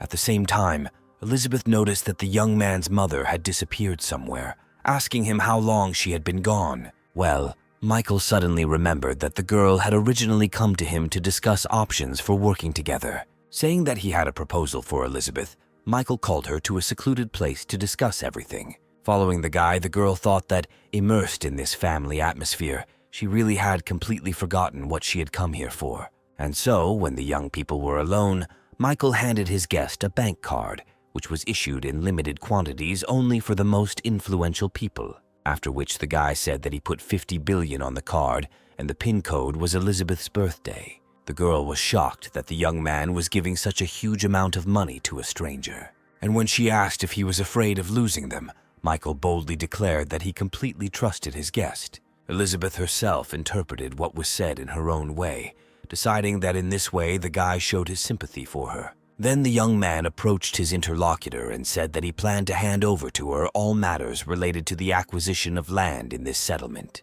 When Michael said that only Elizabeth could be trusted, she asked about his assistant Victoria, who was in charge of buying up land. But the guy immediately responded to this by saying that she was nothing more than someone's spy, who was simply watching his every move. The girl couldn't believe what she had just heard from the young man. And Michael added that not all families and large corporations want to cooperate with him, like the Carson family, and that is why they sent a spy. And so, taking the girl's hand in his own, the young man said once again that he could only trust her now. Elizabeth looked at the elite bank card, thinking that even her own family didn't believe in her enough to give her 50 billion at her disposal. Turning her gaze to the young man, the girl also noted that she apparently really meant something to the guy, since this project with the lands was extremely important for his affairs. Based on all this, the daughter of the Carson family found no other explanation for these events other than the fact that the guy was in love with her, immediately after which the system began to issue messages about an increase in the level of her location.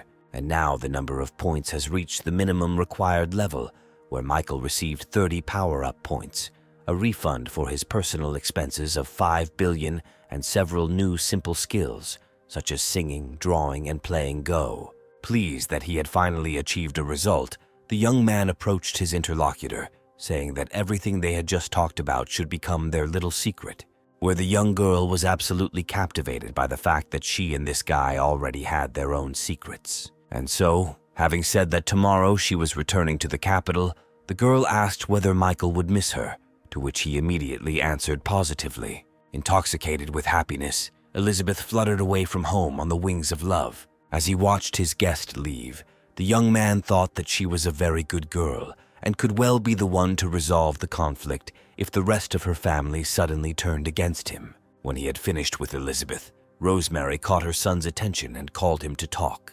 Having sat down, the woman, without any preludes, immediately told the guy that she had decided to sell their house. Michael took this news critically, saying that she should not make such hasty decisions. But the woman explained that the Photon Company offers very favorable conditions, where they will receive an apartment as well as a lot of money, adding to which their savings will be able to buy another apartment for Michael. And then the young man thought about the fact that he found himself in a strange situation, where the company he created was now persuading his mother to sell the land and the house. While the young man was thinking, Rosemary said that it would be much better and more correct this way. Looking at his mother, the boy thought about the fact that she didn't know at all about his wealth, and that's why she was so worried about how he would live on. And so he came to the conclusion that in any case, he was going to take her to the capital, where he would settle her in a normal large apartment, and therefore did not argue about the sale of the plot and the house. Michael, lounging in his chair, studied the financial report that Victoria, who was standing next to him and reporting information about the company's activities to the boss, had brought to him. The girl explained that the company had bought up a huge amount of land and was currently experiencing an acute shortage of funding. Many of their competitors are trying to buy up land plots, and therefore they need more money to compete with them. Saying that their business would likely not survive, the girl apologized to Michael, taking full blame for the failure on herself. Inside, the girl was jubilant, because she understood that this was a real collapse for the empire of the lone wolf. But the young man asked how much money his assistant now needed to continue her activities, and she indicated the amount of 10 billion. This greatly pleased the young man, who could not contain his emotions and declared that it was wonderful, where such a reaction of the young man greatly surprised his interlocutor, who did not understand why the guy was happy that his business was on the verge of bankruptcy. But Michael had already jumped up and grabbed the girl by the shoulders and said that he couldn't have managed without her, that she had managed to spend 5 billion so quickly that another 10 needed to be spent. When the girl asked if this was sarcasm, the young man immediately stated that it was absolutely not, since it was simply a phenomenal ability to spend that kind of money in just a week. And so, turning to his interlocutor, Michael said that many people know how to make money, but only a few can spend it so skillfully. Pointing to his assistant, the young man declared that she was simply the embodiment of his guardian angel, where Michael mentally called her a stupid creature who would never understand that the more she spent, the more he would earn.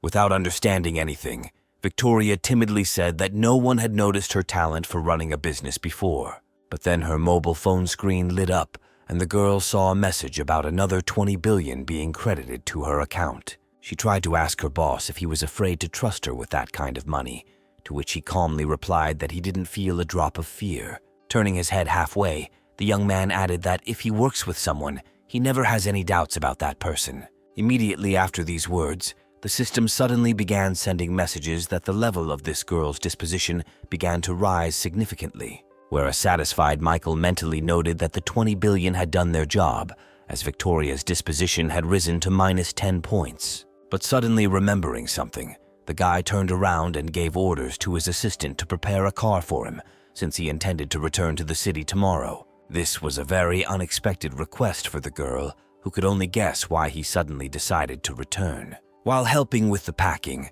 Rosemary asked her son why he decided to return to the city when there was still quite a lot of time left before the end of the holidays. To which Michael calmly replied that a friend of his was starting a business and asked him to help with it, whereby this friend he meant Jessica, who had recently called him and asked him to be the guest of honor at the official launch of her broadcasting company. The woman was pleasantly surprised that her son managed to combine study with work. Rosemary even shed tears when she remembered how Michael, from his youth, tried to earn money himself during the summer holidays and help his family. Noticing tears in his mother's eyes, the young man became worried, but the woman reassured him, saying that she was simply very sad that her son was leaving. And suddenly Rosemary handed Michael a card, saying that it contained 50,000, which he could spend as he wished. The astonished young man exclaimed that he could not accept this gift, as it was a lot of money, but his mother insisted, saying that relationships with girls are not a cheap pleasure, to which the young man explained that he had enormous wealth. But Rosemary clearly didn't believe his words, saying that he didn't really look like a billionaire, and therefore it wasn't worth arguing with his mother. But taking her son by the hand, the woman said that he did not need to worry about her well-being, since she now had a good income from her job at the company. And when Michael asked what kind of strange company it was that paid such money, Rosemary explained that she followed Laura's recommendation and also began finding clients for the Photon Company. After this, the businesswoman said that she had 2 more meetings scheduled and said goodbye to her son, wishing him a good journey. Left alone, the young man wondered how his mother might behave if she suddenly found out that Photon was his brainchild. The young man's thoughts were interrupted by a familiar and very pleasant to his ear female voice, where Kiara, who looked into Michael's room, asked him if he was really going to leave. Having confirmed his intention to return to the big city, the young man asked the girl why she was so interested in this. But instead of answering the question, his little sister simply modestly asked to take her along. Looking at the embarrassed girl, Michael noticed that he had completely forgotten that she would not be able to return to her old house. It would be uncomfortable to stay here, since she was the result of her mother's husband's betrayal. And so, approaching Kiara, the young man put his hand on her head and said that he would gladly take her with him to the city. This was very joyful news for the girl, who immediately rushed to collect her things. Michael caught himself thinking that he really liked the presence of this beautiful girl, the only one who didn't only need his money. And that is why he really wanted to show her a completely different, luxurious and carefree life of a rich man. And now the car with Michael, Kiara, and Victoria was already racing along the highway towards the capital. Sitting in the salon, the young man scolded his assistant for finding too simple a car for him, stating that the girl should show more diligence next time. Victoria apologized to her boss, saying that on their next trip, she would definitely find the most expensive car. But Kiara did not share the opinion of the young man, whose role as sister she continued to play, telling him not to scold his assistant since the car was good. Handing her brother a slice of tangerine, The girl said that Victoria was already doing a very good job of carrying out his errands. Suddenly, the system issued a message, according to which Kiara's level of disposition immediately increased by 5 points. At the same time, the system issued a message that Victoria's disposition level had dropped, where the spy thought that Michael was using this beautiful girl. And once again, the young man was amazed at how, without doing anything, he somehow managed to lower the level of this strange girl's affection. Wiping his face, Michael tried to understand how his mere presence in the back seat could have led to a decrease in the level of favorability that he had just raised with great difficulty and at the cost of tens of billions. His thoughts were interrupted by the words of his little sister, who drew attention to the fact that a thunderstorm with heavy rain had begun outside. As the weather conditions worsened, Michael turned to his assistant, telling her to slow down and stay away from other cars. But at that very second, one of the cars moving in front of them applied emergency braking, causing it to instantly turn sideways on the wet asphalt. The truck moving alongside had no chance of avoiding this collision. Michael, Kiara, and Victoria could only watch in horror as a pile of metal flew straight towards them at great speed. The impact was so powerful that the car was literally thrown into the air, where, after making several turns in the air and then several more on the asphalt, the car finally stopped its movement by falling on its roof. A powerful kick caused the mangled door to separate from the car's body, and then Michael appeared from the salon, covering his beloved little sister with his body, and noted that if it weren't for the system's reinforcements, he could have definitely met his end. The first thing the young man did was turn his attention to his little sister, who was also interested in whether everything was okay with Michael. As they emerged from the mangled interior, Kiara suddenly screamed that Victoria was still inside. Leaving his little sister safe, the young man rushed to help his assistant. The severely weakened girl said that her leg was trapped and she could not free it. This was the last thing she could say before losing consciousness, thinking that this was probably how she would die. But Michael wasn't going to leave the girl to her fate, and he literally began to tear apart what was left of the car. He urged the girl to hold on a little longer, where he was absolutely sure that everything would be okay. Michael's words and actions brought Victoria's fading consciousness back to life, and she immediately thought that although he was not quite a normal person, he could definitely be relied on.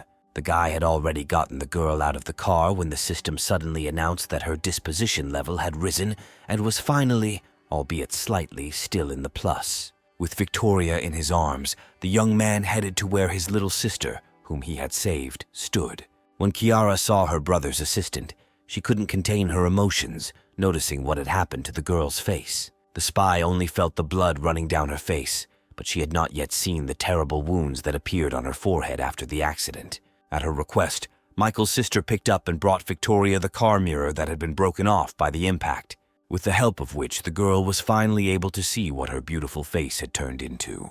It was a real shock, but Michael and Kiara tried to calm Victoria down, saying that modern medicine works wonders. With tears in her eyes, the assistant asked her boss if he now considered her a freak and whether this could really be fixed. And when the young man confirmed that the girl was still beautiful and the doctors would not leave a trace of the scar, Victoria pressed herself against his strong body, unable to stop her tears. An ambulance soon arrived, and the young man and his sister were already sitting next to their companion, who had suffered the most. Looking at the disfigured face of his assistant, Michael decided that he should develop his medic skills, since the level of this girl's affection in the future might depend on this. Jessica called Michael, asking him if he was in town yet and reminding him about the event on Dexter TV, to which the young man replied that he was already in the city, but was currently in the hospital since they had been in an accident. This information made the girl very nervous, where on the one hand she asked about which hospital he was in,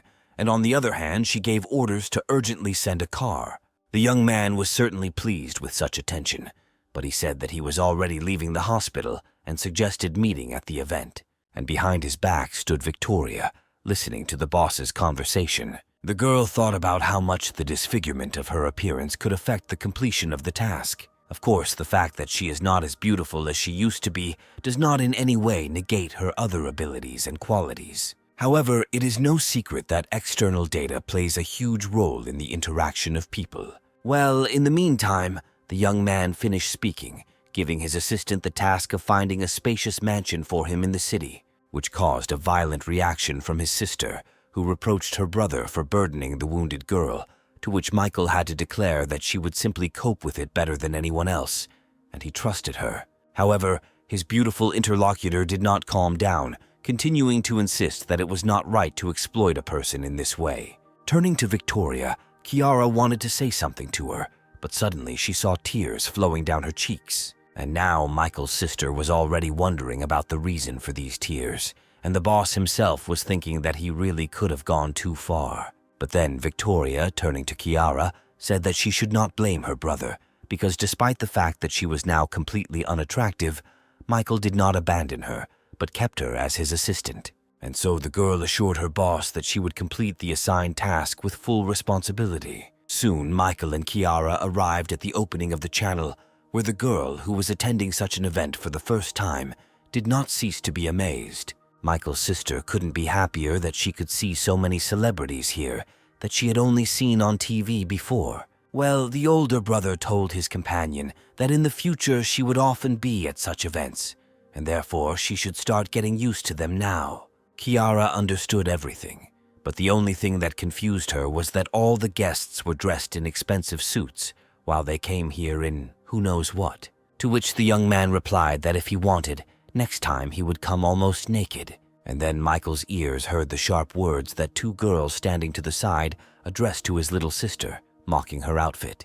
Kiara also heard everything that the two girls said, after which she immediately became depressed. Deciding to put these painted socialite hens in their place, Michael headed towards them. As he approached, the young man coldly advised the young ladies to be careful in their statements. But after examining the shabbily dressed young man, the girls declared that he was nobody to them and had no right to tell them anything. This statement deeply hurt Michael, who was ready to rage. But then his impulses were stopped by the approaching Kiara, who suggested that her brother not pay attention to these women. But Michael was not going to let what he had done go unpunished, still coldly saying that he was giving the girls one and only chance to apologize to his sister. But the girls clearly had no intention of doing this, where one of them said that she was very popular in the world of bloggers and did not have to apologize to anyone. But before the girl could finish what she wanted to say, Michael suddenly gave her a good, resounding slap in the face, which brought the impudent woman into a real rage,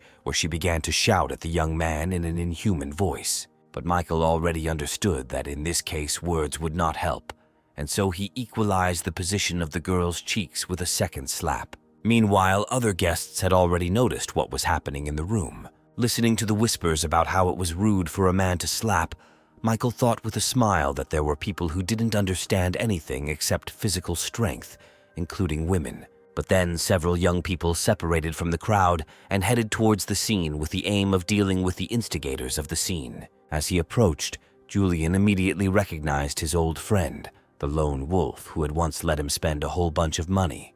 The young man found it a great stroke of luck to meet again this fellow, whose reputation had become simply incredible since their last meeting. Meanwhile, the girl, who had taken a couple of slaps, noticed Julian, whom she knew, and decided that now the impudent man who dared to touch her would definitely come to an end. And so she rushed to Julian, telling him that Michael had attacked them and begging him to deal with him quickly. But instead of the expected protection, the girl suddenly received another slap, which was accompanied by Julian's words that she was behaving extremely unworthily. Immediately after which, a resourceful young man approached Michael, offering his apologies to Mr. Lone Wolf on behalf of these girls. All the other guests did not understand why such a big man like Julian was bending over so much for this nondescript guy. Well, Kiara, who had been standing on the sidelines all this time, was very pleased with how her brother stood up for her, where at that very second the system announced to the owner that the level of its location had once again risen. During these events, Victoria was sitting in her empty apartment and staring intently at the mobile phone in her hands. The girl thought that she needed to call her real boss now, but at the same time she couldn't get the thought of Michael out of her head. The spy wondered over and over again why she began to constantly think about this guy. With these thoughts in mind, she finally dialed the number and was already greeting the son of the Calloway family. The girl told her true master that they could now begin to act. After listening to the girl's plan, Adam praised her for the work she had done, saying that upon her return his gratitude would be boundless. But Victoria immediately asked the man not to say a word about any gratitude. where she immediately remembered how she had been living on the street for a long time, literally being on the brink of life and death. Then her life was saved by the Calloway family, who found and took the girl in, giving her food, shelter, education, and training. After the girl recalled all this to her master, Adam told her not to worry about the accident, where she would be examined by the best doctors immediately after the end of the mission. The touched girl thanked her true boss, and when the conversation was over, she immediately wondered how the man knew about the accident, which could only mean that he did not trust her and organized surveillance. Meanwhile, at the festive event dedicated to the launch of the broadcasting company, another guest of honor finished his speech, and so the host announced that a mystery guest would appear on stage next. Hearing such an intriguing announcement, Kiara began asking her brother if he knew who they were talking about. But turning to the young man, the girl was amazed to see that he had hidden his face under a mask. When Tony asked him why he needed a mask, the young man said that he was now going to put on a real show. And now the crystal piano had already been delivered and installed on the stage, and the girl watched, fascinated, as her beloved brother confidently headed off to conquer the entire hall. Once again, the girl caught herself thinking that she really liked this guy, and the system again informed the owner about the increase in her level of favor. All the other guests, watching as the masked man sat down at the musical instrument, wondered who was hiding under the mask. Well, Michael himself, having settled comfortably in a chair, closed his eyes and for more than 5 minutes showed no signs of life at all. And so the guests quietly began to whisper that something was clearly wrong with this strange musician. 10 minutes later, the guests began angrily shouting at the artist to get off the stage and not interfere with the performance of others. The event organizer, accompanied by her friend, watched everything that was happening with alarm. Realizing that the crowd was about to get angry, Joanna told her friend that something needed to be done immediately. But Jessica was calm, saying she had no doubt in Michael, who clearly had something big planned. But in her mind, the girl asked the guy what had happened to him, because he played just great. And suddenly, the young man exhaled forcefully, and his fingers fell on the keys, extracting pleasant sounds from the instrument. Jessica's facial muscles immediately relaxed, and her friend noted with some joy that the guy had finally started playing. But then, in addition to the fact that he was creating a simply divine melody, Michael also began to sing, where everyone gathered instantly felt how deeply this piece of music touched them. Kiara was no less fascinated, noticing that this guy had an incredible number of different talents. Well, the great musician and singer himself continued his touching performance, where his song was extremely sad. Jessica and Joanna couldn't tear themselves away from his work and didn't utter a single word, where Joanna also noted that she could no longer hide her feelings for Michael, despite the fact that he was her friend's boyfriend.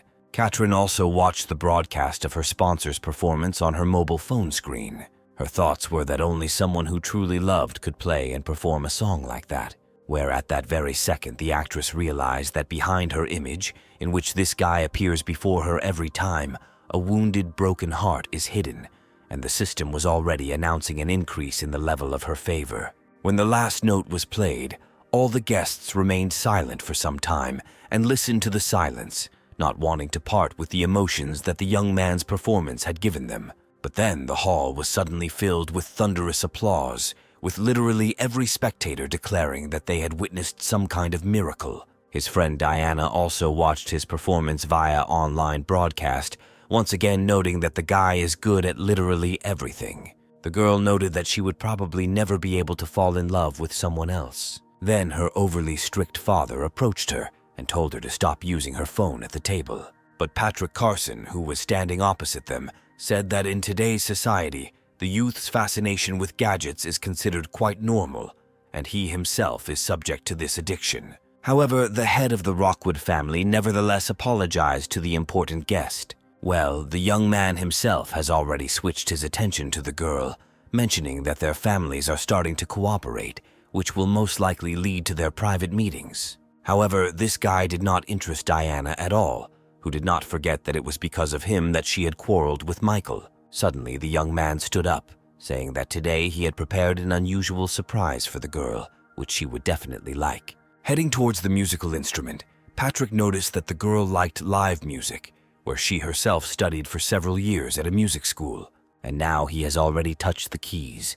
thinking that not a single beauty has ever resisted his charm, especially when he plays. But after the girl heard Michael's performance, no other game could touch her soul and heart. At the same time, after finishing watching Michael's performance, Victoria burst into tears, wondering how this disgusting person could create such melodies that literally touch the soul. The young man reported to the young lady that they had completed the assignment and acquired the designated lands. The only thing that bothered him was the excessively high compensation for people agreeing to sell plots. But Elizabeth said that this was not his concern at all. After all, she understood perfectly well that Victoria, under the auspices of her company, had already acquired a huge amount of land, and therefore it would be possible to oppose her only on the condition of purchasing no less land. The girl was ready to smash to smithereens all the undertakings of the one who was sent to annoy Michael. The girl's thoughts were interrupted by Kiara's message, and now Elizabeth was already following the link where she saw the broadcast of Michael's performance. Literally, from the very first notes and words of the song, the girl felt how everything inside her was simply turning over. And now the youngest daughter of the Carson family has already dissolved in the bliss that descended upon her, along with Michael's music, and the level of her disposition has also grown. Well, the young man himself, when he left his musical instrument, having familiarized himself with the system messages, noted that he had definitely not organized this performance in vain. The audience didn't want to let the guy go at all, begging him to stay and play some more, or at least to reveal his identity. A few days later, one of Photon's employees reported to Victoria that their affairs were not going well, as a certain company had also begun actively buying up land in the same area as them. And the girl noted to herself that most likely it was her true boss who began to implement the plan, where Photon would soon go bankrupt. The girl explained out loud that she was aware of what was happening, and that she was already going to tell the lone wolf about everything, who would tell her what to do. But when she dialed the number, the girl first encountered the fact that it was impossible to get through to Michael since his phone was switched off. The two girls sat and discussed, not very loudly, the rumors that their company had come to an end. One of them did not believe it, referring to the lone wolf, but the other immediately explained that no one had seen or heard from him for quite a long time. And now she was already lecturing her friend, saying that the company's funding had been stopped because the lone wolf had gone bankrupt and fled. Julia, passing by the office, heard these words about the termination of funding and bankruptcy. Very soon, Jessica, having heard this, declared that a lone wolf cannot be bankrupt. Of this she is absolutely sure, but her interlocutor emphasized that this information sounded extremely convincing, where the girl should contact Michael. And then the head of Dexter TV thought about it, realizing that Michael had really disappeared somewhere recently and was not working on any of his projects. And now the news that the lone wolf has gone bankrupt and stopped funding his projects has already spread throughout all interested circles, where most of the sharks of the financial world could only rejoice at this circumstance, calling this arrogant guy a fool. After answering the girl's call and listening to what she said, Michael asked her how she came to such a conclusion, to which Diana replied that it didn't matter at all, because if the guy really had financial difficulties, she was ready to sell her office center to help. But her interlocutor withered that everything was fine with him, where his only problem was that the more he spent, the more he somehow earned. When the conversation was over, the young man noted that he had simply decided to take a short vacation, during which time he had already been completely written off. When the daughter finished speaking, the woman asked what the lone wolf had said, and she explained that he was being very stubborn, and that was why she had decided to sell the office center. Where immediately after this was said, Diana's mother, with a changed face, shouted that she should under no circumstances even think about doing this. And as a justification, the greedy woman said that if Michael had real problems, then this amount was a drop in the ocean for him.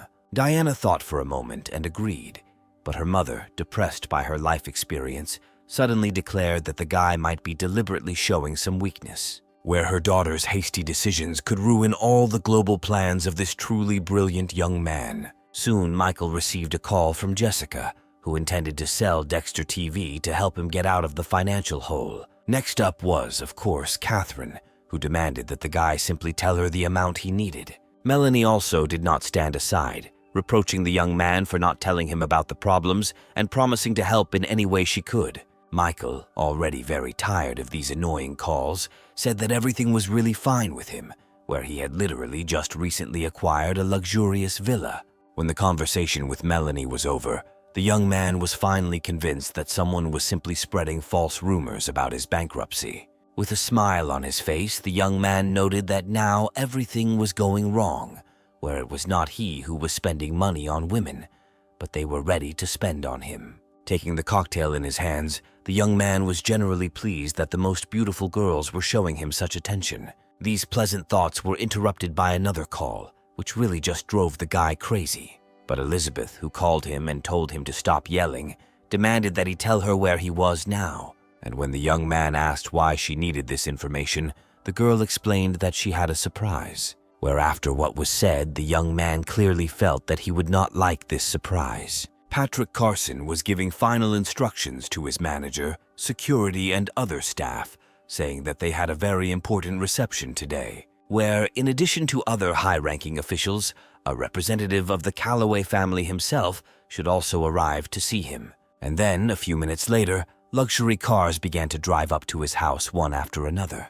And then from one of them appeared the most welcome guest, the son of the Calloway family, Adam. Showing true respect, Patrick greeted the long-awaited guest, inviting him into the house. Adam thanked the man who greeted him, saying that given their long-standing acquaintance, there was no need to observe formalities. Everyone was already going inside when suddenly a taxi stopped behind them and Victoria appeared from it. The girl arrived at the meeting at the Carson family home at the request of her master, and seeing Adam retreating into the room, Victoria rushed after him, attracting the boss's attention. But her impulse was interrupted by a rude movement from the Carson family's guard, who demanded that the ragamuffin get out of here, where, after the reaction of one of the guards, all the other fighters took up combat positions, ready to give their lives for their masters. Well, the girl, who found herself on the asphalt from the push, loudly introduced herself to Adam, who apparently did not recognize her by her voice. Taking a closer look, the young man in glasses recognized his devoted spy, and now he was already heading towards Victoria, where he wanted to help the girl get to her feet. But when he was a few meters away, the Calloway family member clearly felt the unpleasant smell coming from her. Without hiding his disgust, the man reproached her for the fact that she had clearly not showered for several days and dared to appear here in such a state. And so, not wanting to touch his subordinate, Adam ordered the guards to help her to her feet. Watching the man she had been devoted to her entire life turn away from her made the girl feel very sad. After all, she had to give up showering for several days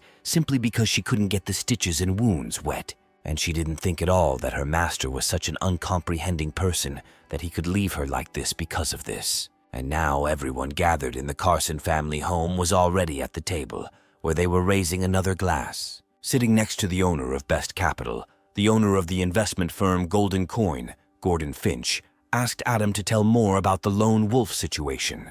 In response, the young man instructed his spy to convey all the information to his partners. And so Victoria said that she heads a company that has bought up a huge amount of land in strategically important areas, where Idris Crawford immediately realized that if the lone wolf was going to continue to develop his film company, he would not be able to do without their help. And the speaker immediately confirmed all his guesses. Patrick then joined the conversation and added that lately everyone has been talking about the lone wolf stopping funding and going bankrupt. Supporting his mood, Adam also said that it was the greed of this impudent fellow that brought him to today's crisis. And so the whole friendly company of Michael's ill-wishers joined their filled glasses, which echoed with the sound of glass ringing.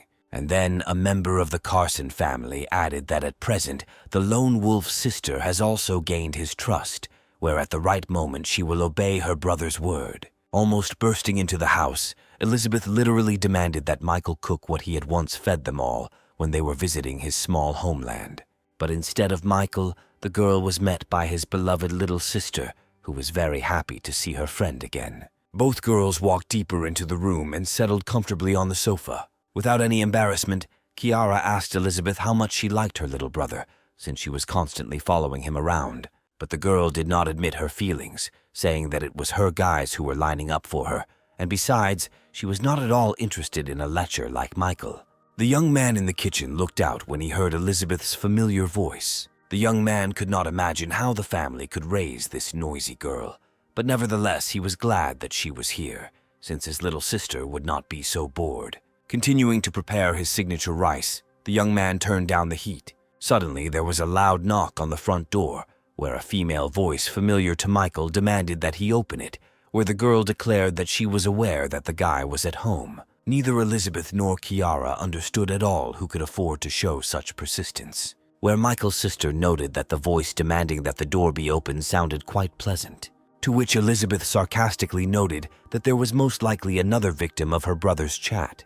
And so the girls finally opened the doors, where Catherine, standing on the threshold, was asking who they were and what they were doing in Michael's house. And Elizabeth and Kiara, staring at the popular actress, could not understand what she could be doing in this house. A few minutes later, all three girls were already sitting at the dinner table. The daughter of the Carson family warmly noted that she could not even imagine that Michael would meet such a level of stars. Well, simple and resourceful Kiara has already asked Catherine to give her an autograph for the occasion, and while she was signing, Elizabeth was already thinking about the fact that this actress could become a serious opponent on her path to Michael's heart, where she will have to do a lot to defeat this girl. And then the object of the girl's close attention appeared in the room, bringing another culinary masterpiece he had prepared.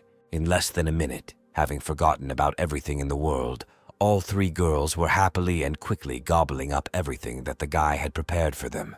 Taking advantage of the moment, the young man asked Carton what she was doing there, and she explained that she was simply worried about the guy because of the latest rumors. When the meal was over, the girls' satisfied faces were complimented by messages from the system about an increase in the level of each of them's favor, which couldn't help but please the guy, who noted that for one of the objects there was very little left to reach 100 points. The young man's joyful thoughts were interrupted by a folder thrown in his direction, where after this movement Elizabeth announced that she had great news for Michael. Having opened the folder and started to read the attachments, the young man noticed that this company was the opposite of the company that he had given to the spy to manage, and Elizabeth, pleased with the work done, was already unfolding the map on the table to show everything clearly. And when she finished her explanations about where and what lands were acquired, the girl said that all the money allocated to her had been spent. But the young man was not at all interested in where his money was going. The main thing for him was that it was going away. Having caught a glimpse of this whole scheme, Catherine was horrified when she realized that everything that had been happening to the Earth lately was the work of Michael. Only now did the girl realize that they had gained an absolute advantage, and no one could stop them from developing the film industry. Looking closely at Michael, Catherine tried to guess how long ago this guy had planned his actions. After all, the foresight and prudence of this truly great player simply amazed the imagination. And now the system sent the owner a new message that the level of Catherine's location had reached the minimum required level. And now the guy has already read that more than 2 billion have been deposited into his personal account, 30 power-up points have been received, and the acting skill has been acquired. The young man could not understand how this happened, where the only thought that came to his mind was that he looked very impressive when he read the financial report. It was already noticeably dark outside, and Jessica, who was still in the office, asked her friend to find out more about the photon company. After all, if this company has problems, then that means problems for its founder, Michael, dear to her heart. Being one of the best hackers, Joanna assured her friend that she would extract all the data that very day. Meanwhile, the young man stood and thought about how he could use his new acting skill to quickly increase the level of affection with girls. And then he noticed the strange look the actress was giving him, and using his new skill, he asked her why she was looking at him like that. Catherine, who was also a person of art, simply did not know what to answer to such an expressively posed question. And now the girl was already wondering whether Michael had always been so handsome, or whether it was just her wildly running fantasy. And the sly man himself noted that it wasn't that difficult to knock the girl down with the help of acting skills. And now he was standing and thinking about how this wonderful skill would help him in relationships with other girls. Now it dawned on the young man that the girl's level of affection had most likely jumped because she had taken everything that was happening for his global plan. And so he decided that she had come up with all this herself, that she had believed it herself, and therefore he certainly would not try to convince her otherwise. At this point, Elizabeth intervened in the situation, suddenly declaring that she had a real talent for business, since in a short time the company she founded reached unprecedented heights. At the same time, Victoria finished her report, saying that the return of the lone wolf to the game would be possible only under one single condition. Naturally, everyone present was very interested in what kind of condition it was that would allow a practically destroyed person to get back on his feet. To which Victoria explained that he would only get out of this if he had reserves of several $100 billion in his accounts. When Patrick heard this, he laughed, asking the girl not to joke like that again, until his heart jumped out. Here, Idris turned to Adam, asking whether the girl who was now giving the report worked for him directly. And when the man confirmed this, his interlocutor asked about the reason why this girl smelled so bad, where he had always been convinced that only the most excellent beauties worked for the Calloway family. But after that, he said something that truly horrified the girl, where he asked her to remove the bandages from her head so that everyone could enjoy her beauty. Seeking salvation from shame, Victoria tried to appeal to her master. However, Adam was now weighing up what would be most beneficial for him to do, realizing that he still had a lot of business to do with Idris. And so he gave the girl a terrifying order, instructing her to immediately fulfill her partner's request and remove the bandages. Victoria tried once again to save herself from shame by turning to Adam with a request, but he had already raised his voice, saying that it was not a request, but an order. And so, with a trembling hand and through tears, the girl began to unwind the bandages on her head, and when she finished, everyone could see the terrible wound on her head, from which the stitches had not even been removed yet. At that very moment, Idris said dismissively that instead of a beautiful girl, he saw a monster and ordered her to get out of his sight as quickly as possible. But the girl herself understood that now was the time when it would be better for her to leave this society. Adam silently watched the one who had dedicated her entire life to serving his family. He immediately noticed that the wound was serious, where a scar would remain one way or another, and therefore this girl no longer represented any value to him. All the other participants in this meeting behaved more unceremoniously, shouting after the girl that she looked like an obedient little dog. And at Michael's mansion, Elizabeth was persuading her friend Kiara to go somewhere to have fun. But the girl categorically refused, hiding behind her brother's opinion that after 11 p.m. only dissolute women go to pubs. To which her interlocutor stated that she must be very bored here, but Kiara completely denied this, saying that she liked spending time with her brother. The girl's conversation was interrupted by an unexpected ringing of the doorbell. Opening it, Elizabeth and Kiara saw Victoria returning, where Michael's sister was very happy to see her. She immediately noticed that the girl was unusually pale, asking if everything was okay with her. With difficulty overcoming her bitterness, resentment, and fatigue, Victoria quietly said that everything was fine with her. But Kiara understood that her friend was not telling her everything and helped the girl into the room. Elizabeth had a completely different attitude towards her when Michael told her that this girl was a spy, and therefore the daughter of the Carson family believed that this girl definitely should not have come here. Well, the sister of the owner of the house continued her care for the guest, informing her that Michael had asked to leave a portion of Michael's next culinary masterpiece for her. Victoria did not believe what she had just heard, and even asked the girl again about what she had said. And now the spy was already sitting at the table trying this delicious dish prepared by her fake boss. Tears streamed down the girl's cheeks as she realized that Michael saw her as a person and not just a tool to achieve goals. Kiara immediately noticed her friend's tears, noting that if someone had offended her, they would definitely deal with him. The system was already sending message after message informing Michael of Victoria's rising favor when the latter asked his sister where she could talk to the boss. To this, the girl replied that her brother had already gone on vacation. Hearing this, the Calloway family spy was surprised that the young man went to bed so early.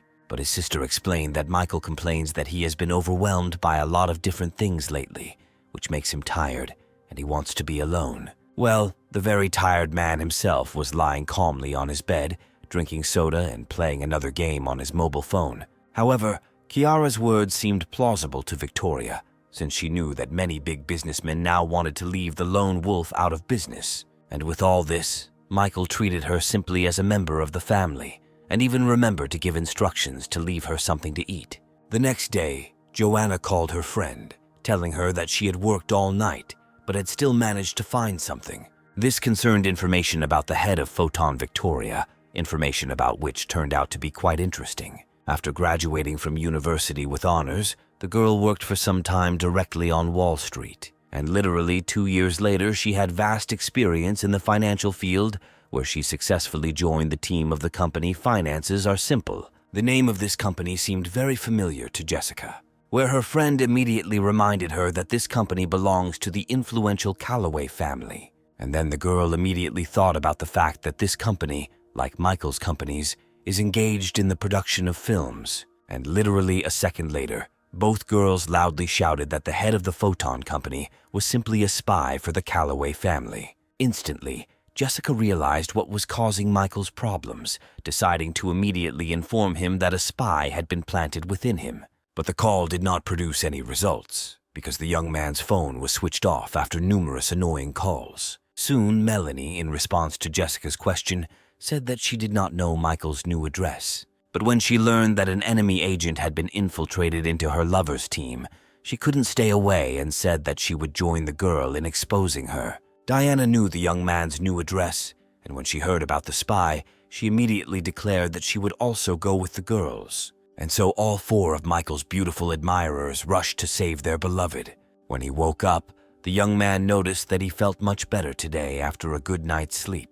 And suddenly his olfactory receptors sensed the pleasant aroma of freshly cooked food. Entering the kitchen, the guy couldn't even believe his eyes at first when he saw Victoria preparing breakfast. The girl did not see the owner of the house approaching, and the young man had to wish her good morning to attract her attention. Turning happily, Victoria returned the favor, inviting her boss to the table. The guy really liked this kind attitude, and without hesitation, he agreed to sit down at the table and have breakfast. And so the young people sat opposite each other, devouring what the girl had prepared. Victoria thought to herself that Michael probably didn't care at all that her face was now disfigured. Comparing the attitude she had to face, the girl came to the conclusion that she had been very wrong about Michael's personality. Michael himself looked at his assistant, thinking about how much the injury to her face could have hit her self-esteem.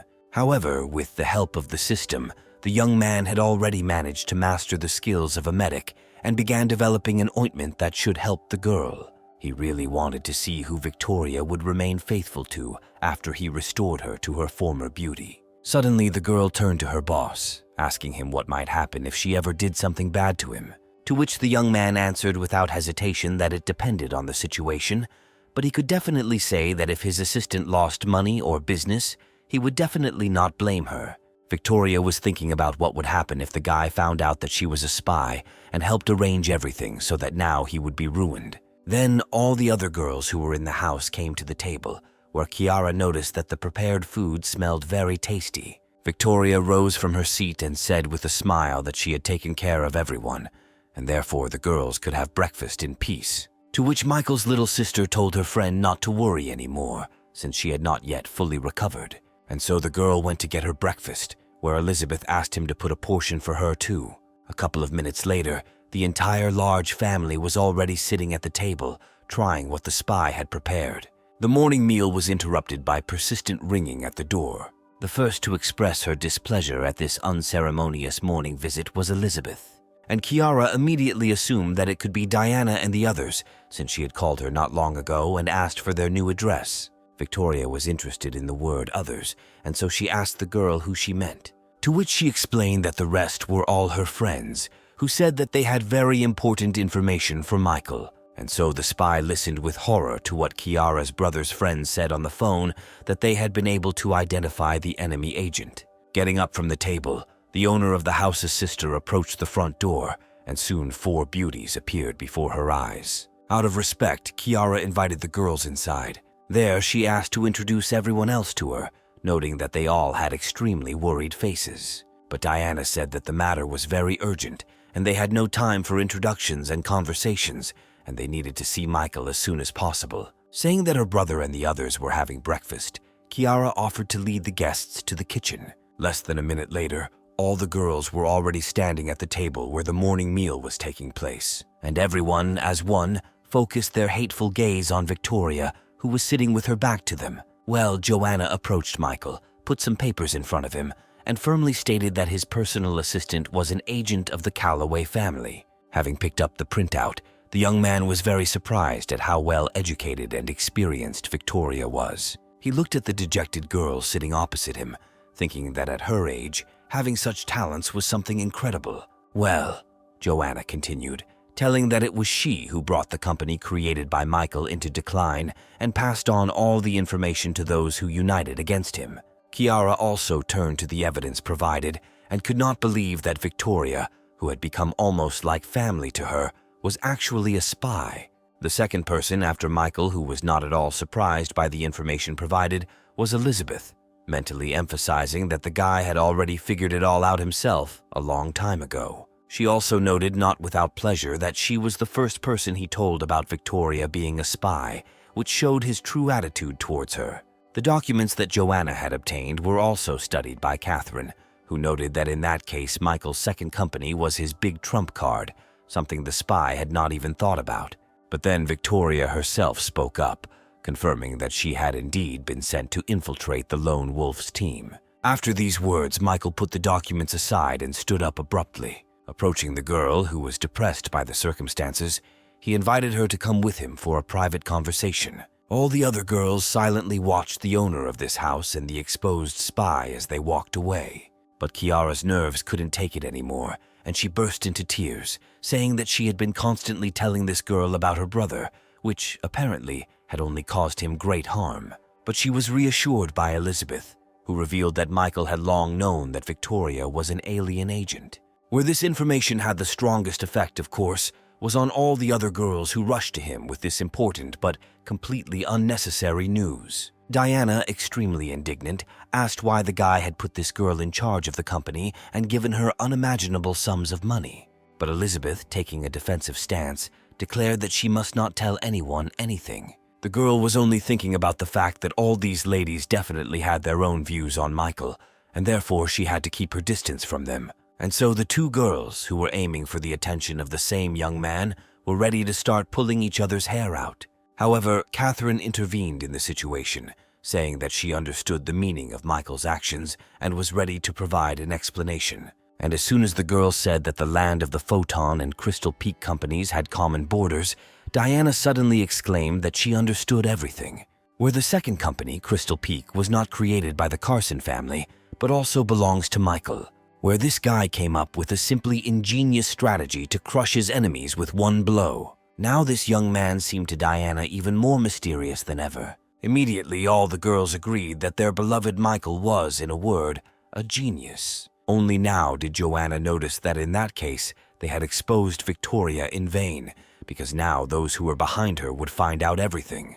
But Jessica reassured her friend, saying that if Michael was talking to her, it meant he already had some kind of plan. The girl breathed a sigh of relief, and the owner of Dexter TV mentally noted that Michael never ceased to amaze her. Despite the fact that he behaves completely recklessly, he always emerges victorious from all situations. But the girl's thoughts led her to the idea that they could all be just pawns in his big game. Meanwhile, Victoria apologized to Michael for barging into his life and destroying everything he had created. The girl asked to understand her, saying that everyone has their own boss, and therefore she had no choice. But then Michael cheerfully said that he had long been aware of everything that was happening. The girl asked him again out of surprise, and the guy added that he knew the reason why she did it, and even who sent her. And suddenly he asked the girl to remember his very recent words spoken to her, where if what she does is related to business or money, then he is ready and can forgive her everything. Victoria was shocked by what her second fake boss was saying now,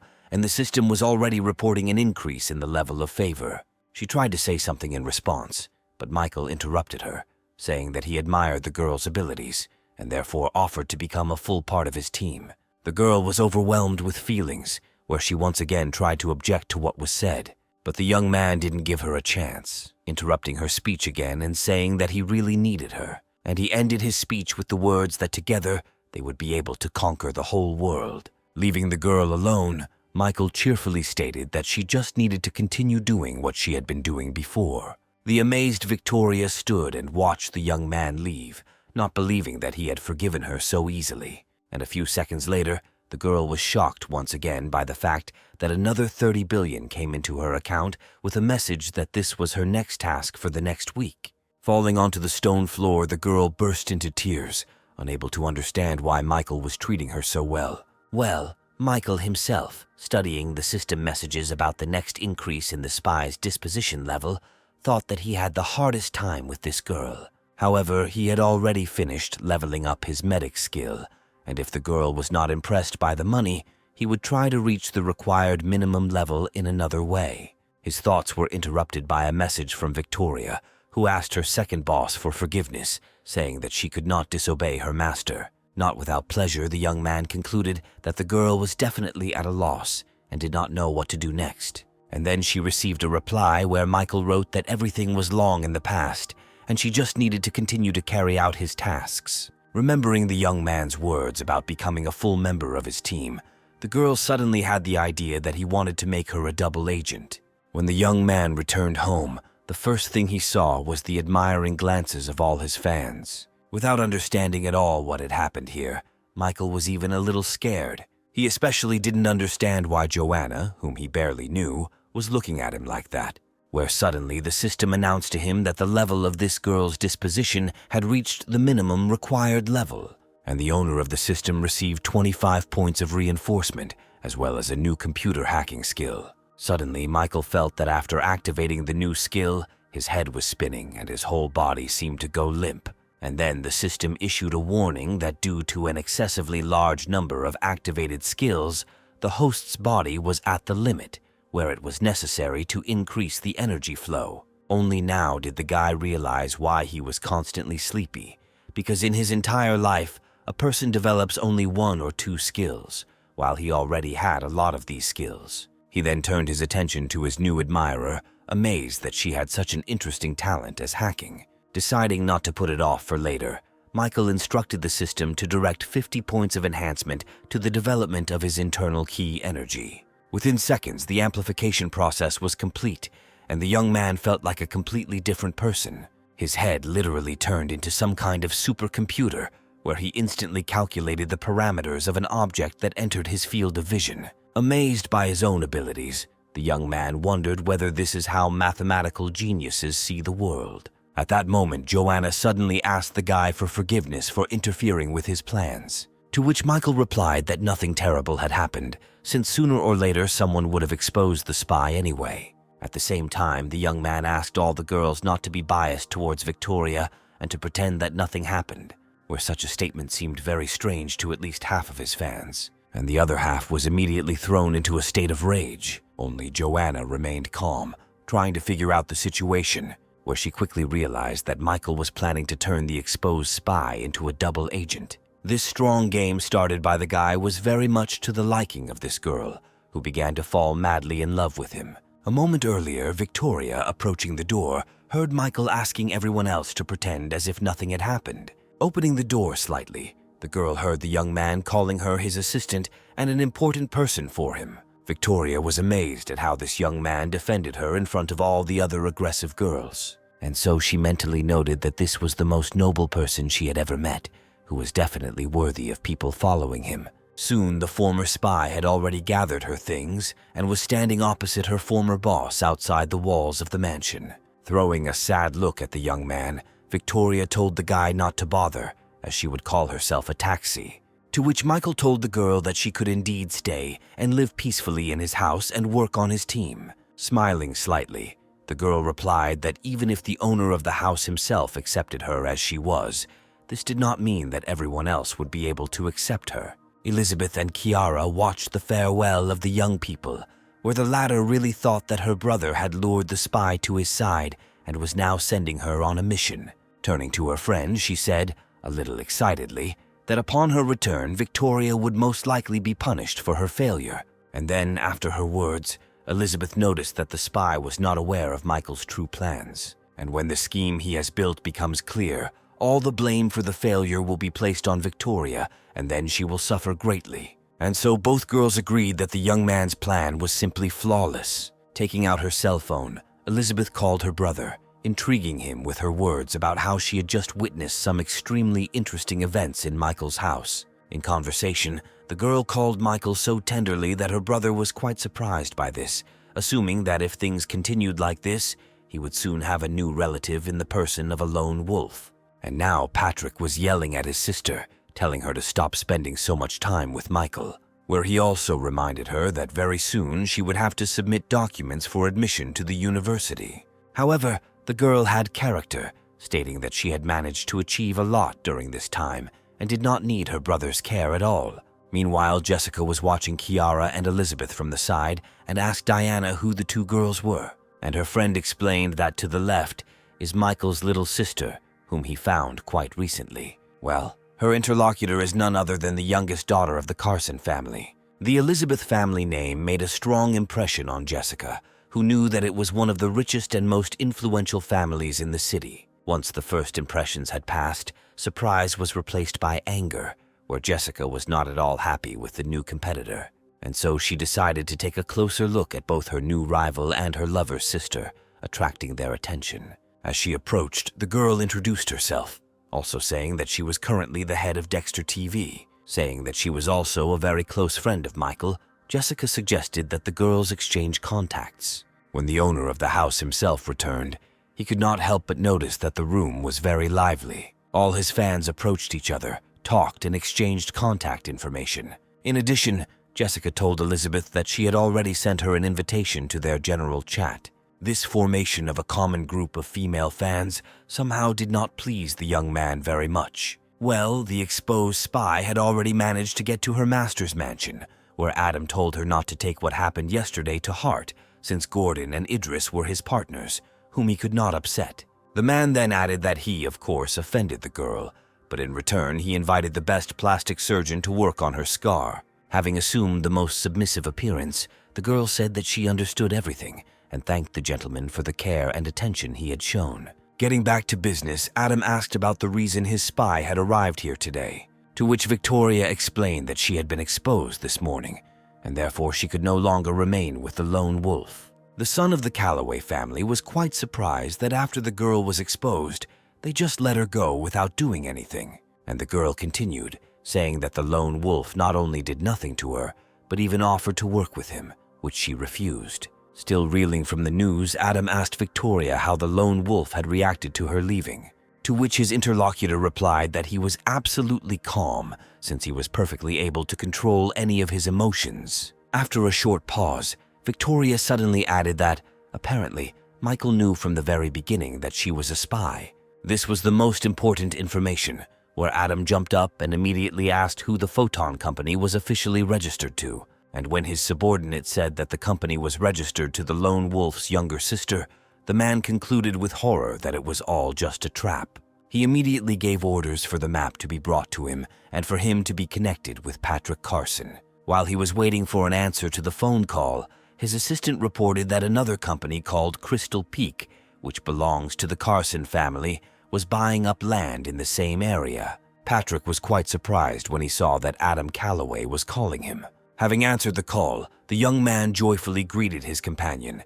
saying that he, too, was going to call him to invite him to dinner. But in response, he heard only choice abuse, where, between the lowest curses, Patrick heard accusations of collusion with the lone wolf. And when he asked his interlocutor to explain what had happened, Adam shouted even louder for him to stop making a circus, since he knew that the Crystal Peak Company belonged to the Carson family. But Patrick was no less surprised than his interlocutor had been, since there was no Crystal Peak listed in his assets. And now he was already confusedly telling Adam that he would definitely find out everything, since the company he had named was not the property of their family. To which his interlocutor immediately gave him no more than 8 hours, after which his companion would deal with all the consequences himself. When the conversation was over, the young man threw his phone on the floor without hiding his anger. He was thinking that he had invested $10 billion in cooperation with the Calloway family, and if their agreements were to be terminated now, he would never be able to explain it to the family. And so he turned to his manager, ordering him to find out all the information about a certain company called Crystal Peak. Just a couple of hours later, Patrick was sitting at his desk, beginning to study the report prepared by the manager. He was furious when he found out that such a huge multi-billion-dollar company actually belonged to his family, represented by his younger sister. The young man could not understand where this girl got such a huge amount of money. Well, the old manager drew the young master's attention to the fact that the lands that were acquired by the Photon and Crystal Peak companies had common borders, where a lone wolf had pulled off a grand scheme. Everyone thought they had him cornered, but in the end they themselves ended up trapped, because everyone who was interested in the lone wolf being out of business bought land at a price 3 times higher than it was worth, where now they will simply lose their money. After listening to the manager's thoughts, Patrick said that his opponent had not only come up with an excellent scheme, but had also recruited his own sister. Immediately asking for a new phone, the young man began dialing his sister's number, furiously shouting that she had definitely decided to kill her own brother. The girl, who was relaxing by the pool, answered the call and warmly greeted her brother. But he clearly had no time for pleasantries, where he, without hiding his anger, demanded that his sister tell him whether she really owned the Crystal Peak Company. Laughing, Elizabeth, confirming the company's affiliation, added that now her brother would definitely be able to appreciate her abilities. But Patrick was in no mood for fun, where he accused the girl of betrayal and ordered her to immediately return home. But his sister had no intention of listening to her brother, simply hanging up and saying that Michael treated her much better than his own brother. Hearing the short beeps, the son of the Carson family could only state that his sister had simply hung up. The young man's rage went through the roof, and the second phone became unusable after being hit hard on the floor. Having calmed down a little and getting his thoughts in order, Patrick asked the manager to bring another mobile phone.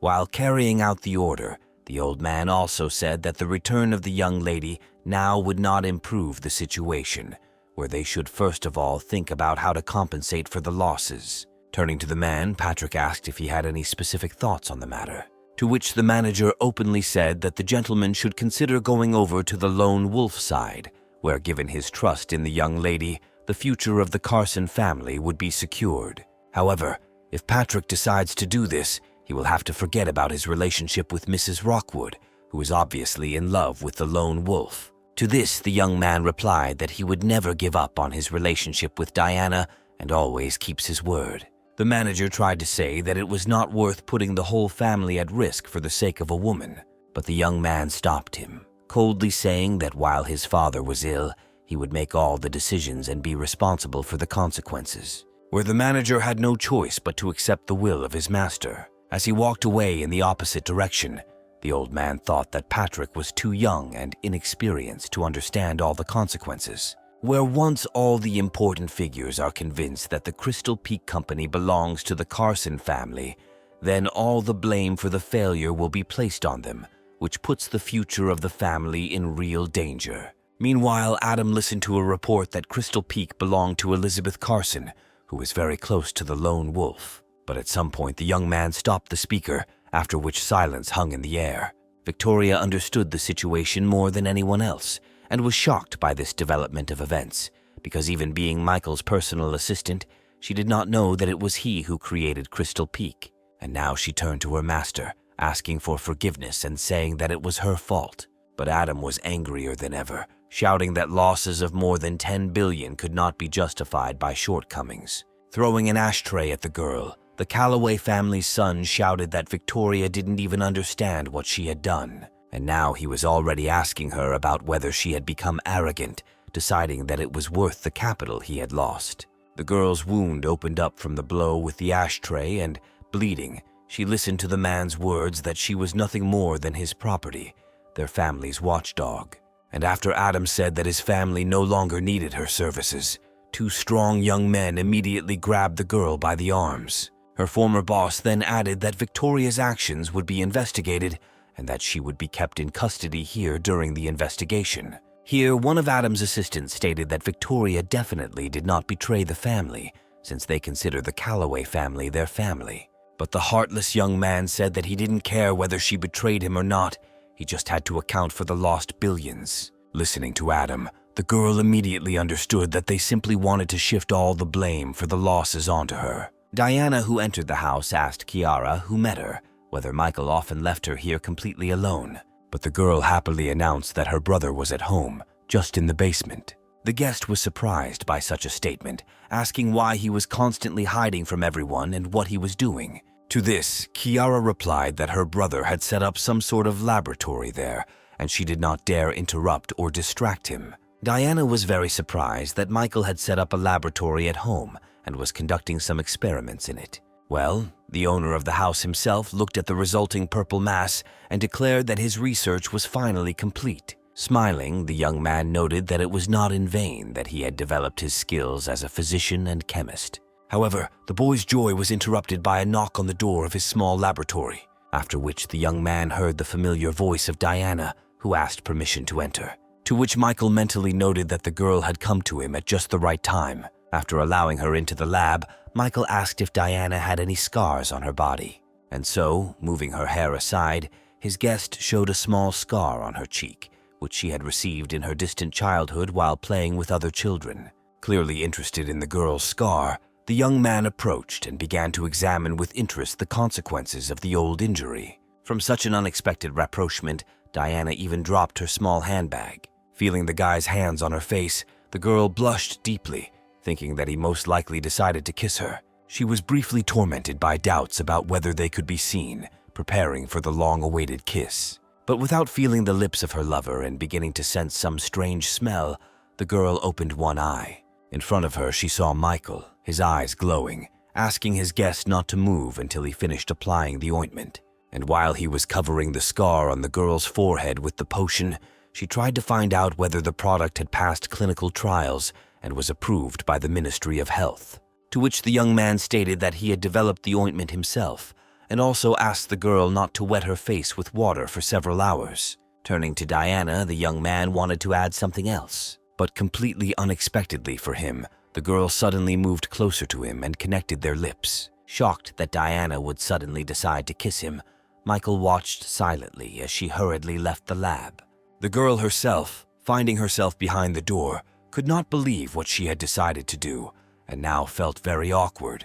Well, the great doctor himself stood and enjoyed the pleasant sensations after the kiss given to him. At that moment, his little sister looked in on him and asked him what he had done to her that made the girl quickly run away, red as a tomato. But Michael said she was just in a hurry, which didn't seem convincing enough to Kiara. And so, approaching the young man, the girl asked in all seriousness whether he had done anything bad to her, to which Michael replied that he was not capable of causing her any harm, and therefore his little sister could not think badly of her brother.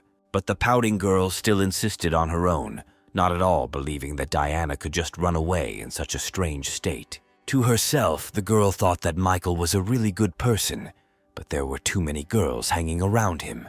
And then the young man showed his sister the ointment he had developed, offering to try it on her, which she refused, stating that the ointment smelled very bad. Having called the runaway girl an ungrateful child, the guy noted that his potion really didn't smell very good. Thinking that it would be nice to add some flavoring to the ointment, the young man noticed his mobile phone. He hadn't visited various chats for a long time and was quite surprised when he read that he had already been practically written off. Michael chuckled and remarked that he had his suspicions about the true nature of most of those who called themselves his friends and comrades, but he did not think that they were so hypocritical that they were now rejoicing at rumors of his bankruptcy. The young man paid special attention to the messages that he was predicted to die by the Calloway family. The young man eagerly read the information about how those who had called him brother just a week ago had agreed to sever all ties with the lone wolf. And so he wrote a message that all those who were dissatisfied could freely leave this chat. At the same time, Julian, who was at the golf club, was struck by Michael's message in the chat, asking his gaming companion if the lone wolf was afraid of being left without support at all. To which the young man, having kicked the ball, said that strong people do not need friends, and he is completely on the side of the lone wolf, since even united families cannot break him. Well, Michael himself watched with interest as his so-called friends were removed from the chat one after another. Having settled comfortably on the sofa, the young man said that now everyone would see how bankrupt he really was. And so he went to the online broadcast site, which was launched by the head of Dexter TV, Jessica, where he decided to amuse the public by spending a couple, or even more, billions. The man sitting at the computer, clearly very nervous, called the project manager. And when Julia asked what was going on, he explained that someone had just topped up the account with several billion. The insightful woman immediately noticed that it was most likely the lone wolf himself, who decided to emerge from the shadows. Well, Michael himself was sitting in his mansion, going through one girl after another who were broadcasting online.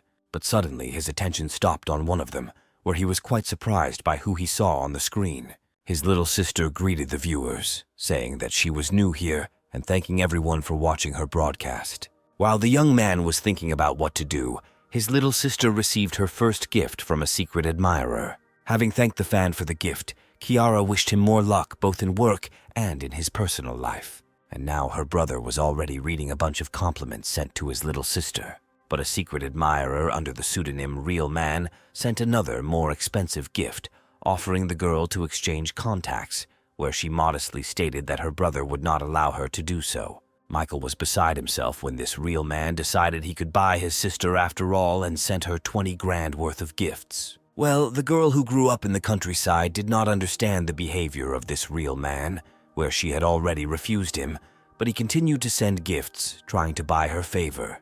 But when she told him not to spend money on her, the Real Man sent her a gift for an even larger amount, which completely discouraged the poor girl. But then something happened that neither the company's management, nor the actresses, nor the audience expected. Without hiding their surprise and envy, everyone watched as the new girl received a gift worth $1 million. And now the project manager was already being informed that the lone wolf had sent the girl the most expensive gift possible, which only amused Julia, who was beginning to understand what was going on.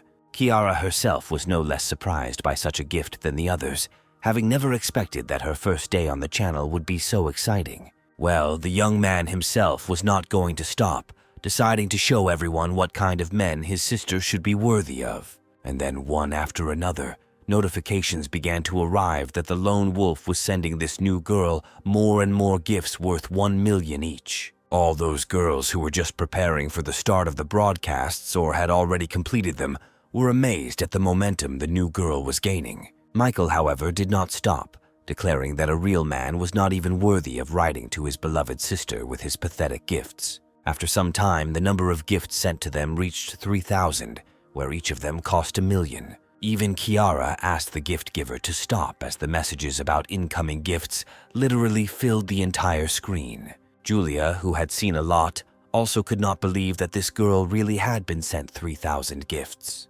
Having spent about $3 billion, the young man hoped that he had managed to revive this world a little, and then he received a private message from his sister, who asked him why he did it. In response, Michael replied that he simply loved his little sister, and besides, it was a small thing for him. Only now did the girl realize that the Dexter TV company was founded by Michael, where he essentially transferred money from one pocket to another.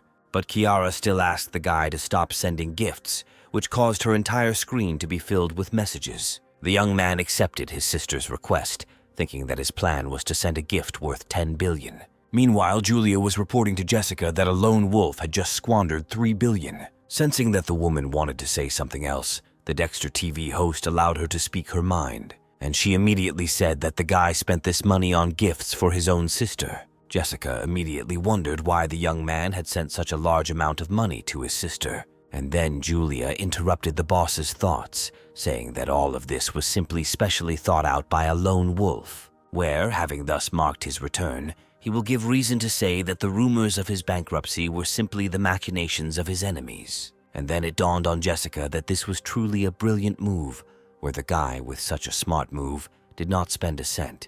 Well, her interlocutor, approaching the window, noticed that the lone wolf had grown considerably taller since their last meeting. Her thoughts revolved around the fact that it would be nice to get this man for herself. Julian, who was in the break room, shouted loudly that his companion was right when he said that the lone wolf had only poured $3 billion into Dexter TV, to which his interlocutor stated that the lone wolf was his brother in spirit, who was just as skilled at playing the same games as he was. To himself, the young man thought that until the very end he did not believe in what he was talking about, where circumstances turned out very well. Well, Julian himself continued to read what was written in the chat, where he, like many, was very glad that he decided to stay close to the lone wolf, who defeated his opponents with one move. At the same time, Michael himself was reading this same chat, and his thoughts were that after everything that had happened, there were truly reliable people left nearby, and since their help might someday be needed, it would be worthwhile to somehow reward them for their faith in him. And so he announced that he was giving everyone the opportunity to earn money by launching his project to build a film studio. And now the first of those who remained nearby was already joyfully accepting this pleasant news. Another businessman managed to respond, telling the lone wolf that his restaurant chain could fit well into their industry. Another businessman assured Michael that their cooperation would definitely bear good fruit. And the most enterprising ones immediately announced that they had stopped their cooperation with the lone wolf's competitors and were now offering him to buy building materials from them. Michael was distracted from reading all these pleasant messages by the scream of his sister sitting next to him. And when he asked what happened, Kiara explained that she had become a news star, and showing her brother the screen of her mobile phone, the girl happily declared that all everyone was doing was discussing her broadcast from yesterday. Michael rejoiced with his little sister, once again causing her displeasure by touching her hair.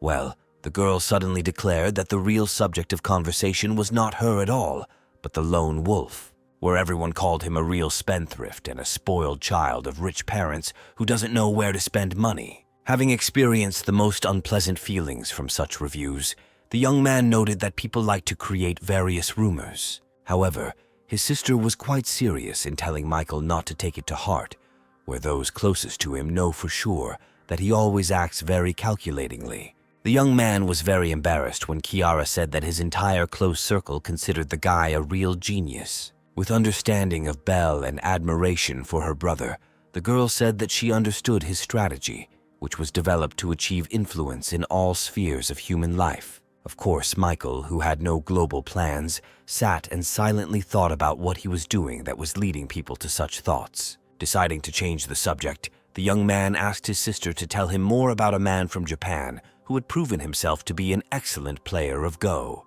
The topic was interesting, and Kiara immediately told her brother that a certain player had appeared who had already managed to defeat all the professionals in their camp.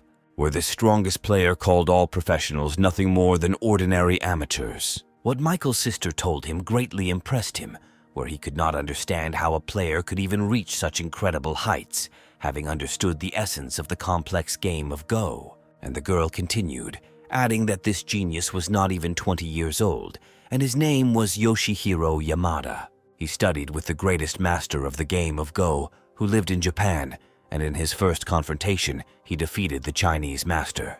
And when a couple of days ago he defeated another outstanding master of this game, everyone froze, waiting to see what would happen next. At the press conference, Yoshihiro openly stated that he has no worthy opponents, and therefore he is ready to fight with anyone who wants to. Michael was already happy that this Japanese guy had managed to piss off a whole bunch of people, and Kiara added that several large companies have chipped in and are offering a jackpot of 200 million to anyone who defeats this guy. When her brother heard the words about the prize on offer, it obviously interested him.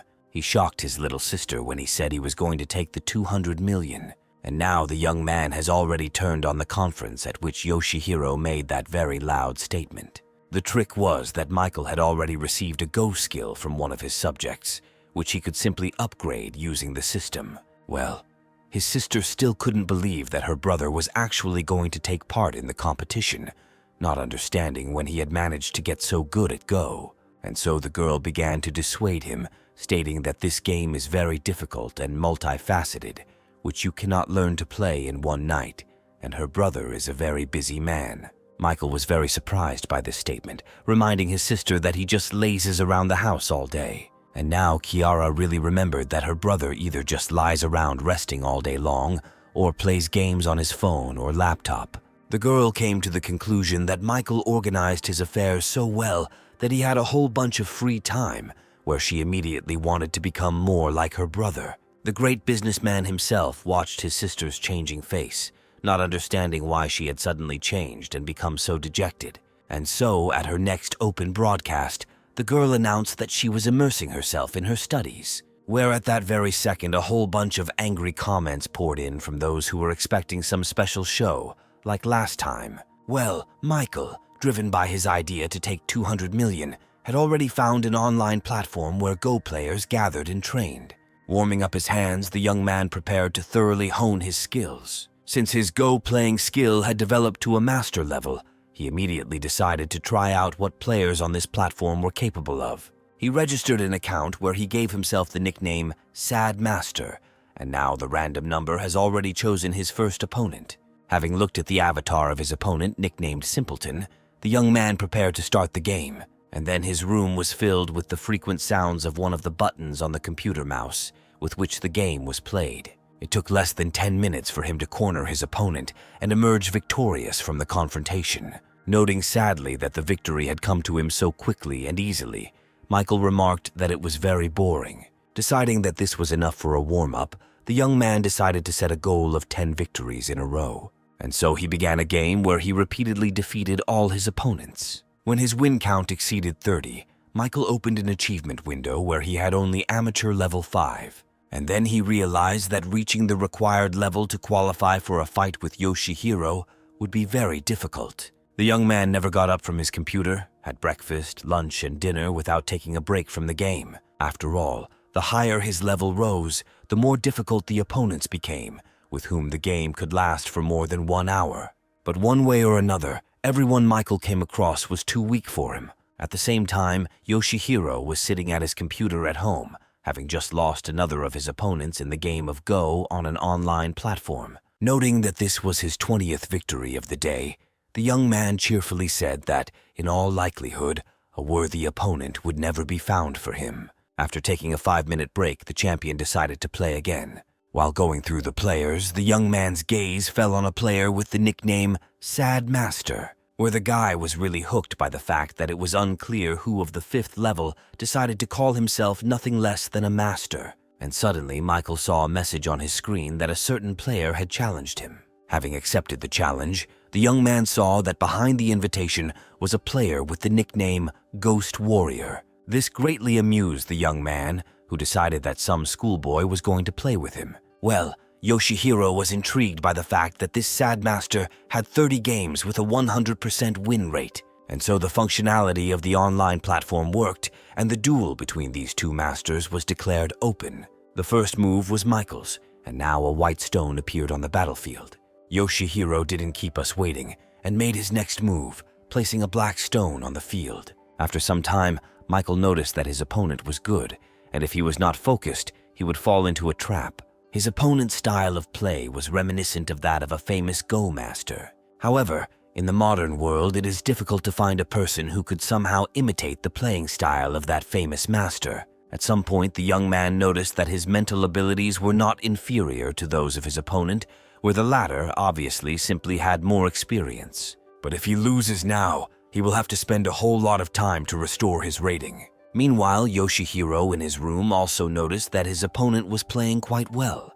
But then, turning to the screen, the young man cheerfully declared that if he wanted to win, he would have to try very hard. But Michael didn't have to try, where he turned to the system, asked to give him 50 years of experience in the game of Go. And so the improvement process was launched, for which the young man spent 10 points of enhancement, leaving another 25 points in reserve. Michael closed his eyes, accepting from his powerful system the abilities that people develop in themselves over the years. And so, when the process was completed, the young man suddenly realized what he needed to do to defeat his opponent. As if having experienced a state of nirvana, Michael returned to the game with a peaceful face, radically changing his tactics and strategy. It was as if he felt that the great unrivaled master had now entered his body in order to continue playing Go. While his opponent was pumping up his skills, Yoshihiro wondered why the Sad Master had gone quiet and not made his move. The only rational explanation for him was that he had already used up all his resources and knowledge,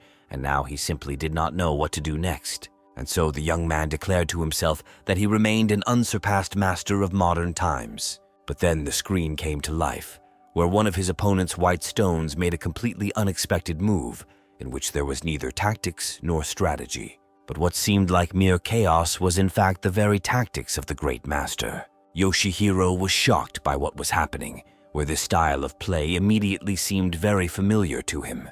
The exact same style he played, only at a much higher level, literally tied his hands and feet. Rage overwhelmed the guy who was not used to and did not know how to lose. He could do nothing but scream that he didn't believe what was happening on the screen, where this incredibly talented opponent, whom he underestimated, somehow managed to escape from the trap that was set. And then came the moment that Yoshihiro had never experienced before, where it was announced that the Sad Master had defeated the Phantom Warrior. Staring at the monitor showing this truly historic message, the young man could not believe that he had lost after all. Clutching his head, the guy whispered that he, the greatest champion who had won on several continents, lost to some amateur level 5 player on an online platform. Michael's reaction was the exact opposite, where he was very happy that he had finally defeated this schoolboy and could continue playing with other players, raising his level. Since it was not very late yet, the young man, charged with energy after another victory, decided to play again. But suddenly his screen showed another message coming through the Go platform. He was very surprised that people here started writing to him so actively, wondering what it would be this time. But his face brightened when he saw a message from the Ghost Warrior, begging him not to leave and to play with him one more time. And so Yoshihiro read the murderous words in response, where Michael said that he was not his rival, and that the Ghost Warrior should go do his ghost homework for tomorrow at school. Such impudence deeply offended the young man, who even jumped up from his seat. After all, he considered himself the best of the best Go players and had no intention of enduring such humiliation. And now he was already typing a message to the Sad Master, declaring that he had previously asked, but was now challenging. Laughing at the stubbornness of his defeated opponent, Michael said that if he did not want to admit defeat himself, he would force him to.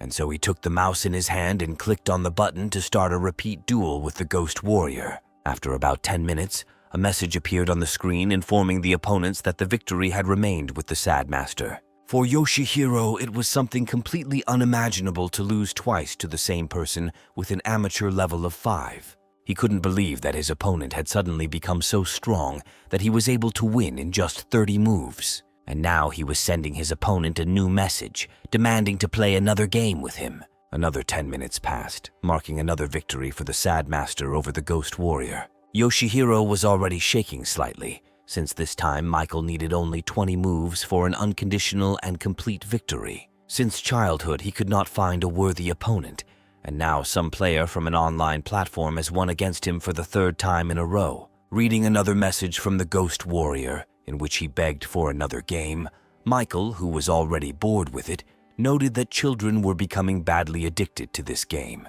So he sent the guy a message calling him a weakling and telling him not to waste his time. Yoshihiro couldn't do anything about this, where he knew perfectly well that he had lost to the Sad Master 3 times. In a fit of rage and despair, the young man grabbed his computer monitor and threw it at the wall. But then a female voice behind the young man caught his attention, where his beautiful mentor and companion at all the games asked him what was happening to him, and the guy sadly replied that he had just lost to some player on an online platform, where this was the reason for his emotions. Immediately after this, Akira said that winning and losing were 2 sides of the same coin, and besides, Yoshihiro couldn't be sure that his opponent wasn't cheating. The young man was immediately interested in the girl's assertion that the Sad Master was cheating, and Akira immediately explained that no one has canceled pirated software, where his online game opponent could use some special program in order to win. And so the situation could have been completely different, where Yoshihiro thought he was fighting a real person.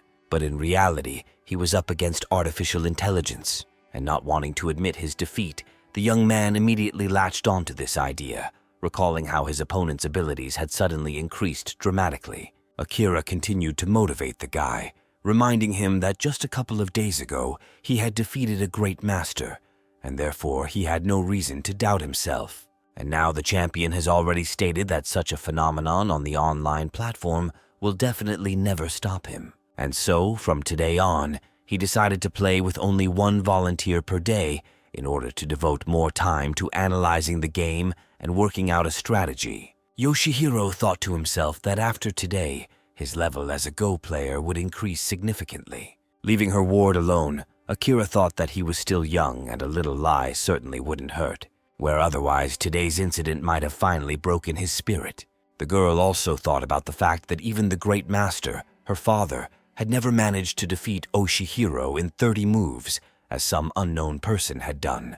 It was approaching dawn, and Michael, who had spent the whole night playing, was very angry that he had only managed to reach level 7. After all, in order to fight the great Yoshihiro, he needed to reach at least level 9, and become one of the professionals. Having compared the time spent and the result obtained, the guy calculated that he would need about 2 more days of play to reach the desired level. The only thing he couldn't figure out was how to evaluate his level of skill in playing Go. He noted that the world was truly full of talent, where even some schoolboy with the nickname Ghost Warrior almost beat him. But at the same time, the young man noted that there is no limit to perfection, where he will certainly reach the required level and take the prize money. At the Calloway family mansion, Adam's guards came for Victoria, who was locked in one of the rooms. 2 of them took him by the arms, and the third rudely told him to follow him to the young master. While Adam waited for the guilty spy to be delivered, he listened to a report from his new assistant Becky, and the girl said that,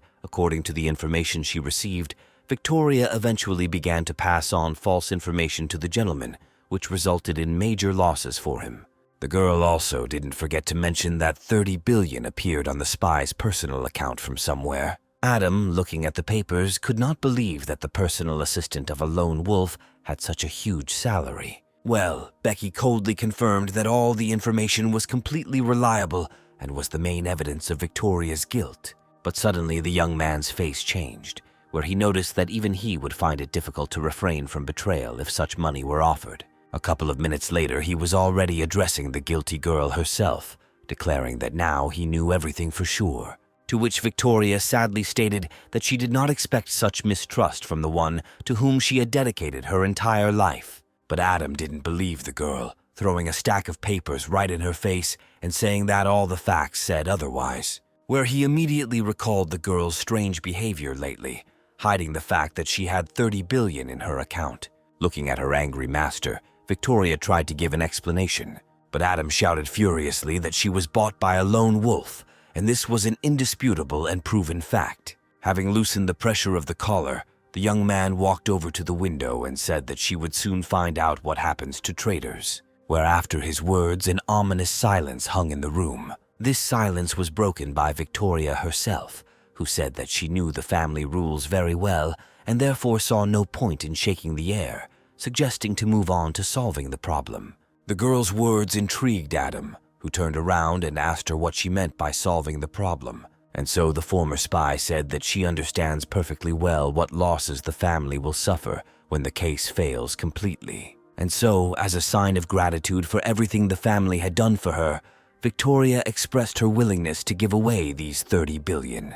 However, after she transfers the money to Adam, it will mean that she no longer owes anything to the Calloway family. In her mind, the girl noted that this was the only way to leave here alive, and she asked Michael for forgiveness, deciding to soon return to him and work off this money all her life. Adam, who had been listening to his former agent's words with a tense face all this time, suddenly burst into loud laughter. He noted that buying his life for 30 billion is a pretty smart move, which he agrees to, and after transferring the money, the girl can get out of here. And so Victoria, having accepted the mobile phone from her former boss's new assistant, made the money transfer.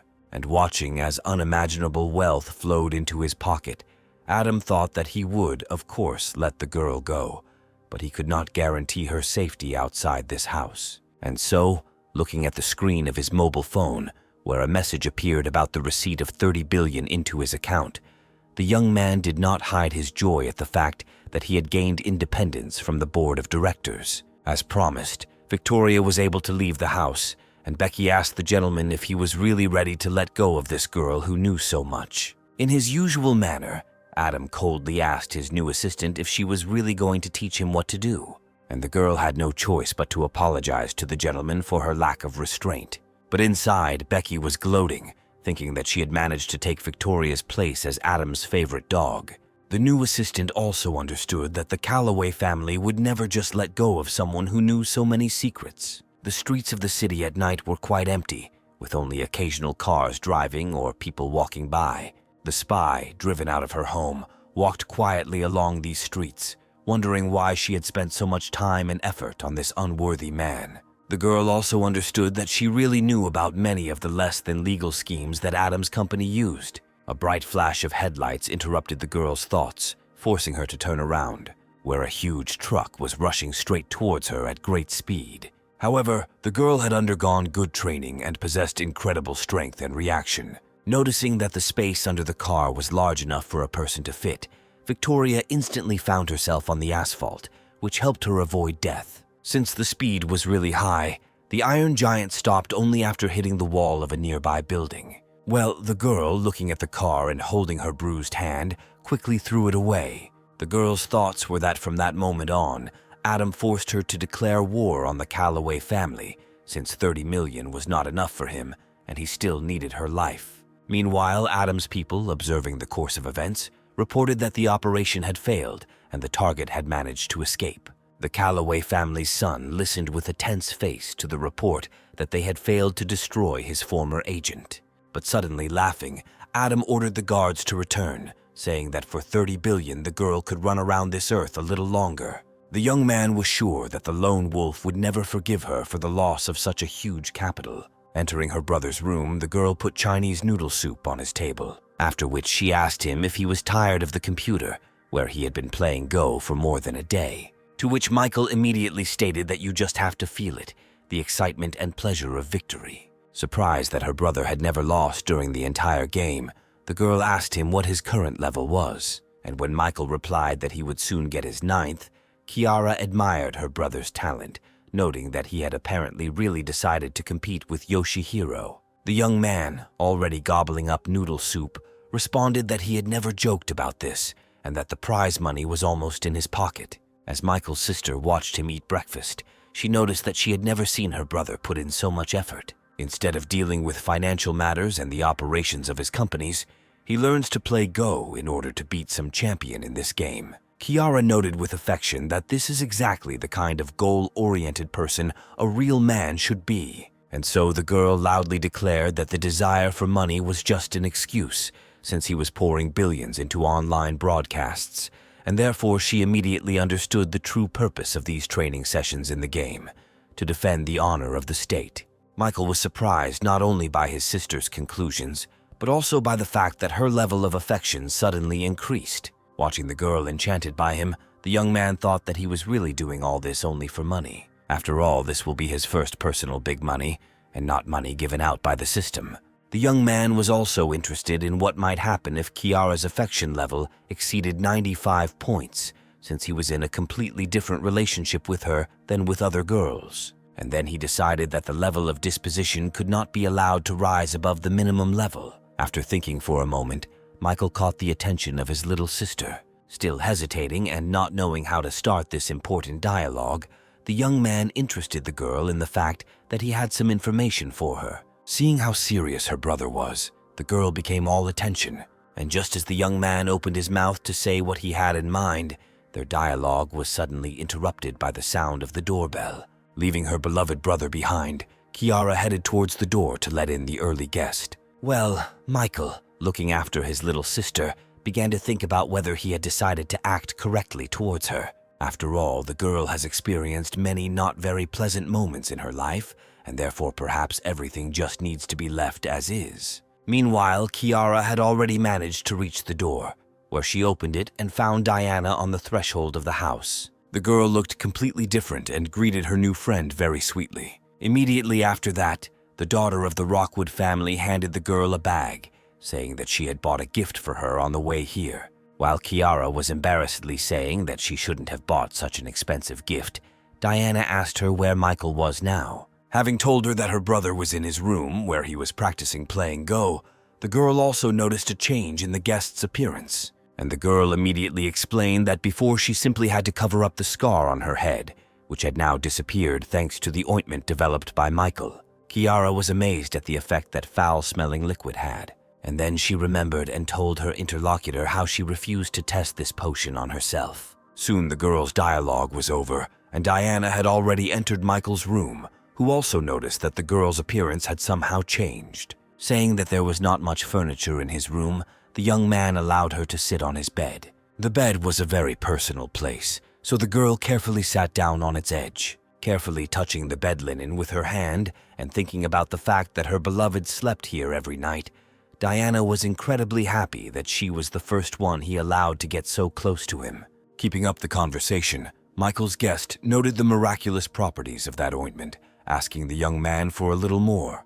The young man was incredibly happy that the ointment worked, noting that the girl had doubted it in vain. And suddenly, Diana announced that if she got approval from the Ministry of Health and set up mass production, she could make good money. But Michael was very cold about the idea, saying that the very phrase mass production sounded like it would be a lot of trouble. But at the same time, the guy handed the girl the formula for his medicine, saying that if she was interested, she could open a company in which he was willing to invest. Having received at her personal disposal a secret formula, the medicine from which can change the world, the girl was very touched by such trust on the part of the guy. And so she decided that as soon as the company started making a profit, she would give Michael the entire block of shares. Jumping out of bed and pressing the young man's head to her firm chest, Diana tenderly declared that Michael was the best in the whole wide world. The doorbell rang again at Michael's mansion, where Kiara, now working as a butler, went to greet another guest. The girl was very surprised when she saw who came to their house. After all, when the girl took off her mask and pulled back the hood, the owner of the house's sister saw Victoria's face. In an exhausted voice, the girl asked if Michael was home and asked for the opportunity to see him.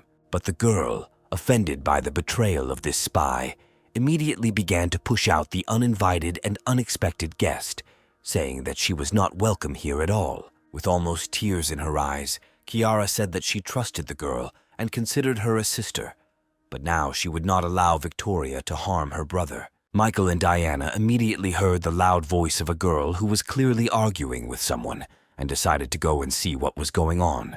And when they went out into the hallway, they saw Michael's sister escorting Victoria out as she returned. The young man was very happy that this girl had returned, as she could have spent a lot more of his money. Meanwhile, a serious-minded Kiara continued to demand that Victoria get out of this house. And so the former spy gave in, apologized for disturbing them, and walked away. Her only thought was that she had mistaken wishful thinking for reality and had dedicated her entire life to serving the wrong person. She was just thinking that there was nowhere else to go when suddenly someone's strong hand interrupted her movement. Turning around, the girl saw Michael, who was inviting her to quickly enter the house. Watching the young man literally drag this traitor along with him, Kiara couldn't understand what he was doing. To which the guy said that the past should be left in the past, and Victoria is a very valuable employee. The girl tried to say something else, but the more intelligent Diana was already dragging her into the kitchen to carry out Michael's instructions to prepare something to eat. Well, the owner of the house himself invited the girl to follow him to the basement, where he had a special surprise for her. As they walked, Victoria turned to the guy, stating that she had to tell him something.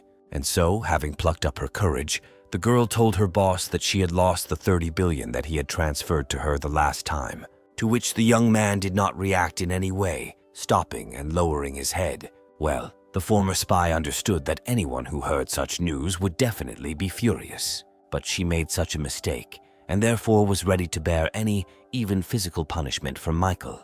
But suddenly the young man turned around and breathed a sigh of relief, saying that he was thinking about some serious incident, after which he recommended that the girl relax about this. Victoria certainly could not have expected such a reaction from her new master, where no one could have accepted the loss of 30 billion so easily. And Michael suddenly approached her, saying that the girl had never disappointed him, and he was convinced of his conclusions that she was a real genius.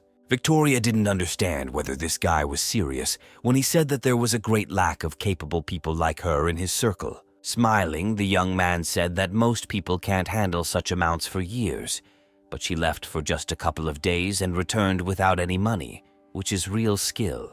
And so, taking the girl by the hands, Michael for the second time invited her to become part of his team.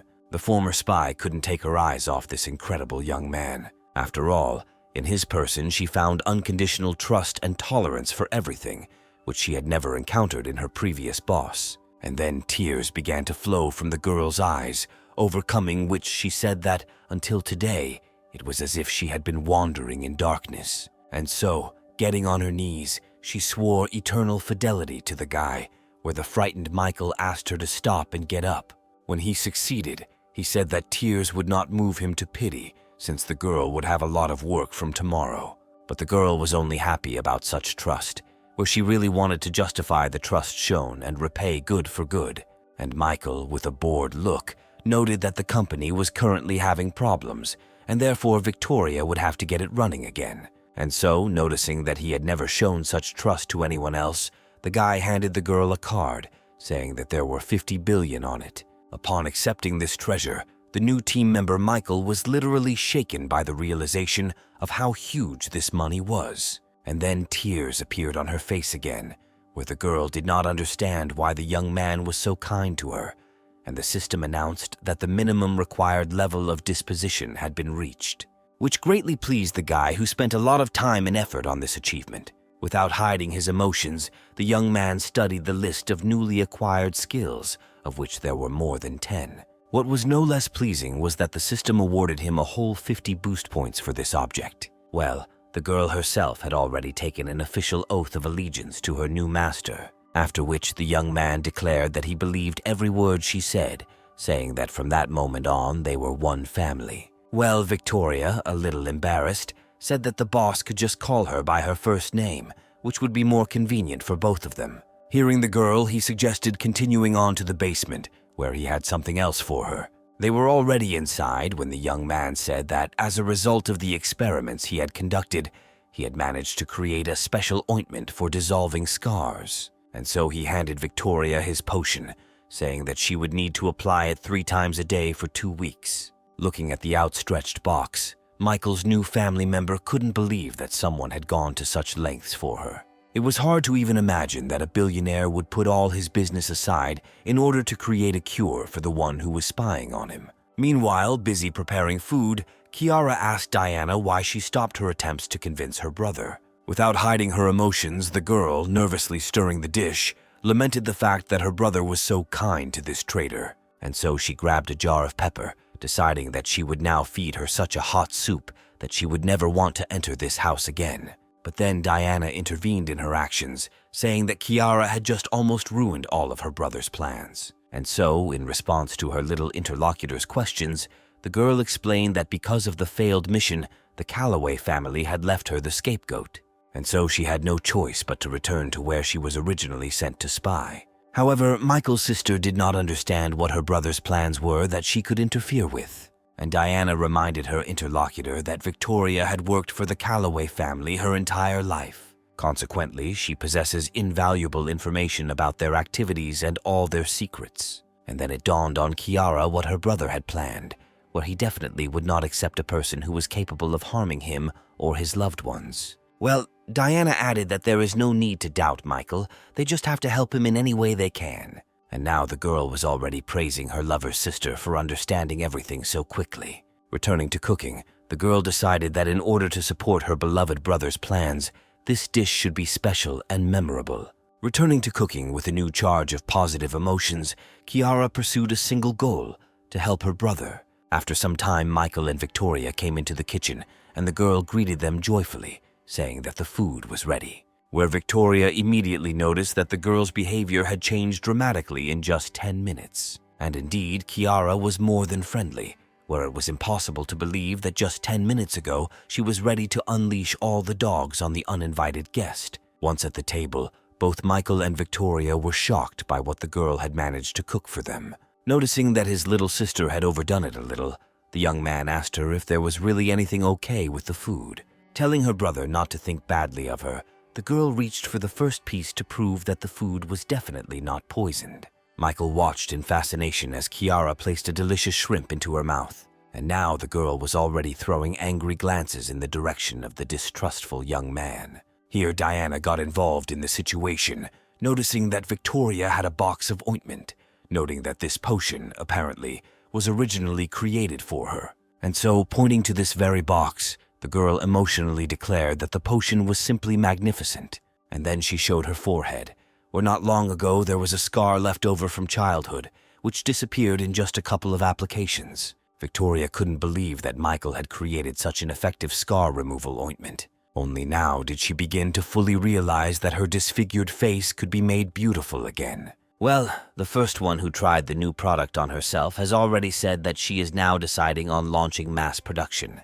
And now Victoria has already joined the discussion on the issue of how best to launch a PR campaign. Meanwhile, Michael's little sister noticed that Victoria was apparently not hungry at all, asking her brother to finish this delicious treat, which was a shame to throw away. Well, The former spy herself has already said that Dexter TV and everyone who broadcasts can be involved in advertising, which will ensure the widest possible dissemination of information. And her interlocutor even took out a notebook, writing down all these excellent ideas and promising to talk about it with Jessica. But at some point the girl stopped and turned her head in the direction where Mai was sitting. CL. Looking at how the guy was forcing food down his throat so as not to upset his little sister, Diana wondered if he had thought of all this in advance, since circumstances were working out very well in literally everything. The day passed rather quickly, and the inhabitants of the luxurious villa greeted the night, each busy with their own affairs. Michael, who had decided to personally evaluate the quality of the ointment's action, examined Diana's forehead, making sure that the scar had indeed completely disappeared. Looking into the girl's loving eyes, the young man noticed that the ointment was even more effective than he had expected. She was clearly expecting some further action, and was therefore a little discouraged when the guy suddenly grabbed the papers, saying that the formula could be adjusted a little. Then the girl decided to take the initiative into her own hands, approaching Michael from behind, hugging him, and happily stating that they could finally be alone. Having said that this time no one would disturb them, the girl began to gently caress her lover's neck with her tongue. Suddenly, Michael dropped the folder from his hands and turned sharply towards the girl, stopping her actions. Getting closer to her face, the young man asked Diana if she was embarrassed by the presence of other people in the house. Melting under the young man's gaze and experiencing true bliss from his touch, the girl asked who else was in the house, to which the young man replied that his little sister was in her room on the first floor, and not far away, Victoria in her room has probably already begun to sort out the accumulated work. But the girl, already ablaze with an irresistible desire for intimacy, whispered that it was unlikely that the presence of other people in the house would interfere with them. And so Michael, after these words from his fan, pulled the girl towards him, passionately connecting their lips. Filled with tenderness and desire, Diana only thought about how this guy would finally become hers completely and undividedly. But at some point the girl tore her lips away from her partner's gum, as if deciding to end this madness. But that was just the beginning, where Diana gently pushed the guy, and when he fell onto the bed, she comfortably settled on top of him. While she caressed the young man's neck with her sensual movements of her lips, he thought that he needed to take the initiative into his own hands. Having already spent an unimaginable amount of enhancement points on developing his body, the young man, moving away from the girl, decided to demonstrate the result of his work. And so Diana also took off the clothes that covered her beautiful, curvaceous forms and prepared herself for real passion, when suddenly there was a knock on the door of Michael's room. It was Kiara, who was wondering if her brother was sleeping and asked for help in solving one issue. And so the failed lovers were already dressing in a hurry, where Michael asked his sister to wait a little.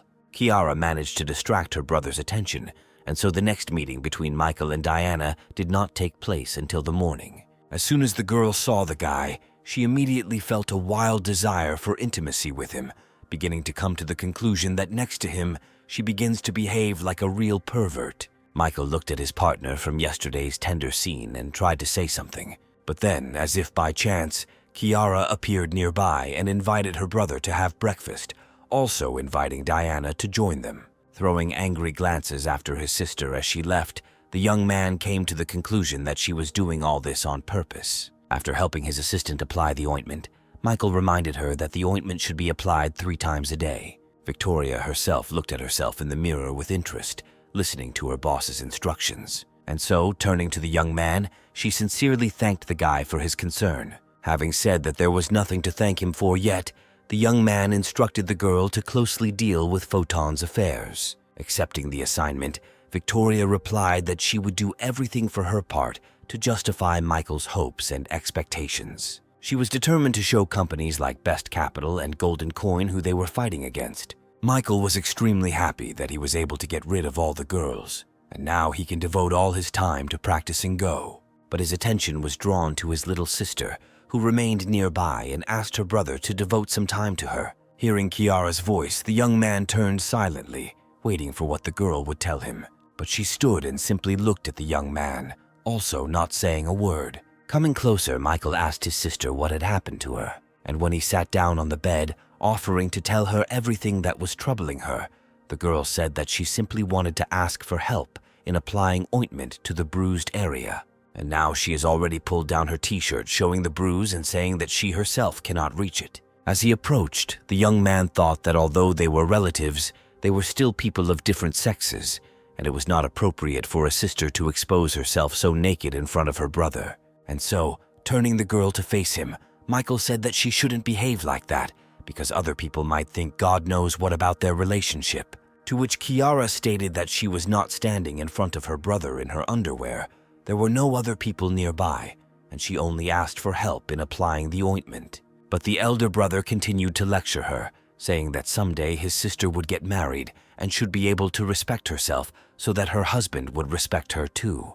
In response to which the girl suddenly declared, approaching the guy, that she would be very suited to a young man as understanding as Michael. While laughingly saying that she needed someone more reliable, the young man felt that there was some strange atmosphere here that urgently needed to be dispelled, and his interlocutor already said that Michael is not at all unreliable, where he will definitely approach the choice of a life partner wisely. And so, exhaling heavily, the young man realized that he definitely wouldn't be able to argue with this girl. Noting out loud that he was unable to convince his sister, Michael asked to give him some ointment to finish this matter more quickly. Rejoicing at this small victory, Kiara turned her back to the guy again, exposing the injured area to his hands. And then the girl felt the first touch of Michael's hand on her body. Enjoying this wonderful feeling, the girl reflected on the fact that she was not deprived of feminine charm after all. But then she suddenly stopped feeling the young man's hand, and Michael himself, removing the remains of the ointment from his fingers, announced that he was finished. The girl, who was just beginning to get a taste for it, was surprised that everything was completed so quickly, and when she asked why Michael did everything so quickly, he explained that it didn't take much time to apply the ointment. But the girl was clearly dissatisfied, immediately recalling that when he left with Diana to apply the ointment, this process lasted much longer.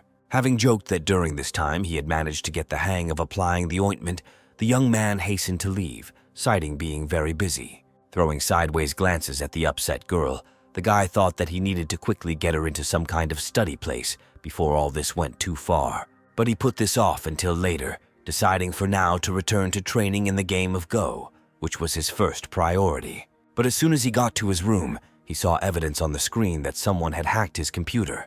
At the same time, Akira, sitting at her laptop, was telling Yoshihiro, who was standing next to her, that very soon she would find out the location of the player who had beaten the guy, since she had already managed to locate the city. The Go champion was very pleased with the performance of his mentor's sister. At the same time, the girl noted that this player had only registered on the online platform a couple of days ago, where during this time he had not lost even once and had significantly raised his level.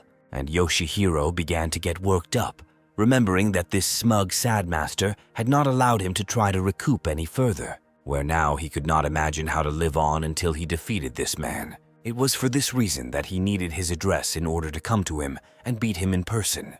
But suddenly, Akira made some inarticulate sound, indicating that something had gone wrong. The alarmed champion immediately asked his mentor what had happened, to which the girl explained that the man not only repelled her attack, but also hacked her own computer. But suddenly, the next second, a completely naked man appeared on the screen right in front of the girl's eyes. And when the entire space of the screen was filled with pornographic images, the frightened Akira could only close her eyes so as not to see this shame. With tears in her eyes, she stated that their opponent was too strong, and also thought about what she had just seen, something that she had never intended to do before their wedding night. Of course, this whole show for those who were trying to establish his location was arranged by Michael, who was very amused by such entertainment. The young man even managed to connect to Akira's laptop camera, where he looked at the girl and thought about when and where he managed to annoy the Japanese. But then, having decided that a bunch of interesting pictures should occupy the girl for a while, Michael got up from the table. The next day, during his morning bath, the young man suddenly noticed the news that Yoshihiro Yamada was going to visit his city. The other news was another revelation about a hotel owned by the Carson family for not meeting sanitary standards, where Patrick, also reading this, was furious that his company's shares were going down, and his loyal manager informed the gentleman that if some measures were not taken, the company would suffer colossal losses. In response, the young man stated that they could cover part of the losses by selling previously purchased land. But then he received the shocking news that the land in that area had depreciated and no one wanted to buy it. All this happened because Photon and Crystal Peak entered into a merger agreement which devalued the lands. Patrick, not hiding his rage, slammed his fist on the table, shouting that the whole world was united against him. Then he received a call from his sister, who was also concerned about what was happening with the family's company, suggesting that their hotels were suffering because of the Calloway family. Delighted that the girl continues to support the family, Patrick said that Best Capital and Golden Coin are most likely also involved. But Elizabeth cheerfully stated that her brother had nothing to worry about, since Photon and Crystal Peak had merged, where she now headed the new huge company Overground. The girl did not understand at all the negative reaction of her brother, who did not speak very flatteringly about her actions, while she was only thinking about how to help the family. And so he told the girl that their family never intended to become a true ally of the Lone Wolf, where he sent Elizabeth only to scout out the situation. In response, Elizabeth shouted that Michael, unlike her own brother, with whom she no longer wants to have anything in common, treats her like a truly close person. As soon as the connection was cut off by his sister, Patrick once again threw another phone on the floor, calling the girl two-faced, where the guy couldn't get his head around the fact that his own sister considered some Michael to be a closer person than her brother. But then the manager called the young man to reason, saying that this time they definitely couldn't do without help, and offering to enter into negotiations with the Lone Wolf. But the stubborn young man responded with a categorical refusal, saying that the Carson family was capable of sorting out problems on their own, where it was simply necessary to use reserve accounts.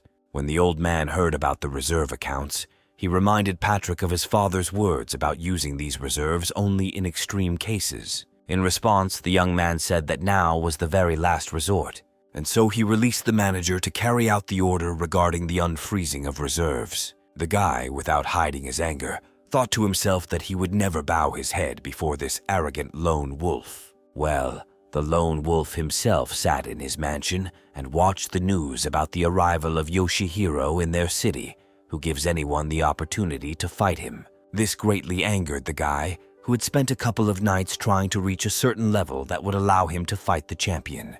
But at the same time, he noted that overall the news was good, since he didn't have to fly to where this guy lives, where now Michael will definitely have a chance to take 200 million. The young man's thoughts were interrupted by an unexpected call from Elizabeth.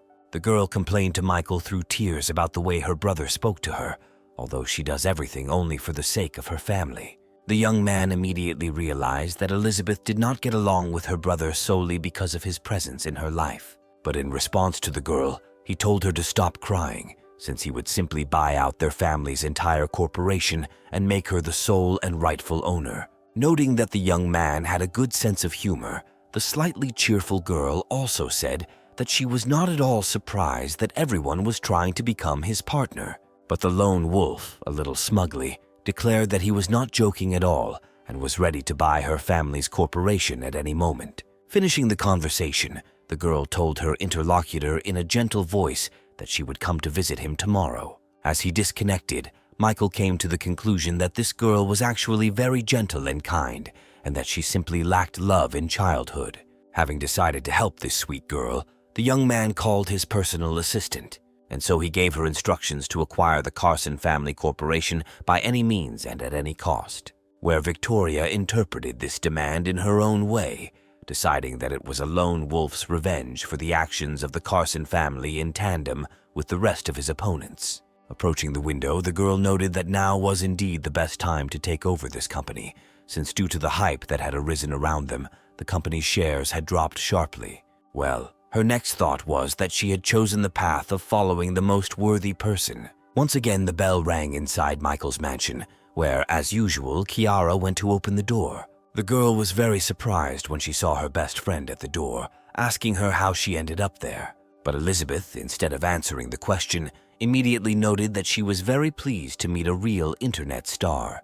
As a return compliment, Kiara noted that her friend was not far behind her in popularity, since she became the head of the Nad Ground company. The daughter of the Carson family liked it when her high position was mentioned, and this time the girl experienced the most pleasant sensations. The fascinating conversation about merits and achievements was interrupted by Michael, who told the girls that it was time for them to move forward.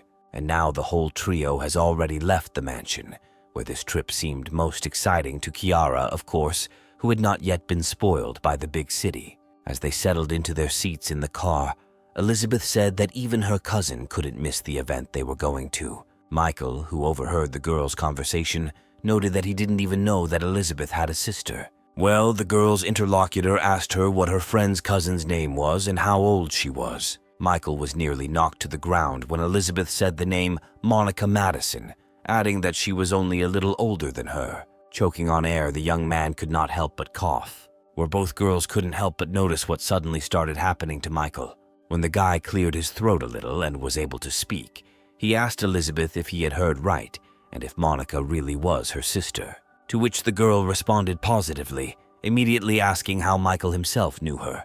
Recalling their strange communication at the auction and then at the police station, the young man smiled sheepishly and replied that they had met a couple of times. Already sitting in the car, Elizabeth was thinking about whether there could have been something between her sister, who was not lacking in beauty, and this guy. There was a truly huge crowd of people at the sports palace where the open go competitions were held.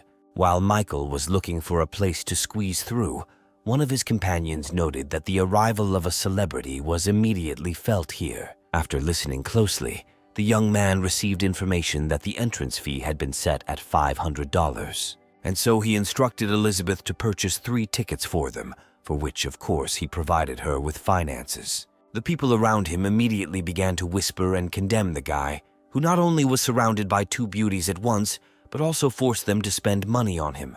But now the tickets were bought, the gate was left behind, and the trio finally saw the only table where the game was being played. As he walked towards the arena, Michael noted with displeasure that there were really a lot of people there, even despite the high cost of entrance tickets. But then Elizabeth noticed something odd, looking around and informing her companions that the table where Yoshihiro would play was not in the room. Following her, Kiara also looked around the entire visible space, and she also noticed that the champion was indeed not visible. Since there was only one table for the game, one of Michael's companions immediately wondered who this girl was. From the shouts from the crowd, it became clear that one of the best Go players in the city was currently playing with this girl, who was Yoshihiro's assistant. But the most valuable information came a little later, where, as it turned out, in order to fight Yoshihiro himself, it was necessary to defeat this girl. Michael peered closely at the Japanese woman's face, trying to remember where he had seen it before. But then he was distracted by Kiara, who informed him that in order to attempt the battle he needed to undergo mandatory registration, where after this registration he will be put on the waiting list to fight Yoshihiro's assistant Akira Nakayama. Elizabeth found this approach to be reasonable, as the champion would thus avoid having to engage in simple fights. But now the current game was over, where one of the best players in the city suffered a crushing defeat. But as soon as he left the arena, a new contender in the person of Monica immediately took his place. The girl immediately heard the familiar voice of her cousin, who was shouting loudly, calling her to victory. But besides her sister, Monica couldn't help but notice Michael, whom she promised to get for herself at any cost. Deciding to deal with these two a little later, the girl sat down at the table, deciding to focus on the game. In her mind, Monica noted that Akira was a strong enough opponent, and therefore she needed to make every effort to win and get a chance to fight the champion. The entire hall watched the long and, in some ways, even fierce confrontation with unconcealed excitement. But then Akira made his decisive move, after which Monica, sadly bowing her head, no less sadly noted that she had lost. The audience immediately began to discuss the fact that even if Monica Madison, who studied with one of the most famous masters of the game of Go, could not do anything against it, then the rest of us have nothing to do here at all. Then another contender approached the losing girl and said that losing was the other side of the coin, where the first side was winning, and asked the girl to give him a seat so that he could try his luck. The voice of the young man, who also claimed to have tried, immediately seemed familiar to Monica. The girl quickly turned around and immediately recognized her old friend Adrian Reed's. Looking at Monica and adjusting his glasses, the young man said that now he would take revenge for her loss. Well, in the meantime, everyone who was in the hall noticed that the one who was called the king of the game of Go had appeared for the battle. And only Kiara didn't know who this guy was and why everyone was so happy about his appearance at this competition. Michael told his sister that he was a multiple champion of online Go competitions, which is why he was nicknamed the king of this game. Akira was happy to be playing with such a celebrity, greeting her opponent warmly and inviting him to sit down. Adrian, who had come to win, did not need much persuasion, and now he was already making his next move. Yoshihiro himself closely watched the progress of the game from a separate room via video link. Noticing that this young man had fame and popularity, the young man assumed that he was the sad master. As he watched the game, Yoshihiro showed great impatience, where he was already consumed by the desire to quickly fight this man. Meanwhile, Elizabeth greeted her sister with words of support, saying that she had done everything in her power. After thanking the girl, Monica asked her what she was doing there and how she knew Michael, who was nearby. A little embarrassed and stumbling over her words, Elizabeth explained that she and the guy were just good friends. But the perceptive girl, for whom police work was not in vain, immediately realized that there was something more to it than simple friendly relations. During this time, Akira and Adrian managed to finish the game, where the girl, continuing to smile, admitted her defeat. And as soon as it was announced that the king of the game of Go had won, the entire hall immediately burst into loud applause. Well, the winner himself was already asking his defeated opponent whether he could now fight Yoshihiro. The girl agreed and began to say that she would immediately tell her partner about this. But this was not necessary, since the young man had already come to the hall, where he announced to the winner that he had been waiting for this personal meeting for a long time. Yoshihiro thought to himself that this winner was the same sad master, and now he had to defeat him in front of everyone. And now he was already declaring to his future opponent that he had come to their country and their city only to fight him. Immediately after which, the champion added that he acknowledges his past defeats, but his opponent should not have insulted him at all. Everyone in the hall was shocked when they heard the information that the king of the game of Go had already managed to defeat Yoshihiro. But Adrian himself could not understand what this guy was talking about, what victories and insults he had in mind. Less than a minute had passed after these statements by the champion, and both players had already settled down at the table to play. The entire room, including Michael, watched each move of each opponent closely. Michael, who has a fairly high level of play thanks to the system, immediately noticed that the Japanese player's playing style was very familiar to him, where at that very second he turned his attention to the girl standing next to him, who had previously seemed familiar to him. And then it dawned on the young man where he remembered that this was the same hacker who tried to get into his computer. The guy's next thought was why Yoshihiro's assistant needed to hack his computer and establish his location. The answer came instantly, where Michael quickly realized that the champion was the same schoolboy nicknamed Ghost Warrior, whom he had easily beaten several times. When the young man figured everything out, he was greatly amused by the fact that Yoshihiro mistook Adrian, who was currently playing with him, for the sad master. Then Kiara turned to her brother, interested in his opinion about who would win this game.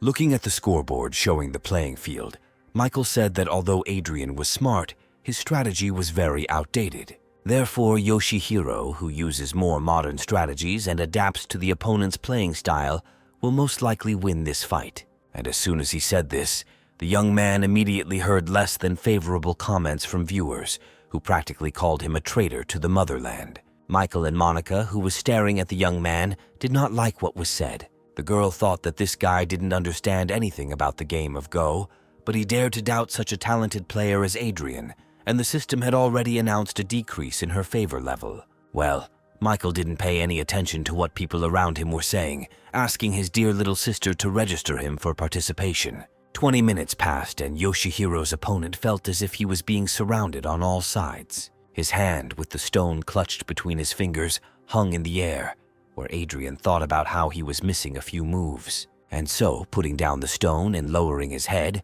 the young man declared that he admitted defeat. Where immediately after this, Yoshihiro's face literally began to change before our eyes. Jumping up from his seat, the young man laughed loudly, saying that he had finally achieved the desired result. Turning to his defeated opponent, the young man mockingly asked how he had managed to defeat him the previous times. Then, spreading his arms out to the sides, the champion noted with a grin that if Adrian was the strongest opponent, then he had no business being in this city at all. While the Japanese was rejoicing at his victory, Kiara, turning to her brother, noted that he was right.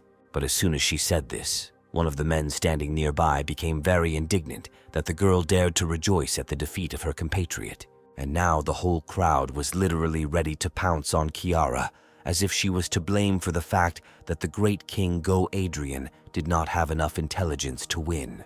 But the girl did not allow herself to be offended, saying that she was only confirming the correctness of her brother's guesses. Meanwhile, the winner, overwhelmed with joy, began to leave the arena, saying that he had nothing more to do there. But suddenly someone's voice, calling him a schoolboy, asked him where he was going to run. And as soon as Michael asked this question, the whole room literally froze. Turning sharply towards the young man, Yoshihiro angrily asked him who he was, to which Michael, immediately revealing his cards, cheerfully replied that he was the sad master already familiar to the Japanese, which could not help but shock his interlocutor, who considered his computer enemy defeated. Well, Michael, having come closer, stated with a grin that the Japanese man could not come to terms with his defeats and that he decided to come to his city, after which he added that since he had already come all this way, now he would make him reconcile himself once and for all. And in Yoshihiro's eyes, this young man looked like some kind of devilish creature that was capable of throwing him into a bottomless abyss. The audience immediately noticed that the champion turned noticeably pale as soon as this unknown guy entered the arena. Monica also watched with interest what Michael was doing, not yet understanding what he had in mind. Well, the young man himself had already headed towards the gaming table, inviting his opponent to start and finish quickly. As Michael sat down in his seat, he yawned and stretched, giving the impression that he was completely unprepared for the game. As he watched his opponent, Yoshihiro remembered Akira's arguments that he could use artificial intelligence to win, and decided that he could easily defeat this guy in real life. But then his mentor and assistant turned to him and noticed that the new contender had not yet played with her, according to the established rules. To which the guy said that the qualifying games were invented for weaklings, while the strong make their own rules. Standing in the middle of the stunned crowd, Kiara stated contentedly that now her brother would show everyone what he was capable of. Elizabeth, who was next to her, asked when Michael had learned to play Go, to which his little sister explained that he had always been good at this game, never losing a single battle in online games. Adrian was also closely watching the actions of the new contender, thinking that he would simply be disgraced if this strange guy were to win now. But the opponents were ready, and their confrontation was declared open. With a look of utmost concentration, Yoshihiro made his first move in this game. In direct contrast to him was Michael, who seemed to care nothing at all. Time passed, and with it the game, where more and more stones kept appearing on the field. Monica, who understands the game of Go, immediately noticed how furiously the champion was attacking. But what was most impressive was that Michael, who was playing against him, was in no way inferior to him. And then at some point, the girl noticed that her old acquaintance was firmly taking over the initiative. The Japanese player who was opposing him began to get nervous, coming to the conclusion that his opponent was not thinking about his moves at all. He simply did not have time to track and understand what Michael was striving for and where his next move would lead the game. It was a very clear impression that this guy had collected the entire legacy of all the greatest masters of the game of Go. But the young man, having picked up another stone, made his last move in this not very long game. Beginning to become terrified, Yoshihiro looked at the playing field with a frantic gaze. But the guy was brought out of his stupor by his opponent, who pointed out that the game was already over and the Japanese schoolboy had lost. The champion really couldn't believe that this young man, who had beaten him virtually at first, had dealt him a crushing defeat in real life as well. The entire auditorium continued to maintain a deathly silence, as if afraid to frighten away this incredible moment. But suddenly the entire crowd exploded with joyful shouts and applause, welcoming the new champion. Only Adrian stood silently, deciding that Michael would win only because Yoshihiro was tired after the fight with him. Looking closely at the winner, the young man decided to remember Michael's name and his nickname, the Sad Master. Elizabeth did not hide her joyful emotions either, and even threw herself on her cousin's neck, saying that her friend Michael was much stronger than this guy from Japan. Where immediately after this, the owner of the system received a message that the level of this girl's disposition had risen by another 1 point. Kiara, not taking her eyes off her brother, thought that all his sleepless nights and training in the game of Go had paid off in spades. Looking at the crowd, the girl mentally noted that this was just a gathering of hypocrites who, just 20 minutes ago, called her brother a traitor and now called him a hero of the country. And so Michael, to his horror, noted that the level of his precious little sister's affection had risen by another point and was now 94 points. Monica, like most other people, could not take her eyes off the winner, noticing that his victory had come with great ease. The girl admitted that she was wrong about Michael, where he certainly can and has the right to judge how others play, since he will defeat Yoshihiro Yamada himself. Comparing the position of the lone wolf in society, his level of wealth, Monica thought that this guy probably had to go through a lot to be able to achieve such skill. And now the young man was receiving new messages from the system that the level of favor with his police acquaintance had also increased. However, what worried him most about this whole situation was the attitude of his little sister, who did not hide her loving gaze. After all, there was only 1 point left to the minimum level, despite the fact that they were related. And suddenly the system sent a message about another level increase, which was what the young man was so afraid of. However, he was very surprised when he saw that the level of affection had increased not with Kiara, but with his ex Veronica. Sitting in the passenger seat of the car, Veronica looked at the screen of her mobile phone, where she had Michael's personal contact open. The girl's thoughts revolved around the fact that they had become quite distant from each other. They really seemed to have become people from different worlds, where she couldn't even imagine what he was doing now. The girl's thoughts were interrupted first when the car she was riding in stopped at a red light, after which the guy sitting behind the wheel turned around and asked if everything was okay with his companion, whose face looked very worried. To which the girl replied that she was simply very worried about the fact that she had forced her new boyfriend to spend so much on her today. The young man only laughed at this, but Veronica did not take her gaze off him. Her thoughts were that it was time to leave the past in the past and start a new life, where first of all she should have forgotten this Michael Cross once and for all, and finally started a new relationship. The movement continued, where the guy sitting behind the wheel suddenly noticed that today some big tournament in the game of Go was taking place in the city. In response, Veronica said that she was not a big fan of this game, but if her companion liked it, then she would be happy to listen to his story. The guy, clearly in the mood, stopped the car and said that a player from their city had brought glory and honor to the entire country. And when he opened the news story about the competition that had taken place, Veronica's eyes opened wider than they had probably ever opened before. After all, Michael, who had defeated the Japanese champion and received a prize of 200 million, was looking at her from the screen of her mobile phone. When the girl's numbness passed, tears immediately flowed from her eyes, where she cursed herself for having so easily decided to forget this wonderful young man who had courted her for several years. This reaction greatly surprised her companion, who tried to somehow calm the girl down.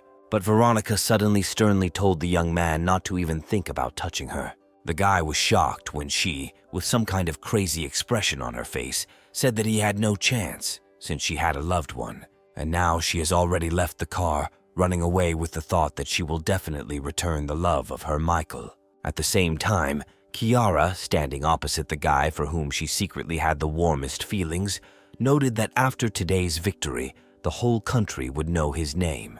Where this statement was supported by Elizabeth, adding that the game was shown live and Michael would definitely not be able to hide anymore. After listening to the girls, the young man himself absolutely seriously noted that this was not very good, where both Kiara and Elizabeth were plunged into a state of amazement after such a strange statement from the guy. The young man thought hard about what might happen if his name became known throughout the country, and then he remembered that among the skills he had acquired, there was a skill of some kind of camouflage, which he could try to apply in this situation.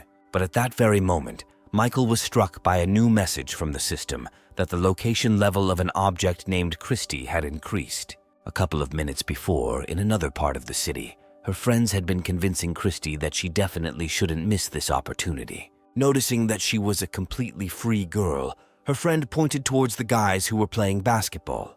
Reminding Christy of how she had chased after that guy back in elementary school, Maggie said that now was the best time, but her interlocutor noted that before she could really admire him and his acting.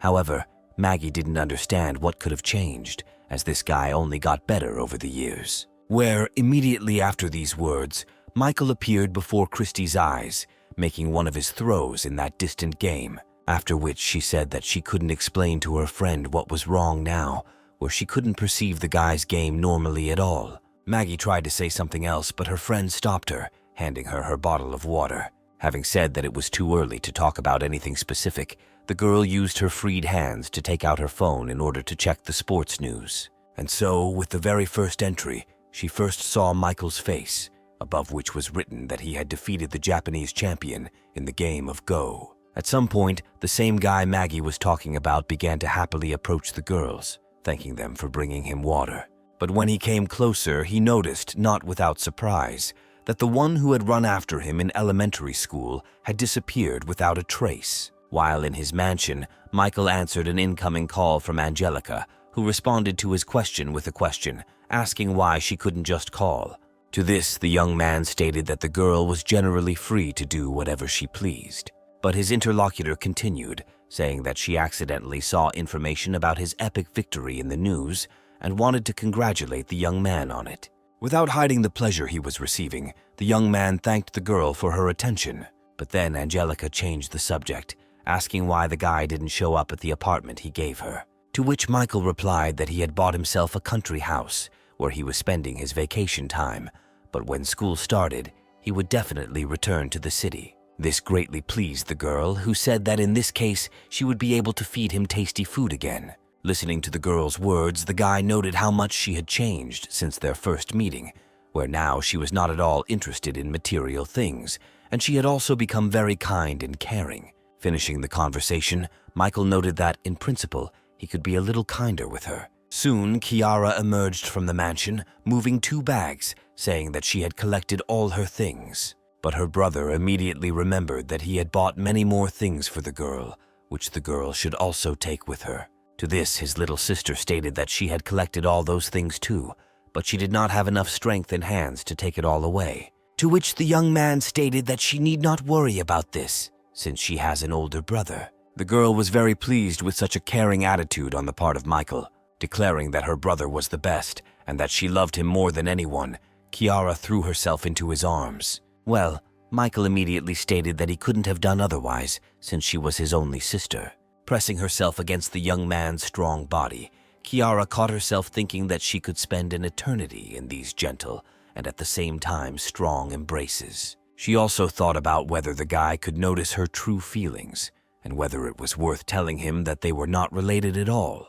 The girl's main fear was that after Michael found out the truth, he would simply turn away from her. But then, having plucked up her courage, Kiara told her brother that she would like to tell him something. However, Michael interpreted this beginning of the conversation in his own way, deciding that the girl wanted to confess her love to him. Working ahead, the young man stated that he knew what she wanted to tell him, but he would always consider her his little sister. The girl, having drawn her own conclusions from what was said, was amazed that Michael had known all this time that they were not related, which, from her point of view, was not something she could doubt, given his mental abilities. But at the same time, he treated the girl in a way that real blood relatives often do not. And so Kiara came to the conclusion that in this case, she occupies a special place in this guy's heart, and he definitely likes her. Literally a second later, Michael, looking dumbfounded, studied the system's message that the girl's disposition had reached the minimum required level, for which he received reinforcement points, a percentage of the costs, and also improved his singing skill. Literally turning to all the gods, the guy asked them what was going on. After all, he had just essentially rejected his sister's feelings, but at the same time, for some reason, her level of affection had increased. Claiming that they were related, the young man cursed the stupid system. But then his interlocutor came closer and kissed the young man, which he did not expect at all. Without saying another word, Kiara turned and headed in the opposite direction from Michael. Well, the young man himself, holding his hand to the place where the girl kissed him, decided that everything that was happening was nothing more than a karmic impact for the fact that he was playing with the hearts of girls. Adam threw the documents he had received onto the floor with force and muttered through his teeth that such a state of affairs was simply impossible. The young man could not believe that the lone wolf did not punish his former assistant Victoria in any way, moreover, returning her to the position of director of Photon, to which his assistant timidly noted that the lone wolf trusted her predecessor very much, where after the merger the value of the new company Nadground was already calculated in hundreds of billions. In an attempt to relieve some stress, the Calloway son lit up a huge cigar. He could not understand what kind of person this lone wolf was, who could so easily forgive the loss of 30 billion and then return the girl who had lost that kind of money to a high position. But then, having decided to switch his attention, Adam suddenly asked his assistant why she had reported these events to him so late. The girl tried to justify herself by starting to talk about how the boss had just returned from vacation yesterday, where she had thought about what would be better to report at a personal meeting.